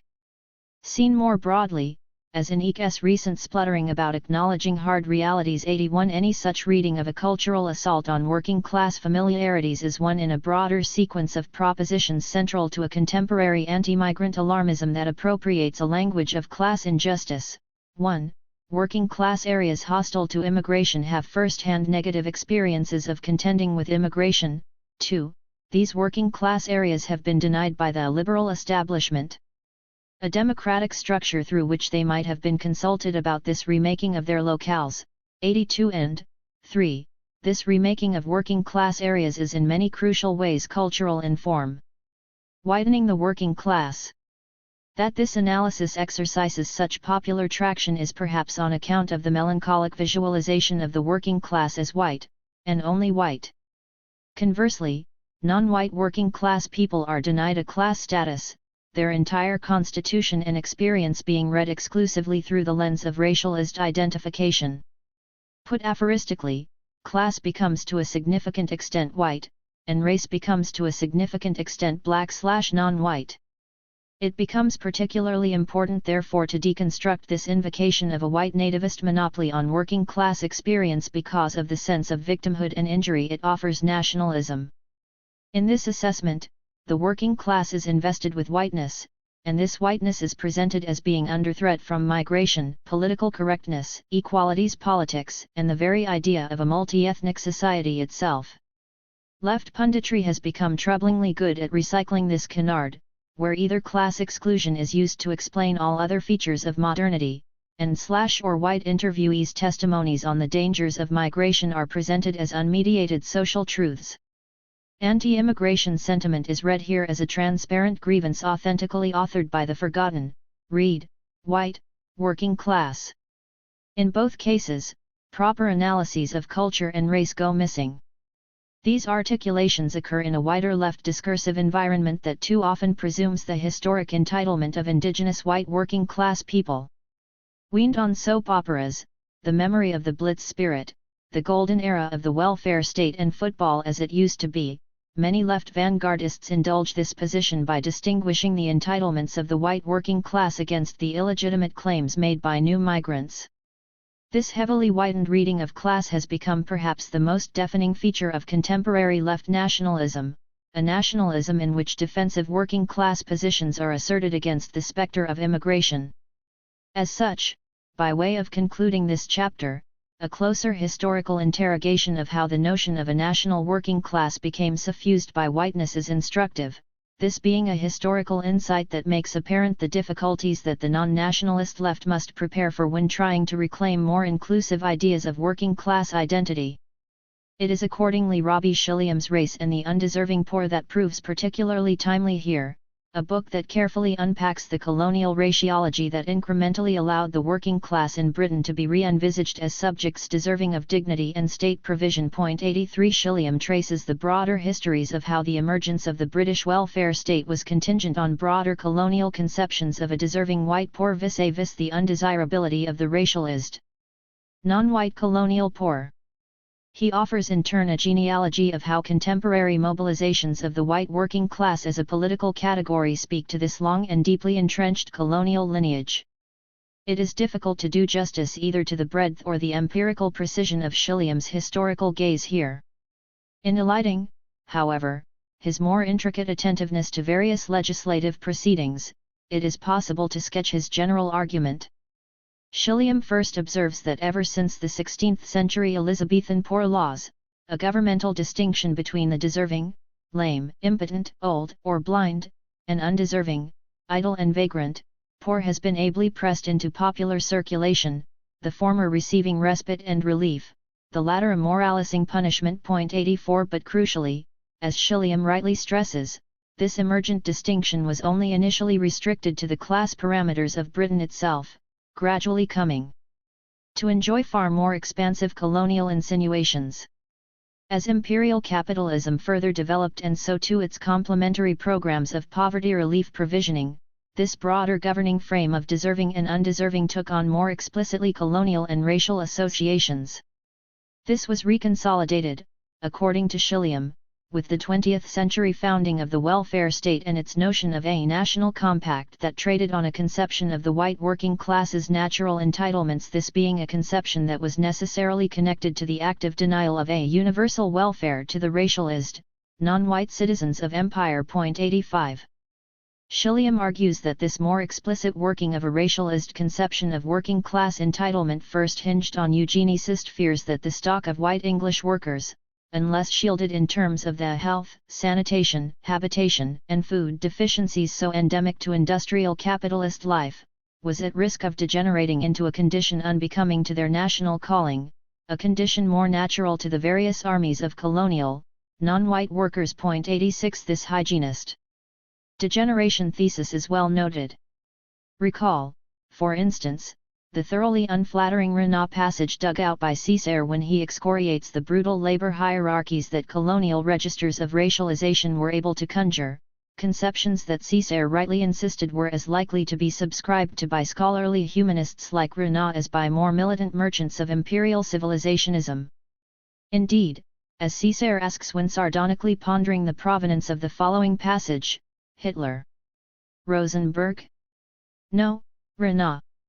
The regeneration of the inferior or degenerate races by the superior races is part of the providential order of things for humanity. With us, the common man is nearly always a déclassé nobleman, his heavy hand is better suited to handling the sword than the menial tool. Rather than work, he chooses to fight, that is, he returns to his first estate. Regere imperio populos, that is our vocation. Pour forth this all-consuming activity onto countries which, like China, are crying aloud for foreign conquest. Turn the adventurers who disturb European society into a ver sacrum, a horde like those of the Franks, the Lombards, or the Normans, and every man will be in his right role. Nature has made a race of workers, the Chinese race, who have wonderful manual dexterity and almost no sense of honor, govern them with justice, levying from them, in return for the blessing of such a government, an ample allowance for the conquering race, and they will be satisfied. A race of tillers of the soil, the Negro, treat him with kindness and humanity, and all will be as it should. A race of masters and soldiers, the European race. Reduce this noble race to working in the ergastulum like Negroes and Chinese, and they rebel. In Europe, every rebel is, more or less, a soldier who has missed his calling, a creature made for the heroic life, before whom you are setting a task that is contrary to his race, a poor worker, too good a soldier. But the life at which our workers rebel would make a Chinese or a fellah happy, as they are not military creatures in the least. Let each one do what he is made for, and all will be well. 87. While there is certainly a lot jostling for prominence in this extract, the base European perception of a racial propriety as regards the differentiated protections that the laboring classes ought to enjoy is what is most starkly evident.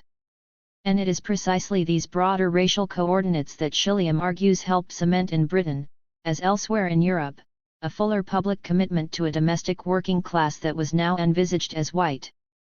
As the specifically British regard for a domestic working class steadily accrued further conceptual definition alongside commitments from across the political spectrum, it yielded, in time, the now immortalist 1942 Beveridge Report. This was ostensibly a political moment that conclusively dissolved any internal discrepancies among the English between deserving and undeserving. 88 But importantly, any such dissolution, whether complete or partial, was never one of dissipation. It was instead the case, often naively missed, that this distinction had only been more forcefully and comprehensively redirected. The governing distinction of deserving and undeserving was now reconstituted in a racialized form through both the informal color bars that were being implemented by some union, labor, and housing sectors, but also via the wider entanglement of welfare and colonial policy. 89 Schilliam meticulously observes here how different restrictions were placed on the briefly mooted application of this newly minted welfare provisioning to the colonies. These formal restrictions were then complemented by the parallel and subsequent wave of parliamentary acts that disinherited many colonial subjects of their British citizenship. 90 This joint legislative program allowed in turn for the white British working class to be decreed, institutionally and imaginatively, the only true subject of welfare. Or, as put stridently in the words of Bonnet, welfare came wrapped in a Union Jack. 91. Some of this historical complexity might be familiar to certain circles less susceptible to the naive belief that capitalism is committed to a telos of gradual progress best embodied by the accomplishments of the welfare state, important as those accomplishments are. But any such awareness of the welfare state's more complicated provenance is not in itself without hazard. If the founding sin of the welfare state is indeed understood to be its broader colonial context, other non-reformist Marxists might also add that the welfare state retards the possibility of a revolutionary working-class consciousness, then the lapsing of formal colonialism might risk being read as conclusively expiating this sin. It is therefore necessary to note that this investment of the welfare project in the symbolic order of nativist whiteness becomes in actuality just as well articulated in the wake of colonialism's retreat.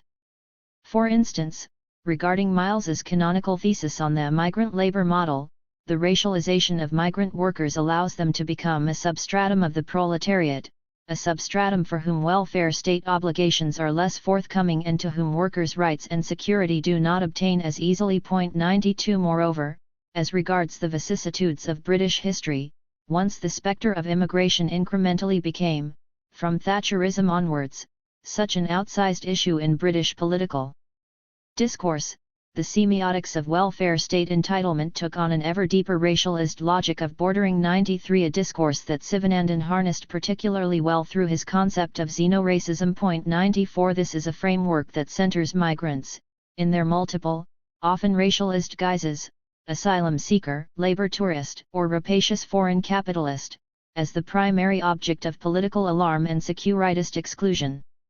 In turn, other residual political anxieties, including those that belong to a wider tradition of 20th-century social democracy, whether the welfare state, visions of local community and leisure, the NHS, or the quality of local schools, become more assertively pressed into this overarching fault line that immigration comes to represent. Within this framework, one that partially traces the initial colonial/native working class taxonomy that Schilliam attributes to the promulgation of these welfare, nationality, and immigration acts, there is no politics of class that is not already racialized. Class is race. 95. This overview of Schilliam's argument, one which ably complements recent publications by Gargi Bhattacharya and Satnam Verdi, allows us in turn to better rebuff the recentering of specifically white working class suffering in recent political deliberation. 96 When left thinkers intimate that the white working class have unique grievances against capitalism, coterminously understood as legitimate grievances against the pressures placed on them by immigration, they are not sufficiently interrogating the historical relation between whiteness and the nation. 97 What is more, revisiting an earlier phase of this chapter, they are also conveniently constructing a lived defensive reality of whiteness that is not easily borne out in many working class, multi-ethnic neighborhoods, although the discursive operationalization of a uniquely white working class grievance certainly threatens to remake the embryonically radical cultural realities of these areas. Such a position also refuses to acknowledge the contingent porosity of whiteness, and how the wages of whiteness are often claimed by populations who a generation or two ago might not have been white enough. 98 It is worth remembering here the various symbolic illegitimacies that Irish, Italian, and Jewish working classes had to contend with throughout much of the last 2 centuries, with accommodation into the figurations of whiteness being often only partial and, at times, simply non-existent. It becomes similarly necessary to observe how a safer claim on the nation and/or escaping one's own othered status often involves an incremental chain of claiming the proprieties of respectable, middle-class whiteness and/or mimicking the demonization of the new migrant others that the national assertion at any given moment might be trafficking in. 99 It is accordingly through this historic lens, which acknowledges the strategic and often uneven passing into national whiteness, that it becomes possible to get a better grasp on the ways in which whiteness and anti-immigration sentiments coexist, and the ways in which they become a repertoire through which some working-class people are encouraged to make sense of their social and economic marginalization.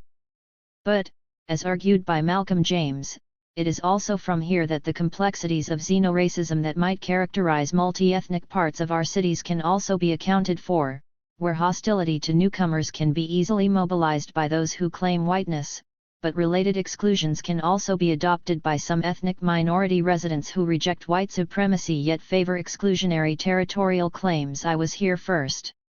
This internally discrepant but nonetheless majoritarian discourse of exclusion that invests heavily in the politics of anti-immigration is where analytic attention should be directed. 100.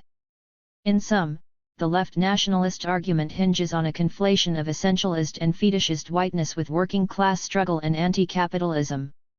The defense of class then becomes a defense of whiteness, and by extension of the nation, a defense of anti-immigration politics. This reading of working-class politics is in short an argument for nationalism, and for racism, and inevitably harms working people. Another left, another politics? Much of the above might risk indulging in a far too sobering, cynical and even defeatist understanding of the British left and how its attempts to politicize class consciousness become wedded to a nationalist horizon. A more constructive reading would first observe that contemporary nationalist discourse is certainly not a speciality of the working class but has historically developed across a number of prominent platforms, each of which has been important to the recent political history of Western Europe. As charted across much of this book, these multiple discursive heritages include but are not limited to the liberal nation in relation to Eurocentric interpretations of tolerance, free speech, secularism, the rule of law and civility, the neoliberal nation as mediator of economic enterprise and homo economicus, and the conservative nation in nostalgic relation to the provincial, imperial, Christianist, or rustic white. And, inevitably, the communitarian left-2 nation in relation to the welfare state and broader anti-market, anti-globalization sentiments. The ideological contouring of nationalism at the present moment calls upon all these various repertoires. This observation constitutes an important reminder to those with left or left-of-center leanings. Just because contemporary nationalism might carry with it certain leftist registers, it does not then mean that this iteration of nationalism is somehow more manageable, redeemable, or convertible. Put differently, nationalism is itself the populist play. All else is simply marshalled in its service. Of course, to realize a winning politics that avoids the temptations of anti-immigrant populism might presently seem a thankless task. But it is a task that must be contended with, as otherwise one merely gives succor to the nationalist call. Nationalism is never simply a means to other political ends, not least left collectivism. Nationalism is always, in the final instance, about its own exclusionary racisms. Anything else is a convenient bedfellow rallied to make its appeal more likely.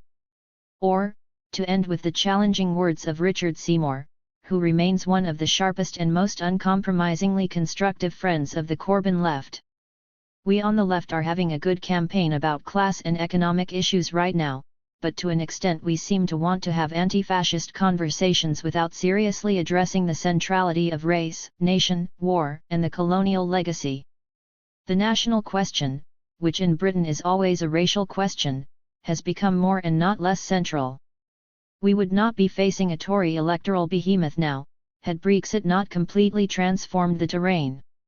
Too much of the left, including some of the Corbynite left, would rather not have that conversation for reasons of electoral expediency. It would simply cost too much to have that conversation in the short run. What they don't realize is what it will cost them in the long run not to have that conversation. 101. Seymour's cold clarity is timely. The organized left, newly emboldened and exhilaratingly so for many, still seems, at best, to tend towards quietism and, at worst, to willfully partake in the demonization of the migrant. Any such susceptibility of the left to this politically expedient, anti-migrant race baiting remains an eminently misplaced and self-destructive undertaking. The mimicry of nationalist tropes is not only an anti-working class politics, a working class that supersedes the mediations of whiteness, constituting in turn a fundamental betrayal of a left politics worth its historical mandate. It is also a politics that will always run free of the left's attempt to harness it, a politics that will always be better owned by the far right and its more mainstream imitators. As such, all that the left does in the long run, when parleying with nationalist anxieties, is to lend the broader nationalist thesis an added validity that is, then, straightforwardly co-opted by the nationalist right proper, who remain far more credible and affirmative custodians of the nationalist call. It is, accordingly, the alternative non- and anti-nationalist energies so central to the possibility of another left emerging out of the current debris that will be more aggressively profiled in the following, concluding chapter. A future politics that is more meaningfully inclusive is what is at stake if nationalism's current resurgence is going to prove merely a desperate final hurrah prior to its conclusive burial, as opposed to nationalism announcing itself as the political thesis that will be definitive of the coming and extended post-neoliberal era. Conclusion: Absences and Futures. This book risks having drawn a decidedly sublime vision of contemporary nationalism. As the nationalist clamor multiplies through each ideological fold, the sheer reach of its cognitive, emotional, and symbolic grip can seem suffocating. Neoliberal immigration controls here, conservative mourning for the empire there. Liberal reproach of Muslims one day, pseudo-socialist expressions of white working-class grievances the next. These ideological rationales intertwine with time into one snarling vine, one creating a nationalist sense-making system that is expansive and a nationalist affective register that is deep and resonant. Nationalism becomes, in short, sublime. To meet this sublime, from a position of anti-nationalism, is to be repulsed, to be rendered dizzy, to be overawed. But invariably, to meet the sublime is also ultimately to submit to it its power, reach and spirit appearing too comprehensive to be reversed. This won't do. These final few pages advance therefore a corrective on how resistance to the new nationalist wave might best be profiled. First, on a practical level, I observe that much of this resistance is already available, though censure and intimidation are ever present. Secondly, on a more overtly ideational level, I note that any such attempt to destabilize the nationalist project would comprise picking apart the ideological contradictions as they sit within the nationalist return. Having established these openings, I revisit the hope for an anti-nationalist energy that some see in the project being currently charted by the Labour Party. This hope is not without merits but equally, as discussed in Chapter 6, an anti-nationalist left politics risks being denied, undone, or frustrated by the competing and ultimately irreconcilable interests, visions and strategies that the current labor movement finds itself navigating. In trying therefore to better fortify a popular left's anti-nationalist appetite, I end this book on a more vernacular note. If nationalism's political success lies partly in its ability to reach deep into the ideological common sense, then it is fitting to more forcefully gesture at the other everyday alternatives that also compete for a claim on this same common sense. This chapter ends therefore with a reflection on the various, often innocuous cultural features of everyday British life and popular culture that readily lend themselves to husbanding an alternative to the nationalist political wager. Particular emphasis will be placed on what is commonly called multiculture. I contend that this everyday multiculture, in its very banality, remains a widespread but underutilized cultural energy ripe for political conversion by a movement sufficiently alive to its possibilities.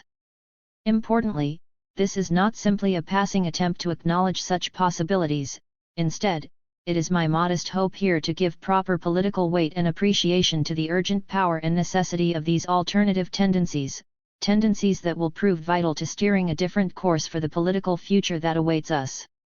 The current party political picture in Britain is exceptionally volatile and fast-moving, whereby a confident assessment of who will be in government and who will be in opposition is difficult to foresee. Such parliamentary vicissitudes regarding the near future are not, however, of immediate concern to the broader argument of this book. As has hopefully become apparent, this book is an interrogation of contemporary nationalism's ideological assertions and their complementary racialized registers. These registers will continue to define much of the politics that Europe reckons with over the next decades. This diffuse reality accordingly lends this book a purchase that escapes, I believe, the particular profile and composition of the politicians who might or might not be in power at any given moment, whether, for example, the British premiership is held, should circumstances be particularly unkind, by Boris Johnson, or, if circumstances prove rather more daring, Jeremy Corbyn or some suitable successor. Put differently, the challenge of the nationalist moment will have to be surmounted, with gusto, irrespective of whatever immediate turns the politics of the coming years bring. Gaps. Before proceeding, I am wary that readers might have become frustrated by the yawning thematic gaps in this book's account of nationalism. By involving itself so heavily in the specifically ideological content of contemporary nationalism, and with such an emphasis on the multiple ethno-racial demons that nation politics is wedded to, the book is inevitably limited. There is, after all, so much more that must be accounted for. Some of these seeming gaps are more a matter of degree, as opposed to constituting wholesale omissions. There has been, for instance, an emphasis throughout the preceding chapters on various economistic themes regarding class, capitalist culture, and explicitly materialist readings of the nation-state's history. For instance, Chapter 5's discussion of the wider play of neoliberal morality, the mooted merits of a points system solution to the ills of immigration, and also the consumerist remaking of the urban experience, and Chapter 6's profiling of capitalist crisis, class subjectivity, and certain totemic Marxist/post-Marxist sentiments that characterize left-inflected nationalisms. There are, however, some still significant themes that have been more systematically neglected and that require attention here. These themes include, as far as the particulars of the contemporary nationalist project are concerned, the role of social media and, contingently, the more febrile politics of what is now called the alt-right, the twinning of such alt-right reflexes with an explicitly chauvinistic politics of male resentment, and perhaps most importantly, the much wider global dimensions of how strongman authoritarian nationalism has been rehabilitated as the political force of our times. This notion of nationalism constituting a decidedly global contemporary phenomenon poses particularly thorny questions for my own analysis, insofar as my focus on Britain, and Western Europe more generally, has prevented me from gesturing at the more world historical sweep of contemporary nationalism. Social media. A dose of analytic caution first. There exists today a growing stream of commentary decrying social media's remaking of everything we held sacred, even implying via its post-truth and fake news neologisms that what prevailed before was a glorious era of truth. Point 2. Many would agree that there is a great deal of mystification in this intimation, a mystification that lends establishment politics in its late 20th century guise a political credibility that it does not deserve, a type of media disavowal that risks being merely a reheated version of various anti-mass/anti-mob elitist reflexes once so prominent among the intelligentsia of the mid-20th century. Point 3. After all, is it not telling that the champions of the recently dethroned centrist political class are the ones who seem to rail most insistently against the political effects of social media? It can, for these and similarly intuitive reasons, be ventured that social media has not done everything that is being ascribed to it. Nevertheless, it would be intellectually dishonest to deny that social media has released a toxic political nativism. The work of Mike Wendling and Angela Nagel is salutary here, both having authored popular works that map the social media dynamics underpinning the new right. Alongside Shuja Hader's Darkness at the End of the Tunnel, they have done me the favor of rooting out the darkest corners of alt-right online life so that I have myself been spared the horror of extended first-hand encounter. Point 4. And though Wendling's alt-right is less confident about promoting a broader intellectual thesis regarding what is currently afoot, it does avoid being drawn into the moments of equivalency that have rendered Nagel's intervention polarizing, the latter having been accused of suggesting in her Kill All Normies a certain equivalency between the hard nativism of the newly emboldened right and the allegedly righteous identitarian of the university-educated left, a purported equivalency that not only elides the differences in scale and influence but also collapses the important difference between normative normativity and counter-normative normativity. Point 5. These broader debates aside, an important emphasis in the above is the proverbial echo chamber or filter bubble. Point 6. This refers to the ability of social media platforms to generate a dense whirlwind of information that simply confirms the shared political or identity claims that the relevant echo chamber is already defined by. It is the looping of self-declared cause/identity with the information that the relevant user encounters, with little intervening friction. It also involves a selective rejigging of how mass media, the much maligned MSM, is accessed, whereby an online commentariat, as already algorithmically endorsed by a user, effectively captions or recaptions how the relevant mass media item is to be received. A body of increasingly streamlined information accordingly takes concrete shape, a body of information that dovetails with and reinforces a select political worldview and its constitutive culture wars as defined along communitarian fault lines. Point 7. In summarily dispensing with any dissent, or more moderate opinion when inconvenient, a self-sustaining and relatively well-sealed informational sphere gradually emerges. As far as this book's key themes are concerned, the sustained effect of such social media sealing is not that it creates nationalist ideological enclosures, 'twas likely ever thus. Rather, the effect of sealing in the social media era carries a perhaps historically unique capacity to stir the urgency with which the perceived demise of the nation is experienced. The hegemonic domain of the mass media era was the ability to delineate the mainstream and ability to restrict and determine the frame of debate. Point 8. The social media effect, however, often renders the very idea of debate itself moot. A notion of debate is instead supplanted by already designated political positions around which relevant individuals are encouraged to assume a figurative war position, provided to them by a supply of corroborative stories and commentary. Point 9. What transpires is an intensification of new nationalist talking points, which, absent of any mitigating mechanisms, acquire a certain frenzied immediacy and, at times, even apocalyptic character. This form of masochistic intensification marries with what Jody Dean called the circuits of drive, a concept that pithily captures the affective and psychoanalytic dimensions of the digital. Point 10. We can think here of the histrionic shrieks about demographic crises as tied to immigration and Eurabia, or see the manic online circulation of racial data about crime, welfare, economic productivity, and even the quackery of IQ race claims. Social media portals are also good at bridging the different ideological repertoires outlined in this book.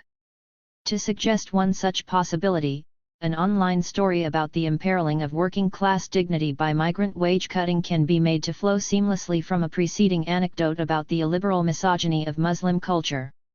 Put in more theoretical terms, social media circulations act as a particularly efficient conduit through which such nationalist alarmism, as expressed through contradictory ideological rationales, can be funneled into one ostensibly coherent space or sequence.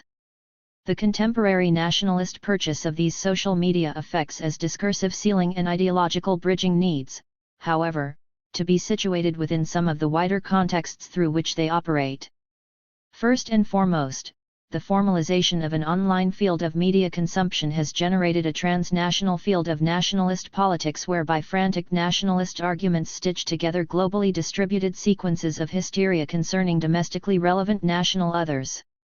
For instance, the trope of the Muslim terrorist does not function within a territorially demarcated symbolic landscape. Instead, it absorbs incidents, anecdotes, and scandals from wherever they might be available.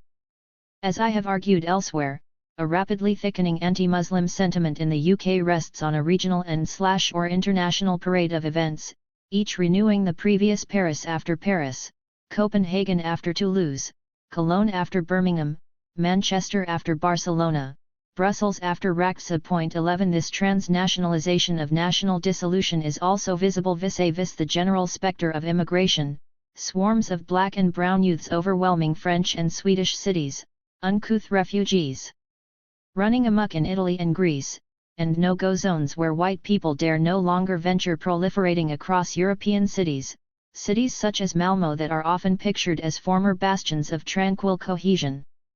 A dizzying map of diffuse crisis accordingly takes shape, regardless of the specific geographic location of the concerned observer. Indeed, the anti-immigration strain in Finland hinged significantly on the projection of such a European malaise into the future of Finland, given that no such immigrant or Muslim population was particularly prominent there yet. 12 But there is also an extra-European dimension to this transnational scan. This is made starkly apparent in Trump's recent nod to the far-right's increased profiling of the alleged plight of white South African farmers. 13 But it is also apparent in the disingenuous but still symbolically charged show of solidarity with the plight of certain Christian communities in assorted Muslim-majority countries. 14 This diffuse sense of global crisis is galvanizing. It furnishes the nationalist psyche with an unceasing supply of globally dispersed battlefronts that are then written into the vicissitudes of the local what gave Titli concisely named, during one round of such transnational nationalism, as Sweden's of the mind. 15. Connected to this, the other important feature of the echo chamber effect is the powerful impression that the anointed group is waging a war on the ruling establishment and the bien-pensant values that it allegedly propagates, these being the proverbial normies that Nagel documents as being the formal target of online alt-right confrontationalism.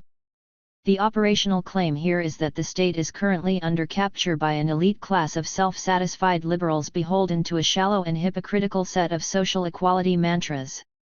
The purported values of equality and tolerance are seen to be hypocritical because they constitute a culture of elite lifestyle distinction and because they are actively aimed at promoting only minority rights/interests, a minority fetishism that comes at the expense of more timeless notions of nature, justice, and general ideals of liberal and/or libertarian equality.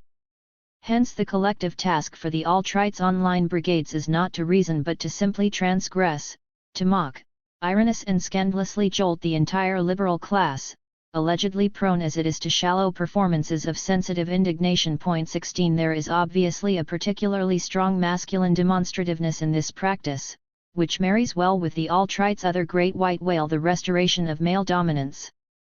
These potent corners of social media provide thus a frantic whirlpool of strong guttural urges, twinning the historically powerful impulses of communitarian violence and defiant male assertion with a wider intimation of nobly rebellious struggle against the wider establishment. Put differently, new nationalist politics obtains here a distinctive and particularly seductive psychoanalytic charge, one that ties the frisson of insubordinate rebellion with the muscular masculinity of apprehending oneself as superior and unique, swimming against a tide of preciously sensitive conformists. 17. Seen in these terms, Sarah Ahmed's observation that hegemonies often pretend that they are anti-hegemonic is given a unique inflection. As she argued, one suspects that hegemonies are often presented as minority positions, as defenses against what are perceived to be hegemonic, which is how they can be presented as matters of life and death. 18 This is an instructive observation as regards the contemporary. The nationalist cause is animated today by a perversely thrilling sense of being under siege, railing not only against impending civilizational crisis as spearheaded by the excessive presence of various ethno-racial others, but also purporting to resist the all-powerful liberal establishment against whom the new nationalist opposition speaks truth. 19. But there is more to this than is commonly imagined.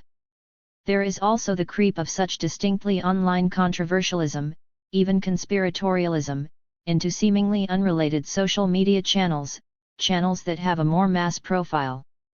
Particularly interesting, I believe, are performers such as PewDiePie and Joe Rogan. The alt-right and its fetid online world might indeed be drawn to its stable of dark web philosophers such as Nick Land and Curtis Yarvin/Moldbug, and the neo-reactionist brand of hyper-racism that they so baldly husband via 4chan, obscure subreddits, gab.ai, and elsewhere. 20 But our understanding of online media's alt-right work should not end here. As Titli argues in his recent Racism and Media, what makes YouTube in particular far more interesting than 4chan and the like is the scale of production and reach available to it. 21 A decisive factor is the recommender systems that underpin YouTube's, or rather, Google's, as the parent company, advertising strategy, a strategy that trades on the logic of recommending ever more radical content.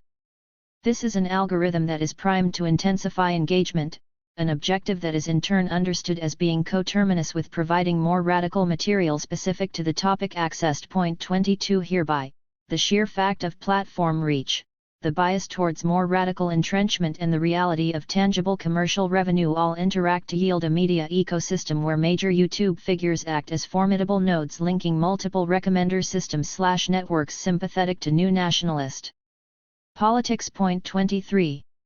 Put in more direct terms, it is simply the case that these figures reach enormous audiences and that they operate on a broader commercial platform that rewards certain sensationalist strategies. So, as opposed to dwelling too much on the far-right radicalization that transpires on Reddit and 4chan, it is the translation and amplification work that takes place on YouTube that gives such politics a wider but also more homespun and indirect force, a force all the more effective precisely because it is so indirect. For example, Rogan, in the course of expounding his command of the UFC and boxing world, alongside a complementary regard for mass sports and 1990s hip-hop, frequently smuggles in a particular brand of rather boyish pondering of Trump and other such anti-establishment politics. This boyishness becomes rather less innocent when lending credibility to leading figures such as Milo Yiannopoulos, Sam Harris, Steven Crowder, and even Alex Jones, or when impugning the Me Too movement. PewDiePie, Felix Kjellberg, for his part has gained a notorious reputation, while carrying on with his prankish gaming and meme commentary, for deliberate offensiveness that operates under a voguish alibi of irony. As the journalist Paul McInnes observes, Kjellberg's ironic tone means he rarely says anything explicitly offensive. But the themes and memes that recur in his videos are consistent: images of famous African Americans, Neil deGrasse Tyson, Barack Obama, captioned with the wrong names, a meme to which the punchline is respecting women, African voices sampled and replayed in incongruous situations, recitations of English language posts on Indian Facebook. Pepe the Frog will also make appearances. As for book review, the final item on last month's edition was Jordan B. Peterson's 12 Rules for Life. Kjellberg gave it a rave review. "I really enjoyed this book," he said, "it made me understand people around me better." 24. This tendency, in his capacity as YouTube's most popular performer by a comfortable margin 25, is indicative of a wider trend in which gatekeepers such as Kjellberg become efficient, if seemingly innocuous, launderers of alt-right discourse. As McInnes concludes, to call Kjellberg an alt-right agitator would perhaps be unfair as he has never publicly identified with the proto-fascist movement. But he shares much of their culture and amplifies it across the world. 26. This is important. In trying to account for the contemporary crisis in democratic deliberation, too much has been made of the conspiratorial information cycles that seem to be gaining force. Point 27. First, it is not self-evident that this conspiratorial streak is much more pronounced than before. Secondly, there exists at the moment a wide array of conspiratorial gambits that vie for prominence. The question therefore is not why conspiracy, but why only some of these gain a wider traction. This inverts in turn how we read social media-led conspiracy. It is not the tail that wags the dog, but is simply the tail. Conspiracies and self-styled controversialists gain prominence when they chime with a wider political current coursing through a polity, the only distinctiveness of the agitator and/or conspiratorialist being their projection of a more histrionic and autodidactic quality. The role of popular online commentators becomes therefore ever more significant here. It is not that they are card-carrying, right-wing contrarians, but they do lend some of its tropes an undemonstratively vernacular and casual legitimacy. We should also not neglect the role of well-moneyed backers in trying to harness the political influence of the alt-right inflected social media movements in order to sway key political campaigns. Point 28. When we speak only of ideology, it is easy to forget the serious money involved.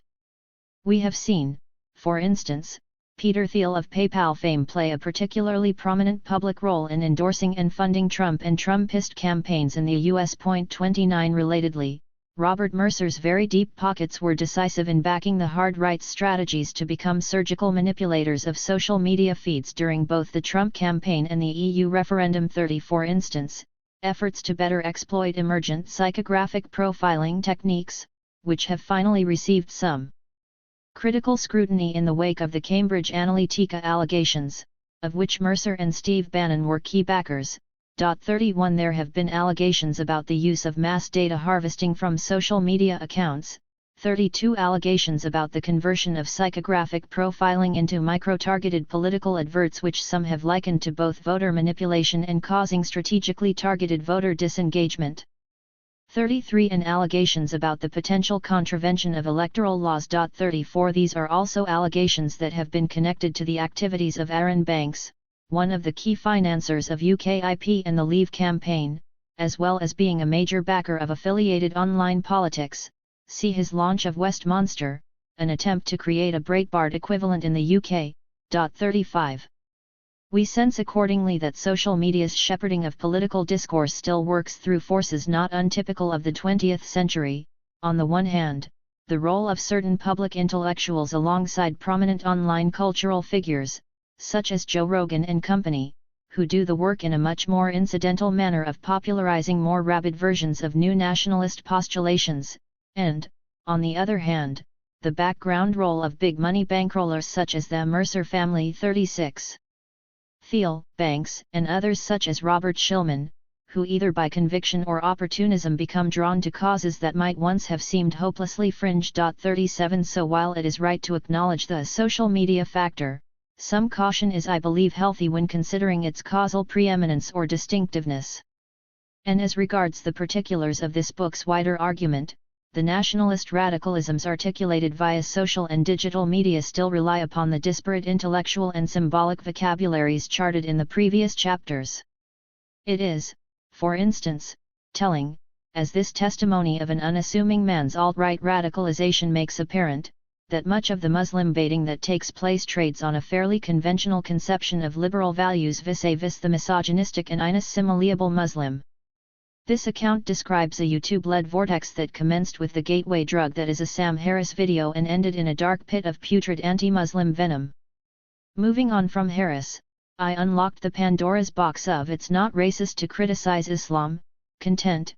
Eventually I was introduced, by YouTube algorithms, to Milos Yiannopoulos and various anti-SJW videos. They were shocking at first, but always presented as innocuous criticism from people claiming to be liberals themselves, or centrists, or sometimes just a regular conservative, but never, ever identifying as the dreaded alt-right. Fear-mongering content was presented in a compelling way by charismatic people who would distance themselves from the very movement of which they were a part. As time passed and the more I passively consumed, I started to roll my eyes when my friends talk about liberal, progressive things. What was wrong with them? Did they not understand what being a real liberal was? 38. The real liberal motif is an instructive coda here, gesturing at how more rapidly right-wing social media politicization still calls upon well-established ideological contestations. While digital media has no doubt transformed the manner in which political information is circulated, the ideological contouring prevalent here is still the stuff of the conceptual, value and symbolic spectrums as overseen in this book. Nation here, there, everywhere. The second thematic gap that requires attention is, for me, a much more difficult conundrum. In short, what is it about nationalism that can excite in so many different global contexts? The story of the nation's resurgence that has been surveyed in this book is hardly unique to Europe. Iconic cases of nationalism's resurgence abound across the world: Putin and his program of Greater Russia jingoism, Hindutva's political gains in India, China's aggrandizing belligerence that trades on a very pronounced sense of unitary national identity, Hungary and Croatia's increasingly confident version of fascist apologia cum denialism, Myanmar and Sri Lanka's respective renditions of clerically sponsored Buddhist chauvinism, the notorious Bolsonaro's presidential victory in Brazil. Japan's Abe, who maintains long-standing political and symbolic ties to the country's imperialist factions, and the different forms of religiously framed ethno-nationalism affecting various Muslim-majority democracies such as Pakistan, Bangladesh, Indonesia and, not least, Turkey. Seen in this broad light, nationalism is revealed as being truly transnational, upholding across the world various right-wing governments and the majoritarian communal politics that they give emphatic priority to. That the world's most populous countries are all represented in the above list further confirms, albeit incidentally, the sheer scale and force of contemporary nationalism.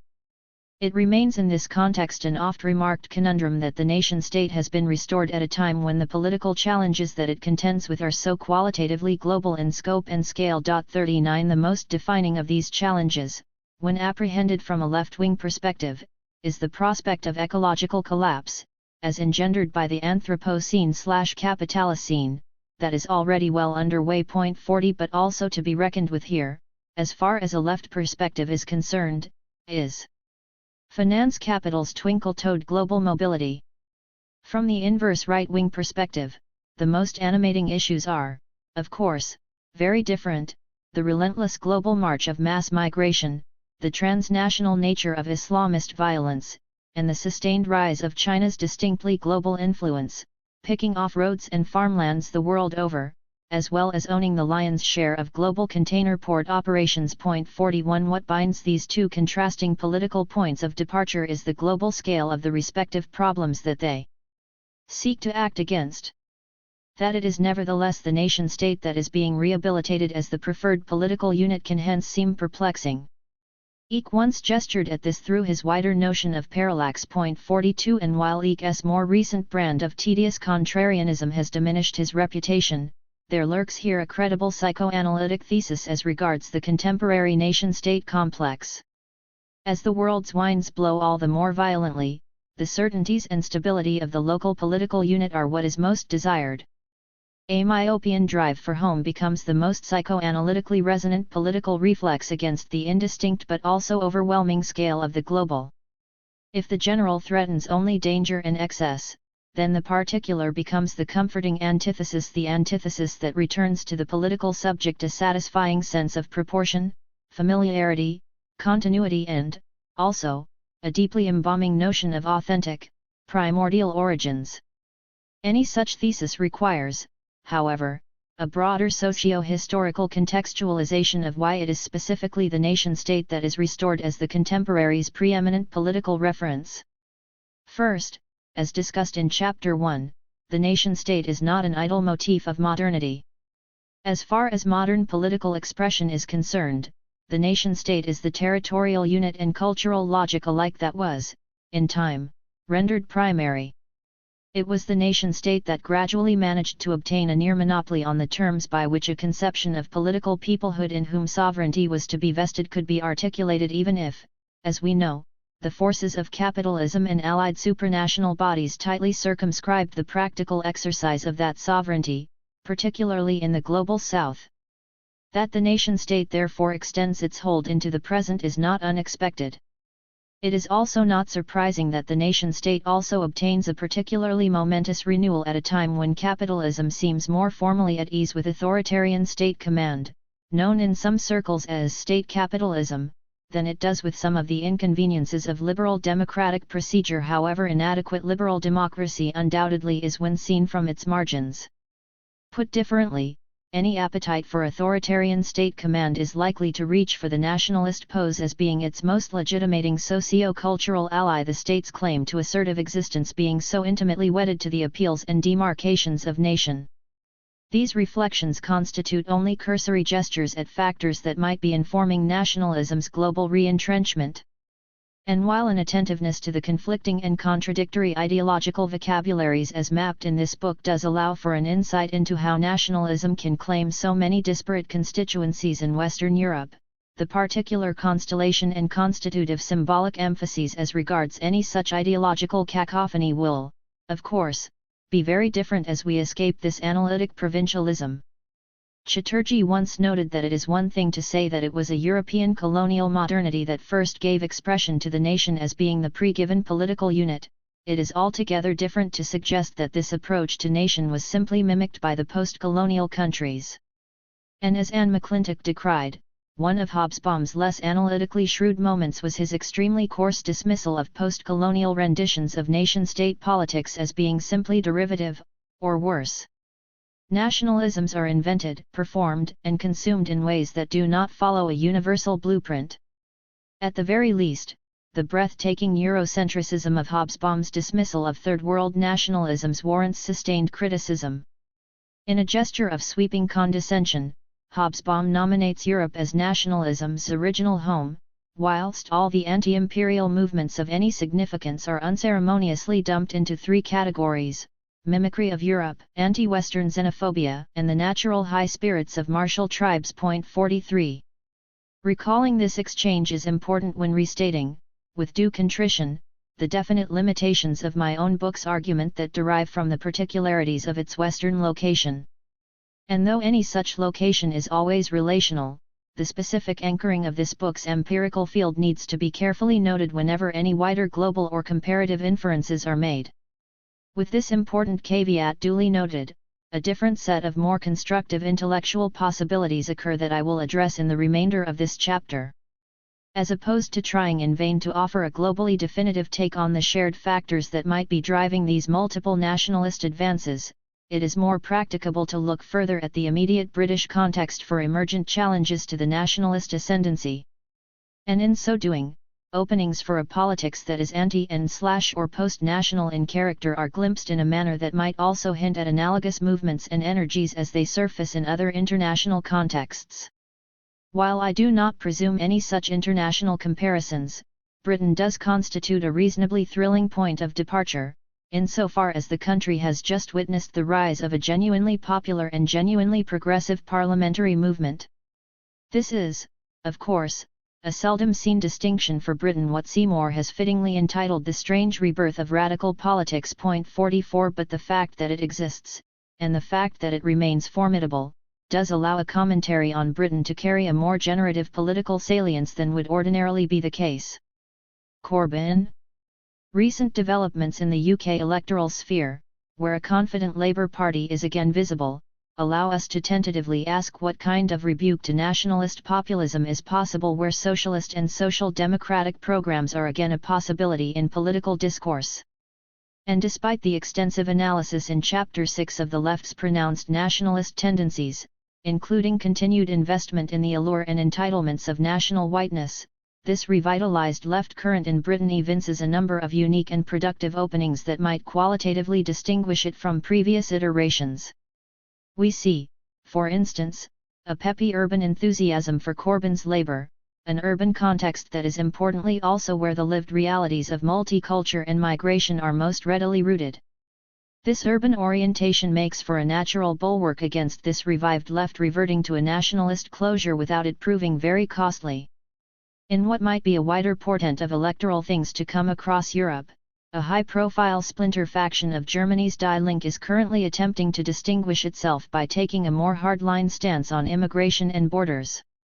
This is a political pivot, spearheaded by the popular Sarah Wagenknecht, that is being carefully watched no doubt by the European left. 45. It is in this worrying context that the prominence of Corbyn's urban support seems to me crucial, representing a strong check on comparable attempts to fully formalise more nationalist left-wing politics within the UK. Not unrelatedly, the public has seen a broad range of high-profile minority voices: Diane Abbott, Clive Lewis, Rupa Huq, Don Butler, Faiza Shaheen, Marcia de Cordova and, occasionally, even David Lammy front the Labour Party, though their support is certainly not unqualified nor uncomplicated. Importantly, these figures are not incidental presences shunted to the margins, but have become crucial players in popularising the party's programme, if also, at times, weathering the disproportionate brunt of the often vicious blowback. 46. Such a frontline guard is also allied with the wider emergence of a non-white commentariat who, while dedicated to the Labour Renaissance, are also intent on interrogating the nationalist tendencies within the party. An illustrative instance is the stratospheric rise of Ash Sarkar, but consider here also the continued veteran guidance of somebody like Gary Young.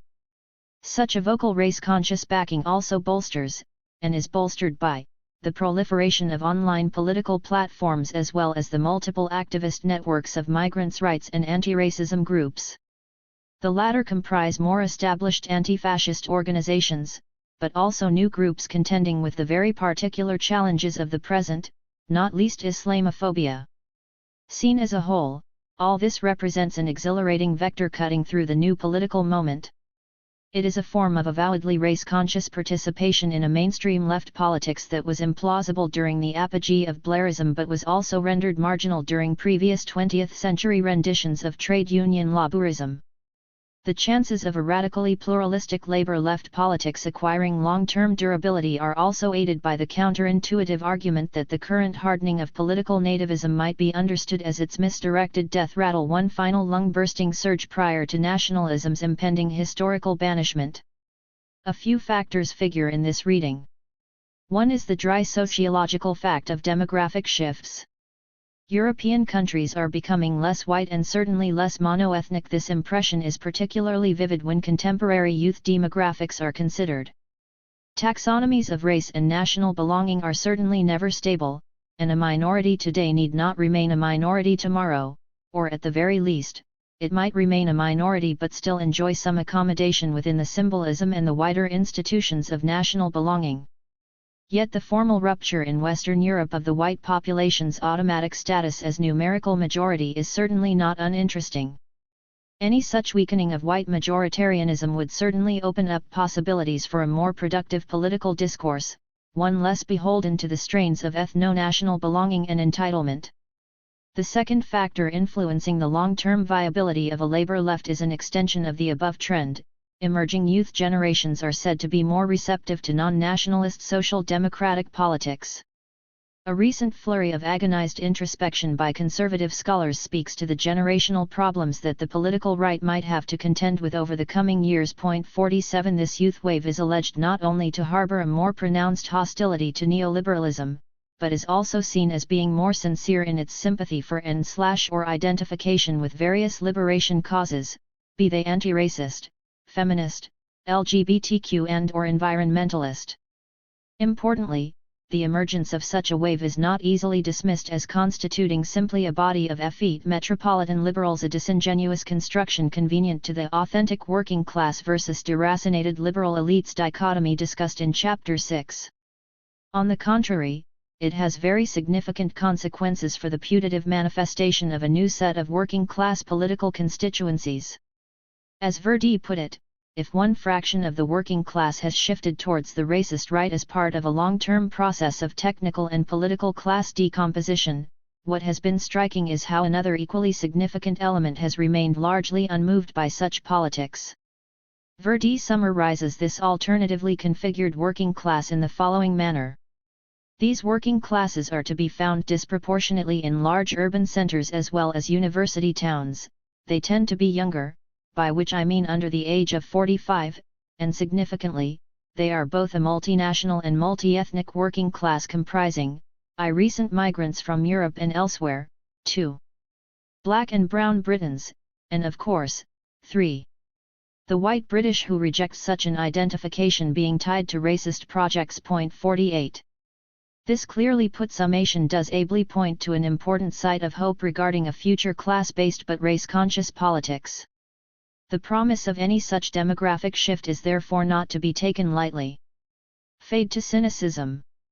However, one of the better founded laws of the social sciences is the fallibility of presumed generational continuity. The dispositions of youth politics should always be understood as a relational artifact unique to the contemporary, that is, as indicative of a particular relationship between an age-sensitive social location on the one hand, and a wider set of economic circumstances as well as exposure to particular youth cultures on the other.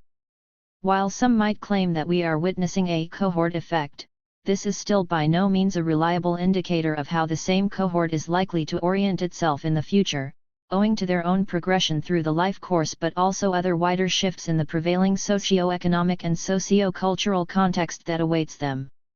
I also note that, for all the above optimism, the left still lives in abject defeat. Every meaningful political event of the last 2 decades has been a defeat: the Iraq War, the Blairite normalization of a neoliberal centrism, the capitalization of the right on the Great Recession of 2008, the decade-long round of austerity doctrine, and then, of course, Brexit. And for all the spectacular advances of a newly invigorated Labour left during 2016 and 2017, the party remains in opposition. A glimmer here and there, but, ultimately, only glimmers. And when considering the other intervening European contexts since Corbyn's quasi-success on June 8, 2017, events in Poland, Denmark, Austria, Norway and, in particular, Italy all signaled the further consolidation of new xenologies as the preeminent governmental/political force of the times. 49 It is, for instance, remarkable that a crank separatist party that was staring existential oblivion in the face as recently as the mid-2000s is now home to Italy's most influential politician, a politician whose many alarming ambitions can be concisely captured in the simple observation that he willfully courts an association with Il Duce. See Salvini's celebratory use of the phrase, molti nemici, molto onore. 50 This is, however, very tangibly the present case in Italy. The 2018 elections resulted in the far-right Lega 5-1 becoming the country's most politically visible and most emboldened party. 52 If Salvini and his ilk are therefore emblematic of trends currently prevailing in Europe, some healthy caution is warranted regarding the Labour left's political hopes.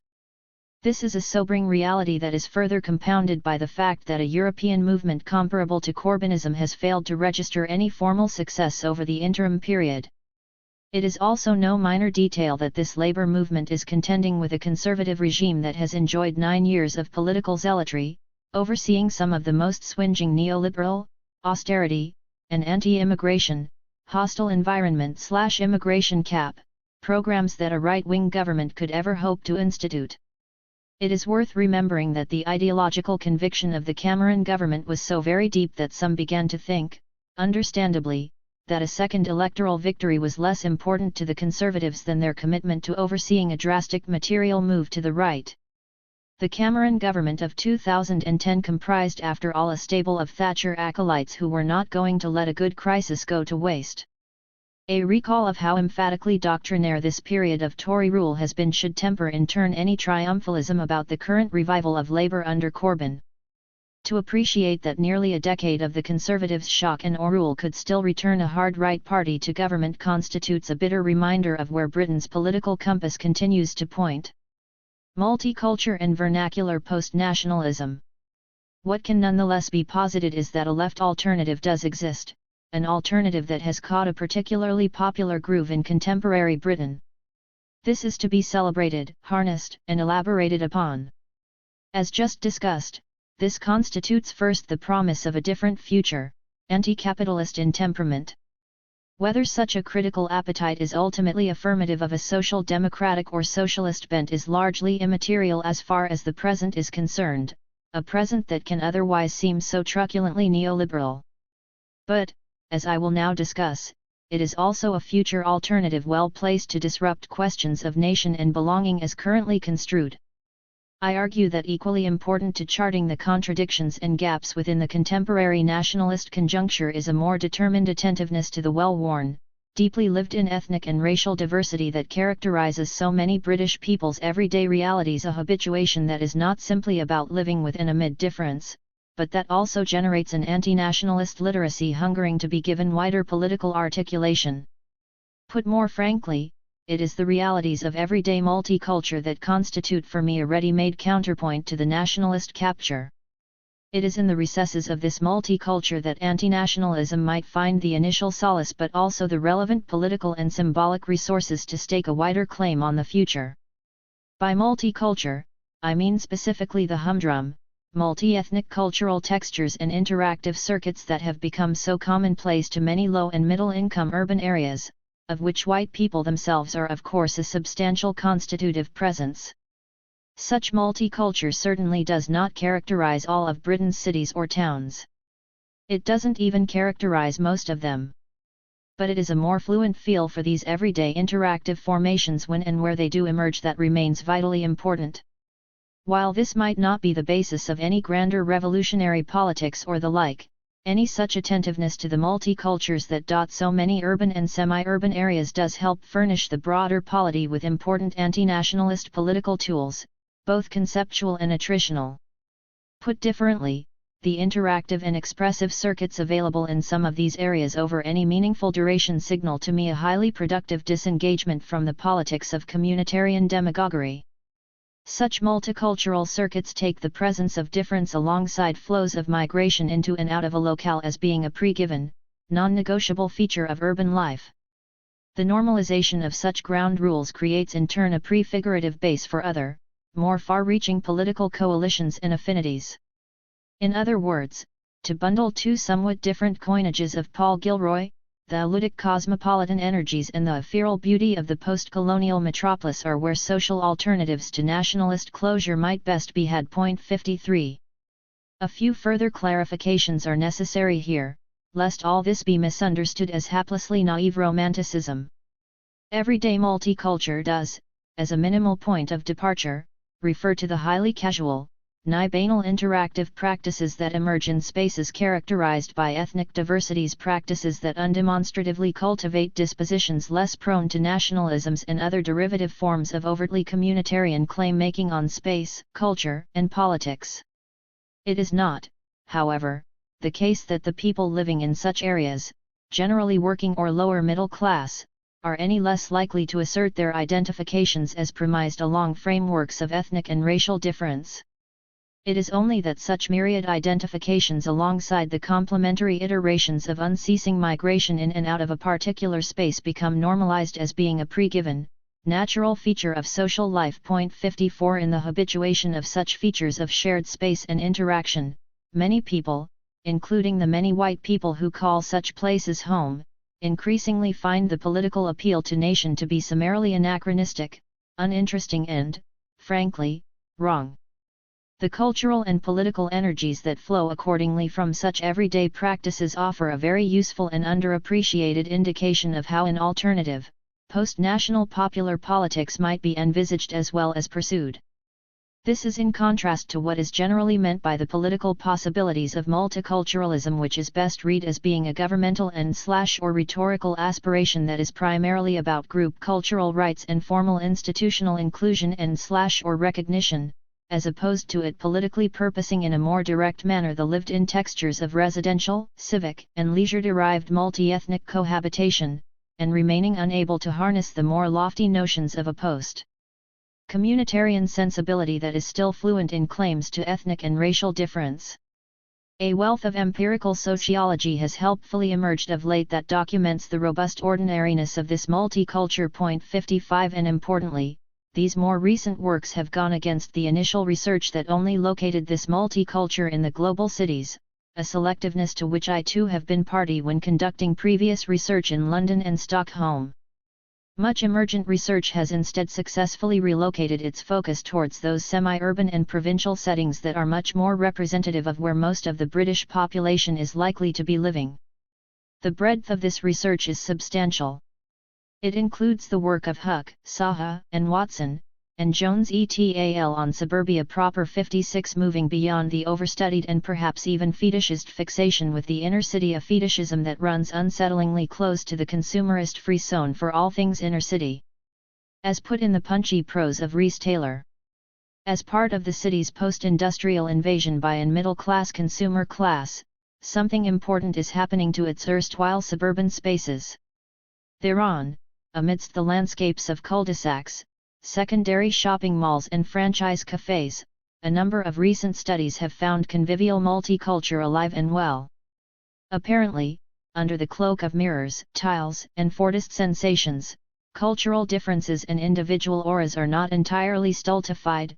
Thus, in contrast to the new open-air markets of the bourgeois inner city, it is the landscapes typically associated with suburbia, retail parks, and identikit high streets that nurture the city's convivial multiculture. 57. This important reworking of convivial multiculture that Rhys Taylor refers to becomes particularly apparent in the related research attempt to profile more middling towns such as Milton Keynes 58, suburban Leicester 59, Epsom, the subject of Julius Baker's ongoing doctoral research, as well as Birdsea's highly textured and original commentary on the English seaside. 60 Both the suburb and the provincial town become hereby vital sites through which multiculture is ascribed by contemporary sociology a wider political birth. But in terms of its most acute political purchase, this burgeoning research field has also moved its focus to those areas now considered politically emblematic of economic distress and working-class nativism, as seen for instance in recent studies of Peterborough 61 and also Nayak's multi-sided work involving various Northeast locations 62, all of which try to bring through a carefully observed notion of working-class cosmopolitanism. 63 These are all efforts that prove particularly adept at balancing an appreciation for the everyday breaching of ethnic divides with a close attentiveness to the continued re-entrenchment of white nationalist nativism, nativist pressures that risk becoming further emboldened when contending with grinding austerity and a complementary sense of political disaffection. Seen as a whole, this general ability to root multiculture in such disparate contexts has given this research field a robust complexity that was initially lacking, tending as it was towards a certain descriptive naivete. 64 This was a research situation where the utterly mundane truism that multi-ethnic life exists seemed to constitute a valid conclusion in its own right, analogous to what Wise and Noble have described as the risk of advancing an unduly romantic, happy-clappy view of togetherness. 65 The fresh injection of vitality into the field accordingly prevents any such exaggeration of multiculture's presence, as well as foregrounding the eminently fragile nature of any such multiculture when and where it does in fact manifest. After all, the original conceptualization of multiculture was only ever interesting precisely because it was understood as trying to wage an everyday battle against the wider forces of nativist racism, and the essentializing view of minority communities that is a partial extension of such racism. It is often forgotten that this was the fraught tension that Gilroy focused on in After Empire. This book was not about convivial multiculture on the one hand and melancholic nationalism on the other. It was instead very much about how both projections are simultaneously competing for validity in the lives of modern Britons. Or as Carner and Parker articulated it when discussing an oft-derided area of already unloved Birmingham, conviviality becomes empirically distinctive only because it is always existing contiguously to the multiple divisions that are routinely framed by race and ethnicity. 66 In short, it is conviviality in spite of racialist nationalism that gives it a unique political and conceptual vitality. The point therefore, as I see it, is not that multiculture triumphs regardless, but that it endures and gets remade, releasing energies waiting to be harnessed by a less apologetic, less integrationist political program that might command mass purchase. 67 This everyday multicultural sensibility has certainly found its political voice independently of the Labour Party. But this is also a political voice that has been proactively eager to lend its buoyant and youthful immediacy to Corbyn. There is an abundance of indicative people, cultural artifacts, and campaigns that could be fronted to make this affinity evident. I have, however, certain personal favourites. Consider here the ever-charming David Vujanik, primarily known as the CO host of a general youth culture chat meets football YouTube channel, sporting a Corbyn swoosh shirt while eloquently chastising the political class's complicity in the Grenfell tragedy. 68 Or consider Big Narsty's impassioned excoriation, during an extended Radio 1XTRA interview, of those who fail to recognize that the broader experience of acute poverty constitutes grim's baseline iconography.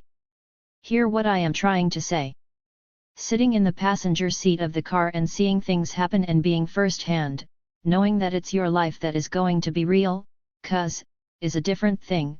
Man who is doing stuff out here for fancy trainers to buy Balenciagas and that, is different from the man who is tearing man down road to go Iceland and make sure his mum's okay, so man don't come with their Vaseline lips talking about nice stuff over here. About grime. 69 A more resonant and unaffected imagery vis-a-vis a social realism purpose-built for the present would be hard to come by, partly evidencing, as recently witnessed in Britain and expertly summarized by Monique Charles, the fluent synchronization of grime with a popular left politics. 70 This popular affinity is free of the cheapening, unconvincing and often exclusionary righteousness that is otherwise customary for those forms of popular culture that knowingly press a progressive political narrative. This gives in turn some important context for understanding the special role of grime for Corbyn in injecting the Labour campaign with an easy working class and multicultural credibility, a form of cultural advocacy that remains exemplary of how an anti-racist multiculture cum popular left pivot is likely to look. But this goes well beyond popular culture. important as that is 71, with the aforementioned Grenfell tragedy being a particularly bracing example here. 72 The politics released by this haunting moment seamlessly alternated between, on the one hand, an uncompromisingly vocal forcefulness, and, on the other, a dignified silence that is deafening in its pathos. I mean by this the silent marches that are held on a monthly basis. But this is also a moment that has firmly but also creatively insisted on its victims being understood as multi-ethnic and multi-status. 73 Grenfell was a particularly resonant microcosm of a broader working-class community neglected and overexploited that is deeply marked by a vertiginous array of not only ethnic backgrounds but also citizenship statuses. The political aftermath of Grenfell certainly foregrounded this reality in particularly powerful ways, tacitly reminding the social democratic left that it must always recognize poverty's multi-ethnic, migrant city realities. 74 As the cultural output and interventions of someone such as Akala have made powerfully evident, this is a reminder that a politics of class worth its name must always remain attentive to the migrant subject as key to its program, as opposed to setting up a shameless and ultimately counterproductive working class versus immigration false dichotomy. 75 The future. In this battle lies the future fate of the left in Britain. Its cautiousness hitherto in challenging the various nationalist fault lines governing contemporary politics is certainly understandable, given that the Labour left is still struggling to find its footing amid sustained attempts at delegitimation from many factions and forces, both external and internal. But as this book has argued, this question of nation is not like other issues where one might be able to bide one's time. It is instead the case that, as we witness a partial unraveling of the neoliberal consensus, it is the race-baiting nationalist right that is rapidly positioning itself as the most likely heir to formal governmental power. To remain silent on its suite of racialist demons and complementary policies is therefore to allow the quickening march of nationalism the free path it is now eyeing, a free path to consolidate itself as the politics of the future, no longer merely a deeply resonant echo of high modernity, but instead a nation politics that is staking a uniquely powerful claim for managing the 21st century and its assorted anxieties, imperatives, and even visions of utopia.